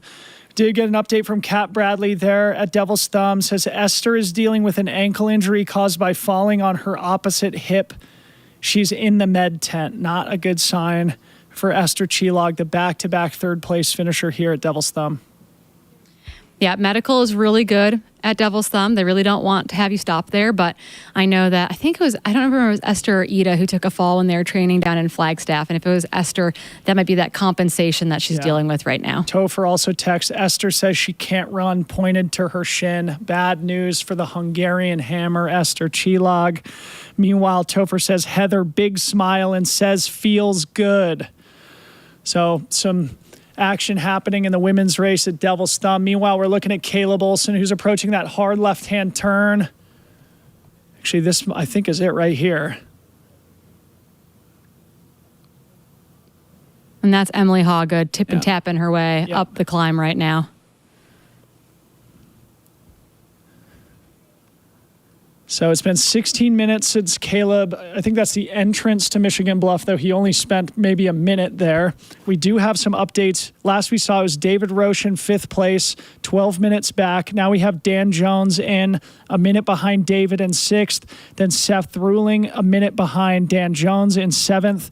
And Adam Peterman only 15 seconds back of Seth. So that's our top 8 now. So and it looks like, oh, sorry, continue. I was just going to say 14 minutes separating 1st through 8th. Okay, so big pull by Caleb and Chris at the front.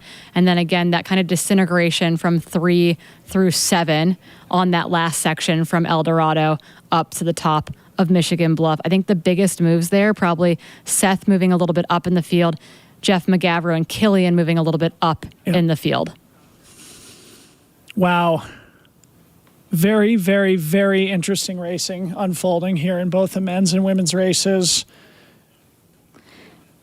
You've got Emily Hawgood, all smiles. So it looks like Emily was still 10th now into Devil's Thumb, though if Esther is still in the aid station, that would move Emily into 9th in all likelihood. And then we're expecting the group of Fiona Pascal, Shea Aquilano, Aaron Clark, Keely Henninger, Caitlin Fielder, etc. And now we're back with Chris Myers here on the climb out of Michigan Bluff. Chris still looking solid.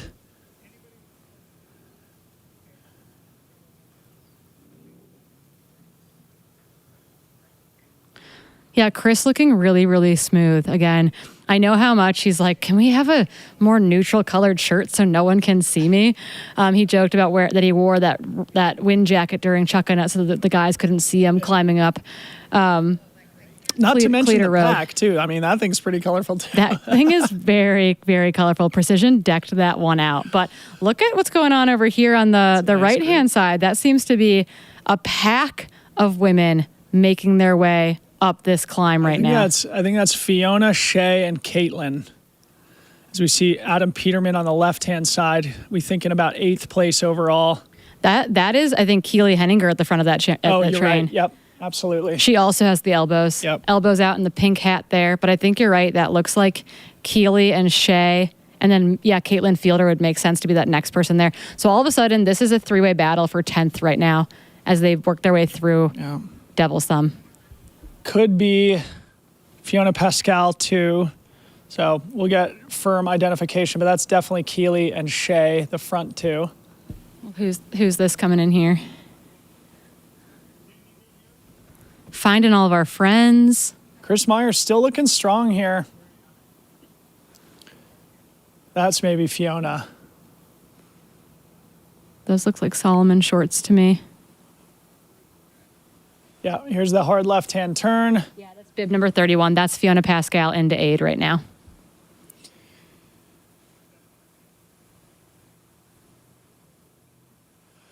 We are officially over 8 hours elapsed into the 2025 Western States 100. We are under course record pace for both the men and the women. It is an absolutely incredible day so far here as dramatic racing is unfolding now over halfway through the men's race, just under that for at least the women that are on screen here. And things are still very tightly compressed, with two surprising athletes, I would say, at the front of the race. Caleb, of course, we've mentioned the fastest ever debut here in 5th place in the 2024 event. Meanwhile, Martina Milnarczyk, a relatively unknown Polish athlete at the front of the women's race. In fact, we should probably get an Eldorado split from Martina here pretty soon. Emily Hawgood, all smiles when she came into Devil's Thumb, asking how far out from the lead. Let's go. That's what I love to see. She's not like, who's right in front of me? She's like, how far am I from the win? Like, I've got work to do. That's the right attitude at the top of Devil's Thumb. Yeah.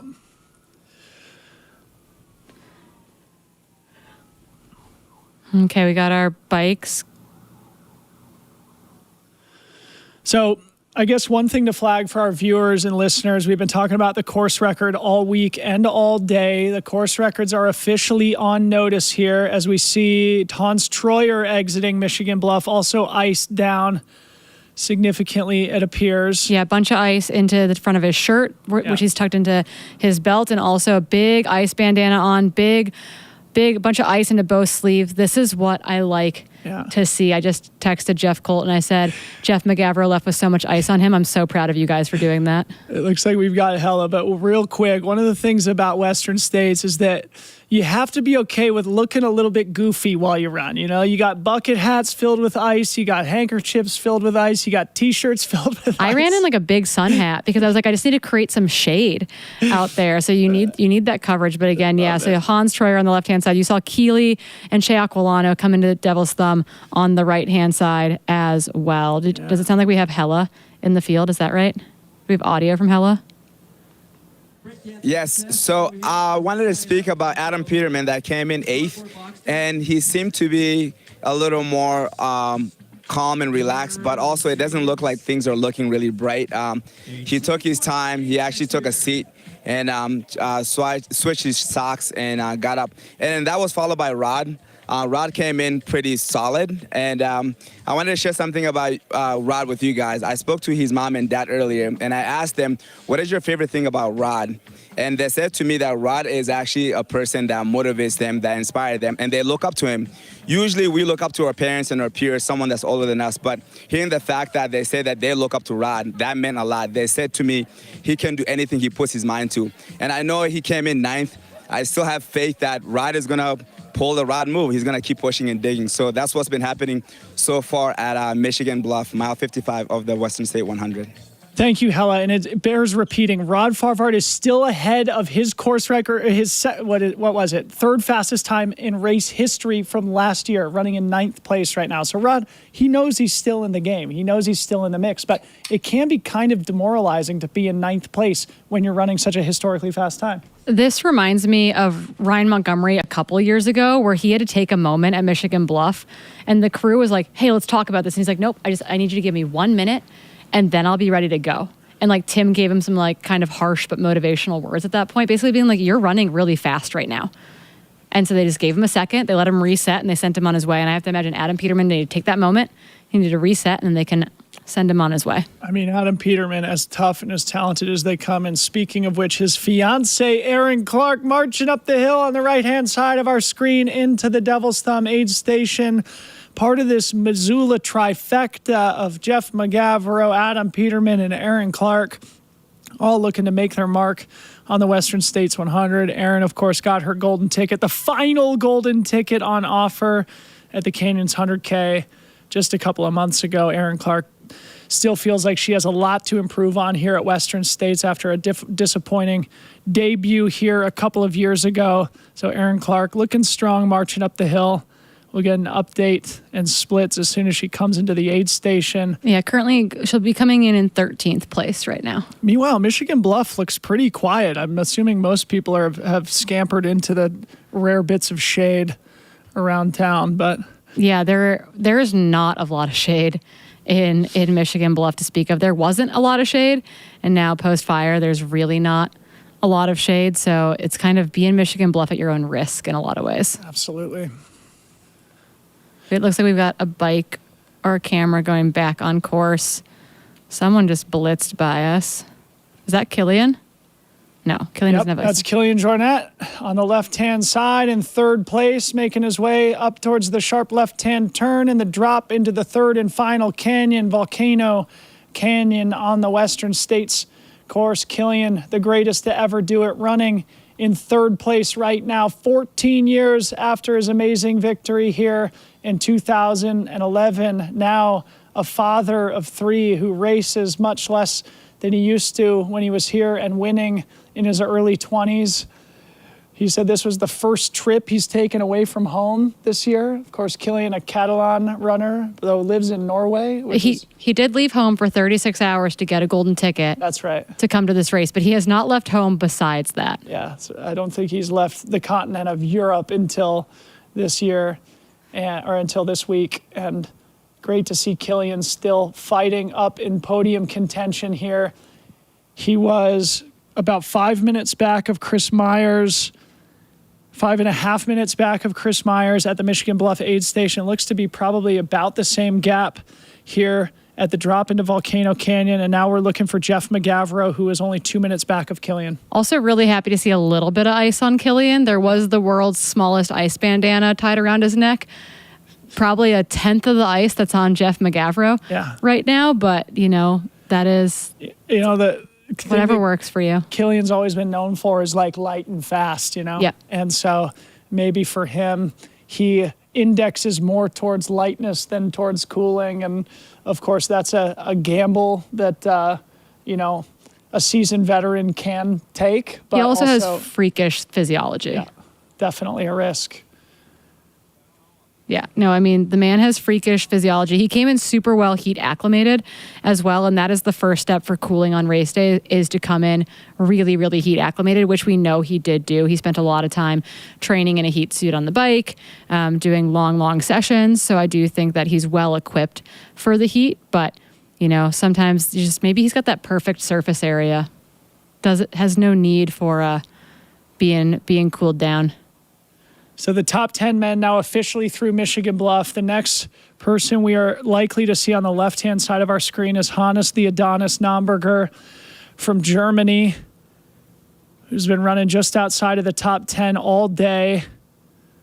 I wouldn't be surprised if attrition starts to ensue, if the expected carnage begins to happen, if Hannes might start rolling up the boys in front of him. But this is now a big gap from Hans Troyer in 10th to Hannes Nomberger in 11th.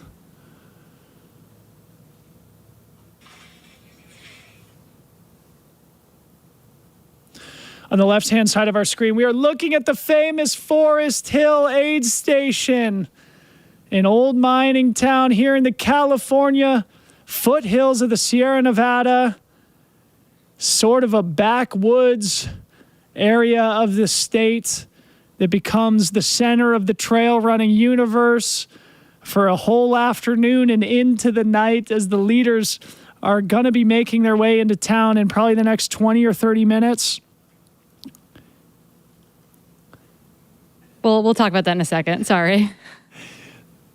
So anyway, we are here at Forest Hill on the left-hand side of our screen. On the right-hand side, trying to ID this runner coming up towards Devil's Thumb. I just watched the craziest aid station video I've ever seen. CTS has a kiddie pool set up full of ice and water, and it's a video of Jeff McGavro sprinting into Michigan Bluff, literally dropping his pack, turning around, full star fishing backwards into the kiddie pool, like snow angeling, getting pulled out, and then they immediately throw his hat and they come in with ice to shove it into his pack and arm sleeves before they push him out again. Unbelievable. Like his transition for that was like 25 seconds, and he left with that much ice on him. Holy smokes. Madness. Again, it's finding those fringe areas where you can find the 1%ers, right? If you can manage to jump into a kiddie pool filled with ice and be in and out of an aid station in less than a minute, you know you're having a good day. And Jeff McGavro currently having the day of his career so far, running in 4th place overall. We didn't get a visual on him on the dirt road exiting Michigan Bluff where we had just seen Killian, but chances are he is still fighting for one of those podium spots. He was only 2 minutes back of the GOAT at the aid station proper. Jeff McGavro having a day for himself. One of the dark horses coming into the race here today, and definitely proven a lot of doubters wrong so far. 45 miles to go for the front of the men's pack. We'll get some split analysis from Liam Tryon, a.k.a. Aid Station Fireball, once we start to see the men through Forest Hill. But that split from Michigan Bluff to Forest Hill is always a critical one, traversing the third and final canyon, that being Volcano Canyon here in the middle section of the Western States course. And then once they arrive in Forest Hill and then exit, they enter what we affectionately call the foothills section of the course, and the ensuing 17 miles are sort of a rolling downhill with a couple of challenging bumps along the way until the wildly famous Rucky Chucky River crossing at mile 78. Yeah, the next real split we're going to get is when we see them get to the top of Bath Road. And then this year they'll be allowed to be brought in from the top of Bath Road into Forest Hill, but they will not be able to receive aid until they get to one crew location along the Forest Hill Road, and then they'll take the turnoff down onto Cal Street, effectively. But that is kind of the next big location where we'll get those good splits of, how much has Caleb put in to the field. Is he holding that? And where is that gap between Killian and Chris? Right now on our screen that is Hannes Nomberger, the German athlete who got a golden ticket at the very end of April when he came over to race the Canyons Endurance Run 100K. Looks like Joanna and Tila coming up the hill into Devil's Thumb on the right-hand side. So probably in and around that 20th place position in the women's race. Meanwhile, Hannes sitting in 11th place in the men's race on the left side. Hannes, the consummate professional, also a dad, multiple-time top 10s at UTMB.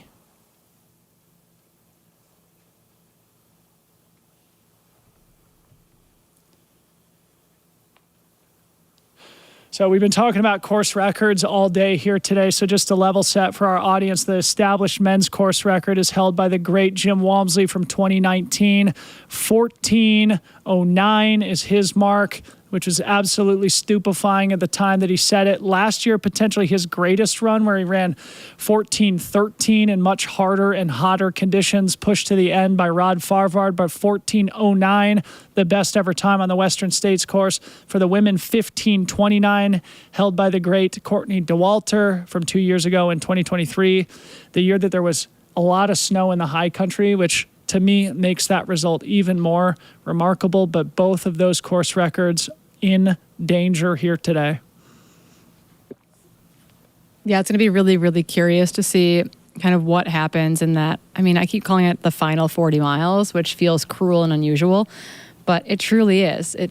So much can happen. I think one of my suspicions was, do we have a really interesting late race change?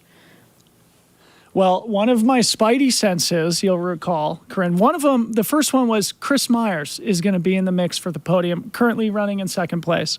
My other spidey sense was that the 1980 women's race, which has gone down in history as being the closest women's finish ever, less than 2 minutes separating first and second, might be under threat here today. And what you and I both agreed to be the most wide open Western States women's race in recent memory. That would be quite interesting if it was a nail biter all the way to the end in that manner. Yeah, it is curious. I mean, I think that statistically, Courtney's record is pretty extreme when you look at it, because the slope that it follows, as far as like how well she ran the final 50K, is an outlier in a lot of ways. Like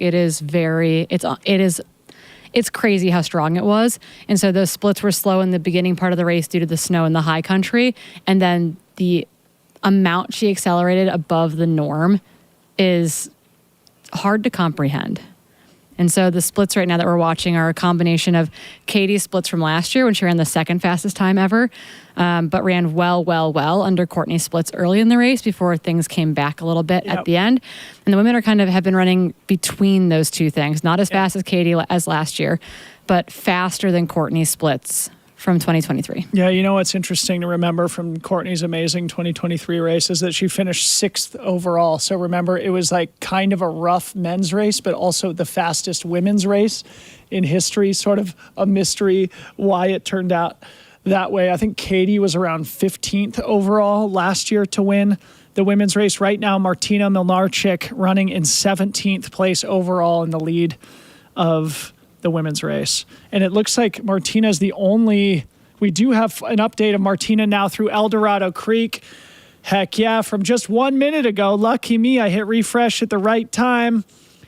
Martina Milnarchik still alone at the lead of the women's race. Last we had seen, Abby Hall and Ida Nilsson were basically directly behind her, especially Abby Hall at Devil's Thumb. So we'll await another update from El Dorado Creek here momentarily, where we would likely see Abby Hall soon. And this is kind of the hard part of the race too, where things can really kind of yo-yo or accordion a lot, where the split from Devil's Thumb to El Dorado Creek is effectively downhill. The split from El Dorado Creek to Michigan Bluff is effectively uphill. So if someone is moving way better in one of those directions, things can kind of spread apart and come back together over and over again through this section. I know that happened to Keeley at Canyons in a big way. Yeah, such a great point, Corinne. And oftentimes, a lot of these athletes have certain strengths and weaknesses, right? Somebody will be stronger on the up, somebody will be stronger on the down, so there will be yo-yos and accordions, as you described. A really, really good point, and we'll start to get a sense as to whether that's unfolding in the women's race. But right now, Martina Milnarchik alone at the front, the surprise of the day, the Polish athlete, 35 years old, her first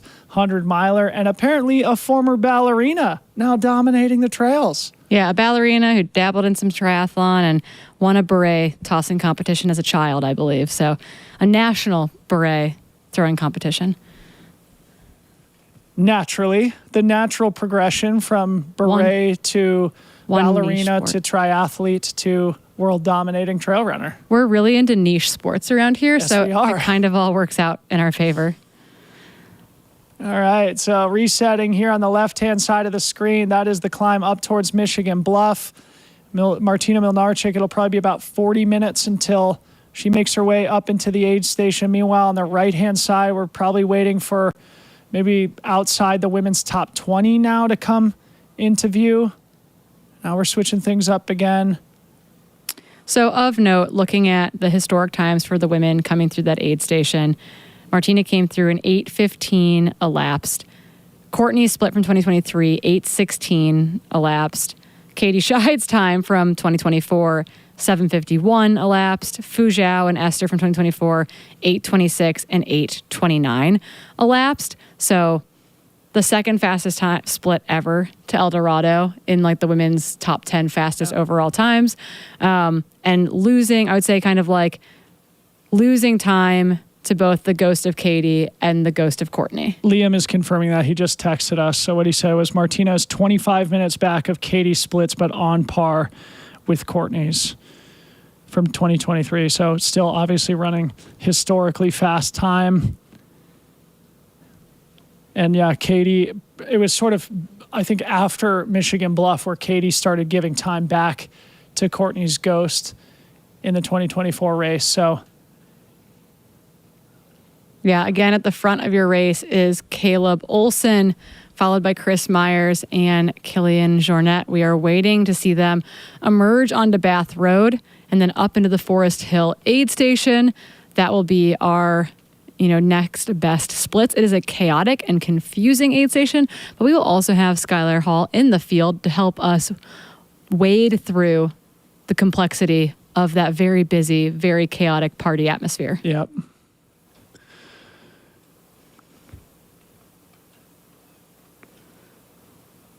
So Caleb Olson was still about 10 minutes faster than Jim Walmsley's Ghost from 2019 at Michigan Bluff. Jim went through Forest Hill at 8:41 elapsed. If Caleb is able to maintain that margin, that would put him through Forest Hill in about 11 minutes. We should have a camera on him well before then from the top of Bath Road at least. So we will likely see Caleb Olson, if he is indeed still at the front of the men's race, as we suspect, in just a few minutes.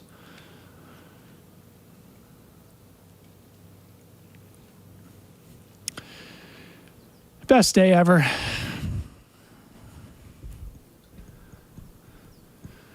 All right, who is that leaving Michigan Bluff there? Is that Ryan Montgomery, it appears? Yep. Yellow shorts of Ryan Montgomery. Assuming he also jumped into that kiddie pool. Yep.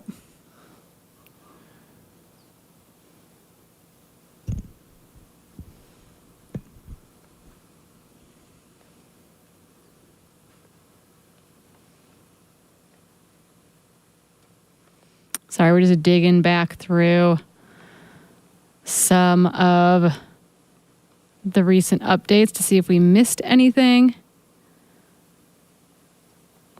We have Abbey Hall split through El Dorado Creek as well, 8:17:21 elapsed. So 2 minutes and change, 2:10 back for Abby from Martina.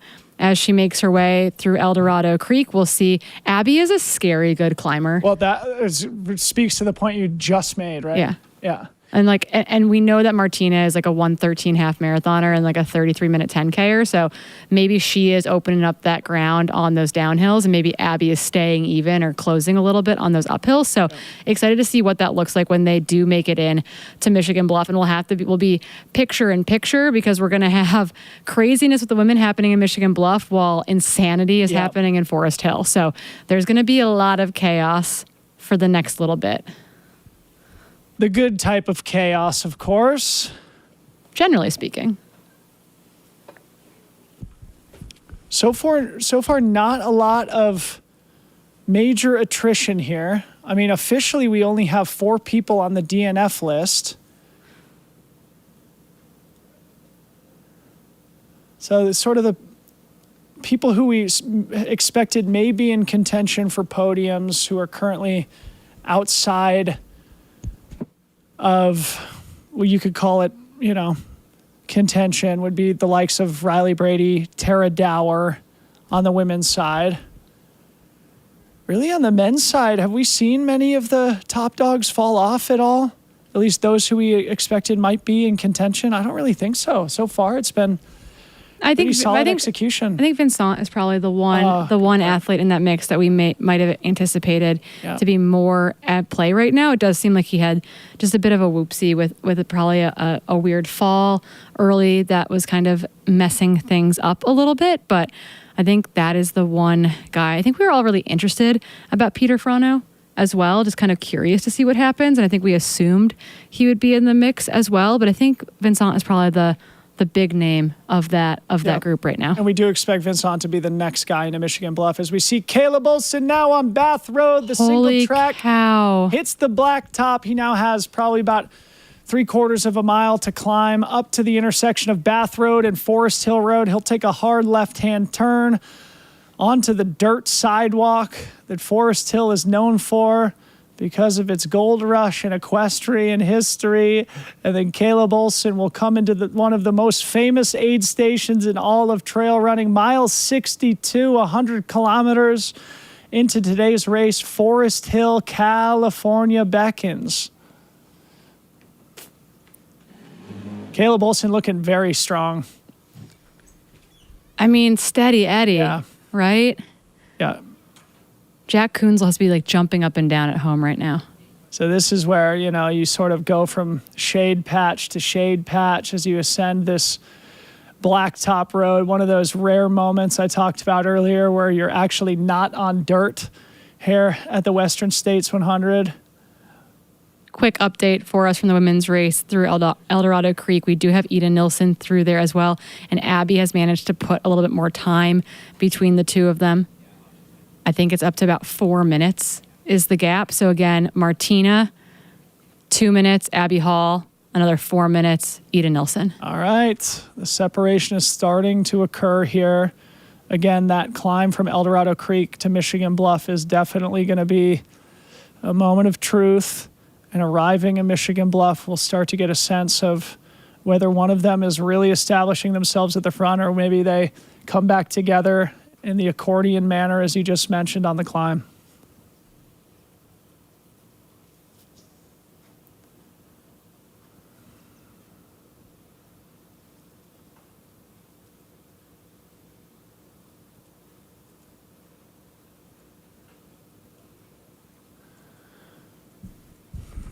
We approach 8.5 hours elapsed into the race here today. Caleb Olson, Martina Milnarchik, our leaders here in the 2025 Western States 100. It has been an action-packed morning. A big thank you to everybody who's tuning in, all 34,000 of you from the four corners of the globe, trail running, the best sport in the world, on display here today, as it always is, at least for the last 52 years. On the last weekend of June, here from Palisades, Tahoe, to where we sit on the track at Placer High School. The Western States 100 now well over halfway done for both the men's and the women's race. Caleb Olson approaching the Forest Hill aid station. You're not going to want to blink. This is going to be a moment to remember here. On the right-hand side, we see the drone. Now it's on the left-hand side, the drone looking down at Forest Hill. Meanwhile, on the right, we've got the Steadicam looking downhill from Devil's Thumb, awaiting the rest of the top 20 women who will likely be marching up that hill soon.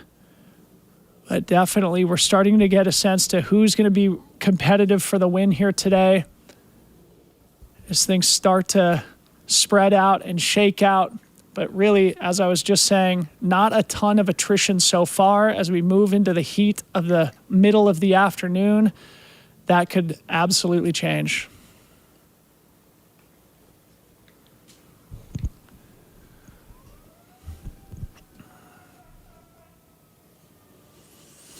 Big thank you to everybody who's contributed to our fundraiser here today on the Western States live stream. You'll see that just below the chat. We would definitely appreciate it if you considered a donation to the nonprofit that is the Western States 100-mile endurance run organization. It's an amazing group of individuals who do it for the love, the spirit of volunteerism, as Topher Gaylord talked about earlier in the race, the president of the board here at Western States. An important point that you feel whenever you're here at Western States.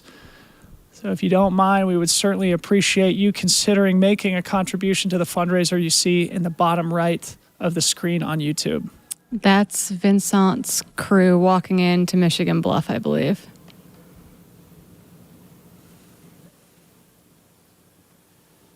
Yep, that's Mario Fraioli right there, who's on his crew. So Vincent Bouillard, our expected next runner into Michigan Bluff.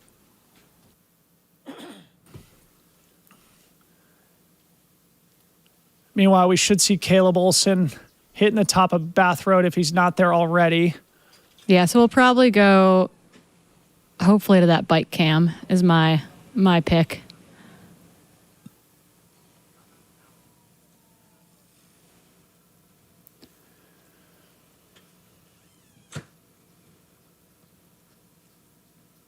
Yeah, we're just getting confirmation to see where our cameras are presently operational and located on course. But again, we've got the left-hand side of the camera that is looking back down the street at the Michigan Bluff aid station. Right-hand side of your camera are runners making their way up the super hot, super exposed climb up to Devil's Thumb. There's Riley. Come on, Riley. Riley Brady on the right-hand side of our screen from Boulder, Colorado. Likely not having the day that they want after the last 3 spectacular performances at Javelina, Black Canyon, and Quad Rock, respectively. Riley coming in as one of the top contenders to win. Be a big, long shot to come back at this point, but great to see Riley still moving well. Waved at the camera, seemingly still in good spirits, tiptoeing up the hill. Maybe Riley's rallying here.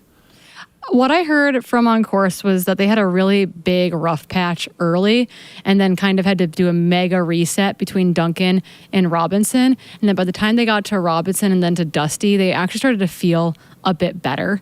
And so they just kind of are making their way through it. That was the update I got from Kelly Newland on course. So they said they were smiling, that things were okay. They just needed to kind of like get things refigured out. So big reset seemed to happen. They're moving really well right now, given how far back they had fallen in the field. All right, quick update from Travis Longcar here, who's crunched some numbers on the splits. So Caleb Olson has officially run the fastest ever split through Michigan Bluff by about 2 minutes, officially 2 minutes and 2 seconds to Jim's split from 2021. Of the top 10 ever fastest splits through Michigan Bluff, 8 of them have been today. Only Jim Walmsley of 2021 and Jim Walmsley of 2029 is in the top 10 of the 10 fastest splits ever. So Adam Peterman, who left in, I think it was 8th place, has the 10th fastest ever split at the Western States 100 through Michigan Bluff. That's what we said. We were like, Rod's sitting in 9th right now, and he's still ahead of his time that he came through last year. And you got to be sitting there just shaking your head like, I swear I'm running kind of fast. Disgusting. And then you're sitting back in 9th place. Less than ideal. All right, Caleb Olson any second now into Michigan or into Forest Hill. Sure, the production staff is working on getting a camera on the men's leader right now. Big thank you to everybody who took up my call for donations here. You are very much appreciated as we approach the $4,000 mark in this 31-hour broadcast. Hope everybody is having a great Saturday, no matter where you're watching in the world. This is the Western States 100. One of the greatest sporting events in the world. Now 8 hours, 32 minutes deep. As we see a bicycle on the left-hand side of our screen. Going back to find Caleb.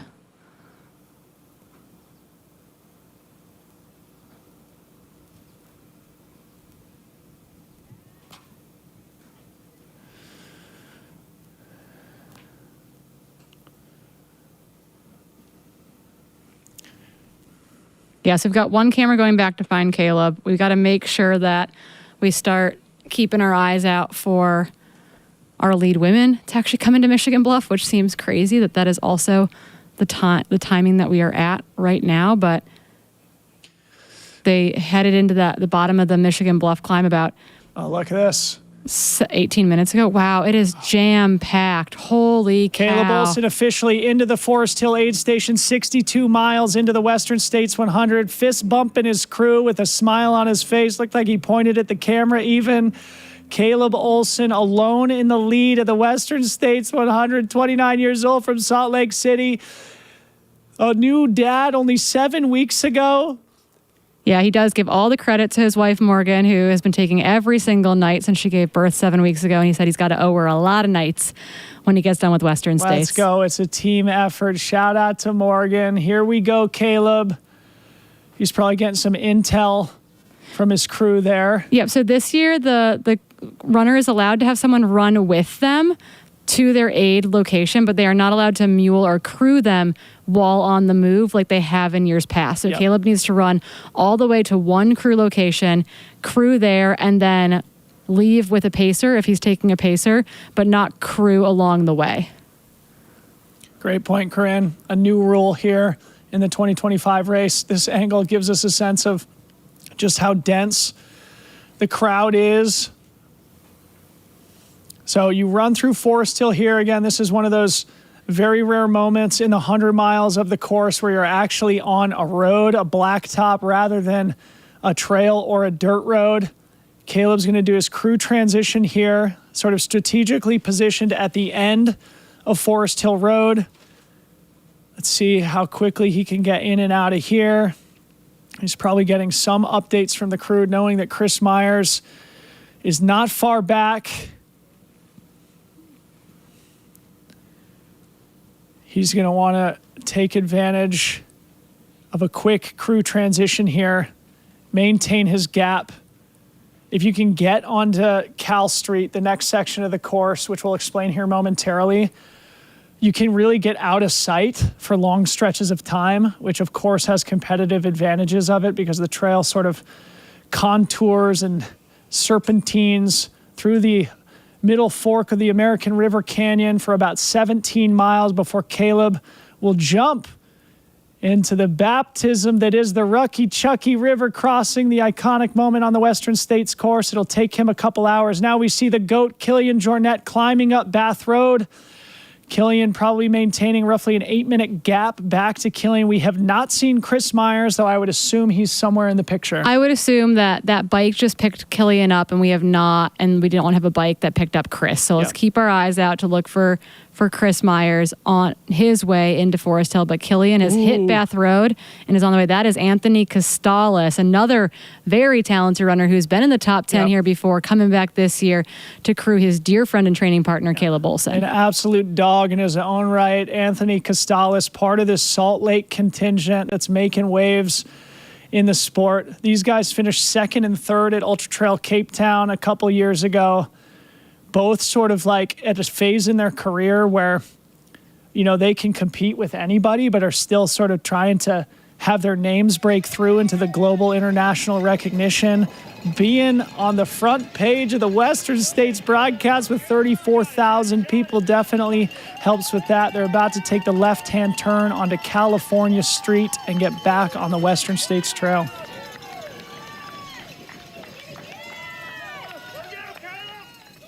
Killian Jornet here again. We expect to be in third place, so we haven't seen. Yes, he is. Okay. We've got a split from Iron Far stating that Chris Myers is in second, 3 minutes back of Caleb Olson. Okay, so Caleb put about a minute into Chris in that critical stretch between Michigan Bluff and Forest Hill. We'll have Liam crunch these numbers, see how they stack up towards historical bests.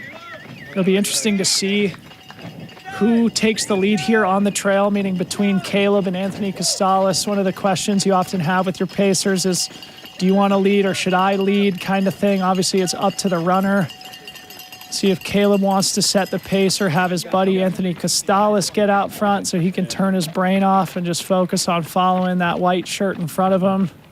Yeah, so we're waiting for Chris Myers hit that like narrow dirt shoulder with his pacer.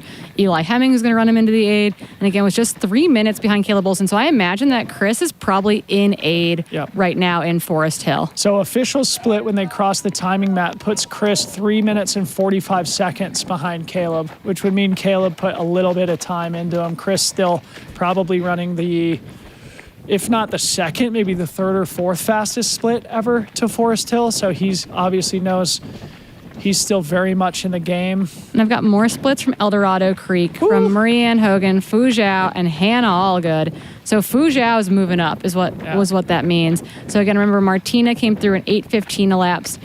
2 minutes later, Abby Hall in 8:17:21. Another couple minutes back in 8:21:32 was Ida Nilsson. And then there's about a 5 minute gap or so, 5.5 minutes back to Marianne Hogan, who then also has another like 4.5, 5 minutes to Fu Zhao. And Fu Zhao and Hannah Allgood are separated by basically exactly 2 minutes. So from Martina and Abby to Hannah Allgood is at this point nearly 20 minutes. Wow. So Martina and Abby are pushing at the front of this with a 20-minute spread back to Hannah Allgood in 6th place. Comes back to that rocket metaphor that Tim Tollefson used on one of our shows this week. Even if one of them blows up, it looks like Martina and Abby are pushing themselves to incredible performances out here today. Just to reinforce something you just said, Corinne, Caleb Olson now running with Anthony Casalis, and we just saw Chris Myers exiting with Eli Hemming. Couldn't think of like a better quadfecta of incredible athletes to be entering the Cal Street section together. Of course, 2 as racers, 2 as pacers. For those who don't know, the Western States 100 and in a lot of North American 100-mile events, you're allowed to have a runner accompany you for the final stretches of the race course. In the case of Western States, it's from that aid station, Forest Hill, all the way to the finish line. Typically, runners will have somebody pull this first stretch to the Rucky Chucky River crossing and another stretch from Green Gate to the finish, each between 17 and 20 miles, respectively. And so Anthony Castalis, the second runner on the screen on the left-hand side, operating as the pacer for Caleb Olson there at the front. Good friends and training partners, just out for a little afternoon jog in the 90-degree heat. Yeah, and I did just text the Gaylords to see if Esther Chilog left aid at Devil's Thumb or not. Yeah. Because I don't think we ever got confirmation that she left aid. And technically, like, Hayden Hawks had to drop there 2 years ago. So it is possible to drop there if she's having an injury or a medical issue. So curious to see if she's actually left this aid or not. And it's possible that Kim and Topher have left. So I might not get an update from them. Our back-end team might know, but she's not listed as a DNF or anything, but we just never got confirmation that she left the aid station. Shout out Jeff Browning, currently at Devil's Thumb. The ageless wonder, the second most winning 100-mile racer of all time, behind only Carl Meltzer. I'm pretty sure I just heard Brett Hornig on the cam with Caleb and Anthony. Instead of Brett Hornig being in the field this year, he might be running some laps for us on Cal Street. Appreciate you, buddy. Hopefully he did his heat training.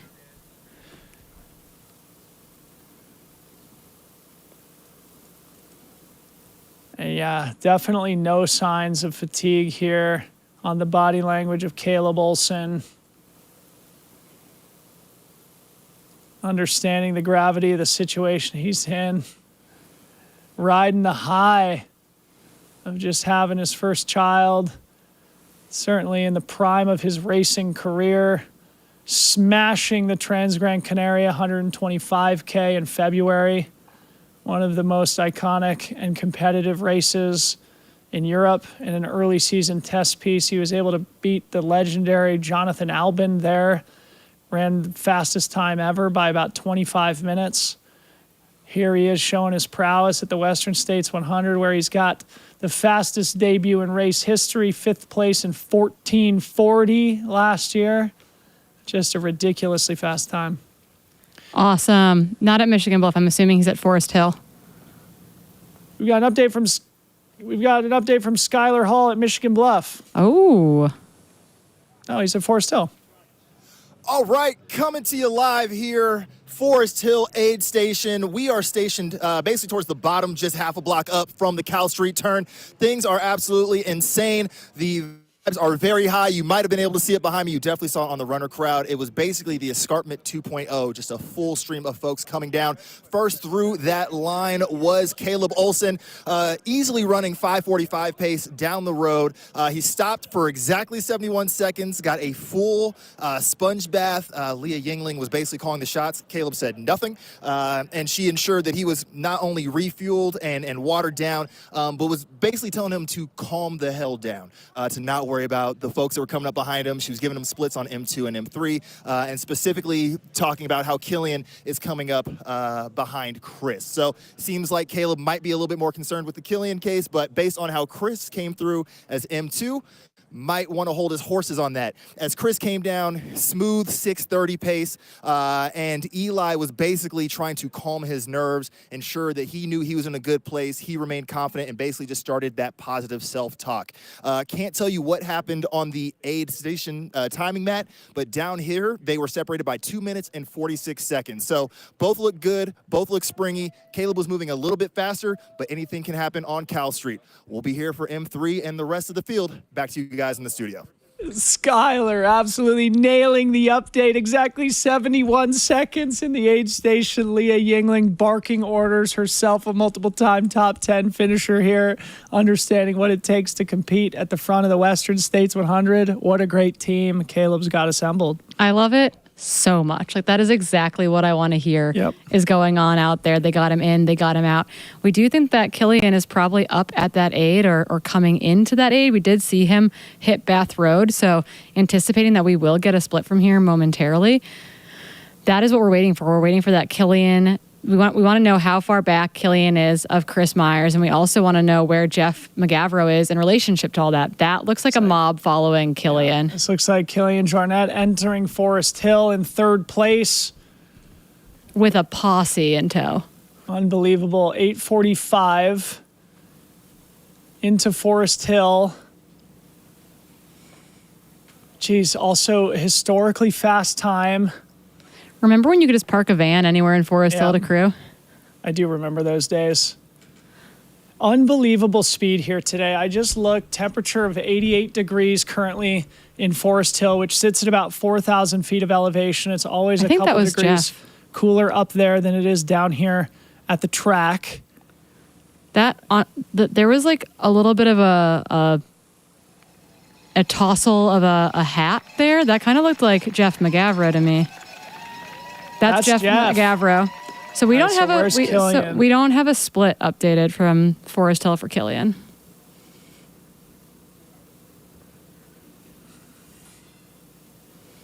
Because that's definitely Jeff McGavro on our screen right now. No split yet from Jeff either.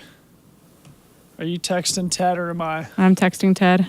You talk, I text. Okay. The usual division of labor here in studio. Corinne doing the important stuff while I just talk into a microphone. But Jeff McGavro either in third or fourth place coming into Forest Hill. I suspect in fourth place, given that we did see Killian Jornet ascending Bath Road out of Volcano Canyon. Either way, Jeff McGavro having an absolute day here at Western States. He's paced here 3 times, including for his good friend and training partner, the 2022 champion Adam Peterman. Now finally getting his opportunity to run here at North America's most important 100-mile race. Got his golden ticket with a 6th second place performance at Javelina on a historically fast day there. A good dress rehearsal for his Western States debut. That's Killian behind Jeff on the road. So it looks like they're both leaving together in third and fourth place, with Jeff now overtaking Killian in third. We love this. We love this. Oh my goodness. We're not allowed to swear on here, but they came through. So there's been a huge breakup in the men's field. But you've got Jeff McGavro and Killian Jornet leaving Forest Hill. They split through the aid station in 8:45:41 and 8:45:43. Here's the other thing about this aid station. Their crew can be stopped in one location, but that could be before the aid station at the top of Bath Road, or that can be all the way down at the turn onto Cal Street. So there will be runners where their crew will be actually set up on the far side or the near side of the aid station. So I also wonder how much aiding went on pre-aid as well. So I have not seen either one of them pull in to aid yet. Yeah, it looked to me, I think Jeff just pulled an ice bandana from around his neck as if he was preparing to do his aid transition. There we go, right there. All right, so Jeff in the aid with his crew right now, but that's a great point, Corinne. So the splits that we're getting might be before and might be after each athlete's crew transition. So really the way we're going to understand the real splits here is upon exit once they get where on Cal Skylar Street. is set up, because Skylar is set up all the way down at the turn onto Cal Street. So he's going to be our update. I'm seeing him on the move right now. Really, really great point, Corinne. So this is now Killian leaving the aid station. So it could be ahead of Jeff. Yeah, it could be that Killian had done his crew transition. Jeff overtook him. Jeff stops for his crew transition. Killian overtakes Jeff. Either way, the two of them are going to be doing battle toe-to-toe down the Cal Street section of the course. But the big thing is that they are now 9 minutes behind Chris Myers. Yep. Pretty big gap. And 13 minutes behind Caleb Olson. Yep.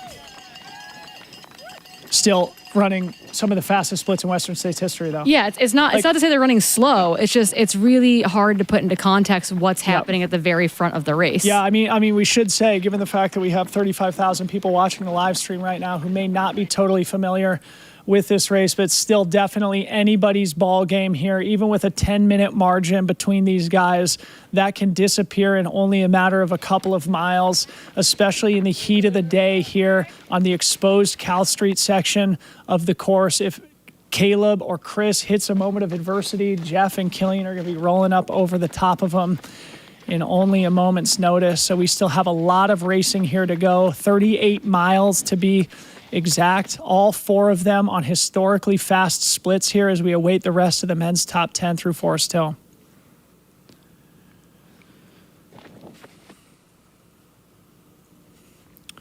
And this is one for the ages. Corinne and I were talking this morning at about 3:30 a.m. Pacific time, and we were both saying, I think we're in for one today. I think we're in for a strange and special one as the men's top four are now through Forest Hill. Meanwhile, in the women's race, we've got Martina Milnarczyk, the surprise of the day, Polish athlete leading the women's race.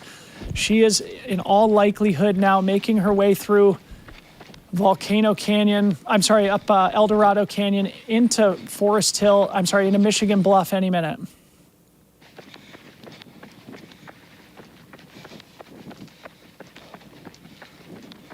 Let's see if we've got a split.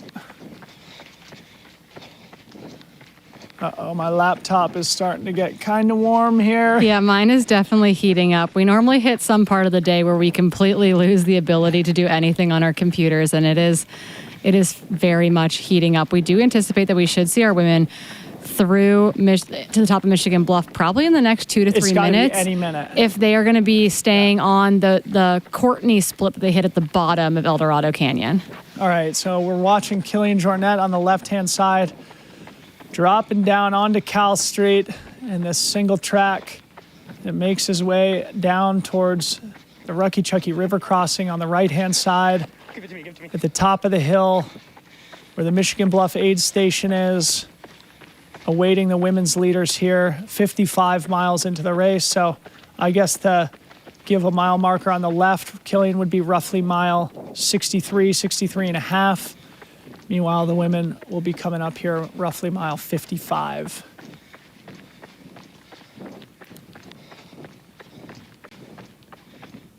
Yeah, I don't know. Someone said sponge those laptops down, and I was like, I don't think they're going to like that.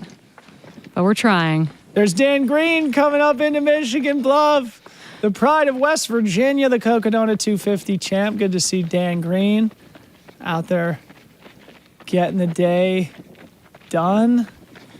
Just mixing it up at the front of the race early. Seems like the fatigue from Cocodona has slowed him down a bit, but Dan Green's still looking pretty solid, charging up that hill. So again, the left-hand side of your screen, that is one of our runner cams following Killian and Killian's pacer. The right-hand side of your screen, that's not a random parking lot, as someone just said in the chat. That's the very top of the split from Eldorado Canyon coming into Michigan Bluff, and that is where we are waiting for our women's lead to come in any moment now. Again, they're losing time to the ghost of Courtney's splits effectively, but we should see them momentarily. She split through Michigan Bluff, I think, in 8:52 and change. Yep.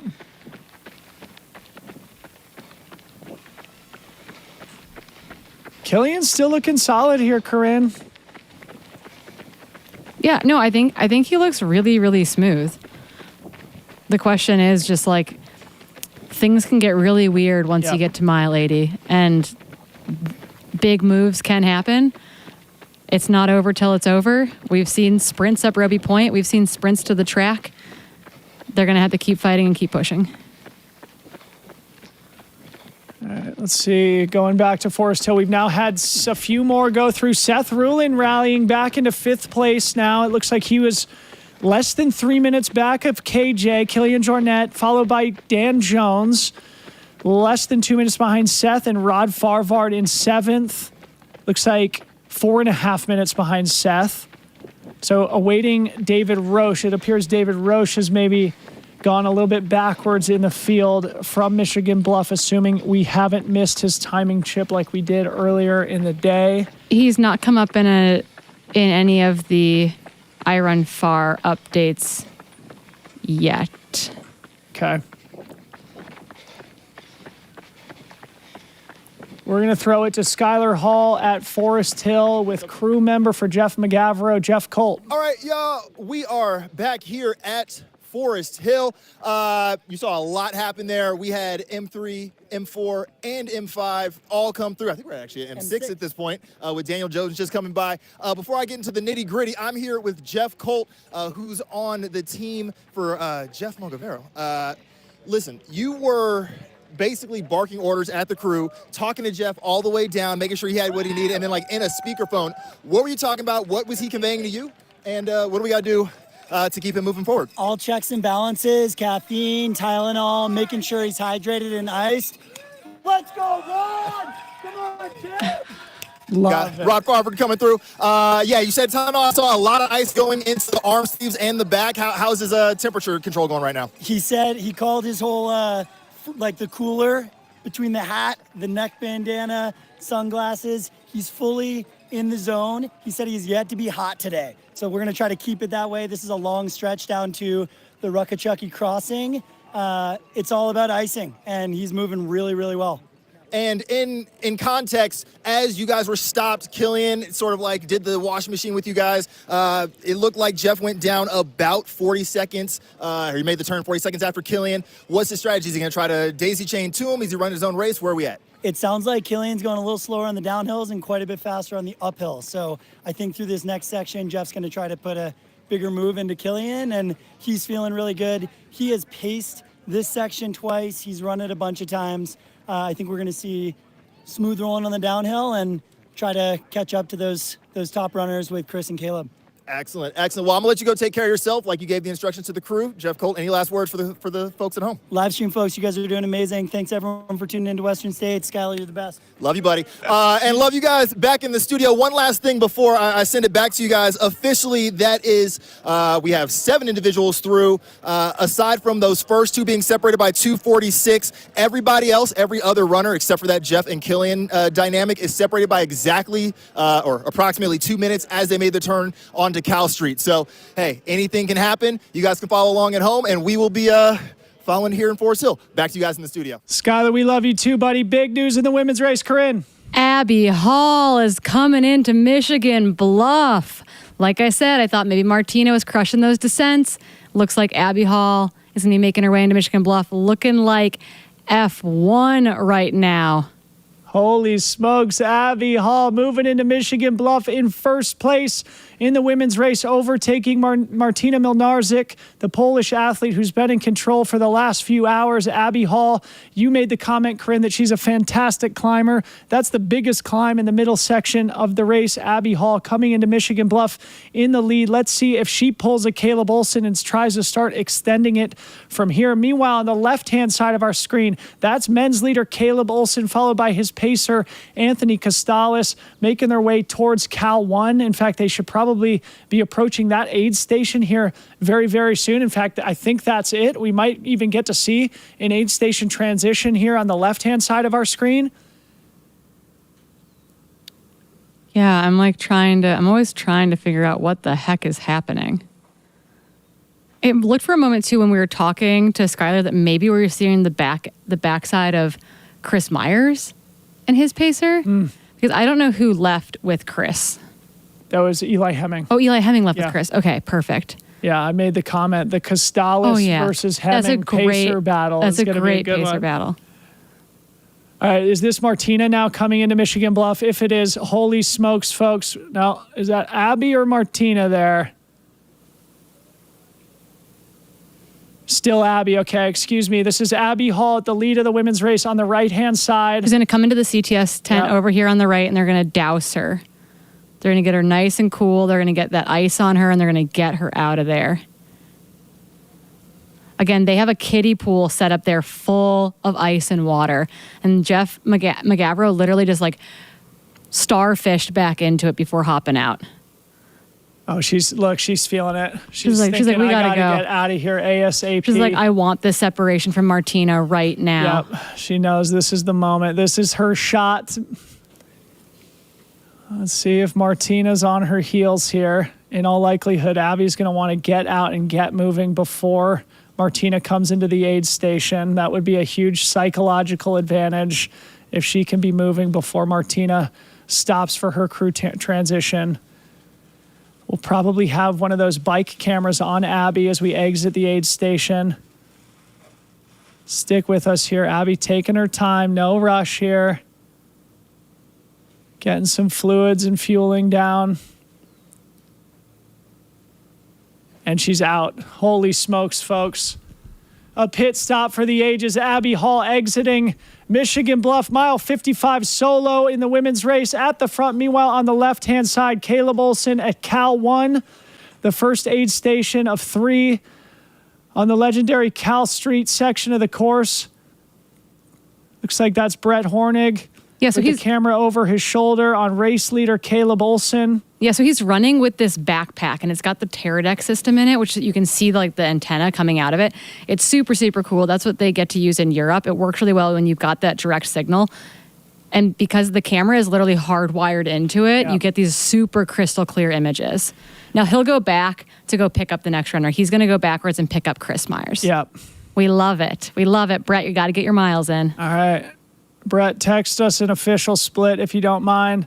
Meanwhile, Abby Hall is exiting. I'm just jogging my own memory of having a conversation with Abby Hall here on the track in 2022 when Ruth Croft won the race. I think Abby was either a crew or a pacer of Ruth Croft, so Abby has seen up close and personal what a champion's race looks like from the inside. Part of crew for sure. Alex Varner was part of it. It was, I think Martin and Alex paced her. Yeah. All right, we've got Hella Sidibe at Michigan Bluff who's got an update on what Abby looked like screaming through that aid station. Abby came in flying. It's spicy out here too. That's the crazy thing. She looked good and she didn't spend too much time with her crew. She got in and out. How awesome would it be if Abby ends up winning this race after going through what she went through with the injury that happened and that she wasn't expecting? So she looks great. She came in and she did what she had to do and she got out.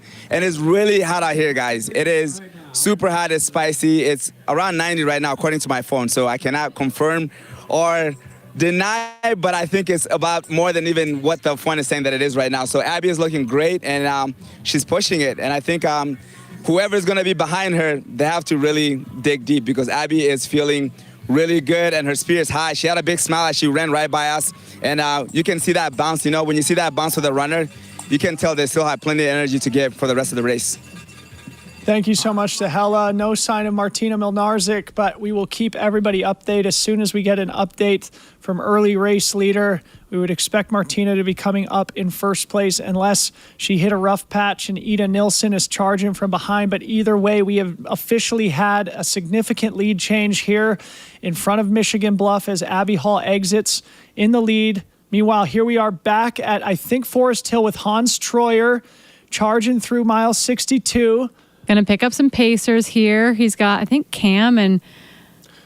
Okay, we have official splits. Okay, so after Rod Farvard, who went through at 8:53 elapsed, 5 minutes back was David Roche in 8th place. So David, I think, had given up fairly significant time between Michigan Bluff and Forest Hill, but still running in 8th place and still on an incredibly fast time. Here's Hans Troyer now 4 minutes and 10 seconds behind David Roche officially, but as Corinne noted just a little while ago, we're not entirely sure whether these splits are coming in before or after the athletes transition. The mats at the aid station and the aid station, so you can see that this tent is down Cal Street a ways. If they are crewing in basically on the side of the trail, which they can do, that is on the other side of the aid station. The timing mat is where they enter the aid station at the elementary school. Bet on Hans, as they say. The Hans stands are going nuts in the chat. Young and fit. These are the times. Let's get it. The YouTube phenom, Hans Troyer, finished in second place at the Canyons 100K a couple of months ago, punching his golden ticket to Western States, where at only 25 years old, he's one of the youngest athletes in the field. And actually, one thing that occurred to me earlier this week, one Scott Jurek, one Hal Kerner also made their Western States debut at 25 years old. Jim Walmsley was 26, I believe. So Hans Troyer in good company with some of the all-time legends, exiting in 9th place, we believe. So we do have Cal 1 splits. And remember, some of the Cal splits get a little bit funky. I can't remember if it's Cal 2 or Cal 3, but sometimes we don't get, it's Peachstone. Yep. Right? I think Peachstone is the one that we don't oftentimes get. It's Cal 2. Which I think it's like hit or miss there, because I think that's very much a ham radio spot. So they have Caleb Olson and Chris have both come through Cal 1, and they are separated by, let's call it 3 minutes. 2:45. Yeah, 3 minutes and 15 seconds. Who's right there? I think it's actually in between both of us. I don't think either one of us is right. 3:15. You're right. Excuse us, public math. We're doing our best This is here really in the hard. studio. We've been doing this for 10 hours now. So That's, as people had recognized in the bingo game, you can check off the time that Corinne corrects Debo. And that has happened more than a couple of times already here today. I'm glad to do my part here as we're back with M2 right now. Chris Myers, 3 minutes and 15 seconds off the lead, still running one of the fastest times in Western States history, being led by his friend and pacer, Eli Hemming, also one of the best athletes in the world. A really dynamic duo here, running in second place in the hot midday sun on the California Street section. And actually, where we are right now, let's see if Brett Hornick can hang on, because this is a grinding little climb. Takes probably 4 or 5 minutes here. And it looks like Brett might be bidding them adieu here up the climb. Don't blame you there, Hornig. Don't get a heat stroke out there, buddy. We appreciate your hustle either way. But this is one of those grinding little climbs that, these top athletes are going to try and jog. Those of us mere mortals would certainly walk it at this point in the race. That Cal 1 aid station, for those watching at home, is almost mile 66. So about 34 miles remaining for Chris Myers here. 29-year-old from Boulder, Colorado, running in second place. And right now, it looks like we're going to be waiting for the next duo of Jeff McGavro and Killian Jornet. there's David leaving aid right now. So that means Hans is probably in 8th place upon exit. David probably in 9th. That means Farvard is rallying. We'd love to see it. Yep. So we'll get when Skylar again is down at the very end of the aid station. So he'll have to give us an official update as far as order of operations upon leaving the aid station, because all these runners peel off to go see their people. So to David's right, that's Megan Roach, that's his wife. And then on the left-hand side is one of his 2 pacers that I believe he'll have with him on course. I know Alex King is out to pace him, and then maybe Teddy, who helped to pace him at Leadville. Yeah, let's get an update from Skylar. Skylar, tell us what's happening. Here at Forest Hills, you mentioned about half a block up from the Cal Street turn. We just had M8 Hans Troyer go down Cal Street as he was running down. His crew was very focused on maintaining ice, making sure he had the full neck cover going, talking through the hydration strategy as we talked about Robinson Flat, and telling him that when he left Michigan Bluff, the next person back was 14 minutes. He's clearly moved up as we see David Roche now coming down right past us here. Hans was running down even after his aid station, his 6:30 pace, looking significantly more spry, in my personal opinion, than David looks right now. David looks to be sort of hip dropping on one side a little bit more. Not sure if that's an asymmetry, strength, or just flexibility issue. He's talking to his wife, Megan, as he's moving down. Otherwise, it's exactly how he did when we saw him at Robinson Flat, and pretty much ever since, as he makes one last hug, of course, David showing love as he turns onto Cal Street. That officially that he is M9, 31 minutes and 44 seconds behind Caleb Olson in first, and he's got about a 3-minute gap to Hans as they start working their way down Cal Street. Recap, we had M1 and M2 about 2:45 apart. M3, which was Killian, 11:45 behind Caleb Olson when he turned. 45 seconds behind him was Jeff McGavero. And then basically 15:30, 17:30, 19 was M5, 6, and 7. And then we just had this triumvirate go down 3 minutes apart. So the men's race seems to be spreading out a little bit, but 8 or 7 ninths of them look pretty good, and 2 ninths of them look like they might be trying to find themselves here as they work their way down towards the river. But that's what's happening here in Forest Hill. We'll keep tabs on everything, try to stay cool ourselves, and wait for the women. Back to you guys in the studio. We all try and find ourselves on the Western States. Of course, a big thank you to Skylar Hall. Meanwhile, what looks to be a big update in the women's race, Corinne.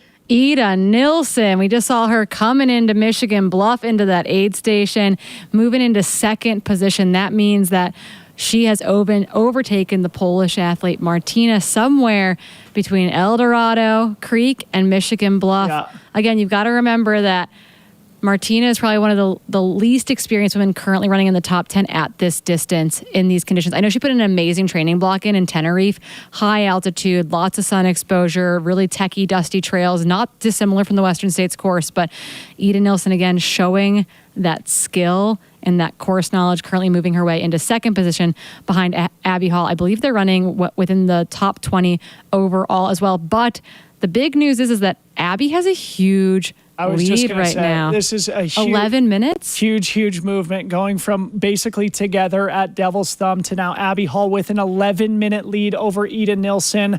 Time will tell what's going on with Martina. Hope everything is okay. That climb up to Michigan Bluff from El Dorado Creek can be oppressive. So hopefully Martina is doing okay, but certainly something has gone awry. There's no chance she could have gotten off course in that There's no area, turn there. which means that Martina, in all likelihood, is suffering in the heat of the day in the second of the 3 canyons. So Abby Hall firmly established at the front of the women's race with an 11-minute lead over Ida Nilsson, who, of course, is one of the best competitors our sport has ever seen. 1-2, Abby Hall, Ida Nilsson through Michigan Bluff. Meanwhile, we are back at Forest Hill here, and I have to say, having just seen Skylar's update, a lot of very interesting stuff evolving in the men's race. Certainly David Roche, also kind of like Martina, appears to be moving backwards in the field and suffering. That drone visual did not look like he was having a good time, and just based off the splits from Michigan Bluff to Forest Hill, David lost a ton of time. Yeah. Awesome. Hella, can you hear us? We'd love to hear what's going on in Michigan Bluff. Yes, I can hear you guys. It does not look too good for Martina right now. I spoke to her sports scientist who helps her out with her nutrition and everything. He actually gave me a signal that it's not looking too good, that he needs to be close up as she's making her way down to Michigan Bluff. Everybody ran up there, but I think she might end up needing some medical attention. Hopefully it's nothing too serious, something that she can get over, even if that means that she cannot continue the race. But let's hope that's not the case. As far as Ida, when she came in, she looked like she was focused, and she looked like she was possessed in a way where she's ready to attack. She came in calmly with this look in her eyes, but she was moving well. Went through with her crew real quick, got some hydration, got some ice water poured on her, and then she made her way out. But as far as right now, we're hoping that Martina is not too bad. Hopefully she's okay. So back to you guys. Thank you so much to Hella. Keep us updated as soon as we see Martina. We'll make sure to join you in hoping for the best, as Martina Milnarczyk was off to an incredible start here at the Western States 100. But of course, it is a 100-mile foot race through some of the hottest, dustiest canyons in California. It does take its toll.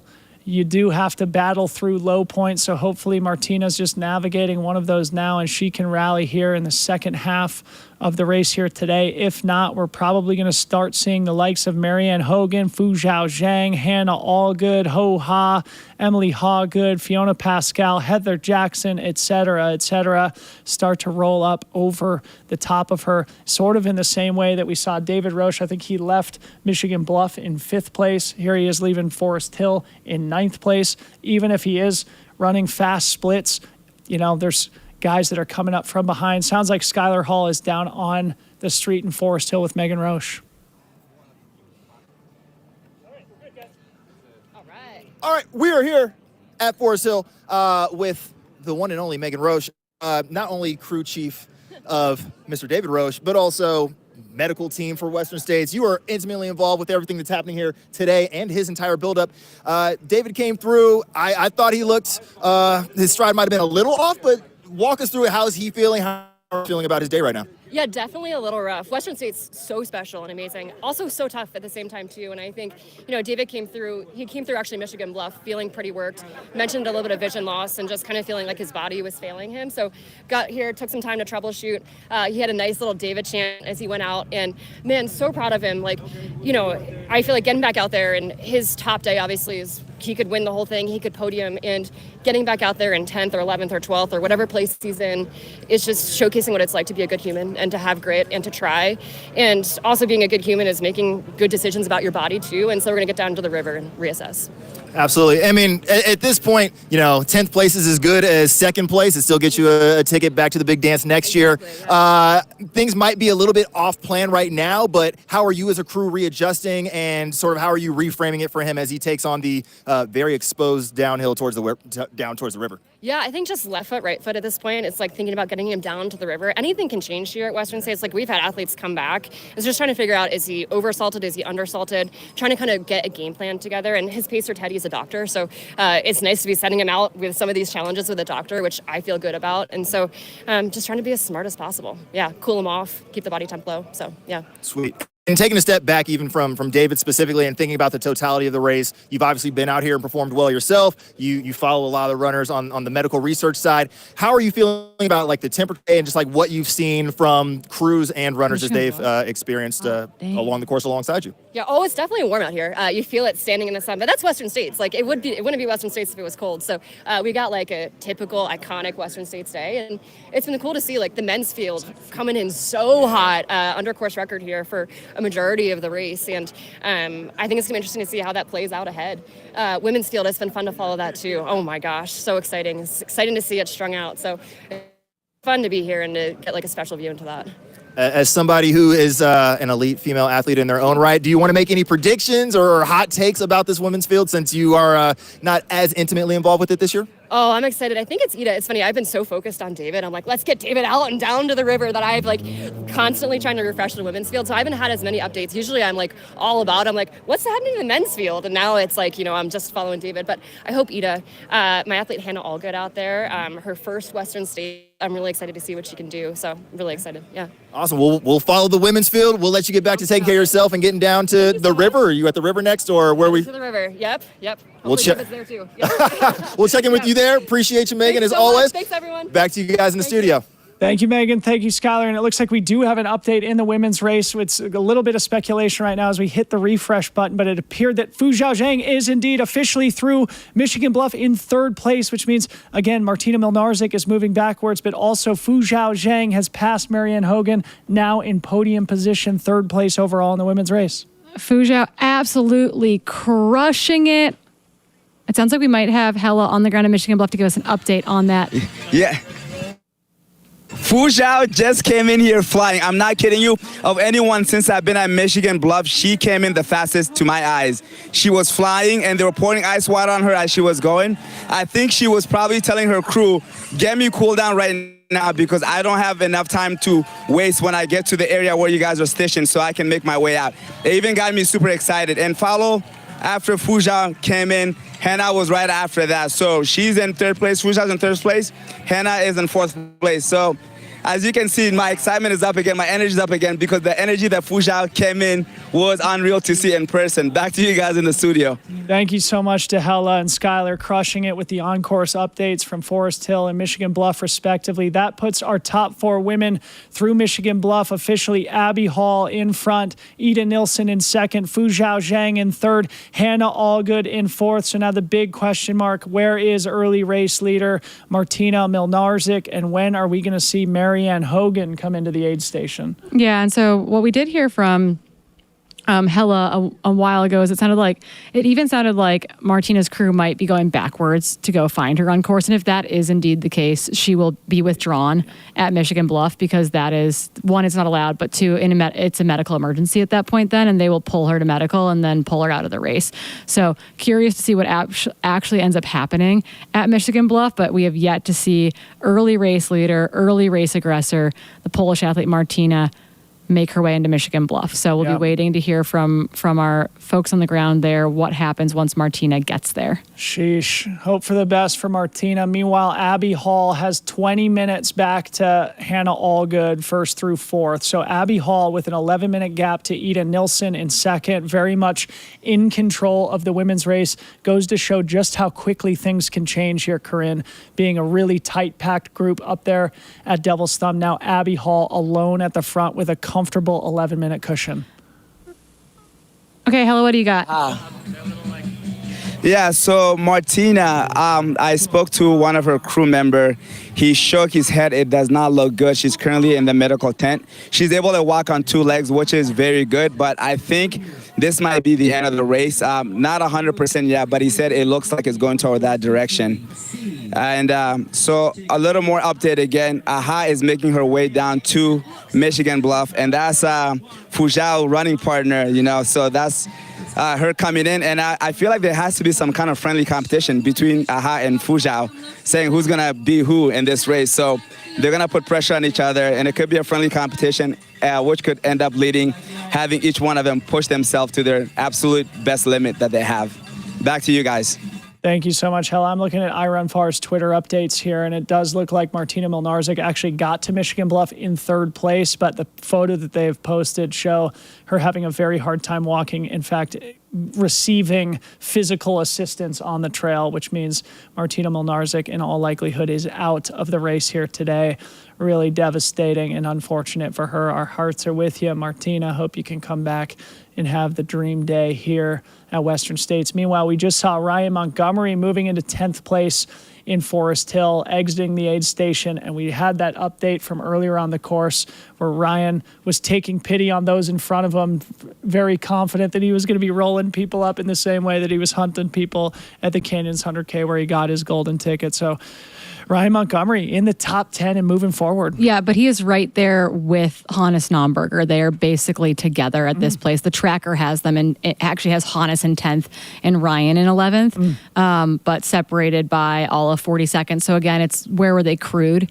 It makes a big difference there, i.e. was where did iRunFar take that photo versus where they came across the aid station mat. So that could be what that difference is right now, but it does sound like those are the biggest updates. We do have actually all the way through M6 through Cal 1. So Caleb Olson, Chris Myers lead the race, coming through there in 8:59.28 and 9:02 elapsed. They've got about a 10-plus minute lead over the rest of the field.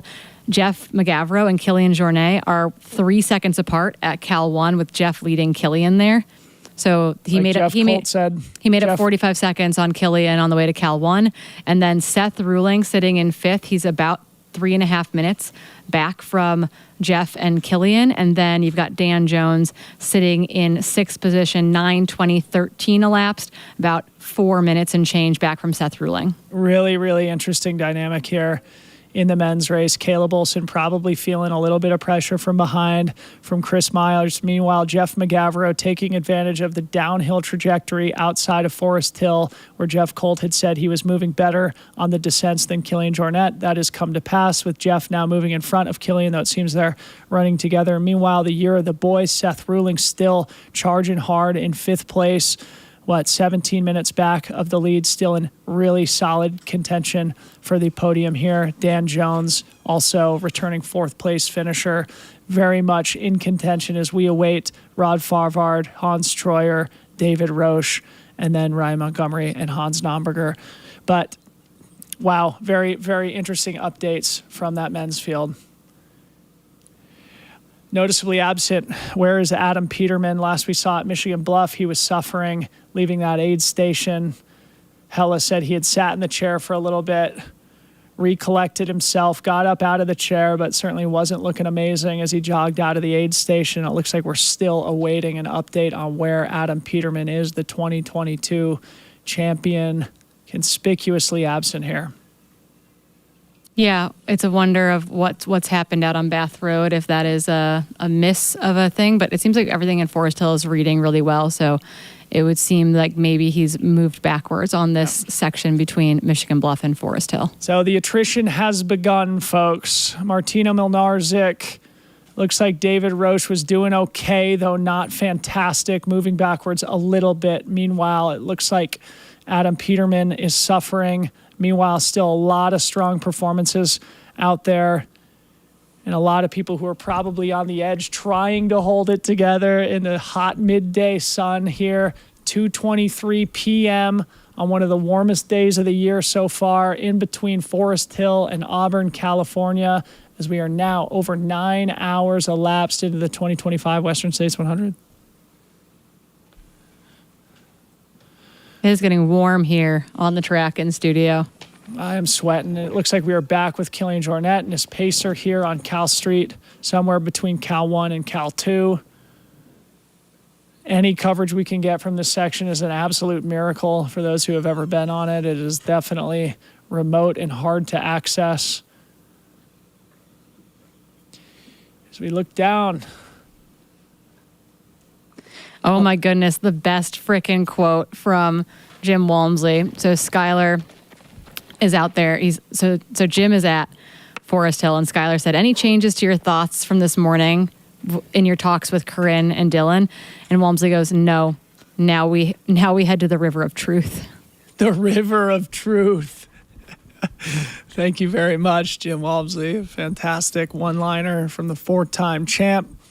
Also conspicuously absent, we haven't seen in a long time, Vincent Bouillard. Hope to see both he and Adam Peterman eventually. If not, we are awaiting the likes of Adrian McDonald, Peter Frano, Joe Stringbean McConaughey, Dan Green, Harry Subertis, Hiroki Kai.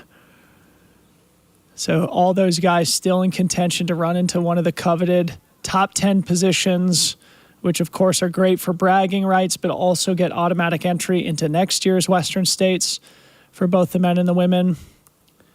So there's still a lot to fight for those who are in all likelihood out of contention for the win. This is the Western States. Getting to the finish line is a lifetime achievement that I'm sure everybody takes seriously, and we are back with Jeff McGavro. It looks like absolutely ripping.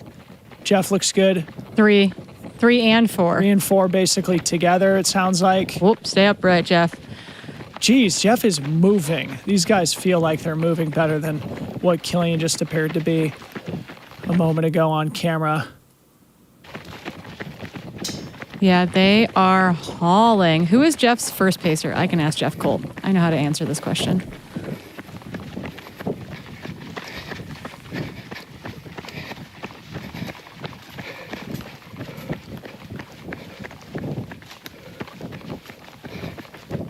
I like that they've got, so we're looking at the back of Jeff McGavro's pacer, although he also has nice long hair. So I'm trying to figure out who is currently pacing him, because Jeff McGavro's actually kitted out fully in that safari hat, those arm sleeves, trying to stay wet and cold and sun protected. Yeah. Geez, these guys are moving, Corinne. Yeah, I apologize to our camera runners. Just a quick programming note, we are going to have to switch streams here momentarily to stay within the parameters of YouTube. So in about 15 minutes, just so everybody knows, we're going to have a quick little switcheroo. Yeah. Just to clarify, there's nothing you're going to have to do as a viewer. You'll be redirected to the current stream. Just giving everybody a heads up here as we are sitting now on the back of, it's hard to tell the signal, either M3 or M4. Through Cal 1, Jeff was M3, though with Killian right on his heels. But Jeff, to me, looks like he is moving as good or better as any of the guys in front of him. So they are in this merciful shaded section of single track in between Cal 1 and Cal 2. This is one of the funnest sections of the entire course. Very, very runnable terrain. As you contour on the edge of the middle fork of the American River Canyon. Sort of a gentle downhill grade. Once they get through the Cal 2 aid station, then you have a screaming fast couple-mile descent before you hit the infamous 6-minute hill, which is going to be an absolutely brutal experience for everybody here in the middle of the day in the heat.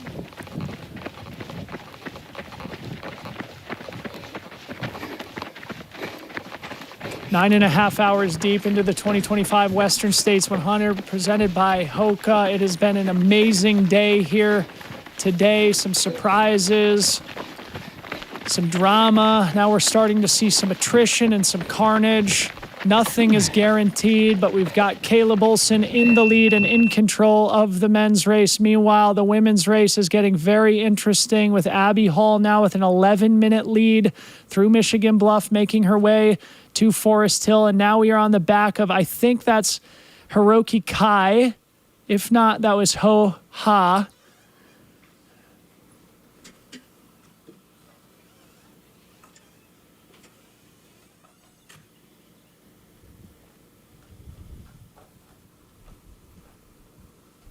Yeah, we're getting news updates left and right, things that we'll keep our eye on. Nothing to report on as of yet, but yeah, lots going on in that Forest Hill aid station and down on DeKalb Street. Actually, I think in 2018 when I ran, 2 of the women that I overtook were actually women walking back up to Forest Hill that had pulled the plug. And I was like, okay, bye. Like, so sorry. Could be happening now. We will report as soon as we have any confirmation. But here we are back with the women's race. Fu Zhao Zhang tiptoeing up the hill out of Michigan Bluff in 3rd place in the women's race. By all accounts, looking as strong or stronger than anybody here halfway through the Western States. So what we got from Brett in the field, so just so you know, his camera just overheated and went down. Brett is a beast, and he's doing all the running out there. He said Jeff was in 4th and Killian was in 3rd, but Jeff was running way faster than Killian, and he bets that Jeff bridges that gap back by Cal 2. Thank you for that update, Mr. Hornig.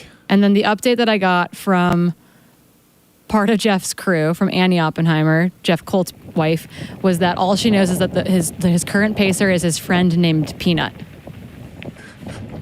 Cool. And I said, Peanut? She said, yep, that's all I know. Heck yeah, Peanut. Hey, an update from I Run Far back at Michigan Bluff. It looks like they've got a picture of Emily Hawgood, all smiles, coming into Michigan Bluff. They identify her in 8th, though I don't think they've confirmed that Martina is out, which makes me think that Emily Hawgood is now in 7th place.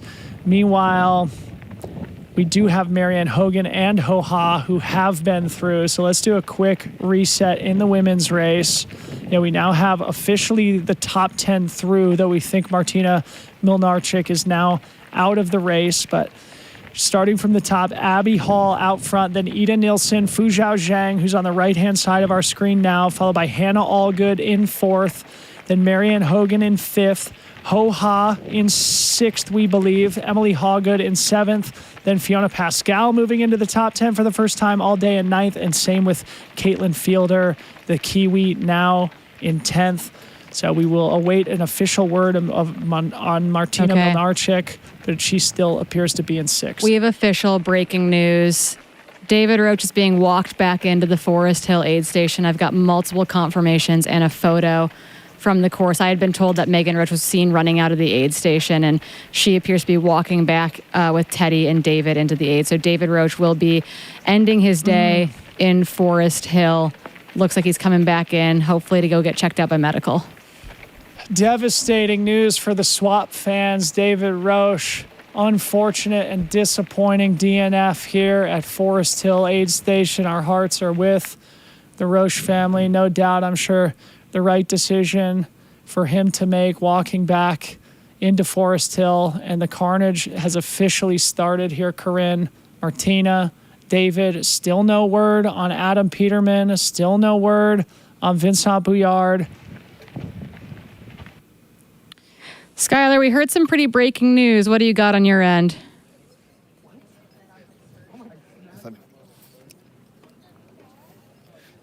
Just let me know. You're ready. We can hear you. All right. Here at Forest Hill, we definitely have had some movement happen. We've had Ryan Montgomery and Hannes went down the road, but most recently, just coming back after Vincent passed us here at the camera, David Roche up the road right now, looking to be dropping here at Forest Hill. So he started his way down Cal Street and is walking back up alongside his wife, Megan, who we just talked to a few minutes ago. So right now, we have David Roche dropping at Forest Hill, which means we have 10 men now currently on Cal Street working their way down towards the river. Look for more information up here and obviously await the women's race. Back to you guys in the studio.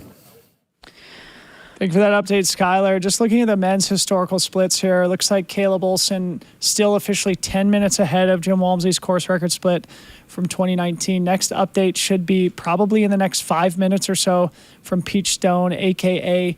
Cal 2, which Jim split in 9:49. So if Caleb maintains that 10-minute advantage, we should see him come through around 9:39, 9:40.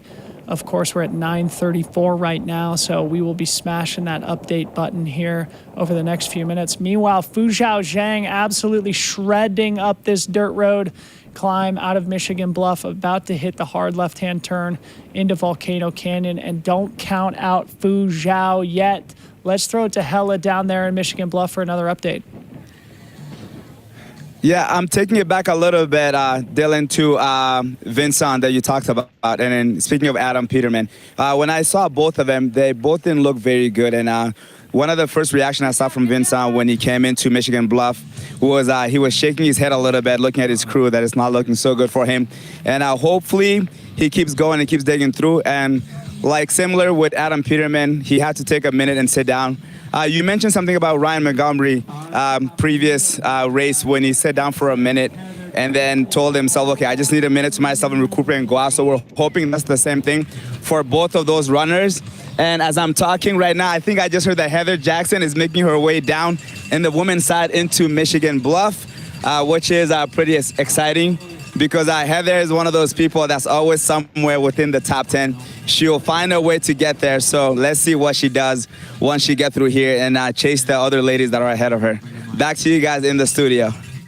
Thank you so much to Hella and to Skylar for their amazing on-course correspondence today. We do have an official split for Vincent Bouillard through Forest Hill. Looks like he came through about 11 minutes ago, so hopefully Vincent is in and out of Forest Hill. Maybe Skylar can confirm that for us. Meanwhile, I just got a text from Kim Gaylord at the top of Bath Road saying Adam came up to the top. His quads are shot. He can't run. We'll need a solid regroup at Forest Hill. Meanwhile, here we are with Marianne Hogan sitting in fourth place in the women's race with Hannah Allgood immediately on her heels. Look at this battle, Corinne. Oh my goodness. I was texting with Jason Coop, who coaches Fujiao and Abby Hall, and I said, Fujiao looks really good on the live stream right now. And he goes, that's the assassin.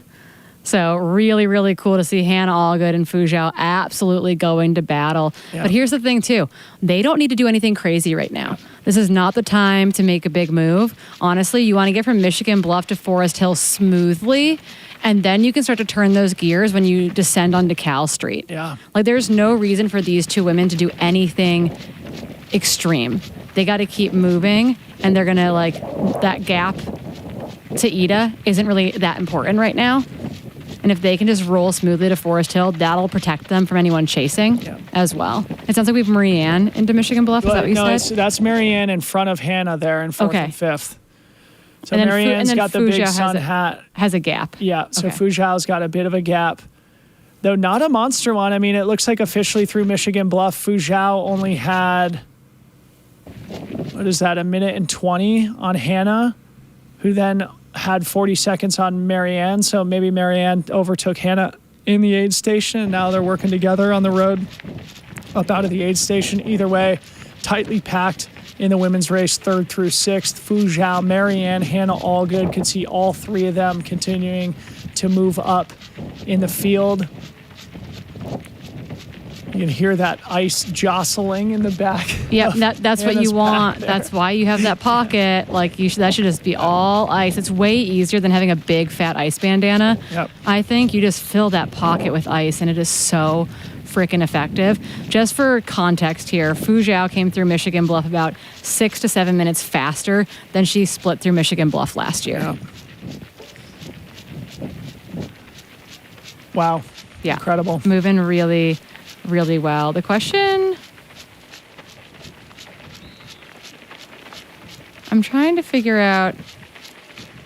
Okay, so Esther Chilog did leave Devil's Thumb. She has a split through El Dorado Creek, and my guess is we'll see her reevaluate things at Michigan Bluff because it seems like she was dealing with a bit of a lower leg issue, that she was really having a hard time running on her ankle. And so we'll see what that looks like when she gets into Michigan Bluff. Yep. All right, there's our hard left-hand turn for Marianne Hogan and Hannah Allgood sitting in 4th and 5th place, respectively. This double track eventually funnels into a single track, the third and final canyon, Volcano Canyon, before they begin the short but grueling climb up Bath Road and into the Forest Hill Aid Station. Hannah still looking very, very solid here in 5th place in her Western States debut. All right, so I can't remember our last update from Cal 1, but I think we got a couple of more in. I think the last time we had seen Dan Jones had been through in 6th place. Now we've got Rod Farvard about 2:45 back of Dan Jones in 7th, with Hans Troyer a full 10.5 minutes behind Rod. So now with David Roche out of the race, it looks like Hans Troyer is going to be firmly in no man's land with a big gap ahead towards Rod and behind Tahanis, which means really these top 7 men are separated by 23 minutes at mile 66. Really not that huge of a spread. And as we're seeing, the attrition is just starting here in both the men's and women's races. So let's hope everybody out there is still holding on and taking care of themselves, because this is the crux moment of the day where the environmental conditions become oppressive. It sounds like we've got Hella back at Michigan Bluff with more updates. What's going on, Hella?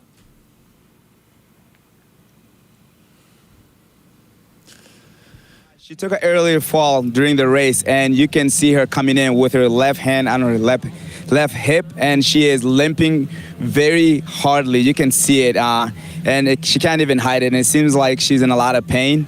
And I do not know where her situation is at this moment, but I think since I've been taking a notice on every lady coming in, sitting with her crew, she's been sitting the longest so far, besides Martina, who's in the medical tent. That's different a little bit. So she is sitting there attending to her. Hopefully they can do something to help her ease her left hip pain, and she can get out of here in Michigan Bluff.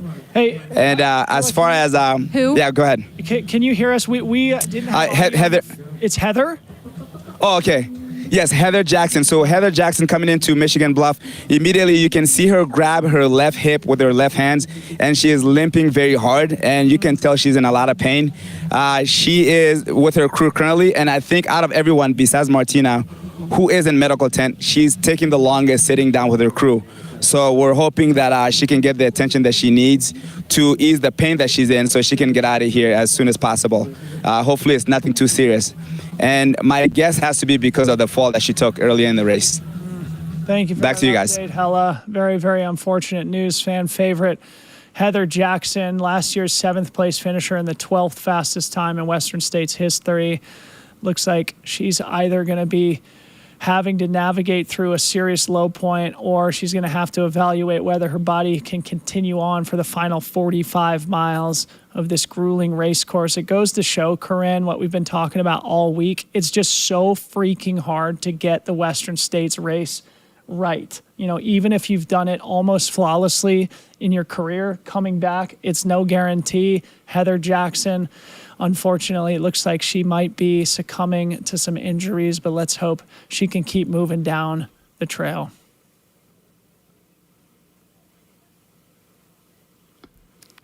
Alrighty, so it sounds like our streams are going to automatically switch over right now, so you don't have to do anything. It'll send you right over to that next stream.